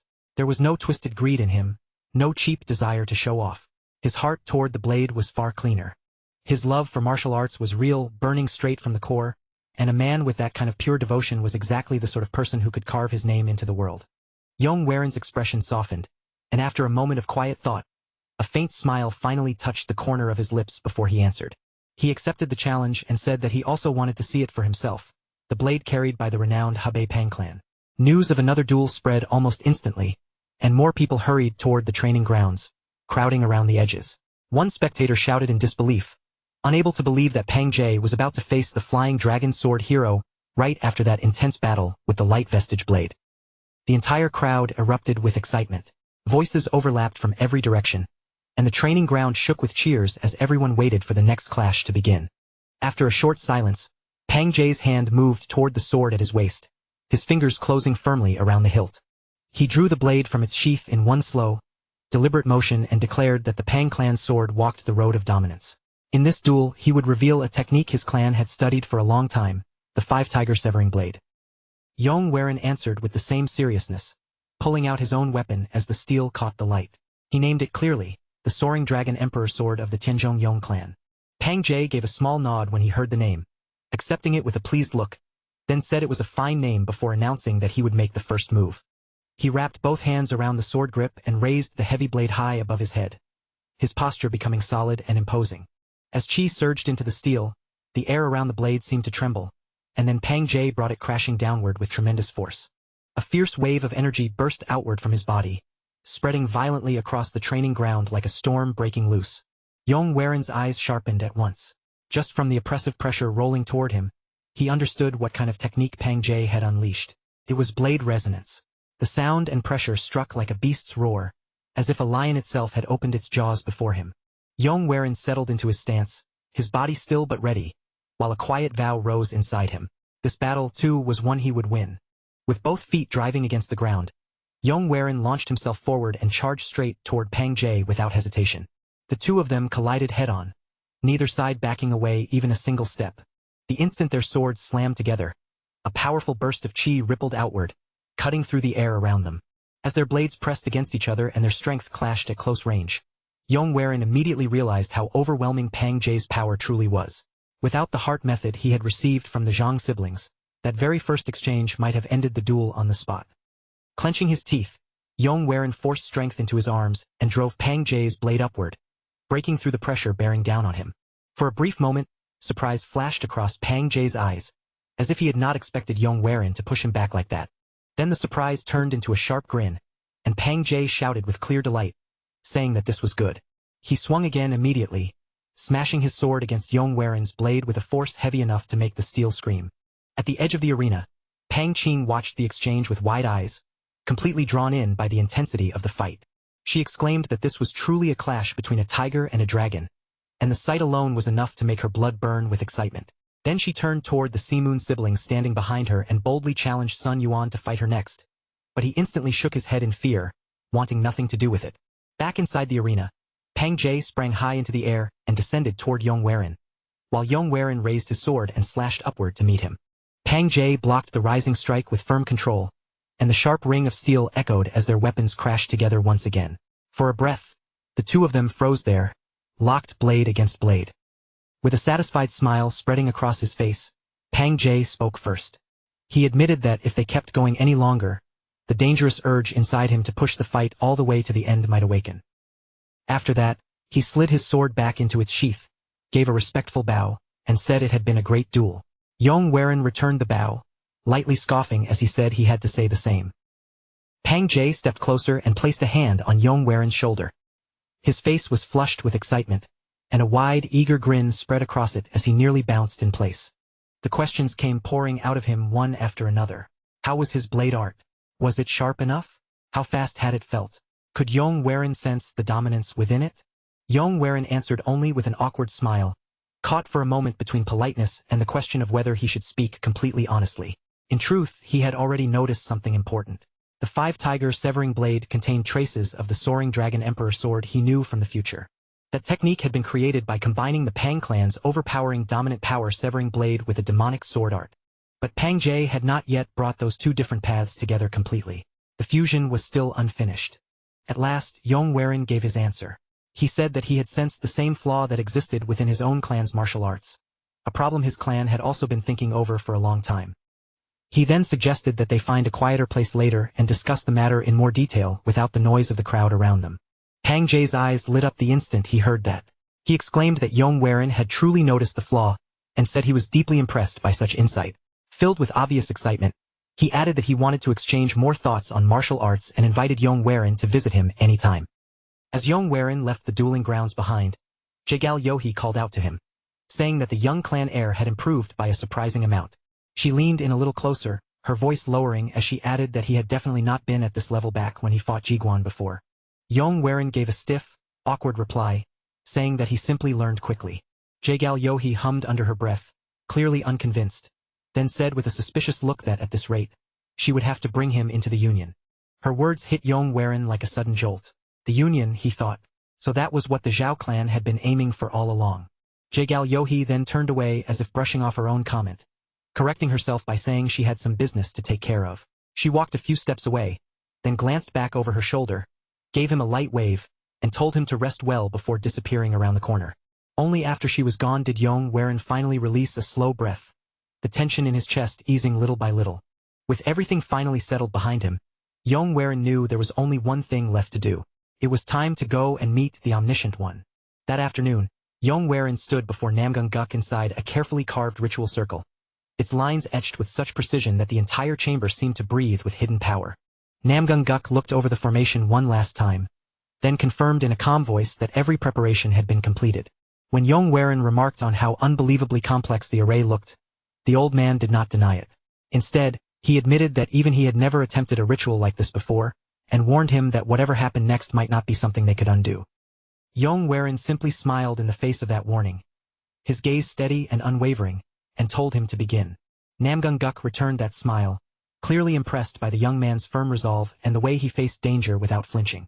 Then he reached out and handed Yong Waren a bowl, its contents swaying thickly inside with a deep red sheen. The bowl now resting in Yong Waren's hands was filled with a dense crimson liquid. It looked heavy, almost like blood, and an unfamiliar scent rose from it as it clung to the air. Namgung Guk told him calmly that this liquid was the final key. If Yong Waren truly wished to reach the place he was seeking, then he had to drink it without fear, doubt, or hesitation. Yong Waren did not pause for even a heartbeat. He lifted the bowl to his lips and emptied it in one motion, letting the bitter heat slide down his throat like liquid fire. Once the final drop was gone, he lowered the empty bowl, folded one leg beneath him, and settled into a lotus position. His breathing grew slow and controlled, his eyes sharpened, and he declared that he was ready. Namgung Guk stepped forward and placed his palm directly on top of Yong Waren's head. His voice became low and precise as he explained that this time, he would not guide him from outside. He would enter Yong Waren's realm of consciousness himself. If fate allowed them to go far enough, they would finally stand before the lingering soul hidden within him. And if that moment came, Yong Waren had to follow his own will, not fear and not hesitation. Around them, the air began to tremble. A violent current surged between the two of them as the ritual ignited. Power twisted and coiled like a storm breaking free, and for one blinding instant, everything vanished into pure white.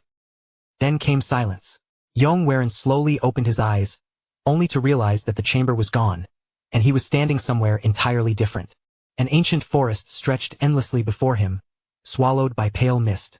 Towering trees stood frozen in place, their twisted branches reaching out like claws, while the air hung so heavy and still that not even the faintest insect sound could be heard.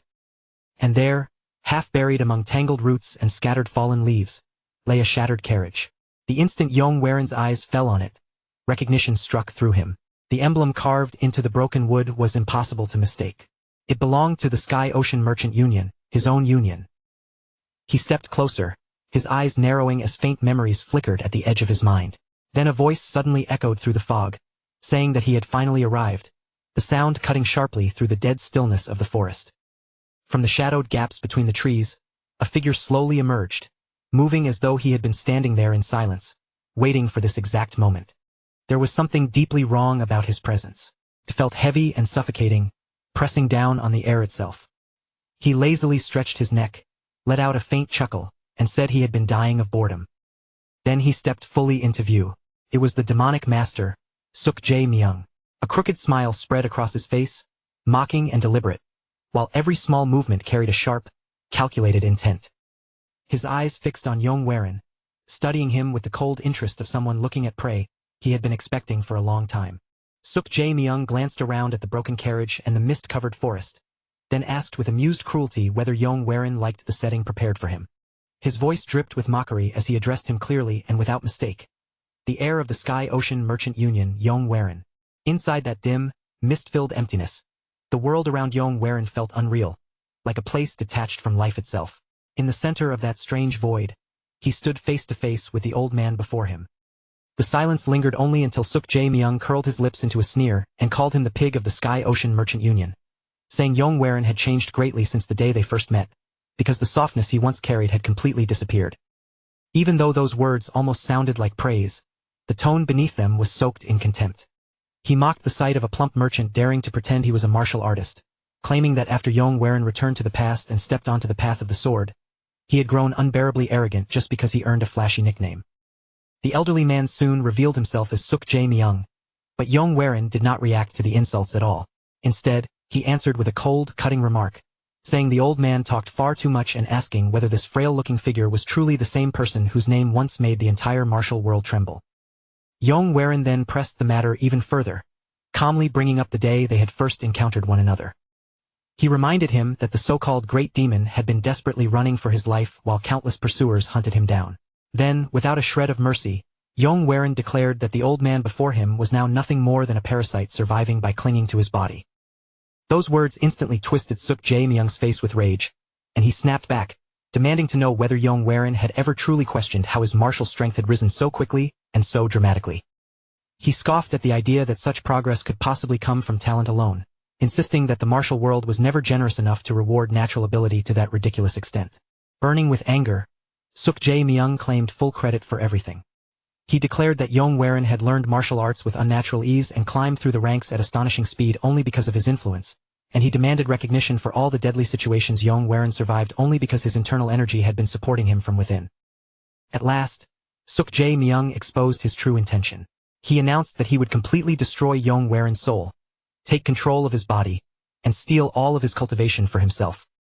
As those chilling words left his mouth, dark crimson chains of energy began to form behind him, twisting together into the symbols of a binding curse he meant to impose.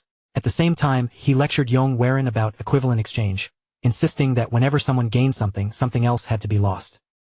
But Yong Waren refused to bend before him. He calmly drew his sword, letting the blade gleam inside the empty void, and rejected the parasite's claim outright. With firm conviction, he declared that he was the young master of the Tenjong Yong clan, the heavenly central dragon gate. Then, with a grim smile, Yong invited the ghost of the past to join him in one final sword dance. As their energies surged outward and collided, Yong suddenly understood the true nature of the battlefield. This was not the physical world at all, but a realm of consciousness, an inner domain existing within the human mind. The moment Suk Jae-myung sensed that realization, he responded with arrogant confidence. Before the killing began, he said he would grant Yong a handicap and even offer him something useful for fighting inside this mental battlefield. But before their clash could intensify any further, something shifted within Yong mind. A vivid memory rose up from deep inside his thoughts and steadied him, bringing back the image of his friend, Sangwon-mi Jeong. The vision appeared clearly within the void, showing Sangwon-mi Jeong dressed in official robes, along with a crucial piece of advice he had once given him. Yong heard Sangwon-mi Jeong's voice guiding him again, reminding him to imagine a certain metaphor tied to ascension. He had to picture it vividly. A carp fighting through violent currents, slamming again and again against the rough flow, enduring the merciless force of the waters until the final moment of transformation arrived. That was the instant when the carp leapt beyond the falls and became a dragon. With that image burning through his mind, the battle exploded into motion. Suk Jae-myung, wrapped in sinister dark energy, launched his attack, while Yong answered with a radiant and untainted aura. Their exchange grew so fast and fierce that the very structure of the mental realm began to tear beneath the strain of their power. At one point, Suk Jae-myung brought his weapon down in a crushing overhead strike, but Yong intercepted the blow and redirected it with clean precision, visibly stunning the old man because the method he used belonged to a hidden secret art. It was something Suk Jae-myung had never expected Yong to possess. Determined to end the fight at once, he gathered a raging storm of crimson energy and unleashed a devastating barrage that flooded the entire space with crushing pressure, powerful enough to threaten the complete destruction of Yong consciousness. Yet inside that overwhelming torrent of hostile power, Yong found one fleeting instant of perfect clarity. Turning his focus deep within himself, Yong remembered the philosophy that had shaped his growth from the beginning. In his mind, he pictured a carp fighting against savage currents, crashing again and again into the rushing waters, yet refusing to sink or surrender. Within that focused state, he contemplated the moment of transformation, the instant when the carp breaks past the waterfall and rises as a dragon. Yong poured that vision straight into his sword, channeling both the image and meaning of that ascent into the blade as he stepped forward to the very edge of his limits, fully aware that this path could just as easily lead to his end. Even knowing that, Yong advanced without the slightest hesitation, walking along a trail of radiant golden light that sliced cleanly through the darkness surrounding Suk Jae-myung. At that decisive instant, Yong stood wrapped in a blazing golden aura, his entire body shining like a rising dragon as he launched his counterattack with everything he had. It was the moment Yong began to rise beyond the life of a simple merchant, stepping onto the path where he would ascend as a true dragon of the martial world. The aftermath of the massive explosion was stained a deep crimson red. Shattered debris spun through the air, dust rolled across the broken space, and Suk Jae-myung stood alone at the center of the destruction, his chest heaving as exhaustion slowly began to drag him down. He looked over the devastation around him and convinced himself that no one could possibly survive a blast like that without being completely wiped out. But as the dust continued drifting through the air in uneasy silence, a faint trace of doubt began to creep into Suk Jae-myung's thoughts. When he lowered his gaze, Suk Jae-myung noticed his own hand trembling. Only then did he realize how much power he had already spent, and he grimly calculated that if he exhausted his inner chi in this place, he would be left utterly defenseless. From that moment on, he knew he had to move with extreme caution, watching every shift in the haze and guarding himself against anything that might come without warning. Then, without warning, the drifting dust was torn apart by a brilliant surge of golden light. Yong burst out from within the haze, his blade releasing an enormous golden dragon formed entirely from pure chi, its majestic body twisting through the air with a terrifying and overwhelming presence. As that radiant dragon descended toward its target, the sheer intensity of the moment dragged Suk Jae-myung's mind back into an old memory. In that vision, a much younger Suk Jae-myung appeared battered and bloodied, his clothes torn from brutal battle. Even covered in wounds, he kept his sword raised and refused to collapse. The memory continued to unfold beneath the pale glow of a full moon, where he stood on the ridge of a traditional rooftop while a legion of assassins closed in from every direction, surrounding him on all sides. Then the scene snapped back to the present, where the immense pressure of Yong golden dragon loomed before Suk Jae-myung like the terrifying shape of death itself. Shaken out of that creeping fear, Suk Jae-myung erupted with furious rage. He shouted at Yong, demanding how he dared force him into such a corner, and roared that Yong was not the only man who had ever stood tall against impossible odds. With fierce pride, he threw his bloody past in Yong face, proclaiming that anyone who blocked his path, chased him down, or tried to capture him had been cut apart without hesitation. He had killed again and again through countless desperate struggles, until the martial world itself came to fear him as the demonic master. Refusing to accept defeat, he snarled that a legend like him could never fall to someone who had once been nothing more than a merchant. With that furious roar, Suk-jae-myung charged forward. Dark red chi wrapped around his blade as he slammed straight into Yong descending golden dragon, and the instant their powers collided, the impact exploded into a blinding eruption of light. Even with all the old man's vicious experience, Yong power tore directly through the red energy. He descended with a crushing downward slash, forcing Suk-jae-myung to buckle beneath the tremendous weight of the strike. A painful groan escaped Suk-jae-myung's throat, and in that instant, alarm spread through him. Yong was not overwhelming him through tricks or schemes, but through sheer raw physical strength. As Yong twisted his sword, an intricate glowing symbol ignited across his forehead. The sight made Suk-jae-myung's eyes sharpen, and he immediately prepared one final decisive technique. Gathering the last of his remaining power, Suk-jae-myung unleashed the momentum strike, a martial art that transformed the force of movement into an amplified destructive impact. He shouted that the long, tangled fate between them would end here and now. But the instant his attack was released, a massive black and white yin-yang symbol, Taiji, materialized behind Yong. The sight terrified Suk-jae-myung at once. He recognized the technique with a single glance and understood that Yong was wielding the Taiji heavenly tome. In a sudden flash of realization, Suk-jae-myung began studying the source of Yong strength more closely. He concluded that the realm of consciousness within the upper dantian represented the total sum of a person's limitless potential. And from that, he deduced that Yong connection to such boundless power had to be the true reason he could learn martial arts at such terrifying speed. The struggle dragged on, turning into a brutal exchange of relentless blows. With every collision, Suk-jae-myung could feel his strength draining away faster and faster, as if it were being pulled from him against his will. Little by little, he came to understand what this battle had become. It was no longer only a clash of techniques, but a harsh contest of endurance that would end only when one of them had completely burned through every last trace of power. At last, utterly depleted, Suk-jae-myung dropped to his knees. Bitter thoughts churned inside him as he reflected that no matter how powerful a warrior's determination might be, they were still only human. And when a human faced merciless violence that tore flesh and shattered bone, no mind should be able to remain intact forever. Yet despite that belief, Yong slowly pushed himself back up and rose to his feet once again. Completely bewildered, Suk-jae-myung stared at him and demanded to know why he kept standing back up after being knocked down. Unable to understand it, he began projecting his own past onto Yong, seeing the image of his younger, battered self standing where Yong now stood. He asked whether rage was what drove Yong to kill, then wondered if some lingering attachment to the past was forcing him to rise every time he fell. Yong looked down at the kneeling old man and answered in a calm, steady voice that both guesses were wrong. He explained that the force pushing him forward was neither rage nor the weight of his past. As those words left his mouth, a vision began to form behind him, revealing the people he held closest to his heart. His father, his mother, his younger sibling Yenhua, and the martial artists who continued to stand beside him all appeared within that vision. Yong declared that the reason he kept rising, no matter how many times he was knocked down, was the future itself. He did not stand again because of hatred, and he did not rise because of regret.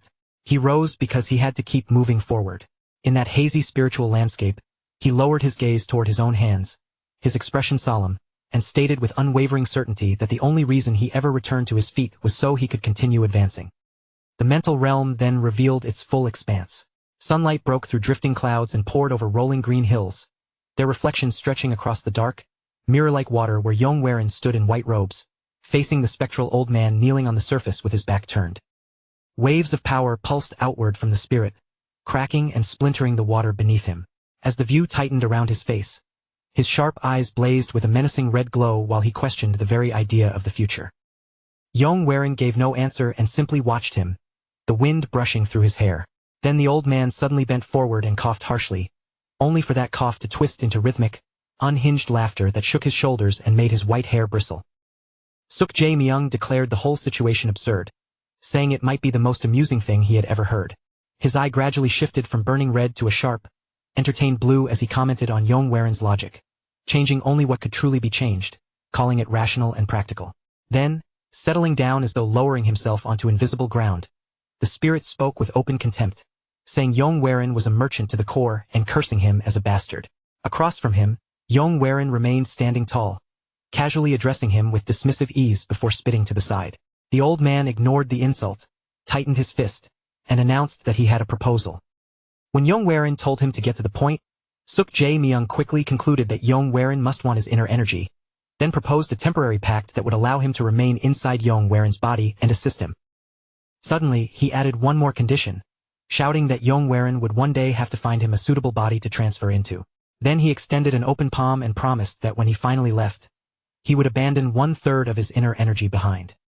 Yong expression did not change in the slightest. He merely turned his head aside and rejected the offer without hesitation. The old man sprang up in stunned fury, veins bulging as he yelled that he had already made the first concession, his robe whipping wildly around him. But Yong only answered with a faint, cunning smile. Extending his own palm, he calmly suggested that perhaps half of the energy would make the deal worth considering for someone known as the demonic master. Suk Jae-myung ground his teeth and clenched his fist, struggling to hold back his fury before snarling that Yong was a truly vicious bastard. Yet after shouting out his frustration, Suk Jae-myung finally gave in and agreed to stake half of his energy. Forcing his temper back down, Suk Jae-myung repeated the condition with a colder voice. Yong had to find him a young body with sturdy bones, and on top of that, the mind inside that body had to be broken beyond repair, the kind of lunatic whose shattered spirit would make possession simple. As he spoke, warped silhouettes twisted through the air like examples of the kind of vessel he wanted. From above, Yong accepted the terms without the slightest hesitation, his tone calm as he said that if he ever encountered someone who matched that description, he would awaken a master. Then, with a cold edge in his voice, he added that he would simply choose some worthless piece of trash, someone whose disappearance would not matter to anyone. As Yong turned away, his hair flowing behind him, Suk Jae-myung clicked his tongue and mocked the overly dramatic mood of their negotiation. Then he waved him off like he was chasing away a nuisance, told him to get lost, and shut his eyes in clear dismissal. The spiritual realm began to tremble around them. A pillar of golden light descended over Yong wrapping around his body until his figure dissolved completely from that inner world. Left alone, Suk Jae-myung calculated the price he had just paid, muttering bitterly that the energy he surrendered amounted to 180 years, a complete waste in his eyes. But beneath his mustache, a sly smile slowly crept across his face. In truth, the old man was thinking something else entirely. The more Yong circulated that energy, the stronger Suk Jae-myung himself would become. Then he raised his gaze toward the empty space above him, his eyes gleaming with anticipation, and remarked that he was already looking forward to the next time they met. With a sharp snap, the scene returned to reality, settling into a silent courtyard washed in blue moonlight where Yong sat cross-legged in meditation. His hands shook violently where they rested on his knees, and a strained groan slipped from his throat as sweat streamed down his face. A crushing sensation of loss washed through his entire body, and the tight focus in his pupils revealed the suspicion forming inside him, that the collision between the two realms may have caused this reaction. Even so, Yong quietly made up his mind. No matter what it took, he would return to that place again. The silence shattered when Sangwon-mi rushed into the courtyard, clearly alarmed as she demanded to know what had happened. Yong slowly lifted his head, exhaustion visible in his face, and explained that he had no choice but to make a deal with the powerful soul because he could not erase it completely. When Sangwon-mi heard that, concern filled her expression, and she told him that he was fortunate just to have survived. At that moment, Suk Jae-myung's voice echoed inside Yong mind. Calmly, he explained that a soul like his could be weakened if it was split apart, just like Sangwon-mi spirit had been divided into fragments, or by sealing it within another dantian, which appeared in Yong thoughts as a swirling blue sphere. Yong frowned in confusion and asked what the old man was trying to say. Suk Jae-myung quickly warned that using his current dantian would only lead to energy deviation, and that the only stable method would be to create an entirely separate one. At first, Yong rejected the idea without hesitation, insisting that forming a second dantian was impossible. But before he could finish, his words suddenly stopped as a memory rose to the surface of his mind. It was knowledge from the future, Koryang cultivating the Taiji heavenly tome by using two dantians at the same time. Standing beside Sangwon-mi, Yong suddenly understood what this discovery might mean. He realized that he may have just found a path that could lead him toward becoming a truly unrivaled martial master. But before he could linger on that thought, hurried footsteps rushed toward the courtyard, and a battered group suddenly burst in. A large Zhao martial artist skidded to a stop while carrying the unconscious Jagal Yohi in his arms.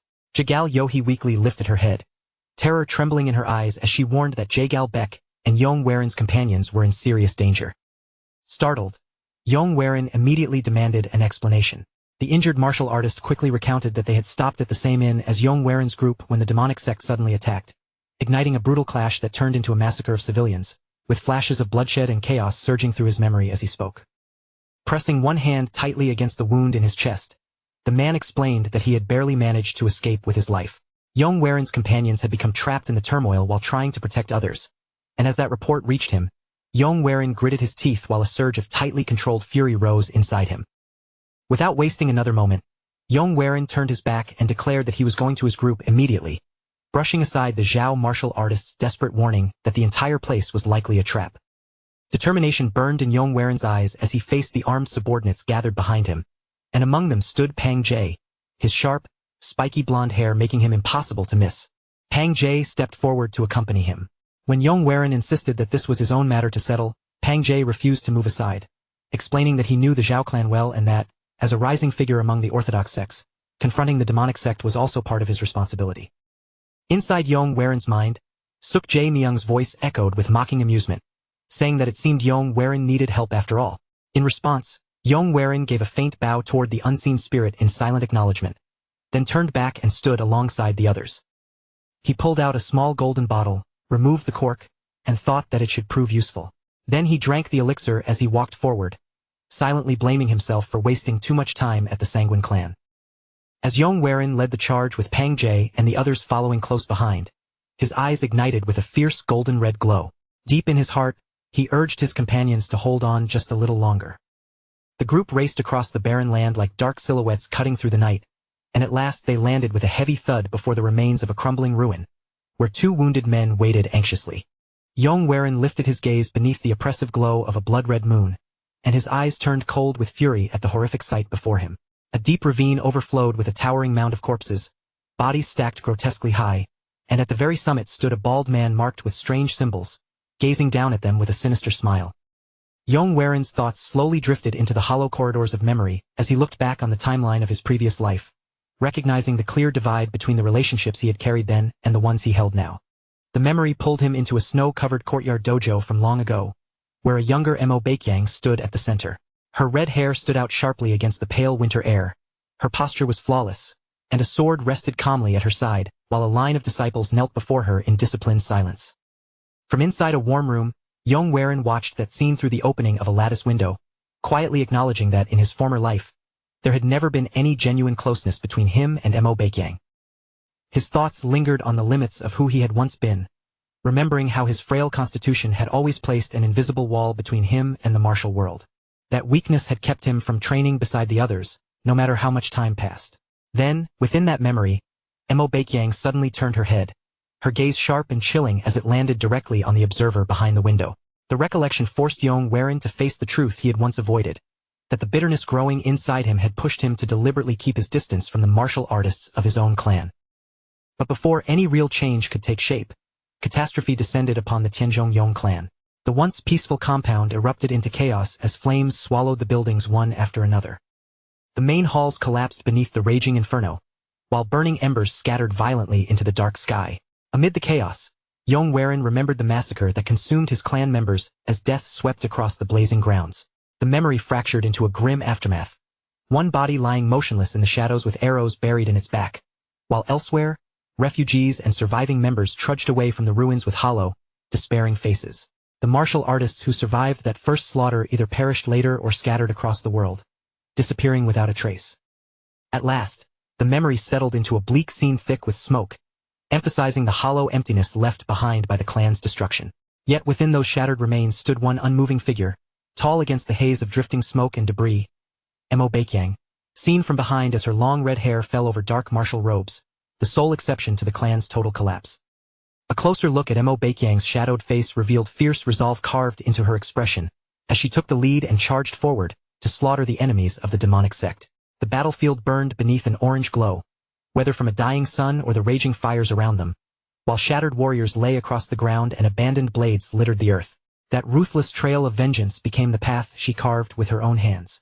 As the focus shifted toward the crown of her head, her striking red hair stood out against the dim surroundings, and Yong remembered that her endless bloodshed eventually earned her the title Dragon Bloodflower. Her struggle to rebuild the Tenjong Yong clan forced her down a path of suffering so deep it could only be described as shedding tears of blood. The image changed into a jagged, portrait-like frame of Mo Baekyang's battered face. Blood streaked across her skin, deep cuts marked her features. One eye was swollen nearly shut, and yet the other remained sharp and unbending. Her torn martial robes revealed the brutality of the battle she had survived. The perspective lowered toward her midsection, where dark stains spread through the cloth from severe wounds. Then the scene shifted again, revealing a grave made entirely of swords, an entire field of blades driven upright into the earth. There, Mo Baekyang sat slumped among them beneath a faint pale light spreading across the sky, and Yong remembered plainly that in the end, she died. The view slowly pulled away until her body lay completely still upon the barren ground, surrounded on every side by the swords of the fallen, forming a lonely and desolate image of a warrior's final resting place. Yong also remembered that, in that same timeline, the two rising ghost blades ultimately met the same tragic end. Then the memory abruptly shattered, replaced by the cold blue tones of the present night, where rain slashed diagonally through the darkness and bodies tumbled through the air, some limp and others broken, creating a chilling scene that mirrored the tragedy he had just recalled.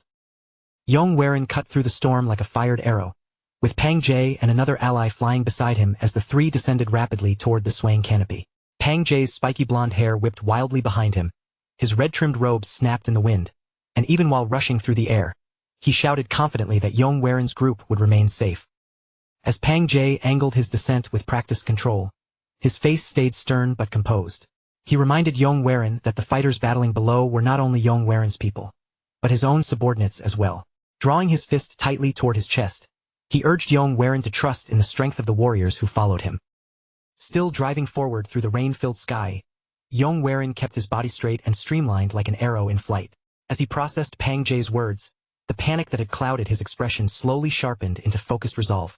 From high above, the powerful martial artists could be seen descending quickly toward the bamboo forest where the battle still raged beneath the canopy. And in that instant, Yong realized there was crucial information he had to reveal.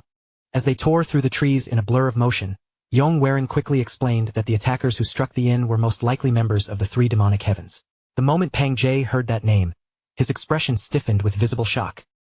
Even while maintaining their speed, Yong continued, saying that if the three demonic heavens were truly involved, then the enemy force had to be a combined alliance formed from Blood Demon Castle, the Holy Heaven Cult, and Darkness Valley. From above, Yong looked down with part of his face swallowed in shadow, connecting the chain of events from Jaegal Yohei all the way to the attack on Jaegal Baek. In a close-up, his golden eyes sharpened with sudden clarity as he realized the truth. The demonic martial artists were deliberately targeting the Zhao clan.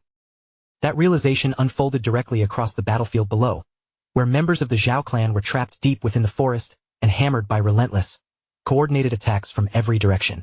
One martial artist was violently thrown backward through a doorway, blood bursting from several deep wounds carved across his chest before his body slammed hard onto the ground. Inside the courtyard of the Zhao residence, the defenders were already trapped under a brutal siege. Mo Baekyang stood at the front line with her sword gripped tightly in hand, positioned beside a large, muscular warrior and several other exhausted fighters. Their tense stances and weary faces made it painfully clear that the enemy was steadily forcing them into a corner. Rain kept pouring over the battlefield, soaking the earth where fallen bodies from both sides lay scattered everywhere. One defender muttered that the only reason their line had not already been crushed was because of the protective enchantments laid down by the Jaegal clan. At the front of that battered formation stood Mo Baekyang, her red hair darkened by the relentless rain as she stared ahead with a grim, unyielding expression, while the surviving Zhao warriors gathered behind her and braced for the next attack. A closer look revealed the pain she was hiding. One hand pressed tightly against her side where she had clearly been wounded, yet she still refused to lower her weapon and kept her sword raised. Nearby, a badly injured man supported by another warrior suddenly coughed violently, blood spilling from his mouth as he struggled to say that he only hoped the martial artist who escaped earlier would return with reinforcements. Mo Baekyang appeared from the side, rain and sweat running down her face as her eyes grew heavy with concern. More than anyone else there, she understood just how desperate their situation had become. Staring into the darkness beyond the courtyard, she quietly admitted to herself that with so many fighters wounded, their ability to keep holding the line was slipping away faster with every passing moment. The view shifted outward into the surrounding forest, where thick bamboo and shadowy trees formed a suffocating wall around the residence, making it feel as though unseen enemies were closing in from every direction. Mo Baekyang stood with her back facing the darkness, looking out over the scattered corpses and the creeping shadows while sensing that the clan's protective enchantment was finally beginning to collapse. From above, the view centered on Mo Baekyang and the last remaining defenders just as the unmistakable sound of approaching footsteps began echoing through the rain-soaked courtyard. Several Zhao warriors suddenly bowed deeply toward Mo Baekyang and the other guests, as if acknowledging what they believed would be their final moments. Soon after, enemy figures stepped into the courtyard, their heavy footsteps carrying an ominous weight. The Zhao warriors spoke with sincere gratitude, admitting that without the guests' help, they never would have lasted this long. Then 3 clan warriors stepped forward, raising their fists and palms in a solemn salute, their expressions firm as they vowed to repay the kindness shown to them. Their leader spoke with grim determination, asking that if they fell here tonight, the guests must at least ensure the safety of young Master Jagalbek. A close view settled on the hardened face of one warrior, a man who had already accepted that death might be waiting for him in the next breath. Mo Baekyang and the large warrior standing beside her listened carefully to that request. As the words sank in, her expression gradually tightened with firm resolve, and then she suddenly raised her voice, ordering everyone to take their positions within the sword formation. The defenders responded instantly, moving into their assigned places with weapons drawn, as they formed a tight defensive line that sealed off the entire courtyard. Without warning, brilliant green streaks of energy tore through the dark bamboo forest, slicing cleanly across towering stalks and blasting splinters into the air. The night flashed under the force of the bamboo forest flying dragon strike, and Mo Baekyang and the exhausted defenders instinctively lifted their heads toward the disturbance, immediately recognizing the unmistakable signature within that surge of power. Mo Baekyang's eyes widened with sudden realization, and under her breath, she wondered if the young clan heir had finally arrived.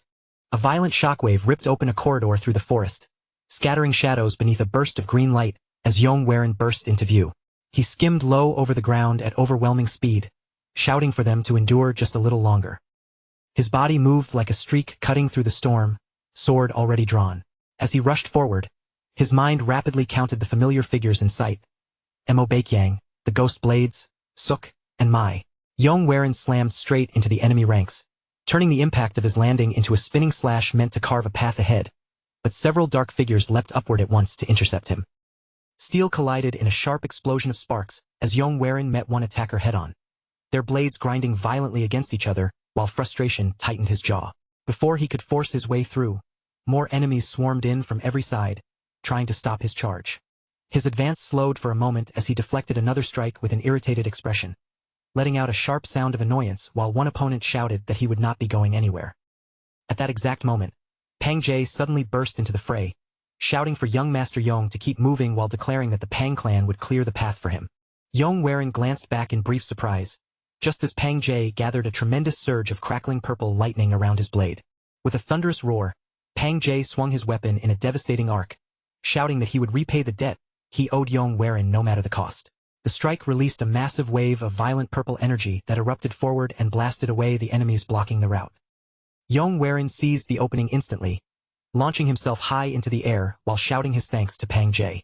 His body twisted mid-flight, and his focus locked completely onto reaching Mo Baekyang. Activating his movement technique once more, vivid green energy coiled around his legs and body as the bamboo forest flying dragon's stride ignited again, pushing his speed even higher.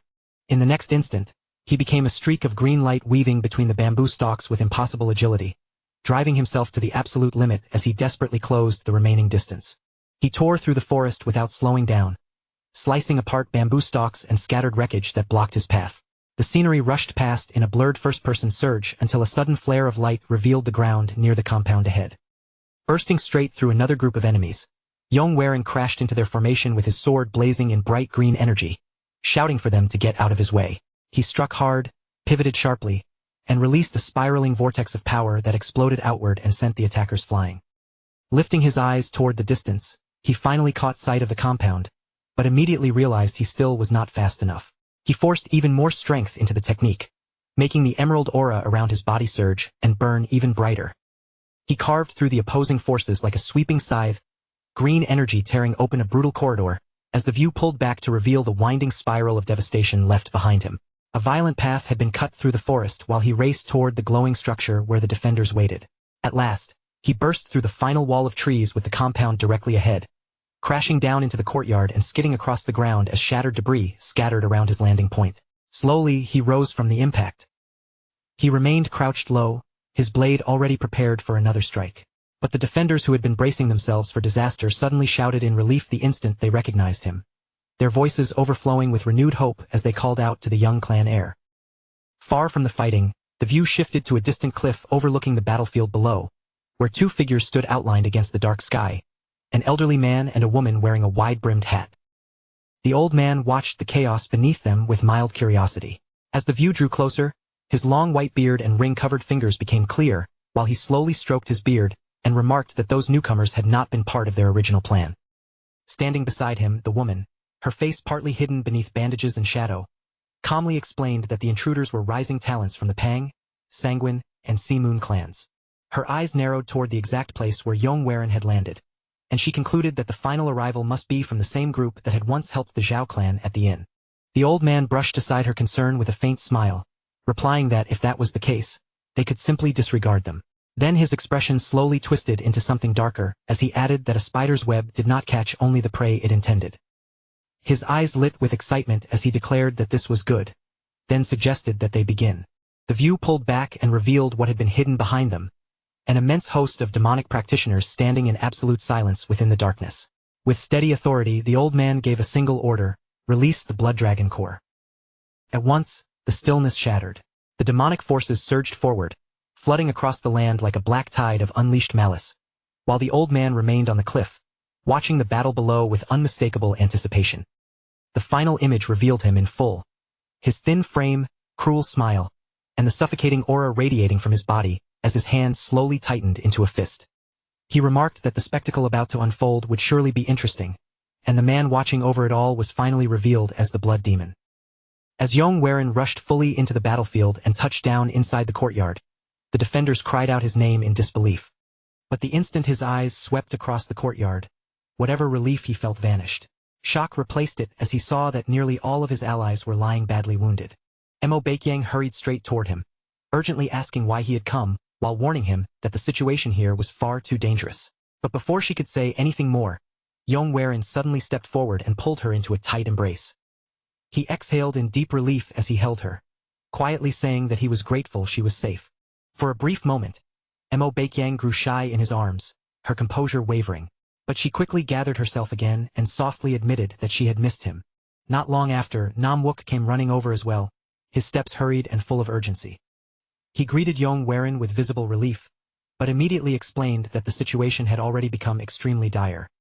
Hearing that, Yong only let out a short laugh and replied that he had not come here alone. At that very moment, hundreds of clan members appeared behind him, pouring into the compound as reinforcements, led by Pang Jie and joined by warriors from the Sea Moon clan. Just as Yong was about to reassure everyone, a violent wave of killing intent suddenly spread through the entire area. He immediately traced that overwhelming presence to somewhere high in the mountains. Yong expression hardened at once, darker and colder than before, as he sensed that something far more terrifying was waiting there. In that single moment, everything finally clicked into place, and the ugly truth revealed itself with chilling clarity. They had not simply wandered into danger by accident. They had walked straight into a trap, and worse than that, it was a snare prepared with frightening care from the very beginning. The Zhao clan, the Sanguine clan, and the Peng clan had all been pulled into the same place at the same time, and only then did Yong realize what the enemy had truly been aiming for. This entire setup was nothing more than a massive drive hunt. The Zhao clan had been deliberately dangled as bait, used to draw the other clans into one location, so the demonic forces could crush them all together and destroy their alliance before it ever had the chance to take shape. By the time they understood it, this place had already turned into a giant burial ground waiting to swallow them whole. Yong slowly turned his body, keeping his face calm, and quietly sent a sound transmission to everyone around him, warning them not to let even the slightest change show on their expressions, because they had already stepped deep into the enemy's trap. As his voice reached them, he told them not to raise their heads or make any obvious movement, but instead to quietly extend their senses toward the figure seated at the very top of the hill. Pong and the others immediately began circulating their chi, carefully pushing their awareness toward the mountain peak. But the instant their senses touched the presence waiting above, a terrifying killing intent slammed into them so violently that an icy chill pierced straight through their cores. Far above the battlefield, the woman standing on the mountain noticed at once that the people below had managed to detect their presence. One of the figures beside her spoke in a steady voice, addressing her as Guardian Zhou, and calmly stated that if she wished, they could wipe out every person down there immediately. She answered with a strange, almost playful laugh, as if the situation amused her, then said that ending it so quickly would be far too boring. What she wanted was to watch those people struggle while standing right on top of the graves prepared for them. The man beside her stayed quiet for a brief moment before replying that if the group below tried even one thing, they should simply be killed all at once without hesitation. At that, she mocked him openly, laughing as she called him the leader of the Blood Dragon Corps, and said that after finally returning to Jianghu after so long, they should at least take the time to enjoy themselves. She went on teasing him, saying that the grand title of Dragon Corps leader hardly suited someone who was already trembling over nothing more than a small group of children. The man immediately cursed under his breath, grumbling quietly behind her back, though she did not seem the least bit bothered by it. She then said calmly that the blood demon had personally entrusted this mission to them, so of course she would complete it. But she would do it her own way, because the harder those people fought to survive, the greater her pleasure would be in watching them break. Meanwhile, down below, Yong wasted no time and quickly ordered everyone to begin preparing a formation. The Zhao clan members immediately told him not to worry about them, but Yong explained that although Zhao formations were famous for being among the finest, their enemies had most likely already studied them in advance. The Zhao members understood the danger as well, because they too feared that the opponents surrounding them might have enough skill to see straight through any formation they tried to create. But the real reason the enemy had kept them alive until now was probably not mercy at all. It was likely because they wanted the Zhao clan to gather even more people here in one place. Yong immediately began giving out instructions with sharp precision. He ordered them to set up a formation along the outer walls, while the others were to drive bamboo stakes into the ground at the exact locations he pointed out. Hearing his orders, the Jagal master muttered in surprise that it sounded like a double-layered formation. Still, he warned Yong that their enemy was the demonic heaven, meaning holding them back would be incredibly difficult, then asked what kind of formation he planned to build. Yong answered without hesitation that he intended to create a poison formation. More precisely, what he planned to construct was the bamboo garden shattering formation, a special variation derived from a formation passed down through his family for generations. When facing enemies whose strength far exceeded their own, this formation was considered one of the most dependable methods for enduring against overwhelming odds. In fact, it would not be an exaggeration to say that this very technique had once dragged the Sky Ocean Escort Agency back from the edge of collapse. Completely stopping every enemy was impossible, of course, but if their only goal was to endure and buy time, then there was still a real chance it could work.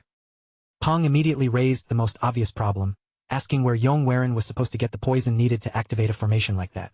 Without even a moment of hesitation, Yong pointed straight toward the Sanguine clan and calmly said that the poison would come from them. A member of the Sanguine clan instantly erupted in anger, shouting that they were the Sanguine clan. Yong coldly reminded them that they were not the Tang clan, so normally no one would expect them to carry poison in the first place. Even so, he made it clear that if they refused to hand it over right now, every last one of them would die here. In truth, Yong had no real intention of killing them. But in a situation like this, he was ready to use every possible method if it gave them even the smallest chance of survival. With pressure closing in from everyone around him, the man finally had no choice but to give up the poison, hurriedly insisting that it had only been kept for research purposes. Yong accepted it at once and told them their contribution would be remembered, then immediately ordered everyone to take their assigned positions and begin forming up. But the moment they started to move, the woman watching from above sensed that something had shifted below. Realizing that something was wrong, she instantly gave the order to attack. At once, the third leader commanded his subordinates to strike, making his order brutally clear. Not a single enemy was to be left alive. At the Sanguine clan, where ancient, tradition-heavy buildings rested beneath the quiet silver light of the moon, the corridors stretched empty and still as Jagal moved through them alone. Jagal walked down the dim passageway with her head lowered, her shoulders weighed down by a burden she could no longer hide. Her brows slowly drew together, and her teeth pressed into her lip as frustration churned inside her, her thoughts relentlessly turning against her own weakness. If only she had greater martial strength, she could actually help instead of being forced to stand aside and watch helplessly. The pressure inside her kept building until she suddenly stopped in the middle of the corridor. She squeezed her eyes shut and shook her head sharply, as if scolding herself for losing control, silently forcing those thoughts back down before opening her eyes again with renewed resolve. For now, she had to focus on what she still could do. Then the fragile silence broke apart as hurried footsteps echoed through the corridor. Jagal immediately turned toward the sound, just as a messenger rushed into view. His face pale and tightened with fear as he urgently called out to her as vice leader. The man nearly skidded to a stop in front of her, trembling as he thrust a scroll forward and insisted that it was an emergency message from the main clan, one that had to be read without the slightest delay. For a brief moment, confusion flickered across Jagal Yohi's face. She accepted the scroll and asked where it had come from. But the instant she unrolled it and her eyes began moving over the elegant lines of calligraphy on the page, the color drained from her face, and pure horror spread through her expression. Her hands began to tremble so violently that the paper shook between her fingers. When she tried to speak, no words would come out, as if her mind could not fully grasp the scale of the disaster written in front of her. That shock quickly flared into anger. She crushed the letter in her fist and demanded to know why information this important had arrived so late, shouting furiously at the messenger before letting out a raw cry of frustration. Then she grabbed him roughly, reminding him that the first report had clearly claimed the attackers were only followers of the demonic path. She demanded the enemy's true identity, and the terrified messenger stammered that, as far as he knew, the invading force belonged to Blood Demon Castle, and was being led by one of the dreaded 3 demons. Those words struck Jagal Yohi like a physical blow. She snapped at him for his stupidity, furious that he had failed to reveal something so critical sooner.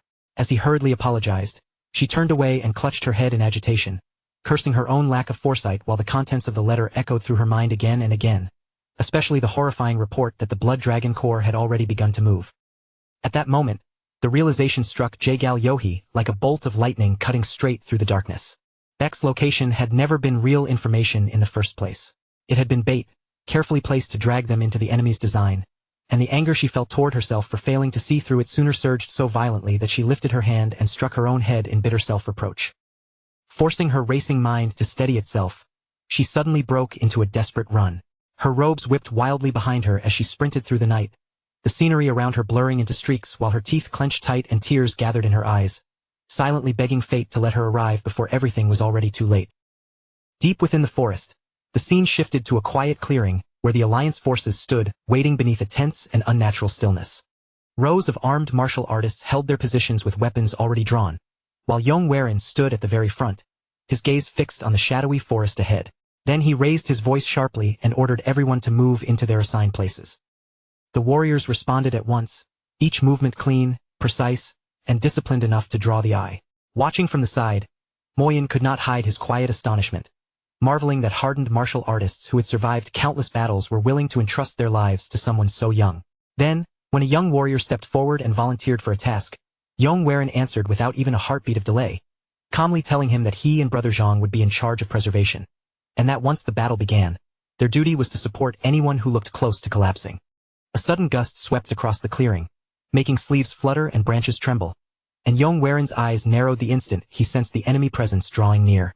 In one smooth motion, he drew his weapon and shouted for everyone to brace themselves. Almost immediately, heavy movement rumbled through the trees, followed by the sharp sound of hundreds of blades being unsheathed.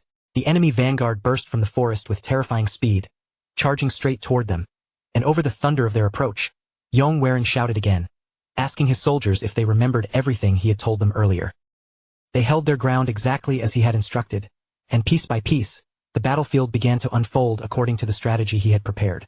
The forest terrain forced the enemy through a single narrow entrance, where the Peng clan and Sanguine clan lay hidden along both flanks, while the Tangjin and Somin clans stood firm as the central line, with the Zhao clan waiting in position at the rear. As the invading force pushed deeper toward the center, Yong swept his gaze across the whole battlefield with calm calculation. A faint sense of relief and gratitude stirred in him as he remembered the military strategy he had studied in his previous life, though he grimly thought that he had never imagined such knowledge would one day become useful in a moment like this. Once the enemy had advanced far enough into the prepared trap, Yong lifted his hand and shouted for the Zhao clan to activate it.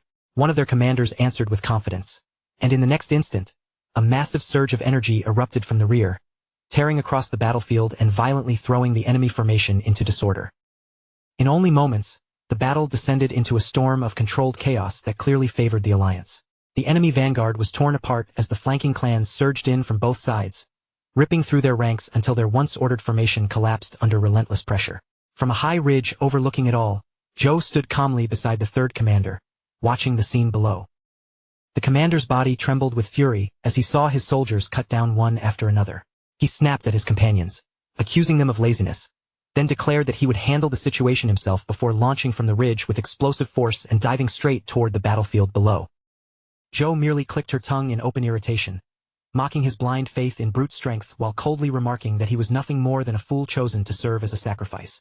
The commander crashed into the battle like a raging beast, cutting down Alliance soldiers one after another as he charged forward in a violent frenzy.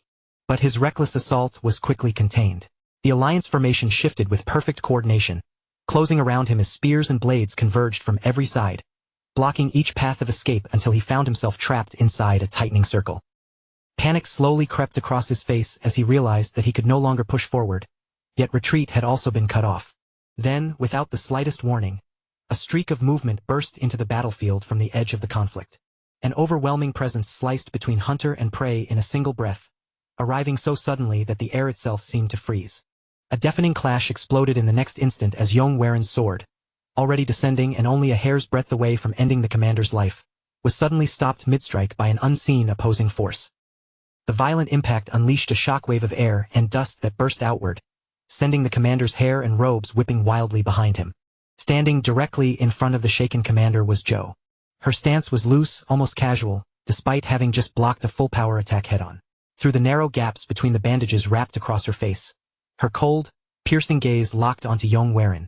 There was no obvious anger in her eyes, only a suffocating silence, and then she abruptly released a burst of strength that knocked his blade away. Yong slid backward from the force of the collision, letting the momentum carry him away before landing lightly and raising his sword into a guarded stance. His expression sharpened as he instantly began measuring this new opponent, while the woman across from him stood motionless, her arms slowly lowering back to her sides. The commander, pale and trembling, stared upward as he struggled to catch his breath. The realization that he was still alive washed over him slowly, and he muttered weakly, his voice barely audible through the ringing in his ears as he tried to understand what had just happened. Jo did not spare even a glance for the man she had saved. Her attention remained fixed entirely on Yong as the atmosphere around them tightened, her suffocating presence drowning out the distant sounds of battle while she stood there like an immovable wall, silently declaring that the hunt was over. Jo's sudden intervention had cut the duel short in an instant, and as Yong steadied himself after being forced back, a troubling realization passed through his mind. He had not sensed her approach at all, not even for a moment, which meant the woman standing before him could only be a true master. Before anyone else could react, she moved again, releasing an immense surge of energy that tore violently across the battlefield and shattered the entire formation in a single instant, leaving every fighter frozen in stunned disbelief. Yong understood immediately that the flow of battle had completely changed, and he did not waste even a second hesitating. He raised his voice and ordered everyone to withdraw, commanding them to disperse the outer formation and regroup later at the inn. As the Alliance warriors swiftly pulled back and hurried toward the inn, the focus returned to the commander, who was still pale and unsteady as he fought to regain his breathing before shakily thanking Jo for saving his life. Jo answered with icy indifference, telling him not to misunderstand her actions. She had only stepped in to preserve his life because she still had plans for him later. For a short moment, a cold silence hung between them. Then that silence shattered as Jo suddenly released a wave of killing intent and ordered him to gather whatever soldiers he still had left and move inside. Inside the inn, Yong and Peng Jie tried to piece together what had just happened, quietly wondering who the people waiting outside truly were. At the same time, the third member of the Sanguine clan burned with anger and frustration, bitterly telling himself that he was about to die a dog's death. He stepped forward, blaming everything on his own choices as he shouted that this entire situation had happened only because he had tried to save a group of fools. But before his outburst could continue, Mo Baiyong suddenly cut him off. Mo Baiyong fixed him with a sharp, unwavering stare, stopping him in place before the situation could spiral any further. Mo Baiyong's voice turned cold. He demanded to know how the man could even think of raising his hand against Yong and as the confrontation began to intensify, Yong himself finally lost patience and snapped at both of them, asking if they truly planned to die here. His sharp words forced them to stop, and he continued in a firm voice, making it clear that he had no intention of dying in a place like this. There were still far too many things he had to accomplish, and because of that, he absolutely could not allow his life to end here. For that reason, he told everyone to gather their resolve immediately, because the enemy would not wait long before attacking again. Just as he predicted, the enemy forces soon charged toward them once more, and Yong instantly gave the order to activate the bamboo garden soul-shattering formation. According to the plan they had prepared earlier, the poison would be released at the very same moment. Peng Jie nodded firmly as he prepared to throw the poison, declaring in his heart that he could not allow himself to die before he completed his blade arts. The instant Peng Jie released the poison, The others moved without the slightest hesitation. Following his lead, they acted together, and within mere seconds, thick clouds of drifting poison began spreading across the battlefield, swallowing the entire area in a dangerous haze. As the fumes rolled outward through the fighting ground, Yong immediately ordered everyone to stomp the earth with their chi. When they obeyed, the force of their strikes drove the poisonous mist outward, scattering it farther across the surrounding field. Meanwhile, the commander kept forcing his way forward, but as he advanced through the spreading haze, he muttered uneasily that something about his body had begun to feel wrong. He forced himself to keep advancing, pushing forward with all the ferocity he could still gather. Yet no matter how hard he drove ahead, the distance between him and Yong refused to shrink. And as his eyes locked on Yong in the haze ahead, a cold realization slowly crawled into his mind. Once again, he had been completely deceived. Only then did he notice what was happening around him. His own soldiers were choking violently, clutching at their throats as their bodies gave out one after another, collapsing lifelessly onto the ground. As more and more of his subordinates dropped around him, the truth became impossible to deny. The poison had already spread through their ranks. Panic surged through him like a flood, and he shouted at the surviving men to hold their breath and pull back immediately. But even as the order left his mouth, he could feel his own breathing turning heavy, slow, and strangely difficult. His vision blurred at the edges as the poison seized him faster than he could resist. The strength drained from his body, his knees buckled beneath him, and he crumpled where he stood, dying on the spot. For a brief moment, the entire battlefield sank into stunned silence as the surviving warriors stared around in disbelief.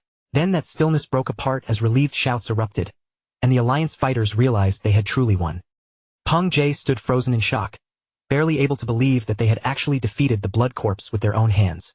He loudly declared that such a victory had only been possible because of the strategy created by the young clan Heir, then told everyone to hold their positions and wait for reinforcements to arrive. At that exact instant, a star-like strike ripped violently across the battlefield. A massive surge of energy tore through the ground, splitting the earth open and carving a deep line across the field, leaving everyone present frozen in place before the terrifying force behind it.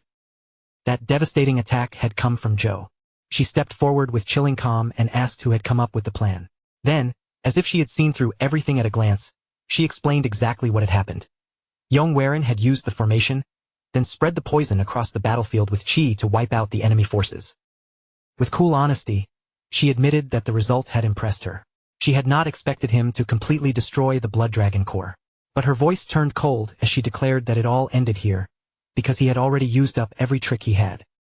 With those words, she gathered another overwhelming strike and brought her blade crashing down with terrifying force. Facing that incoming attack, Yong drew upon the old man's chi and used that borrowed power to meet the devastating sword energy head-on. A faint voice echoed somewhere in the darkness, calling Yong name, and that distant sound was what finally dragged him back from unconsciousness. His body was already on the verge of giving out, with severe wounds covering him from head to toe. The moment he had intercepted that sword chi earlier, his strength had vanished completely, and darkness had swallowed him before he could even remain standing. Yet now, a deep crimson aura slowly spread from his body, and the old man materialized once again beside him. The old man warned him urgently that if Yong died here, then he would disappear forever as well. All around them, the battlefield had already turned into a living nightmare. Bodies were falling one after another, and the slaughter continued without pause in every direction. The moment Yong saw the carnage unfolding around him, he forced his battered body upright and demanded more chi from the old man. The old man instantly erupted in anger, calling him insane and warning that if he poured any more power into that broken body, it would burst apart. But Yong refused to back down. He declared that he would not stand still just because he was afraid his body might explode, not when there were people right in front of him who needed to be saved. As an overwhelming surge of aura erupted from him, he insisted that doing nothing would be far more foolish. The fighting continued to rage around them, and the old man desperately ordered him to stop, warning again that if he kept pushing himself like this, death would be the only possible result. Yong answered without hesitation, telling the old man to simply make sure he did not die. Then he recklessly charged forward. At that very moment, the old man suddenly shouted for him to jump, and Yong reacted at the final instant, barely avoiding a fatal strike that would have killed him on the spot. That split-second opening changed everything, because Mo Yongbyung immediately seized the chance and commanded the two ghost blades to capture the master and hold him down. They obeyed at once, moving without delay and locking the enemy's movements in place. With that chance secured, Yong unleashed Waterfall Reverse Dragon Ascent, pouring every last ounce of strength he had into the attack and cutting the master down with one decisive strike. Watching from a distance, Jo witnessed the entire exchange, and her brow tightened in confusion. She could not understand how Yong had managed to defeat the Guardian when his strength should never have reached that level. But after only a brief moment of thought, she settled on one simple conclusion. Whatever he had done, Yong would die today. After dealing with the remaining minions fighting her, Jo immediately turned and rushed straight toward Yong. As the battle shifted toward Peng Jie, Yong quickly told him there was no time to waste and that he would speak plainly. He explained that although Peng Jie's 5-tiger severing blade was close to completion, one essential piece was still missing, and the secret to perfecting it lay in combining water with oil. The instant those words reached him, Peng Jie understood the true problem at last. What he had been missing was precise control over the speed of his qi. That realization triggered an immediate breakthrough, and the unstable energy swirling inside him began to change. The wavering flow suddenly accelerated, rushing forward like a powerful current, while Peng Jie remained completely immersed in that moment of enlightenment. Jo coldly remarked that taking one's eyes off an opponent in the middle of battle was no different from wishing for death. With those words, she lunged forward in an instant, launching a lethal strike straight at him. But Yong intervened at the last moment, stepping in to block the blow before ordering Peng Jie to retreat and focus entirely on completing the understanding he had just gained, while he dealt with Jo himself. Jo's expression twisted with irritation when she heard that, and she mocked him outright, asking how he could speak so confidently about stopping her. In the very next moment, she slipped cleanly through his defense and drove a brutal kick into his cheek, sending him flying backward before casually saying that it was absurd for him to believe he could block her attacks. Yong quickly shouted for everyone to charge at her together, but Jo dismantled the assault almost instantly. She overwhelmed each attacker with ease, cutting through them one after another, until in the end, Yong was the only one still standing. When he looked around, the battlefield was filled with hundreds of injured fighters scattered across the ground. Jo calmly walked through the aftermath, stopping directly in front of him as if nothing around her could touch her. She then asked what connection he had to the Tenjong clan, and the moment that name left her mouth, Yong clenched his teeth in shock, realizing that she knew about the clan. Without hesitation, he answered that he was Yong the young heir of the Tenjong clan. Jo gave a faint nod, saying she had been wondering how he managed to use techniques like reverse dragon ascent and heavenly lightning ascent. Then she concluded that the martial arts of the hidden saint cult must still have survived somewhere. With quiet certainty, she declared that the lineage would come to an end here today. Yong struggled desperately just to block her relentless attacks, each strike forcing him closer to the edge. But in the middle of that brutal clash, a voice suddenly rang out, announcing that he was late. In the next instant, a ferocious strike like a charging tiger crashed into the battlefield and intercepted Jo's assault. The one who stepped forward was Peng Jie. He declared that he had finally completed his blade technique, and because of that, he had no regrets left, even if this day became the day he died. Jo managed to block the incoming attack, but even her defense could not erase the force behind it. The impact still tore into her, injuring her and ripping the mask away from her face. The moment she felt what had happened, fury exploded across her expression, and she spat out vicious curses at both of them with open rage. Peng Jie stepped forward without hesitation and moved into place beside Yong. His voice remained calm as he told Yong that if death truly came for them today, then he would face that end together with his friend. Yong rejected those words at once, his tone firm as he told him that it was still far too early for either of them to die here. And right at that critical moment, reinforcements finally arrived as Mo Yongbyung appeared on the battlefield. Mo Yongbyung and the others rushed in together, and the exhausted fighters who had been holding on by sheer will felt relief wash over them the instant they saw help arrive. Realizing that the situation had suddenly turned against her while she was briefly restrained, Jo shot a sharp glare at Yong and cursed under her breath. Then she promised that they would meet again before swiftly withdrawing from the battlefield. Once Jo disappeared from sight, the old man immediately ordered everyone to stop standing around and focus on treating the wounded. As Yong watched the injured finally receive care, the consequences of forcing such overwhelming power through his body began to reveal themselves all at once. The moment the tension drained from him, his remaining strength collapsed completely, and he fell unconscious where he stood. The events of that night left many orthodox martial artists dead, while countless others survived only with severe wounds carved into their bodies. Even so, the battle ended with the destruction of the Blood Dragon Core. In later years, that bloody clash would come to be remembered as the Eclipsed Bamboo Bloodbath. And from that day onward, two names rose from the chaos as heroes: Yong and Peng Jie. In the quiet aftermath of that brutal conflict, the world slowly began to gather itself again amid shattered earth, lingering silence, and the heavy emptiness left by those who never returned. Beyond the battlefield, a sprawling city rested deep inside a valley, surrounded by lush green mountains beneath a clear blue sky, while the morning sun stretched long shadows across rows of traditional tiled rooftops. The view drifted across the buildings of the Sanguine clan's territory before sinking down into a stone-paved courtyard, where the air felt calm but still weighed down by the memory of recent bloodshed, eventually settling near a row of wooden structures. Inside one of those buildings, a man stood with his arms folded tightly across his chest, a blue-gray scarf wrapped around his neck as he waited silently beside shelves filled with medicinal herbs. The room was an infirmary, where injured warriors rested on raised mats covered in white sheets. Not far away, Yong sat at the edge of one of the beds, her long red hair spilling over her shoulders as she held a small white bowl and carefully tended to the wounded with steady focus. A closer look at the man's sharp features and golden brown eyes revealed Yong deep in thought, quietly examining the condition of his own body before finally rising and stepping away. Later, he sat alone along the edge of a raised porch, seen from behind as he gazed out over the central courtyard, his hair neatly tied back and his pale robe secured with a dark belt. In the courtyard below, 2 men in plain gray tunics worked through the morning, one steadily digging into the soil with a shovel while the other paused long enough to wipe the sweat from his brow.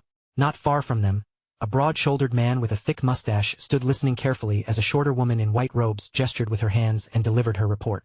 Yong lifted a small ceramic bottle to his lips and slowly took a drink. He focused on each swallow, then let out a quiet breath of relief as a little of the tension eased from his face, though the alertness in his eyes never fully disappeared.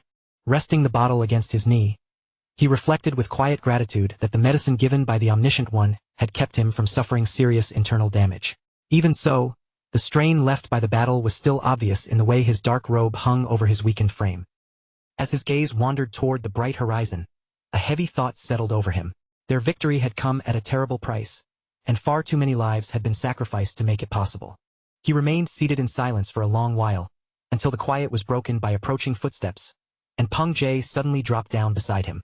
Peng Jie greeted him casually, as if they had been old friends for years, then asked what he was drinking. Yong repeated the question back with mild disbelief, but Peng Jie only grinned wider and said that anything good should always be shared. When Yong asked where this sudden friendliness had come from, Peng Jie merely shrugged and said that after surviving a battle where they could have died at any second, there was no real reason left for them not to call each other friends. Accepting that explanation without arguing, Yong told him that the drink was simply medicine for his internal injuries, then asked how the Peng clan was holding up. At that question, a brief sorrow flickered through Peng Jie's eyes as both men turned their attention toward the distant mountains. He admitted that many members of his clan had lost their lives in the battle, but he added that he was proud of them because they died honorably as martial artists. Yong said that the Peng fighters had fought as if death itself did not frighten them, and that kind of courage was something he deeply admired. Peng Jie's eyes narrowed slightly as he corrected him, saying that every person fears death. The true difference, he explained, was that they believed something existed that was worth more than their own lives, and that belief was what allowed them to step forward and charge into battle. Then he added that Yong was no different from them. Surprised by those words, Yong turned toward him and asked what he meant. Peng Jie placed a firm hand on his shoulder and told him that his formations, his martial skill, and his determination to protect everyone were the very reasons they had managed to survive that battle in the first place. Peng Jie let out a small chuckle and added that Moyen would no doubt say the same thing. Yong lowered his eyes for a moment, thinking over those words before quietly admitting that, at least on that final point, he could not really argue. Suddenly, Peng Jie burst into loud laughter, and the heavy atmosphere eased as he cheerfully promised to send Yong several carrier pigeons from his clan. With a sly grin, he also warned that a frightening woman might come looking for Yong soon, then suggested that the next time their paths crossed, the two of them should share a proper drink. Peng Jie rose to his feet, glanced back one last time, then strode across the courtyard and passed through the large wooden gate until he disappeared from sight. Left alone again, Yong lifted his gaze toward the sky as the wind brushed through his hair, thinking about how uncertain the future still was, and how another crisis could erupt at any moment. In the end, he reached one firm conclusion. Completing the Tide Depths Heaven Tome had to become his highest priority. As he considered what he would need to accomplish that, he took out a glowing golden object attached to an ornate tassel, its soft light reflecting gently across his hand. The scene then shifted indoors, where Yong sat with several of his subordinates, all of them still wrapped in bandages from the recent battle. One of them respectfully addressed him as the clan heir and asked why they had been summoned. Yong first asked about the Zhongs and Teacher Imo, and he soon learned that the Zhongs had gone out to buy medicine for a young lady who had fallen ill. After hearing the report, Yong announced with a firm expression that he intended to take leave and travel to Qing today. His subordinates reacted in shock at once, protesting that they had only just survived a major battle and that everyone was still badly injured. At that moment, the sliding door opened, and Mo Baiyong stepped inside, asking what all the commotion was about, only to be told of the young sect leader's sudden plan. After a short pause, she let out a sigh and admitted that Yong must have his own reasons. Still, she could not hide her concern, because in their current condition, they could not properly protect him. Her expression then turned suspicious as she pointed out that Qing was where the Immortal Paradise House was located. That prompted one of the subordinates to bluntly ask whether Yong intended to visit the famous beauty Cho Waihe. Standing under Mo Baiyong's intimidating closeness, Yong began to sweat slightly as he remembered that he had recently obtained her plaque. He silently realized that Mo Baiyong noticed things far too quickly, even though he knew her martial arts were essential for completing his tome. Knowing there was no real way to avoid the matter any longer, Yong turned to face Instructor Mo. Then his gaze shifted toward Guard Yong as well, preparing himself to explain what had to be done next. Yong spoke in a calm, steady voice, explaining that after surviving such a merciless battle, one that had taken so many lives and left so many wounds behind, they could not simply pretend nothing had happened. Those who had managed to live through it deserved a brief chance to return home, gather their shaken thoughts, reflect on everything they had witnessed, and personally deliver the news to their families with their own mouths. After laying out his reasoning, Yong lowered himself into a respectful bow, making the request with clear sincerity instead of trying to force his decision on anyone. The subordinates nearby still looked hesitant, their faces filled with lingering reluctance, but in the end, they could not deny the truth in his words and gradually stopped arguing against him. Mo Baiyong, however, was not willing to let the matter end that easily. She refused to allow Yong to travel completely on his own and firmly insisted that Guard Nam go with him, pointing out that Nam Wook's injuries were not especially severe and that he should still be able to make the journey without much trouble. But before she finally permitted Yong to leave, she fixed him with a stern, unwavering stare and gave him one last sharp warning, specifically telling him to stay far away from any pleasure houses while he was gone. Hearing that, Yong immediately lifted a fist into the air, forcing on an awkward but cheerful smile, as he quickly swore that he would absolutely keep his distance from places like that. Before long, Yong Nam Wook, and Sangwon Jiang stood in front of a towering pair of wooden doors reinforced with heavy metal studs. Nam Wook suddenly went stiff where he stood, disbelief spreading across his face as his brow tightened and a bead of cold sweat slid slowly down his temple. He hesitated for a moment before asking, with clear unease in his voice, whether this place was truly the Immortal Paradise House. Then he whipped around toward Yong and demanded to know why he had been brought here, his hand cutting sharply through the air as his frustration rose. While Sangwon Jiang silently watched the exchange from beneath the brim of his tall black cap, Nam Wook's frustration finally burst out. He clenched his fist and shouted that Yong had made a promise to a woman. Yong remained calm and unreadable, which only made Nam Wook squeeze his eyes shut in growing irritation as he asked whether Yong had come here just to meet Cho Waihe. When Nam Wook added that Yong was no different from any other young man, Yong lips tightened slightly. Yong answered immediately with a firm no, standing straight before the massive doors without backing down.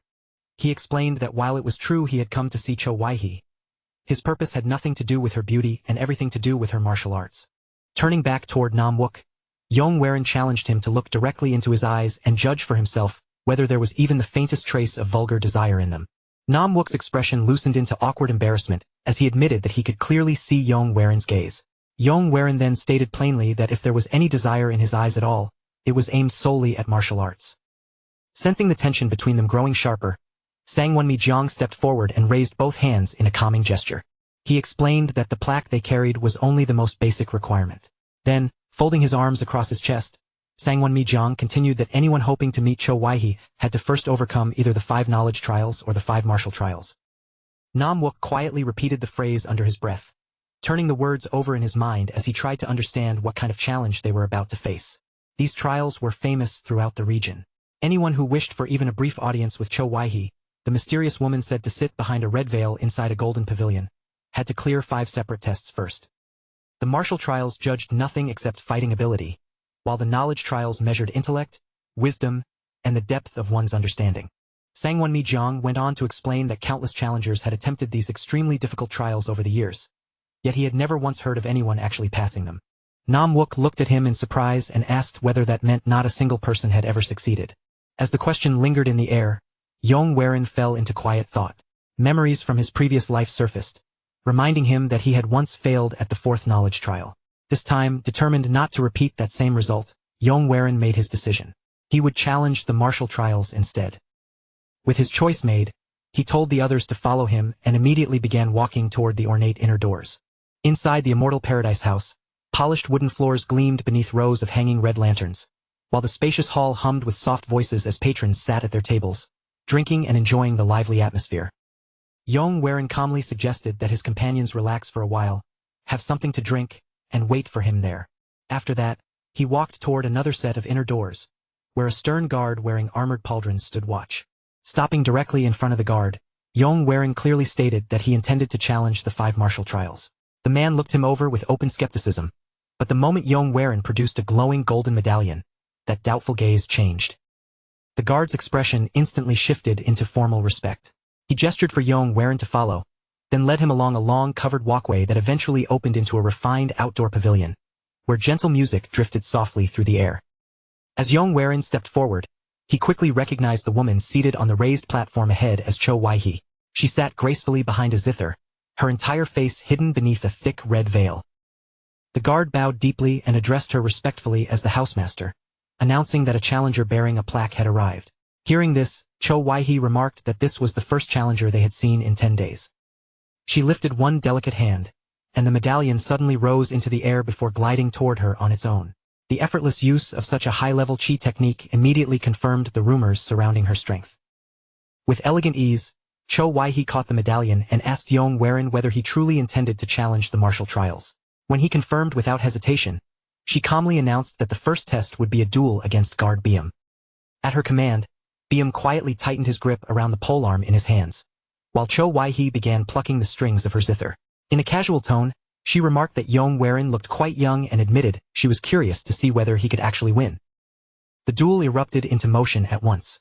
Biam thrust forward with a powerful lunge, forcing Yong to spring aside before drawing his sword in one smooth motion and bringing it down in a sharp slash. Their weapons crashed together with sparks and surging chi, and within moments, the two were trading a rapid storm of blows. Steel struck steel again and again, while the steady sound of the zither echoed through the pavilion. Yong quickly prepared his next move, while Biam, though secretly impressed by the boy's reactions, still dismissed him inwardly as an inexperienced brat as their clash grew fiercer. As their weapons locked in a contest of raw strength, Yong suddenly released his sword and dropped low without warning, diving forward and sliding beneath Biam's guard. Cho Wai-hee's fingers paused for a brief instant above the zither strings, showing a flicker of invisible surprise, while Yong drew his arm back. A yellow radiance gathered around his fist before he drove it forward with the reflecting dragon fist. A tremendous burst of golden chi exploded from the strike, blasting Biam backward across the ground. As the dust slowly settled, Yong stood upright and calmly snatched his falling sword from the air. Biam lay collapsed on the ground, stunned by the combat instinct required to risk such a dangerous maneuver, while Cho Wai-hee quietly asked whether they intended to continue. Even as Biam struggled to push himself back up, she firmly declared that the duel had already ended. She remarked that Yong had pushed Biam further than anyone had in quite some time, and even suggested that he might be hiding greater strength than what he had shown. After declaring that Yong had passed the first trial, she asked whether he wished to proceed to the second. For a moment, Yong thought back to his previous life, when he had struggled his way through the knowledge trials. But now, his martial skill had been sharpened through battles where his life had hung by a thread again and again. This time, he was determined to obtain Cho Wai-hee's martial arts in this life, no matter what trials stood in his way. And maybe, if he pushed far enough, he would finally be able to see the face concealed behind that mysterious veil. Yong slowly lifted his head, his eyes calm but filled with unwavering resolve, and answered without hesitation that he would move on to the next trial. Just then, Yong caught sight of something cutting through the air straight toward him. For one brief instant, his instincts told him it had to be some hidden weapon or a concealed projectile aimed at him. But the moment his gaze locked onto it, surprise flickered across his face, because the object flying toward him was not a weapon at all. It was nothing more than an ordinary egg. Cho Wai-hee remained perfectly calm as she explained that this strange situation was the trial itself. Yong would have to catch every egg thrown at him using only his sword, and no matter how many came his way, not a single shell could be allowed to crack. This was the second martial trial, a test created to measure just how finely a challenger could control their own strength. The examiners believed that if someone could receive a fragile egg on the blade of a sword, instead of simply catching it by hand, and still keep it completely unbroken despite how easily it could shatter from the lightest touch, then that person's mastery over internal power would be beyond question. Cho Weihai then looked toward Yong and told him to show the same level of power he had used when defeating Gardbach, and beyond that, to reveal a technique that could rise even higher. Yong responded in an instant. His body moved with clean, razor-sharp precision as his sword slid beneath the falling egg. At the very last moment, he turned the flat of the blade just enough to soften the impact, letting the egg land gently and settle there without the faintest crack. Once the egg was safely balanced on his blade, Yong lifted his gaze with quiet confidence and asked if that was enough to satisfy the trial.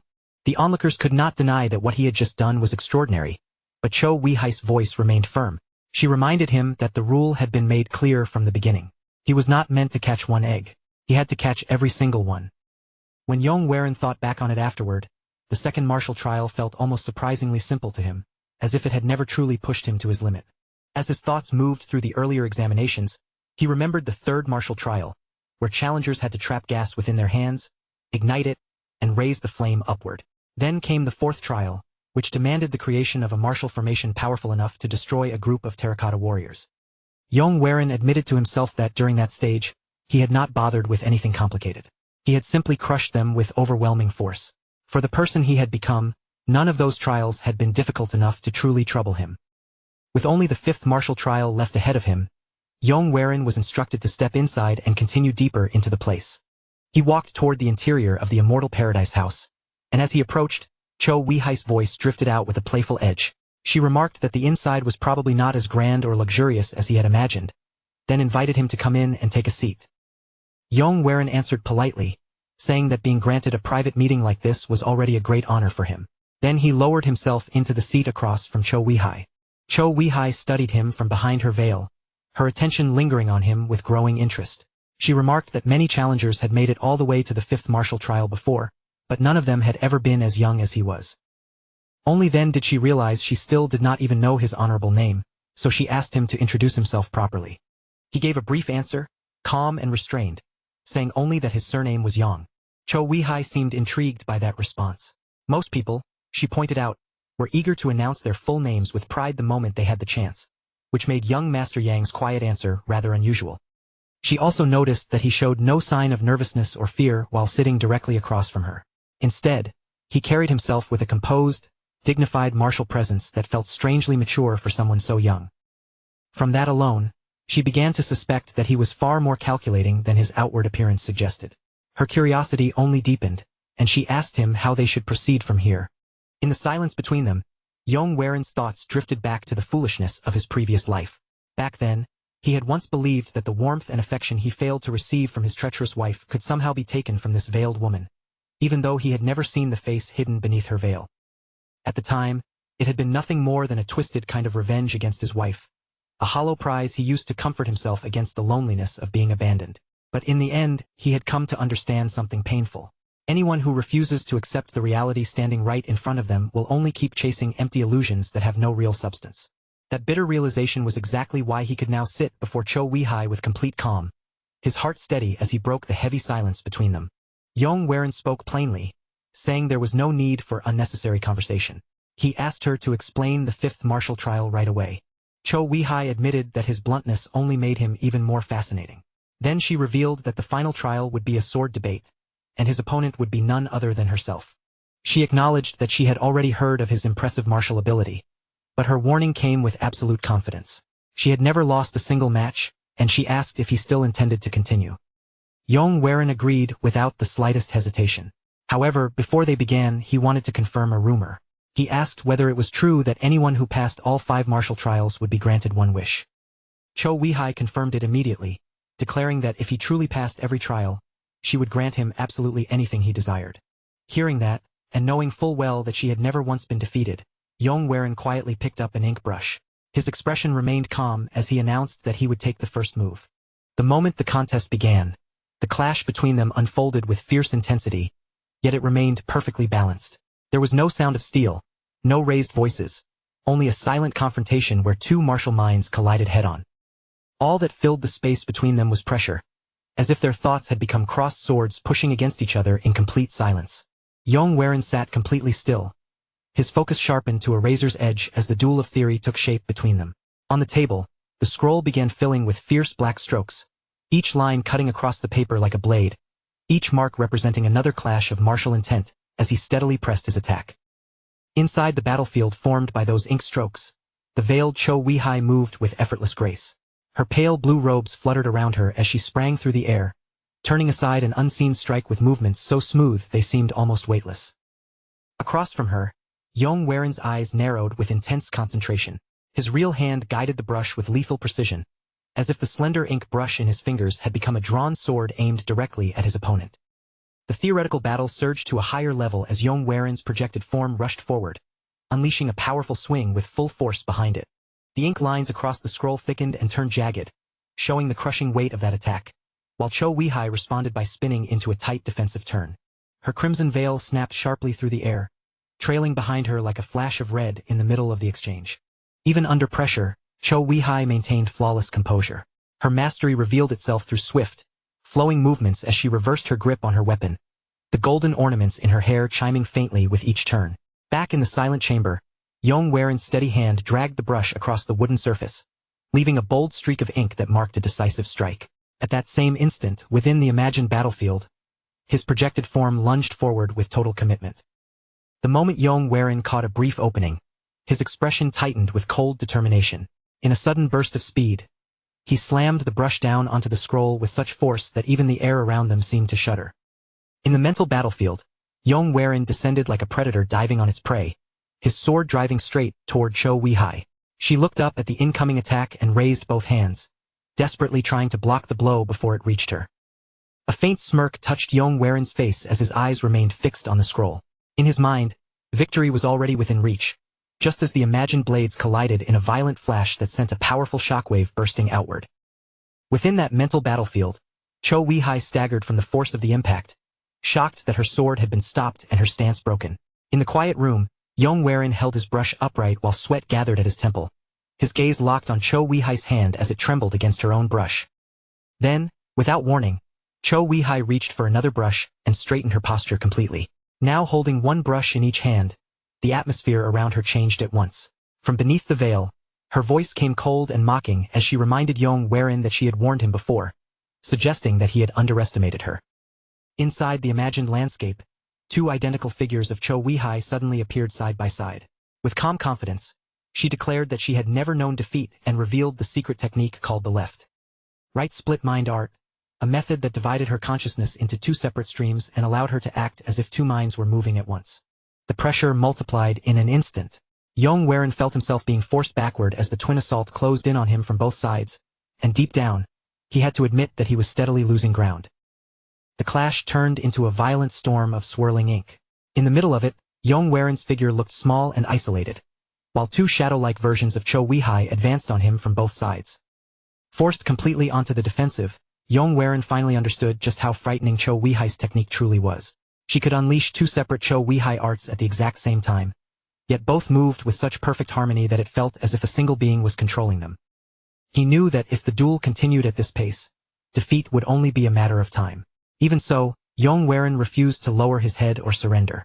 A stubborn flame of defiance still burned in his eyes as he prepared to reveal the hidden depth he had kept in reserve. With sudden determination, Yong Waren drove his brush down across the scroll, carving one firm vertical stroke that refused to waver. It was his attempt to seize the flow of the battle back from her, and in answer to her divided mind, he declared with quiet force that he was not fighting alone either.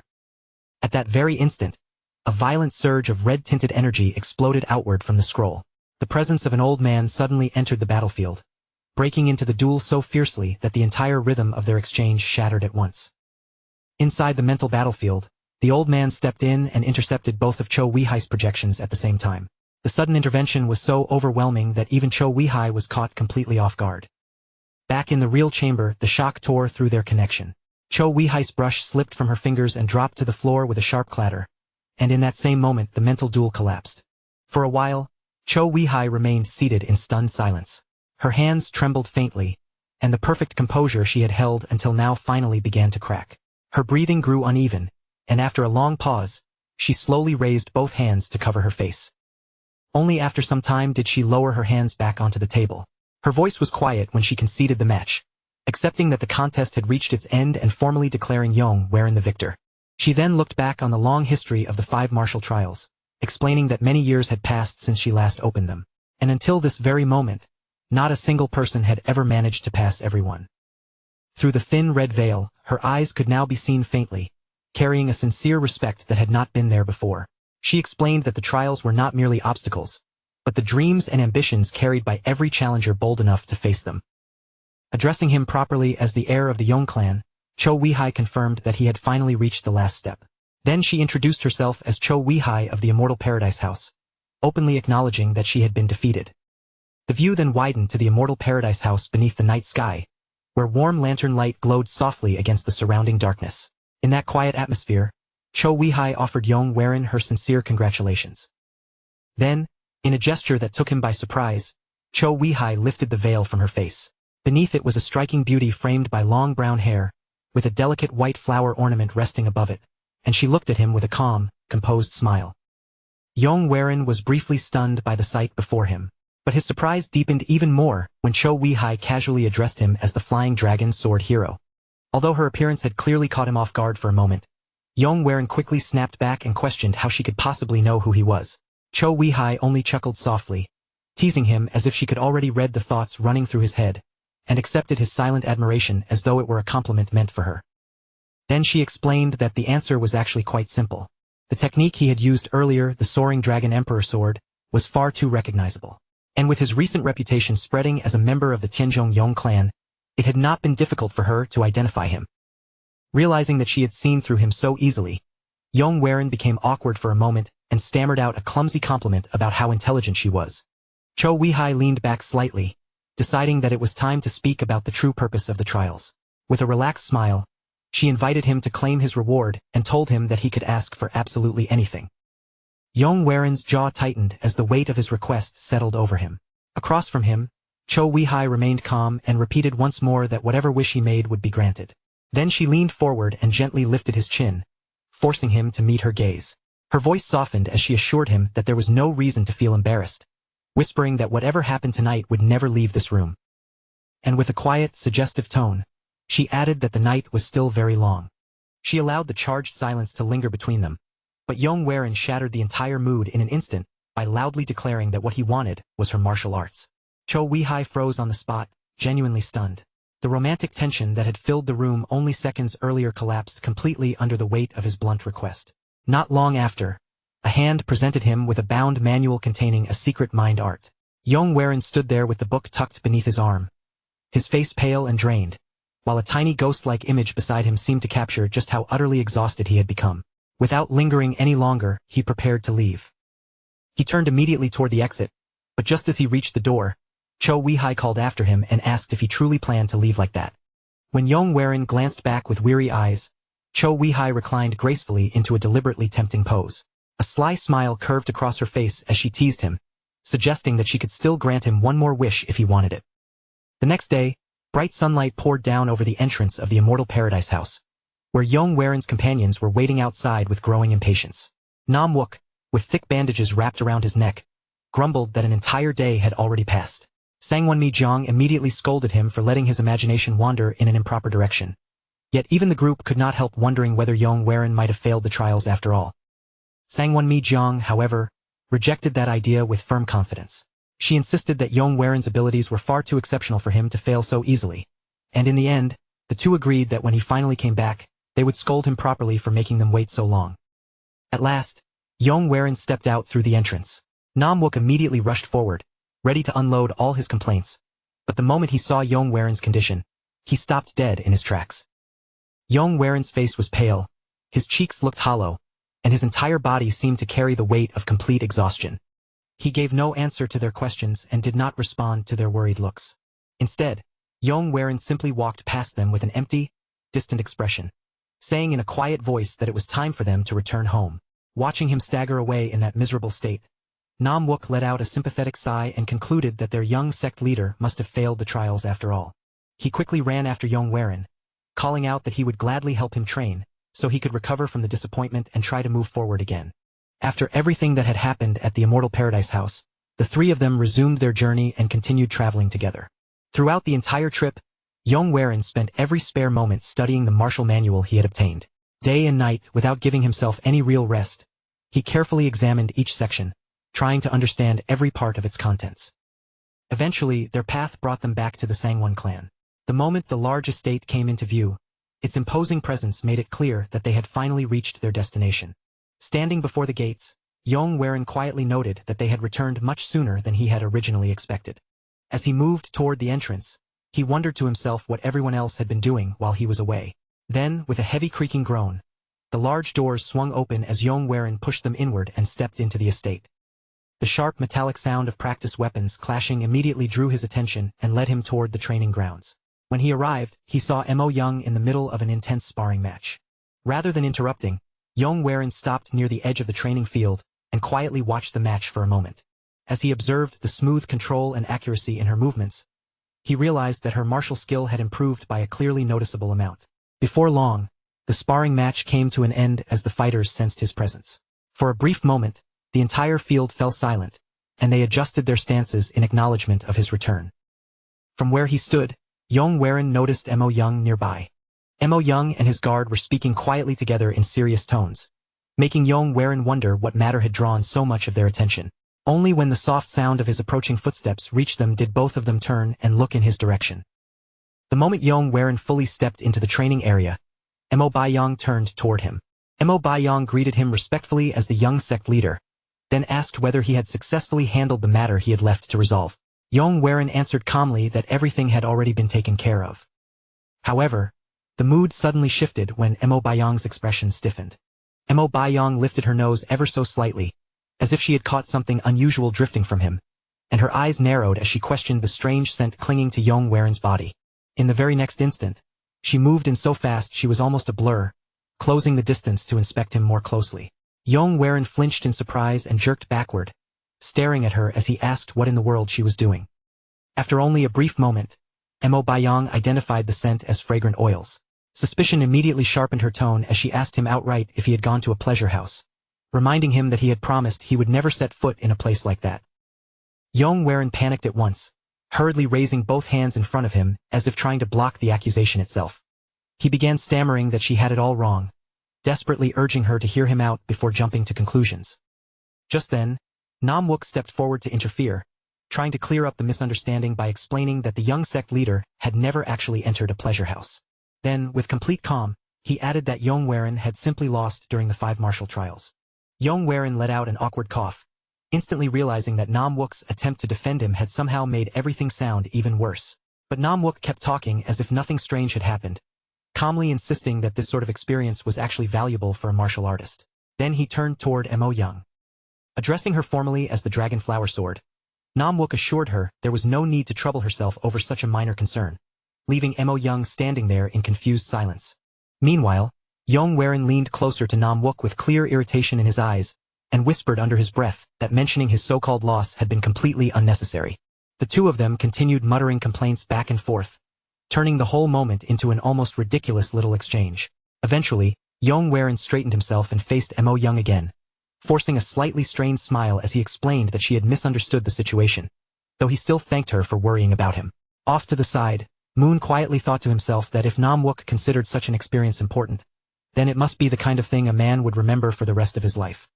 Trying to pull the conversation away from that embarrassing topic, Yong quickly shifted his attention to Young's martial arts, complimenting her skill and remarking that she had improved quite a lot recently.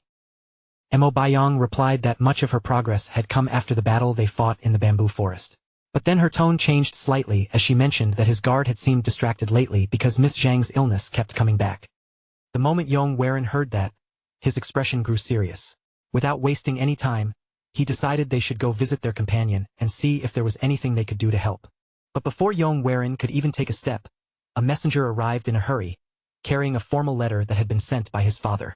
Yong accepted the scroll with a heavy feeling in his chest. When he saw the familiar seal, surprise flickered across his face, and after letting out a slow breath, he carefully opened it.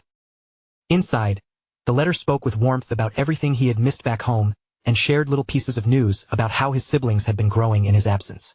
It also acknowledged the reputation he had earned as the Tenjong sword hero, while quietly revealing a father's concern for the dangerous unforgiving world of Jianghu that his son was now walking through. By the time the letter ended with a gentle reminder that the seasons were changing and a request for him to return home before winter arrived, Yong was visibly moved. His eyes grew moist, and he gave a soft sniff as the emotions finally reached him. Later, beneath a clear sky stretching over the wide grounds of the Sangwon estate, Yong gathered his companions together as they prepared to leave. Yen admitted that she felt sad they could not stay any longer, but Yong reminded everyone how warmly they had been treated during their time there, while also pointing out that the cold season was already drawing near. The group then exchanged formal martial salutes, each gesture carrying both respect and farewell. When the clan head gruffly told them to stop lingering and hurry to the carriage waiting outside, Yong bowed with sincere gratitude. Then his face broke into a wide smile as he announced that it was finally time for them to return home. A gentle wind stirred around him, lifting strands of his hair as he stood there smiling with obvious relief. For a brief moment, everything felt calm and peaceful as he looked toward the road ahead. But the scene suddenly shifted to a dark forest in the dead of night, where faint blue mist drifted slowly between the trees. From the shadows, a creature's snout pushed forward and sniffed the air, and a cat prowled through the darkness. Its nose stayed close to the ground as it followed a hidden trail, until a man bent down and lifted the animal into his arms. Holding it calmly, he announced that the tracks had already been found. As he stroked the cat with casual familiarity, the man remarked that the blood demon had personally asked him for this favor, which meant refusing had never really been an option. Then he continued forward through the forest, stepping along a path where bodies lay scattered ahead of him, and quietly declared that he intended to steal the treasure.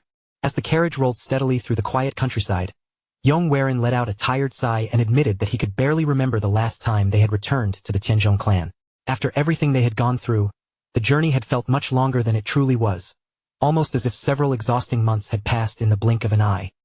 While the fields drifted past outside the carriage window, Yong quietly said that their long journey was finally nearing its end. Then he sincerely thanked everyone for staying beside him all this way without a single complaint. As Mo Baiyong sat beside him in silence and listened while the tense air inside the carriage slowly began to ease. Beyond the window, endless golden fields stretched beneath the towering mountains, and for the first time in a long while, the peaceful scenery made it feel like the exhausting journey was truly coming to a close. Nanong Guok leaned back with a satisfied grin and casually remarked that it was a perfect day. The calm mood inside the carriage shifted at once when Mo Baiyong turned toward Nanong Guok and asked him directly why he was even here. Without the slightest hesitation, Nanong Guok answered calmly that he had already decided to follow young Master Yong from now on. Mo Baiyong was completely stunned by the sudden declaration, while Yong simply turned his gaze away, looking as if he had already expected something this absurd to happen sooner or later. Mo Baiyong immediately rejected the idea, pointing out that following young Master Yong was not something Nanong Guok could simply decide on his own. But Nanong Guok refused to back down. With shameless stubbornness, he argued that since young Master Yong had saved his life, Yong now had to take responsibility for him whether he liked it or not. After that shameless declaration, silence settled heavily inside the carriage. The man seated in the center merely crossed his arms and watched the awkward situation unfold without saying a single word. Eventually, Yong spoke up and quietly mentioned that he had heard Manhwa's condition had worsened again. His expression softened with concern as he asked whether she was all right now. Brother Zhang hesitated for a brief moment. Then his face turned serious, and he finally began to explain the truth behind Manhwa's condition. He revealed that Manhwa's condition was not actually an illness at all, but a side effect caused by the purple lightning qi. The moment Mo Baiyong and Yong heard the words purple lightning qi, both of them were visibly shaken, their expressions changing at once. Manhwa then explained that purple lightning qi was the lingering internal energy left behind inside the body of anyone struck by the purple lightning demonic arts. She continued in a weak voice, explaining that the purple lightning qi was both stubborn and destructive, constantly eating away at the victim's body from the inside. Yong expression hardened immediately. He slowly asked if they were truly talking about the infamous purple lightning demonic arts. Before he could say anything more, Manhwa suddenly coughed up blood, and the sight instantly threw everyone inside the carriage into alarm. Brother Zhang rushed to her side in panic and called out her name, while the others sat frozen in shock as her condition visibly worsened before their eyes. Supporting her in a hurry, Brother Zhang desperately demanded the medicine, his voice tight with fear as panic spread rapidly through the carriage. He quickly opened the medicine pouch, only for his face to drain of color when he realized with horror that it was completely empty. Brother Zhang was stunned to discover that Manhwa had already taken every last pill. Anger and fear mixed in his voice as he demanded to know why she had not told anyone sooner. Weakly, Manhwa admitted that the seizures had been happening more often lately. She had genuinely thought the medicine would be enough to keep her stable for at least one more day. Yong immediately tried to steady the group, telling everyone to calm down. He said they would soon reach a nearby village, and once they arrived, they could find medicine for Manhwa there. Realizing that Manhwa's condition was worsening with every passing second, Yong's face tightened with urgency. He immediately shouted for Namwook and Youngwook to drive the carriage faster and head for the nearest village without holding anything back. With a sharp crack of the whip, the carriage jolted forward violently and raced down the open road at full speed. Everyone inside was tense, desperately hoping they could reach the village before Manhwa's body gave out completely.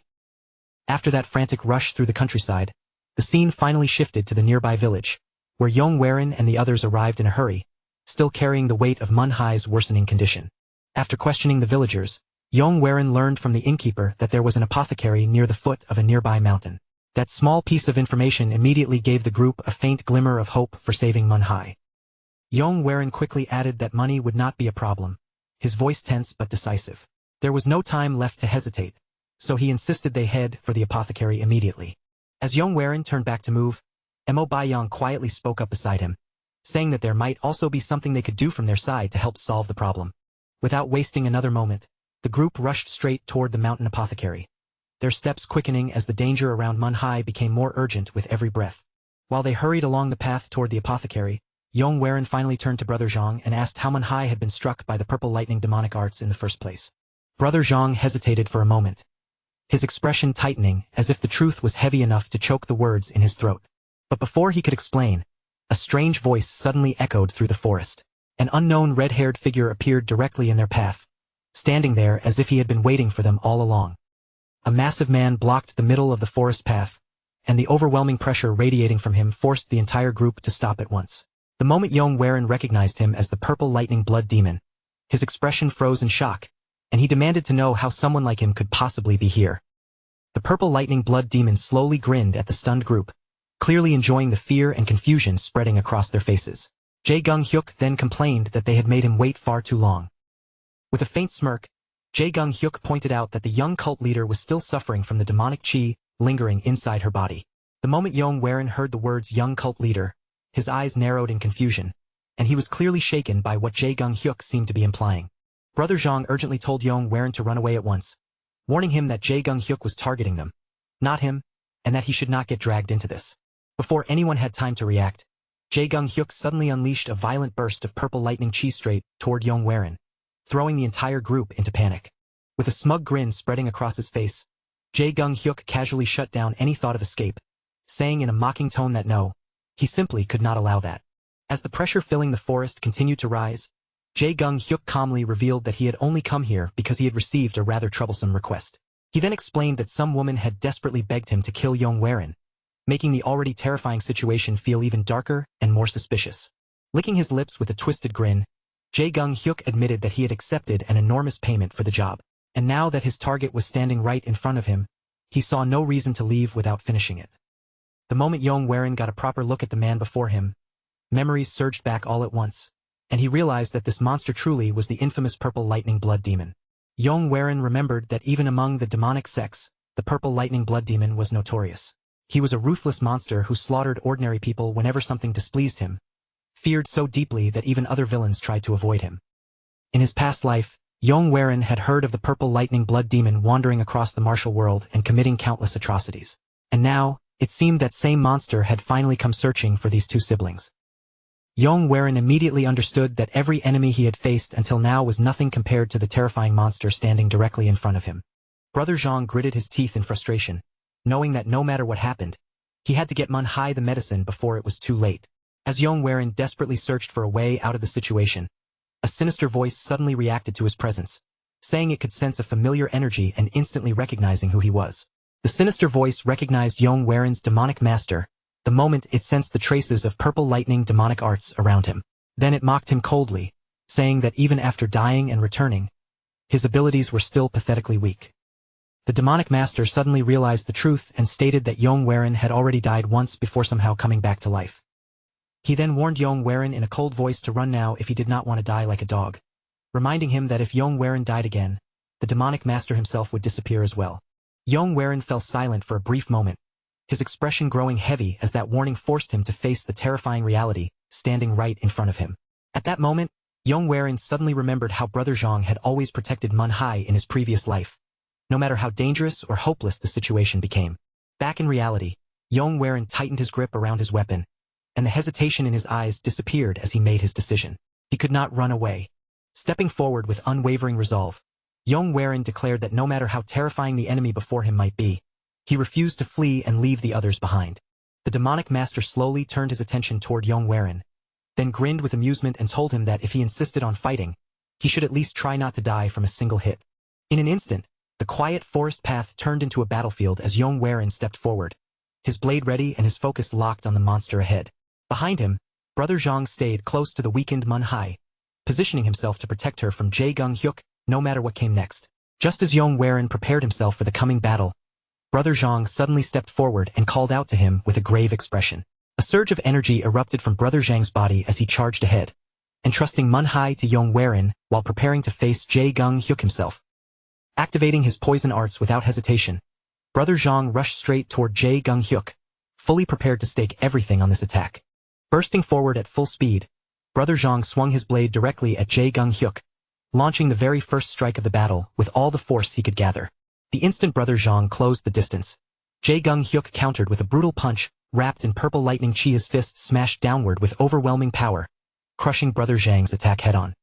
The impact from Jae-gung-hyuk's punch sent Brother Zhang flying backward violently, making it painfully clear just how monstrous the blood demon's strength truly was. Yong shouted Brother Zhang's name in shock and anger, his voice cutting through the chaos of the forest. Jae-gung-hyuk clenched his fist with a cold, mocking confidence. Jae-gung-hyuk mocked Brother Zhang for being so weak despite using the Black Death divine poison arts. After crushing his attack so effortlessly, he calmly lowered his fist and remained standing in place, looking as if he had never felt threatened at all. Realizing just how hopeless the situation was becoming, Yong urgently called out to the demonic master in his mind, desperately asking him for a strategy. Without giving him even a moment to breathe, Jae-gung-hyuk suddenly moved. Jae-gung-hyuk leaped forward with violent purple lightning chi wrapped around his fist, launching a devastating attack straight at Yong Yong barely managed to block the strike, but the overwhelming power behind the purple lightning chi tore straight through his defense. Unable to withstand the force, his sword shattered apart in his hands. Jae-gung-hyuk's punch broke through completely and slammed into Yong chest with devastating force. The instant the blow landed, the purple lightning chi exploded violently, blasting Yong backward. Yong crashed hard into the ground, and the moment his body struck the earth, purple lightning chi erupted violently around him. Without giving Yong even one more glance, Jae-gung-hyuk turned his attention away from him completely and began walking slowly toward Manhwa. As he closed in on her, Jae-gung-hyuk openly revealed her identity, confirming that she was the young cult leader of the hidden Saint cult, while continuing to approach with unmistakable killing intent. When he finally reached her, Jae-gung-hyuk looked down with clear satisfaction and declared that she had at last fallen into his hands, while Yong could only watch from a distance, powerless to stop him. In that instant, rage erupted inside Yong. Killing intent flared fiercely from his eyes and mouth, and his power began surging out of control like a storm breaking loose. Just as Jae-gung-hyuk moved to grab Manhwa, Yong suddenly flashed forward in a blur and seized his arm, stopping him right before his hand could reach her. Jae-gung-hyuk froze in shock the moment Yong appeared beside him and clamped onto his arm. He could not understand how someone who had just been struck down had moved with such impossible speed. A faint grin spread across Yong face as he tightened his grip around Jae-gung-hyuk's arm, holding him in place so firmly that the demon could not move. With the old man now possessing his body, Yong declared that he had finally seized control. Yong pinned the demon down with almost effortless strength as waves of crimson energy poured endlessly from his body. The muscular monster could only stare in stunned disbelief, unable to comprehend how Yong was still standing after taking a direct hit from the purple lightning demonic art, especially when the aura around him now felt completely different from before. Yong calmly called the demon by name, then remarked that he happened to be in an exceptionally good mood. With a careless smirk, he said that if Jae-gung-hyuk disappeared right now, he might generously choose to spare his life. Those words made Jae-gung-hyuk's face tighten with visible discomfort. He instinctively retreated to create distance, then unleashed purple thunder once again. Charging straight toward Yong, he coldly asked who he thought he was to speak of mercy, declaring that mercy was something only the strong could grant to the weak. As the incoming punch closed in, Yong expression suddenly darkened with fury. In the next instant, he caught the demon's arm head-on, and a massive eruption of crimson aura exploded violently around him. The moment the attack was stopped, the old man clicked his tongue in annoyance. He bitterly remarked that if he still had his original body, this demon would have been torn apart within 3 moves, resentfully cursing the fact that he was currently trapped inside Yong Waren's body instead. Even so, he did not slow down for even a heartbeat and continued attacking without pause. One crushing blow after another slammed into Jae-gung-hyuk, beating him so brutally that the demon nearly lost consciousness while still standing on his feet.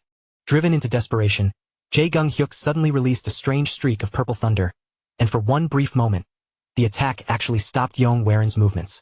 The instant Yong Waren realized the lightning was becoming troublesome, he retaliated with a brutal kick straight into Jae-gung-hyuk's stomach. The force blasted the demon backward, and Yong Waren coldly turned away, dismissing him as weak. But just then, Yong Waren's gaze dropped toward his own chest. A massive wound had appeared there without warning, violent purple lightning crackling from the injury, and revealing that the earlier punch had secretly planted purple lightning chi inside his body. Jae-gung-hyuk burst into smug laughter, declaring that once someone was struck by the purple lightning, defeating him became impossible. He continued mocking Yong Waren, confidently claiming that the lightning would soon tear his dantian apart completely, but before he could keep rambling, something changed. In the next instant, Yong Waren appeared directly behind him, leaving Jae-gung-hyuk utterly shocked. The old man coldly said it was humiliating that someone like Jae-gung-hyuk had ever been counted among the 4 great demons alongside him. Then, without hesitation, he followed those words with a devastating kick that smashed the demon straight into the ground. Without giving Jae-gung-hyuk even a moment to recover, he stomped down on him and immediately fell into a frenzy of arrogant self-praise. He loudly proclaimed the name Jamyong, boasting that he stood at the absolute pinnacle of all demons. Meanwhile, Manhwa barely began to regain consciousness, just as Yong Waren slowly walked toward her with eyes that looked completely lifeless. In a weak voice, she asked how her brother was doing. But just as Yong Waren prepared to kick her down, a massive surge of lightning energy suddenly erupted from his body. Everything instantly spiraled out of control. The purple lightning inside him began raging violently, racing rapidly toward his dantian and threatening to awaken Yong Waren completely. Furious, the old man clawed at his own clothes and raved that he refused to let go, insisting that this body now belonged to him. But in the very next instant, realization struck him like a blow. He understood that he had already failed, and that Yong Waren had awakened. Yong Waren immediately condemned him for trying to steal his body, furiously calling him a thief and ordering him to return to where he belonged. Gathering his chi, Yong Waren forcibly dragged the old man into a swirling vortex and sent him flying away, before his own body collapsed heavily onto the ground. When Yong Waren finally regained full consciousness, he realized that his body could barely move because of the martial arts the old man had forced it to use. Even in that battered condition, Yong Waren still insisted that he had to take Manhwa to the infirmary immediately. The deep night remained completely still until the heavy silence was finally broken by the sound of footsteps echoing through the darkness. Far below, a vast valley covered in thick mist stretched endlessly outward, and within the shadows, the massive structures of a grand estate stood quietly beneath the night. Yong Waren stood motionless, his entire body perfectly still as his unwavering gaze remained fixed on the distant horizon. The view shifted toward the top of another person's head as the old man, his face still hidden, bitterly asked whether Yong Waren had truly come all this way just to mock him. Deep within a shadowed, ethereal forest, Yong Waren sat calmly atop a wide flat stone, his posture flawless, his hands resting peacefully in his lap, and his expression completely undisturbed. In the foreground, the back of the old man's white-haired head faced him as Yong Waren smoothly began explaining the real reason he had come. Without hesitation, Yong Waren pointed out the harsh truth. Despite the agreement they had made earlier, the old man had still tried to forcibly take control of his body, and in the end, he had failed. Venom and wounded pride seeped into the old man's voice as he demanded to know whether Yong Waren had dragged this pitiful, trapped form of him into his mental world just to gloat over that failure. The confrontation grew sharper as the focus tightened on Yong Waren's face. His golden-green eyes narrowed into a cold, piercing glare, and there was not the slightest trace of sympathy in his expression. Opposite him, the old man's rugged, deeply lined face was finally revealed. His teeth were bared, and his fierce blue eye burned upward with pure rage. The tension between them grew heavier, with the old man placed aggressively in the foreground, his body tense and ready to lash out, while Yong Waren remained seated calmly on the stone, without showing even a hint of fear. Yong Waren explained in an even voice that the look in his eyes was not mockery at all, but genuine pity for the old man. For a brief moment, The sheer audacity of those words left the old man completely speechless. A heavy silence settled between them. Then the focus returned tightly to Yong Waren's face as he addressed the old man with complete seriousness, every trace of ridicule gone from his expression. He recalled the terrifying battle from earlier, mentioning the monstrous enemy Jae-gung Hyuk, a foe powerful enough to knock Yong Waren unconscious with a single devastating strike. Yet despite that overwhelming danger, the old man had crushed him effortlessly, handling the deadly opponent as casually as if he were disciplining a helpless child. After a long, thoughtful pause, Yong Waren finally gave voice to the contradiction that had troubled him from the beginning. What kind of existence could possibly inspire fear in someone who possessed such absurd, almost godlike strength? The old man was shown from behind once more, his posture stiffening as a dark blood-red aura slowly seeped from his body. With a low growl, he dismissed Yong Waren's observations and bitterly asked what a naive young man could possibly understand about the burdens he carried. A sharp side view captured Yong Waren's hardened expression as he continued pressing the matter. He wondered aloud what kind of terrifying force could break a man as powerful as him, then drove the question even deeper by asking how someone so mighty could end up becoming a person who could not even keep his own word. The old man's face twisted with overwhelming fury, and the entire frame seemed to fill with his enraged expression. His breathing grew heavy, and his teeth ground together violently as anger consumed him. Resting one hand lightly but firmly near the hilt of his weapon, Yong Waren began speaking again. He admitted that what he was about to say was deeply unsettling, but whenever he looked at the old man, there were moments when he could not help feeling that the two of them were fundamentally alike. The world around them abruptly shifted into a violent crimson landscape. There, the old man appeared far younger, still marked by his signature white hair, walking forward with a cold expression while shadowed warriors massacred one another in brutal battle behind him. Yong Waren quietly concluded that the old man must have spent his entire life trapped in a merciless world where killing was never a choice, but the absolute condition for survival. A sudden close-up caught the old man's widened eye trembling faintly, revealing that Yong Waren's words had struck a nerve buried deep inside him. Yong Waren then compared that life to his own, explaining that he too had been born into a proud martial family, yet he lacked the natural talent needed to inherit their martial arts.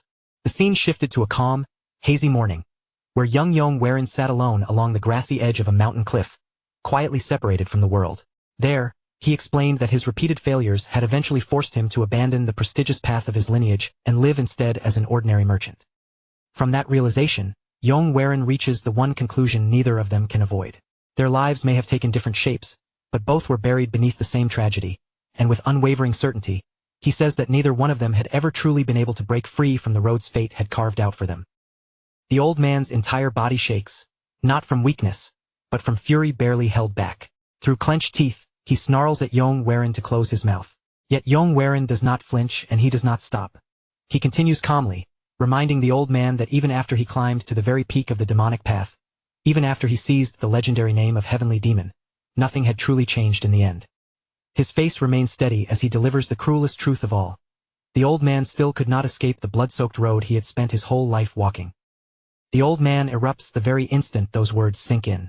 Rage bursts out of him as he violently rejects the thought that someone like him could ever be compared to Yong Waren.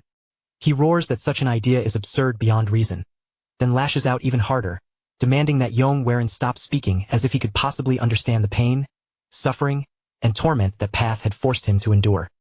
His expression twists into a mask of raw wrath, his fangs bared as anger overtakes every trace of restraint.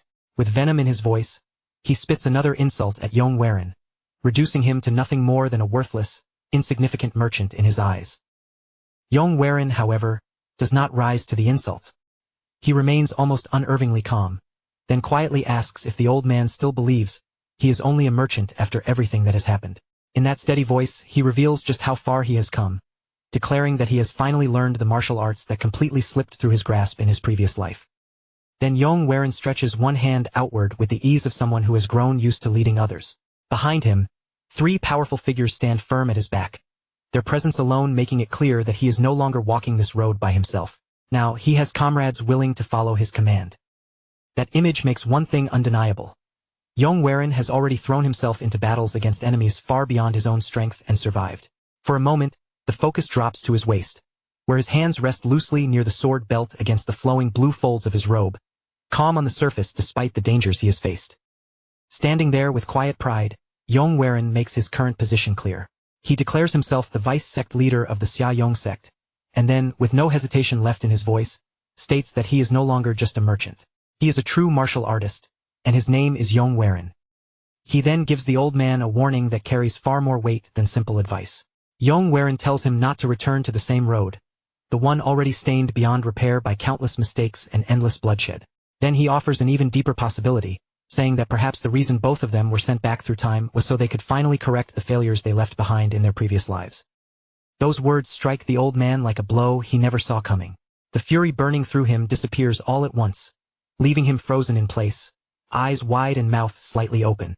For the first time, the full weight of Yong's realization crashes into him, and genuine shock takes over his entire face. Around them, the strange mental world begins to fall apart. The figures of Yong and the old man slowly fade, dissolving into an endless white fog as the space itself breaks down piece by piece. The unreal landscape disappears into the haze, and with it, their confrontation inside the mind finally comes to an end. A desperate voice suddenly pierces through the fading fog, urgently calling for the vice sect leader. As Yong's blurry vision gradually returns, the first thing he sees is Namwook's muscular figure leaning close, with the woman in red, Wuong, right beside him. Both of them are staring down at him with clear worry, carefully checking whether he is still conscious. Still dazed and barely recovered, Yong forces his voice out weakly and asks where he is. The view widens, revealing a spacious traditional room filled with warm light, where Yong is now sitting upright on a bed. As soon as enough awareness returns to him, his face turns serious. He lowers his gaze, and with urgency cutting through his exhaustion, asks what happened to the monstrous Jae Gung-hyuk. One of his companions answers quickly, explaining that by the time they arrived together with Yong, the terrifying enemy was already dead. Behind Huang, Wuong and Namwook stand quietly as the report continues, their posture respectful but still heavy with the tension of what had happened. They also reassure Yong that the other two injured allies had been found at the scene as well. Thankfully, neither of them had suffered wounds serious enough to put their lives in danger. Hearing that, Yong lowers his voice and mutters to himself. Relief mixes with guilt in his expression as he realizes, once again, how often he has ended up owing a debt to the Jaegal Chongyang sect. As Yong sits cross-legged on the bed, someone suddenly asks in disbelief whether he was truly the one who killed the fearsome Jui. The question lands so abruptly that it catches him completely off guard. His eyes open a little wider, and a bead of nervous sweat quickly forms along his cheek. Yong immediately turns his eyes away, trying to keep his reaction from showing. Then, in a rushed but controlled tone, he downplays the whole thing, explaining that the enemy had been a supreme master far beyond the reach of ordinary martial artists. Without wasting a moment, Yong pieces together a convenient lie. He claims that his memory of the battle is broken because he had already lost consciousness in the middle of the fight.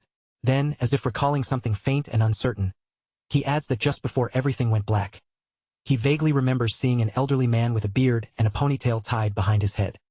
The others react at once, their shock impossible to hide. They wonder aloud if Yong was somehow rescued by one of those legendary hidden masters said to wander through the martial world. Wuong, however, does not look convinced. She stands with both arms folded tightly across her chest, her guarded posture making her suspicion obvious, while Namwook remains silent beside her. A closer look at Wuong sharp purple eyes shows them narrowing as she studies Yong clearly finding his perfectly timed story about a mysterious savior very hard to believe. Even so, Wuong admits that strange hidden masters do, in fact, exist throughout the martial world. But she does not let that possibility distract her from the danger around them. In the next breath, she warns that their situation is still far too risky and firmly insists that they should return to the safety of the Shai Yung sect as soon as possible. With her arms still crossed over her chest, Wuong openly voices her concern that staying in such a vulnerable place any longer will only invite another disaster.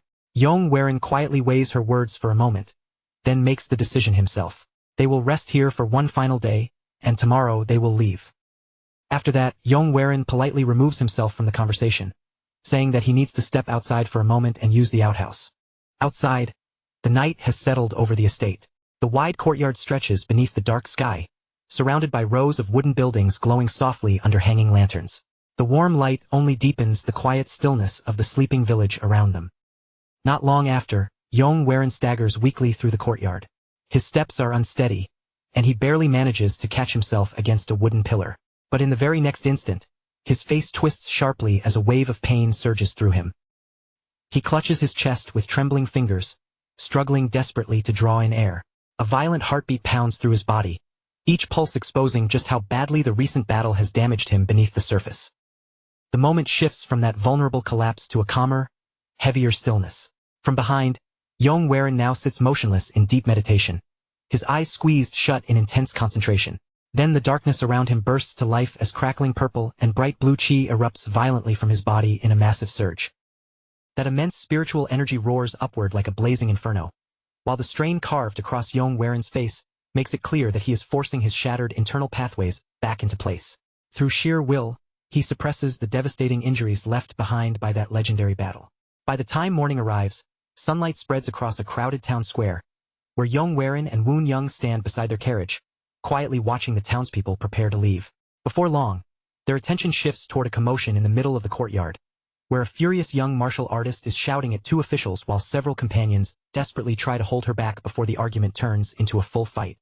Yong notices the tense scene right away, but he has no desire to get dragged into unnecessary trouble. Instead, he deliberately looks away, pretending the commotion has nothing to do with him. Beside him, Wuong keeps watching the disturbance, her face openly showing disapproval. Then, without the slightest warning, the mood around them suddenly shifts. Wuong's eyes widen faintly in surprise, her usual stoic expression cracking for just a moment. She turns toward Yong and draws his attention to someone approaching from the edge of the courtyard. When Yong turns back to look, he falls silent the instant he recognizes the person standing before them. A sharp uneasiness spreads through him at once. He tries to cover it with an awkward, strained smile, but Wuong answers him with a stare so unimpressed that the act becomes pointless. Realizing there is no use pretending, Yong drops the facade completely, his posture stiffening as he cautiously asks why this figure has come to him. Stepping fully into the light, an elegant and remarkably refined woman greets them calmly. A closed folding fan rests near her waist, and every part of her presence, from her posture to the quiet steadiness of her expression, carries a graceful sense of serenity. But as Yong stares at her in stunned disbelief, that harmless air around the woman shifts ever so slightly, only for a brief instant. From behind the edge of her opened fan, she casts a sharp, calculating look straight at him. A faint, knowing smirk curves across her lips, making it immediately clear that trouble has found him once again, and this time, avoiding it will not be easy. Beneath a huge full moon glowing over the dark night sky, a grand multi-tiered oriental palace rises inside a massive walled compound. Countless warm lanterns illuminate its elegant rooftops and sharp silhouettes, cutting through the drifting haze and giving the entire place a calm, yet overwhelming presence. Inside the palace, clear liquor pours steadily from a dark ceramic jar into a small white cup. The liquid splashes softly against the porcelain while a slender hand holds the vessel firmly in place. In a lavishly decorated room, the Yong of his previous life sits at a low table piled high with dishes. He shoves food into his mouth with almost shameless enthusiasm, until a large bite is left hanging from his lips. Across from him, his wife sits with her hair arranged in an elegant bun, watching him with a deeply unimpressed look before flatly telling him that it is already late and he should stop eating. Yong freezes in the middle of chewing, his cheeks puffed out from the food. Then he immediately tries to defend himself, insisting that he is simply maintaining the proper physique expected of a merchant union owner. As if her criticism means nothing at all, he tips his head back and empties his drink in one smooth swallow. His wife leans closer without warning and presses her hand against his face. With a teasing edge in her voice, she reminds him that she married him in the first place because of his handsome looks, yet now, he has grown fat. She pinches his cheek sharply and pulls it to the side, making him panic on the spot. Sweat breaks out across his face as he hurriedly protests, insisting that what she is touching is not fat at all, but pure gold. For a brief moment, the room settles into the familiar warmth of their private life together. But that quiet comfort slowly fades as the woman's gaze turns serious. Still facing him, she calls him by name, Yong and brings up the past, reminding him that he was once thrown out of the Tenjong clan with absolutely nothing to his name. Complicated emotions flicker in her eyes as her hand remains pressed against his face. She speaks of how he climbed from that disgrace to become the owner of the merchant union, then quietly asks whether he truly understands the reality behind everything that happened. Her voice softens, but the bitterness underneath it does not disappear. She confesses that even though she loves him deeply, she also hates him, because he swallowed the merchant union that was originally supposed to become her inheritance. Now, she is no longer sitting across from him in that warm, familiar room. She stands over him instead, her presence pressing down on him with a cold weight that makes the distance between husband and wife feel painfully clear. She says it without hiding anything anymore. She despises her dear husband for taking away what should have belonged to her, and that hatred has grown too deep to remain as empty resentment. It has finally pushed her to move with her own hands and take action herself. The memory cuts away in an instant, dragging everything back to the present. In a new location, that very same woman now stands before Yong in an open courtyard, greeting him calmly as the heir of the Yong clan, as if the weight of their past is nothing more than a polite formality. Miss Y approaches with graceful, measured steps, her blue and white robes flowing softly around her as three women dressed in green follow close behind. Yong stiffens slightly, then offers an awkward martial greeting, and politely says that it has been quite a long time since they last saw each other. With part of her face hidden behind her folding fan, Miss Y calmly asks what brought him to this place. At the same time, she reveals that she has been searching for two dangerous figures, the purple lightning blood demon and the black killer blade. Yong answers by telling her that the demon is already dead. The moment those words leave his mouth, Miss Y's eyes widen in visible shock, and the women behind her flinch back, unable to hide their disbelief. Miss Y immediately asks if he was the one who killed him. Yong quickly turns his gaze away, keeping his expression as natural as possible, and lies without hesitation, claiming that he knows absolutely nothing about it. At that moment, one of the women steps forward and respectfully addresses him as Hero Yong. Then she raises a dark insignia connected to the black killer blade, holding it out where everyone can clearly see it. Yong denies ever seeing anything like it before, but his eyes betray him almost instantly. His gaze locks onto the ornament, because the shape and design look far too similar to the one resting atop his own head. In that instant, realization strikes Yong like a bolt of lightning. The missing pieces that had been scattered in his mind suddenly snap together, and the meaning behind that insignia becomes impossible to ignore. As the sun slowly sinks toward the horizon, a lone horse carriage rolls along the road, moving steadily into the fading golden light that stretches across the evening sky. Inside the carriage, Yong sits with his arms crossed, his face dark and troubled. Across from him, the red-haired Wuong quietly studies his expression before asking whether his mood has something to do with that insignia. Yong's mind drifts back to memories he has never been able to erase, not even after returning to the past. Those memories lead him straight to the Sky Ocean Merchant Union, and to one incident that still cuts deeper than all the rest. His expression slowly hardens, and an icy killing intent settles into his eyes. He realizes that the insignia is exactly the same as the one worn by the assassin who murdered his father. In a low, quiet state of thought, Yong begins questioning what that connection truly means. Was the black killer blade the one responsible for his father's death, or had the assassin simply belonged to the same organization? Wuong senses his emotions beginning to surge and quickly tells him to calm himself, reminding him that there are too many people nearby. Yong catches himself and immediately apologizes, realizing he had lost control for a brief moment. Miss Y and Wuong then give him a formal bow, their posture serious as they ask him to inform them immediately. They tell him that if he ever encounters the black killer blade again, he must let them know at once, because they have a long and complicated history with that individual. Once Yong is inside the carriage again, he quietly mutters that it is nothing, but the tension in his face remains, and he soon reaches a clear conclusion. They need to return to the Tenjong clan as quickly as possible. At the same time, he remembers the warning that the wife of the purple lightning blood demon was supposedly somewhere nearby. Just as they begin to think they might have avoided any real danger, a thunderous crash erupts from outside, and the carriage is violently torn apart. The horse rears up in panic as shattered pieces of wood and debris scatter in every direction. Through the wreckage, an urgent voice rings out, ordering the young leader to come out immediately. Yong quickly pushes open what remains of the carriage door, only to find devastation spread out before him. Bodies lie motionless across the ground, and among the destruction stand several Shaolin monks, facing a woman named Deng. One of the monks angrily accuses Deng, the wife of the purple lightning blood demon, of massacring innocent people.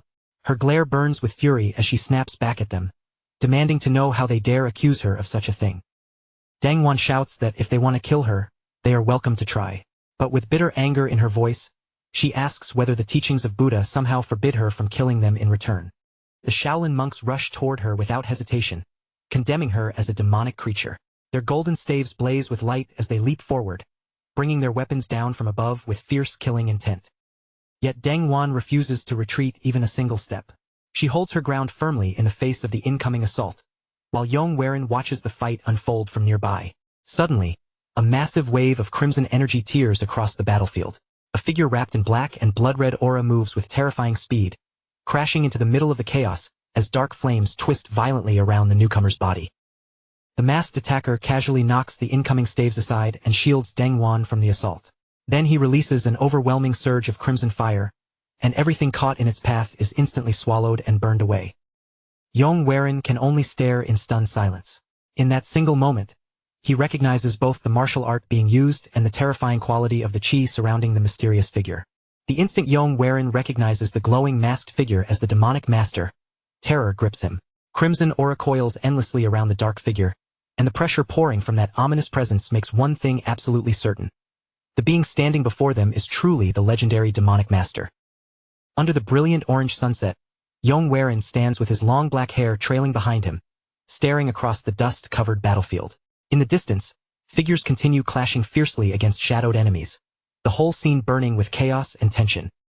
The impossible sight makes Yong question how something like this can even be happening. A close look finally reveals the demonic master's face. A rugged man with spiked brown hair, the lower half of his face hidden beneath a thick black mask.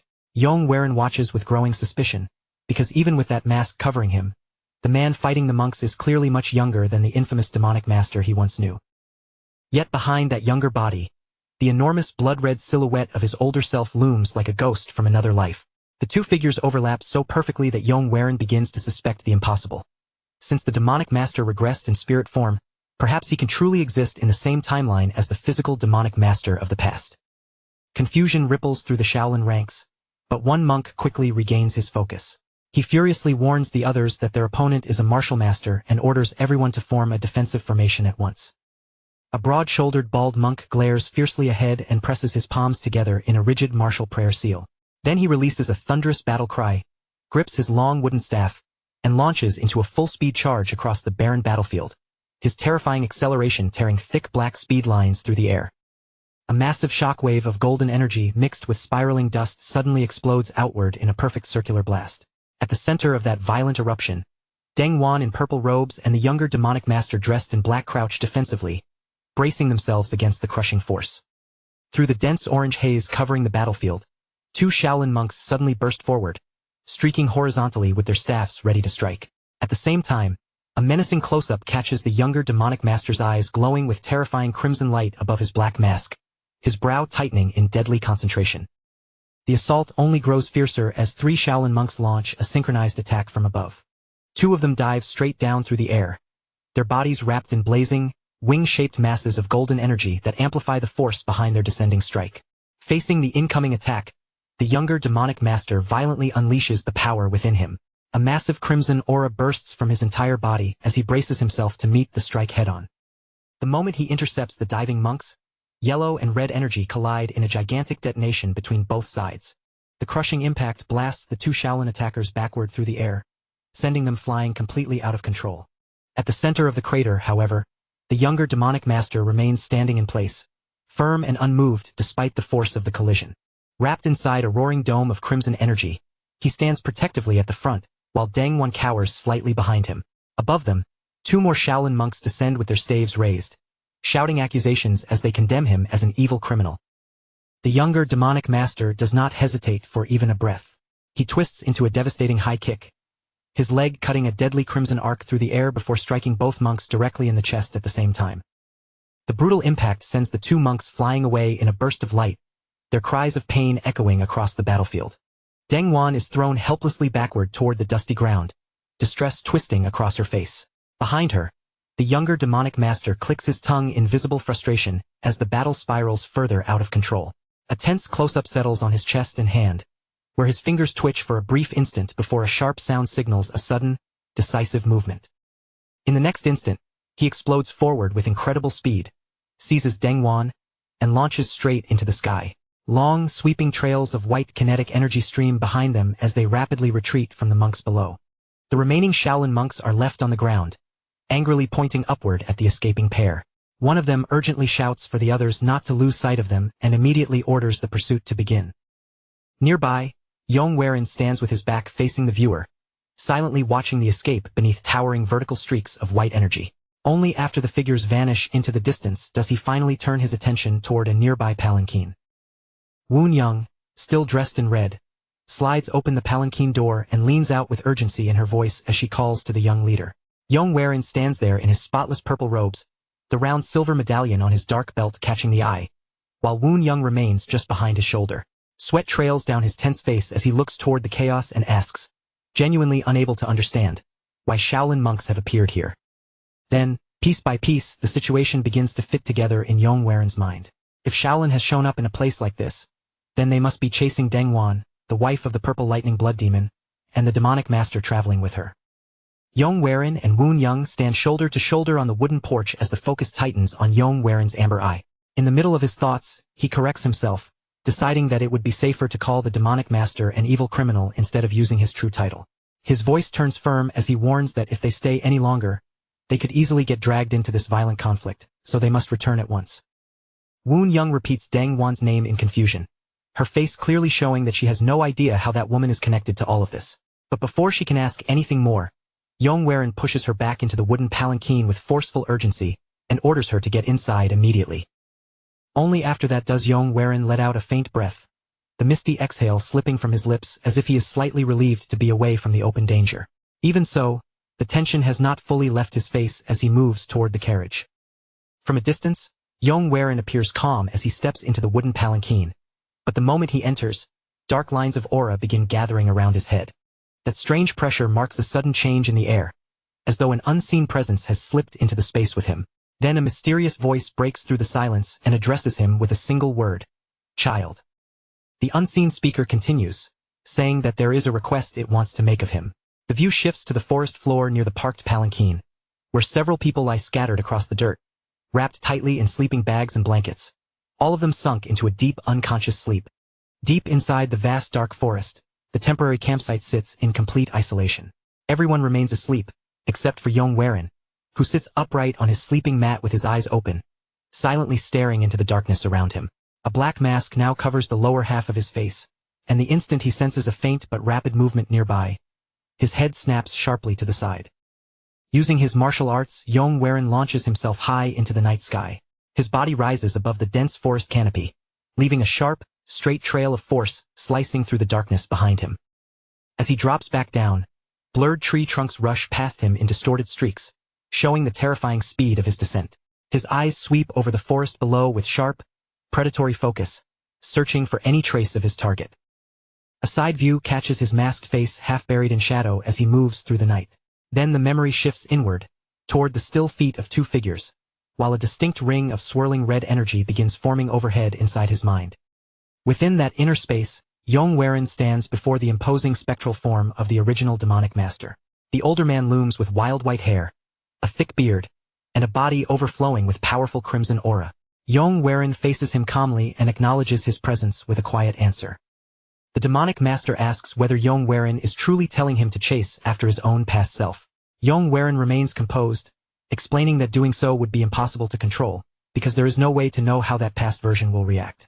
Worse, he cannot guarantee that the younger demonic master will not betray him the moment they meet. For that reason, Yong states firmly that his current choice is the necessary one. Then the demonic master reveals something shocking. In his original past, he never saved Dengwan at all, meaning the scene unfolding now has already strayed from the timeline he remembers. Yong eyes widen at once, his calm expression finally cracking. For the first time in the exchange, disbelief breaks through his face as he openly voices his shock. The demonic master leans closer, his stern face filled with intensity as he orders Yong to listen carefully. He explains that just as Yong choices have already changed the future, the demonic master's own future is also being reshaped little by little because of Yong actions. He adds that finding out exactly what has changed will be useful in itself.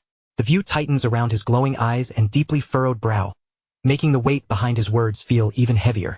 Then the demonic master asks a pointed question, wondering if Yong himself is not curious about his own future. A close view settles on Yong steady eyes as he accepts the arrangement on his own terms. He makes it clear that once this incident is over, the demonic master will owe him a very considerable favor. Yong closes his eyes and exhales softly, reluctantly agreeing to take on the task. Behind him, the demonic master stands firm and instructs him to leave alone in the night, explaining that he can sense where their targets are heading. He also offers to teach Yong an extremely useful martial art that will help him during the mission. For once, the demonic master's stern expression softens. With genuine sincerity in his voice, he thanks Yong for agreeing to help him. After a brief shift, Yong is shown crouching in the dark forest, the night breeze brushing lightly through his dark hair as he quietly reflects on the conversation he just had. In the end, he admits to himself that the demonic master's reasoning is flawless. If the actions of that man's past self have truly changed, then seeing those changes with his own eyes could become extremely valuable for Yong future plans. With that thought settled, Yong kicks off the ground and bounds through the night sky, heading swiftly toward his destination. A sprawling multi-story traditional estate soon comes into view. Yong descends without making a sound, landing precisely on the stone wall surrounding the property. Crouched low against the surface, he surveys the brightly lit courtyard below, his amber eyes sharp and alert as he studies every detail in silence. Inside his mind, Yong repeats the martial passage taught to him by the demonic master. He recognizes it as the ultimate concealment technique the man relied on until the very end, and he understands that as long as he follows it properly, no one will be able to detect his presence. The view tightens on Yong masked face as he closes his eyes and carefully adjusts both his breathing and internal energy according to the technique. Then, with perfect control, he drops soundlessly into the courtyard below. He lands unnoticed behind two figures standing in the shadows near the brightly lit sliding doors of the main building. The light reveals them clearly: the younger demonic master and Deng Wan, the wife of the purple lightning blood demon. Hidden beside the wall in the darkness, Yong listens as Deng Wan furiously questions the demonic master. Her voice is sharp with anger as she demands to know how he allowed the Shaolin monks to track him all the way here. She glares at him with open fury, asking if he truly expects her to believe she could have predicted running into those monks in a place like this. The demonic master starts to answer, saying it was not as if he deliberately planned to get caught. But Deng Wan cuts him off before he can finish, insisting that the whole problem happened because his movements were far too easy to follow. The demonic master lets out a long, irritated sigh. Under her repeated accusations, his expression hardens, and frustration settles heavily across his face. Clearly annoyed, he brushes aside the argument and changes the subject. His gaze shifts toward Deng Wan as he asks whether she managed to obtain the divine artifact that belonged to the purple lightning blood demon. Deng Wan answers with a confident smirk, saying that she did. She reaches into the folds of her purple dress and pulls out a small leather pouch. When she opens it, several dark purple metallic spheres faintly glow inside, and she identifies them as the explosive iron orbs. From his hidden position, Yong watches closely and immediately understands what they are. Those are the very same steel balls once used by the purple lightning blood demon. At that exact moment, the tense air is broken by the sound of footsteps approaching across the courtyard. A third figure strolls casually into the light. Both the demonic master and Deng Wan turn toward the newcomer at once. The man is revealed to be the Black Killer Blade, a strikingly handsome figure with wavy silver hair, dressed in elegant pale yellow robes layered over black clothing. He stops beside them in a relaxed stance, smiles lightly, and offers an almost sing-song apology for arriving late. Deng Wan immediately turns all her anger on him. She thrusts an accusing finger in his direction, shouting that they nearly lost their lives because of him, and demands to know how he can still act so shamelessly confident after everything that happened. Completely unfazed, the Black Killer Blade calmly asks why any of the blame should fall on him at all. Before he can continue, the demonic master cuts him off sharply and orders him to be quiet. His voice turns cold as he demands to know whether the Black Killer Blade obtained the divine artifact entrusted to him. With a smug look on his face and arrogance flashing in his eyes, the Black Killer Blade confirms that he succeeded. He proudly announces that he personally secured the White Tiger anti-demon sword. The moment he hears those words, the demonic master bursts into loud celebration. A broad grin spreads across his face as he mentally counts the treasures they have now gathered. Among them are Shaolin's White Tiger anti-demon sword and the explosive iron orbs once wielded by the purple lightning blood demon. The view cuts in extremely close as his sinister smile stretches even wider, and his crazed eyes open fully with excited anticipation. He declares that only one final item remains before their collection is complete: the Phoenix Blood Chalice of the Tenjong clan. Hidden in the darkness, Yong eye widens the instant he hears the Tenjong clan mentioned. The name strikes him hard enough to shake his composure. With the lower half of his face covered by a dark blue mask, he narrows his golden eye and draws in a sharp breath, listening even more carefully as disbelief tightens his brow. Why has the Tenjong clan suddenly become connected to this? Still motionless against the dark backdrop, Yong silently processes the mention of another divine relic. But the more he thinks about it, the clearer it becomes that he knows absolutely nothing about this particular artifact. At that moment, an unseen voice arrogantly declares that their mission has already succeeded, boasting that since Shaolin's divine relic has been smuggled out, the Tenjong clan is no longer a threat. The view shifts to an older man with a stern face, gray mustache, and thick beard, who warns his subordinate not to underestimate their enemies. The old man explains that a faction from the Tenjong clan is currently traveling along the very route where the purple lightning blood demon met his end. Then he reveals that the group is being led by the clan's newly emerging young master, the Tenjong sword hero. From his concealed vantage point, Yong quietly observes the gathering below. The old man continues speaking before the group, which includes both Dengwan and the Black Killer Blade. Although the old man suspects that the young master possesses extraordinary strength, the Black Killer Blade casually dismisses him as nothing more than an inexperienced youth. He smiles with his eyes closed, idly tapping a folded fan against his palm as a heavy silence settles beneath the ceiling beams. But the atmosphere shifts in an instant. A jagged blaze of blue aura suddenly erupts around the old man, towering over him like a violent flame. His glowing red eyes lock onto the Black Killer Blade as he warns that if he is ever forced to release his full power, the consequences will be severe. Veins bulge across the old man's furious face as crackling blue energy surges around his entire body. With crushing pressure behind every word, he warns that arrogance leading to failure will bring only one result: death. Under the weight of that crushing threat, the Black Killer Blade's arrogance disappears in an instant. He lowers his head, clasps his hands, and bows deeply in complete submission. Beside him, the purple thunder demon's wife stands with her arms crossed, watching the exchange with a hard glare fixed on him, as if even she finds his earlier confidence ridiculous. The violent blue aura surrounding the old man slowly dies down, fading until he appears calm again. With his arms folded and his eyes closed, he speaks in a much more composed tone, explaining that since the other relics are already in their hands, there is no reason for them to rush blindly or take reckless action now. Hidden in the darkness, Yong listens with his full attention. A nervous bead of sweat slides down his cheek as the old man advises them to create a careful, thorough plan before making their next move. As the discussion continues, Yong begins connecting the scattered pieces in his mind. He imagines the blazing Shaolin monks above and the Radawi warriors below, then realizes that the recent movements of the monks were all tied to the search for the relic. From there, he understands that the three killer heroes must have pursued the Black Killer Blade for the very same reason, and that leads him to one final, staggering conclusion. The missing relic they are after is currently in the possession of the Tenjong clan. The night grows still around him as Yong stands before the dark forest, faint moonlight tracing the sharp lines of his face. After hearing everything, he understands that he cannot afford to waste even another moment. In the next instant, he launches himself up into the canopy and tears through the darkness like a white streak of light. His body cuts across the night at blinding speed, racing straight toward the Tenjong clan. The scene shifts into daylight, where a wooden carriage pulled by two horses travels steadily along a dirt road. Golden fields stretch beside the road, while green mountains rise far in the distance under the open sky. Inside the carriage, Yong leans against the wooden wall, asleep from exhaustion. Beside him, a red-haired woman sits quietly, watching the scenery pass by outside the window. Deep in his subconscious, fragments drift through his dreams. The Black Killer Blade, Wuong, the demonic master, and the relic of the Tenjong clan. These overlapping images circle through his mind, revealing just how deeply worn down and exhausted he has become. The red-haired woman looks at him gently and asks if the young sect leader has been unable to sleep. Her voice softens as she tells him that they are almost at their destination, so he should take the chance to rest while he can. Yong slowly opens his golden eyes and gives a weak shake of his head, fighting against the heavy fatigue pressing down on him. As he stares out the window with a hardened expression, he explains that he is carrying an urgent message meant for the clan head, so he cannot allow himself to fall asleep yet. Leaning out into the warm sunlight, Yong calls to the drivers, Youngwook and Namwook. He offers to take over the reins himself so he can stay awake, and they accept his offer without hesitation. On the front bench, Namwook sits beside the resting Youngwook and turns back with a grin, the reins still in his hands.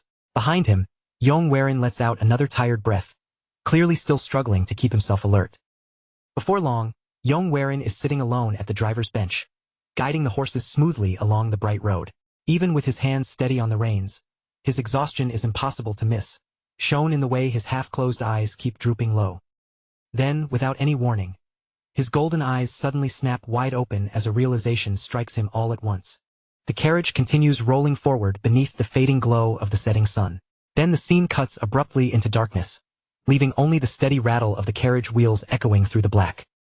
That darkness slowly fades away, revealing a massive traditional estate lit by countless golden lanterns floating through the night air. A sudden thought rises in his mind, wondering if he accidentally fell asleep. Then the perspective shifts through his own eyes as a large, unfamiliar hand reaches up and touches a thick neck, while horror flashes through him as he wonders if he had always been this fat. The view finally pulls back, revealing Yong trapped inside the body of an older, heavier man with graying hair and a mustache. He clutches his own face in complete shock, staring blankly ahead as he realizes that something enormous must have happened, even though his memories are still broken and incomplete. Yong releases a long, heavy sigh, trying to calm the panic rising inside him. As the view glides over rows of tiled rooftops, a young woman in a yellow dress suddenly comes sprinting frantically across the courtyard toward the carriage, shouting for the young master. Still frozen in place, the older Yong furrows his brow in confusion as the woman stops in front of him. After a brief moment of hesitation, recognition finally surfaces, and he realizes that she is Yen Hua. Yen Hua throws her arms down in frustration and immediately scolds him for arriving late on such an important day. But instead of answering her complaints, Yong stays motionless, staring at her in stunned disbelief before quietly asking how she has been doing. His strange question leaves Yen Hua completely confused, but before she can respond, Yong suddenly grabs his forehead as a sharp surge of pain cuts through him. A tense silence passes between them before Yen Hua presses her palm against his forehead, checking him with obvious concern. She comments that he does not seem to have a fever despite his painful groaning, then immediately grabs his hand and drags him away, insisting that the guests have already started arriving. Yong stumbles awkwardly behind her, his panic written plainly across his face. The sight becomes almost absurd as the small woman pulls his heavier body across the vast, glowing courtyard of the Sky Ocean Merchant Union, beneath the looming shadow of an enormous pavilion. His attention is suddenly drawn to a tall red-haired woman standing with a wooden sword in hand, victorious and composed, while two exhausted men remain defeated in front of her. One of the muscular men keeps grinning even after losing, while the other bows respectfully and praises the red-haired woman for how much stronger she has become. As Yong watches the scene unfold, he is stunned on the inside when he realizes the two defeated men are none other than the renowned two rising ghost blades. Then the victorious red-haired woman turns toward him. The moment she casually addresses him as young leader, Yong recognizes her. Sweat immediately spreads across Yong face as he nervously stammers out her name. M.O. Bayong. With her wooden sword resting loosely at her side. M.O. Bayong turns fully toward him and offers a light apology for speaking to him so informally. She explains that calling him that simply felt natural, since she was the one who personally taught him martial arts. But that gentle explanation lasts only a moment.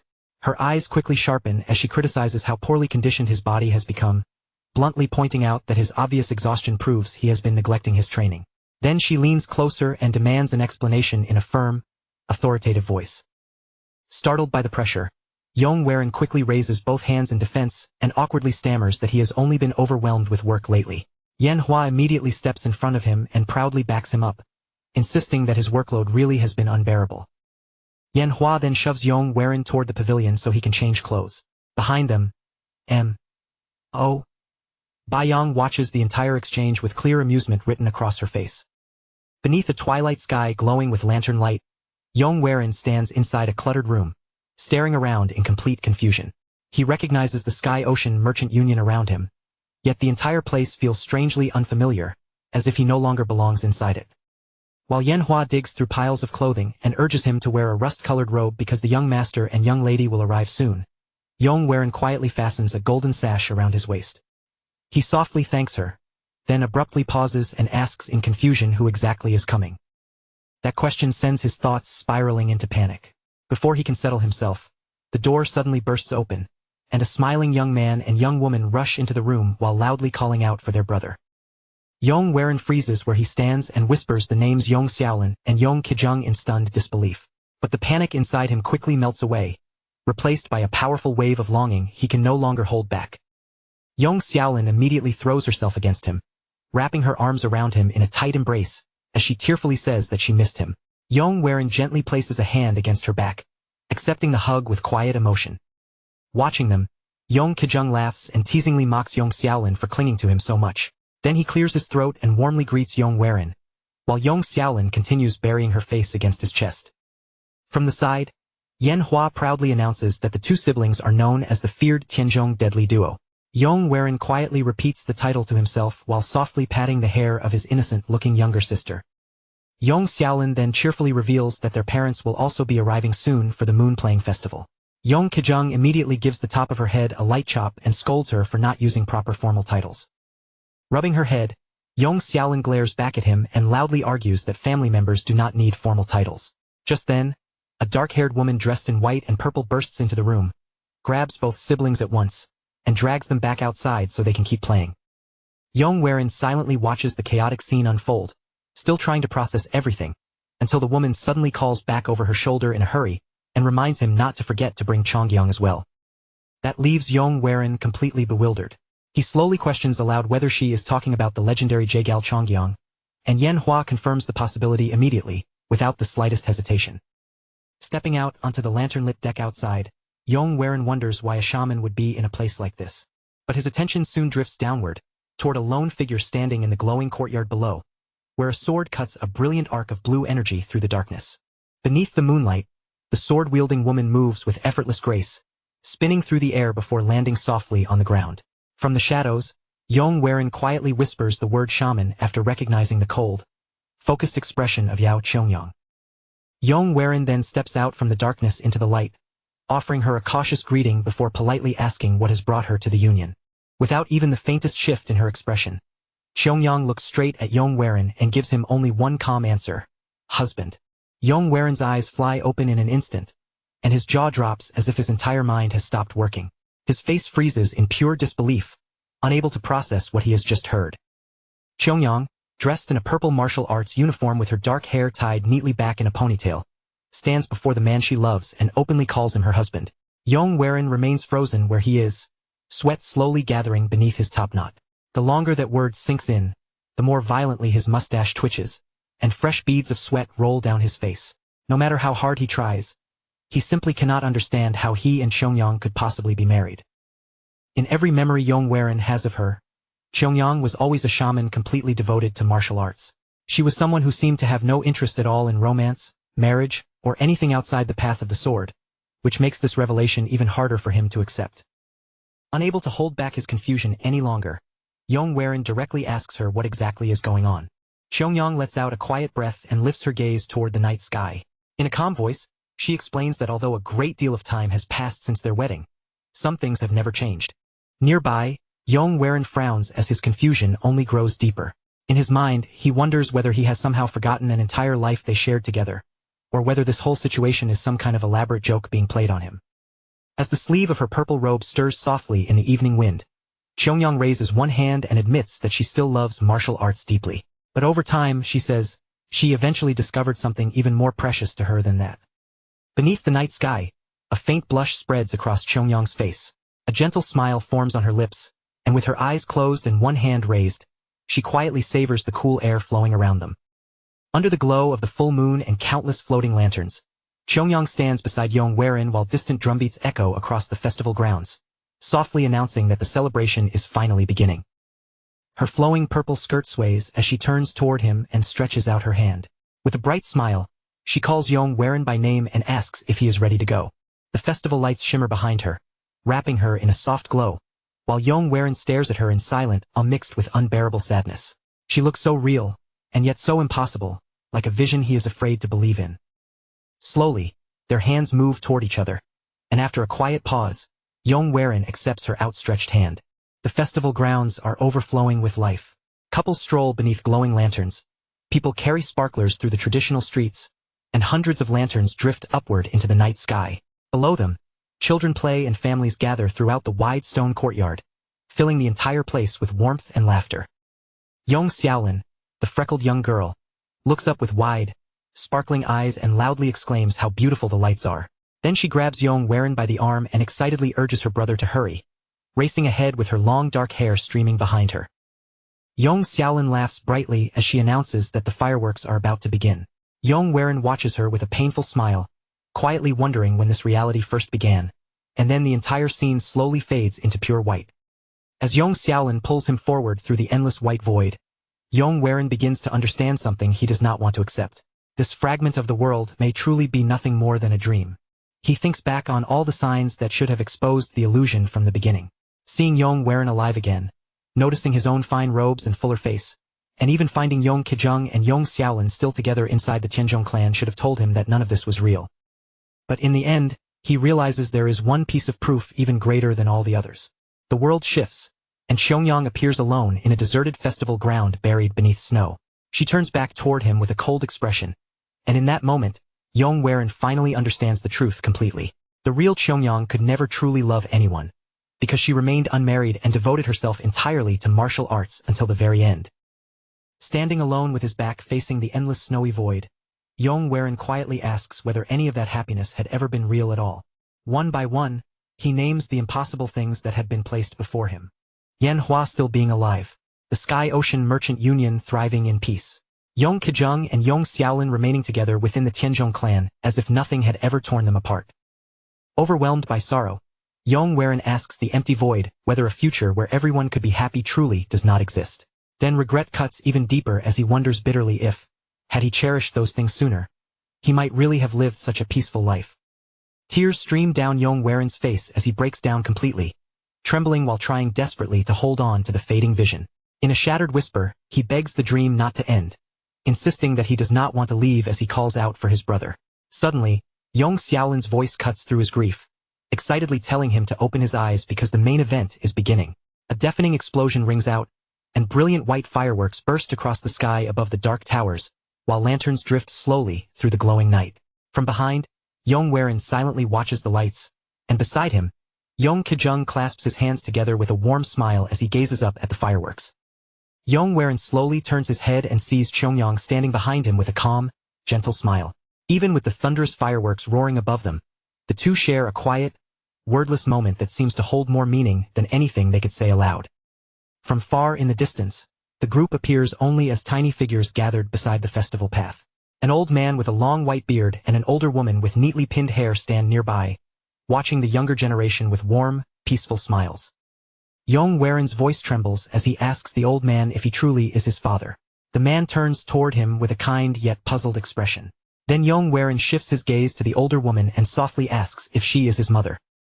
Desperate to reach them, Yong Werin suddenly breaks into a run across the vast empty plaza. Behind him, Xiaoyang calls his name, her voice echoing endlessly through the hollow space. Then his eyes snap open without warning.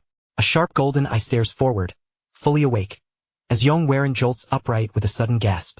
He is no longer standing inside a glowing festival. Instead, he is sitting inside a horse carriage, quietly traveling along mountain roads beneath the bright daytime sky. His long dark hair falls around his face as Wuong sits at the front of the carriage, her red hair flowing behind her while she guides the horses and turns back to look at him. Wuong calls him young leader and asks if he is finally awake. But Yong Werin can only press one hand against his head as tears continue running down his face, crushed beneath the weight left behind by both the dream and his real life. Seeing him in that state, Wuong looks at him with clear concern and softly asks whether he had suffered through a nightmare. Yong Werin slowly shakes his head, his hair slipping forward to hide his eyes. Then he lowers his gaze toward the floor and whispers quietly that it was only a very happy dream. Wuong stares at him in confusion, unable to understand how a happy dream could leave him in so much pain, or why it would bring tears so openly to his eyes. But Yong Werin gives her no further explanation. He simply continues staring blankly downward while the carriage rolls steadily toward the enormous fortress rising among the mountains ahead, the home of his clan. In a flat, exhausted voice, Yong Werin finally reveals the source of his pain to Wuong. The joyful future he saw inside that dream was impossible, he says, a future that could never truly exist. Wuong calls out to him again in concern, but Yong Werin's golden eye suddenly narrows. The sadness lingering on his face is replaced by sharp, focused determination. Inside the fortress courtyard, Yanhua, the freckled young girl with a small topknot, freezes in shock and relief the moment she sees the arriving carriage. The broom slips from Yanhua's hands and clatters loudly against the stone ground. In the next instant, she breaks into a full sprint toward the carriage, shouting for her young master with all the emotion she has been holding back. The moment Yong Werin steps down from the carriage, Yanhua throws herself against him and clings to him tightly. Tears of joy stream down her face as she sobs uncontrollably against him. The girl completely breaks down, crying that she waited so long for him to come back. Yong Werin lowers his gaze toward her, his expression becoming far softer than before, and slowly raises a trembling hand to comfort her. In that moment, Yong finally realizes that the conclusion he reached earlier was wrong. That dream was not impossible. Now he has the power to make it real. He kneels down and pulls the crying girl into his arms, silently vowing that he will build that peaceful, radiant future for everyone. Then, as Yong lifts his eyes toward the massive clan fortress towering above them, he finally understands the true reason he was sent back to the past. He rises to his feet once more, fully accepting the unbearable weight placed on his shoulders and the second life he has been given. More members of the clan begin rushing toward him with joyful smiles, including a young man and woman hurrying forward to welcome him home. As Yong watches them approach, he realizes with perfect clarity just how much still remains for him to do. Standing beside Hua as he looks over the clan buildings, Yong begins organizing his next moves in his mind. The demonic master, the divine relic, and the deadly power struggles surrounding the Tenjong clan all wait ahead of him. Yet even with those dangers closing in, a faint, confident smirk slowly appears on Yong lips, because he already knows exactly what his first step must be. Then he turns his eyes toward the gathered faces of his family and allies, gives them a warm and genuine smile, and declares in a calm, unwavering voice that he has finally returned home.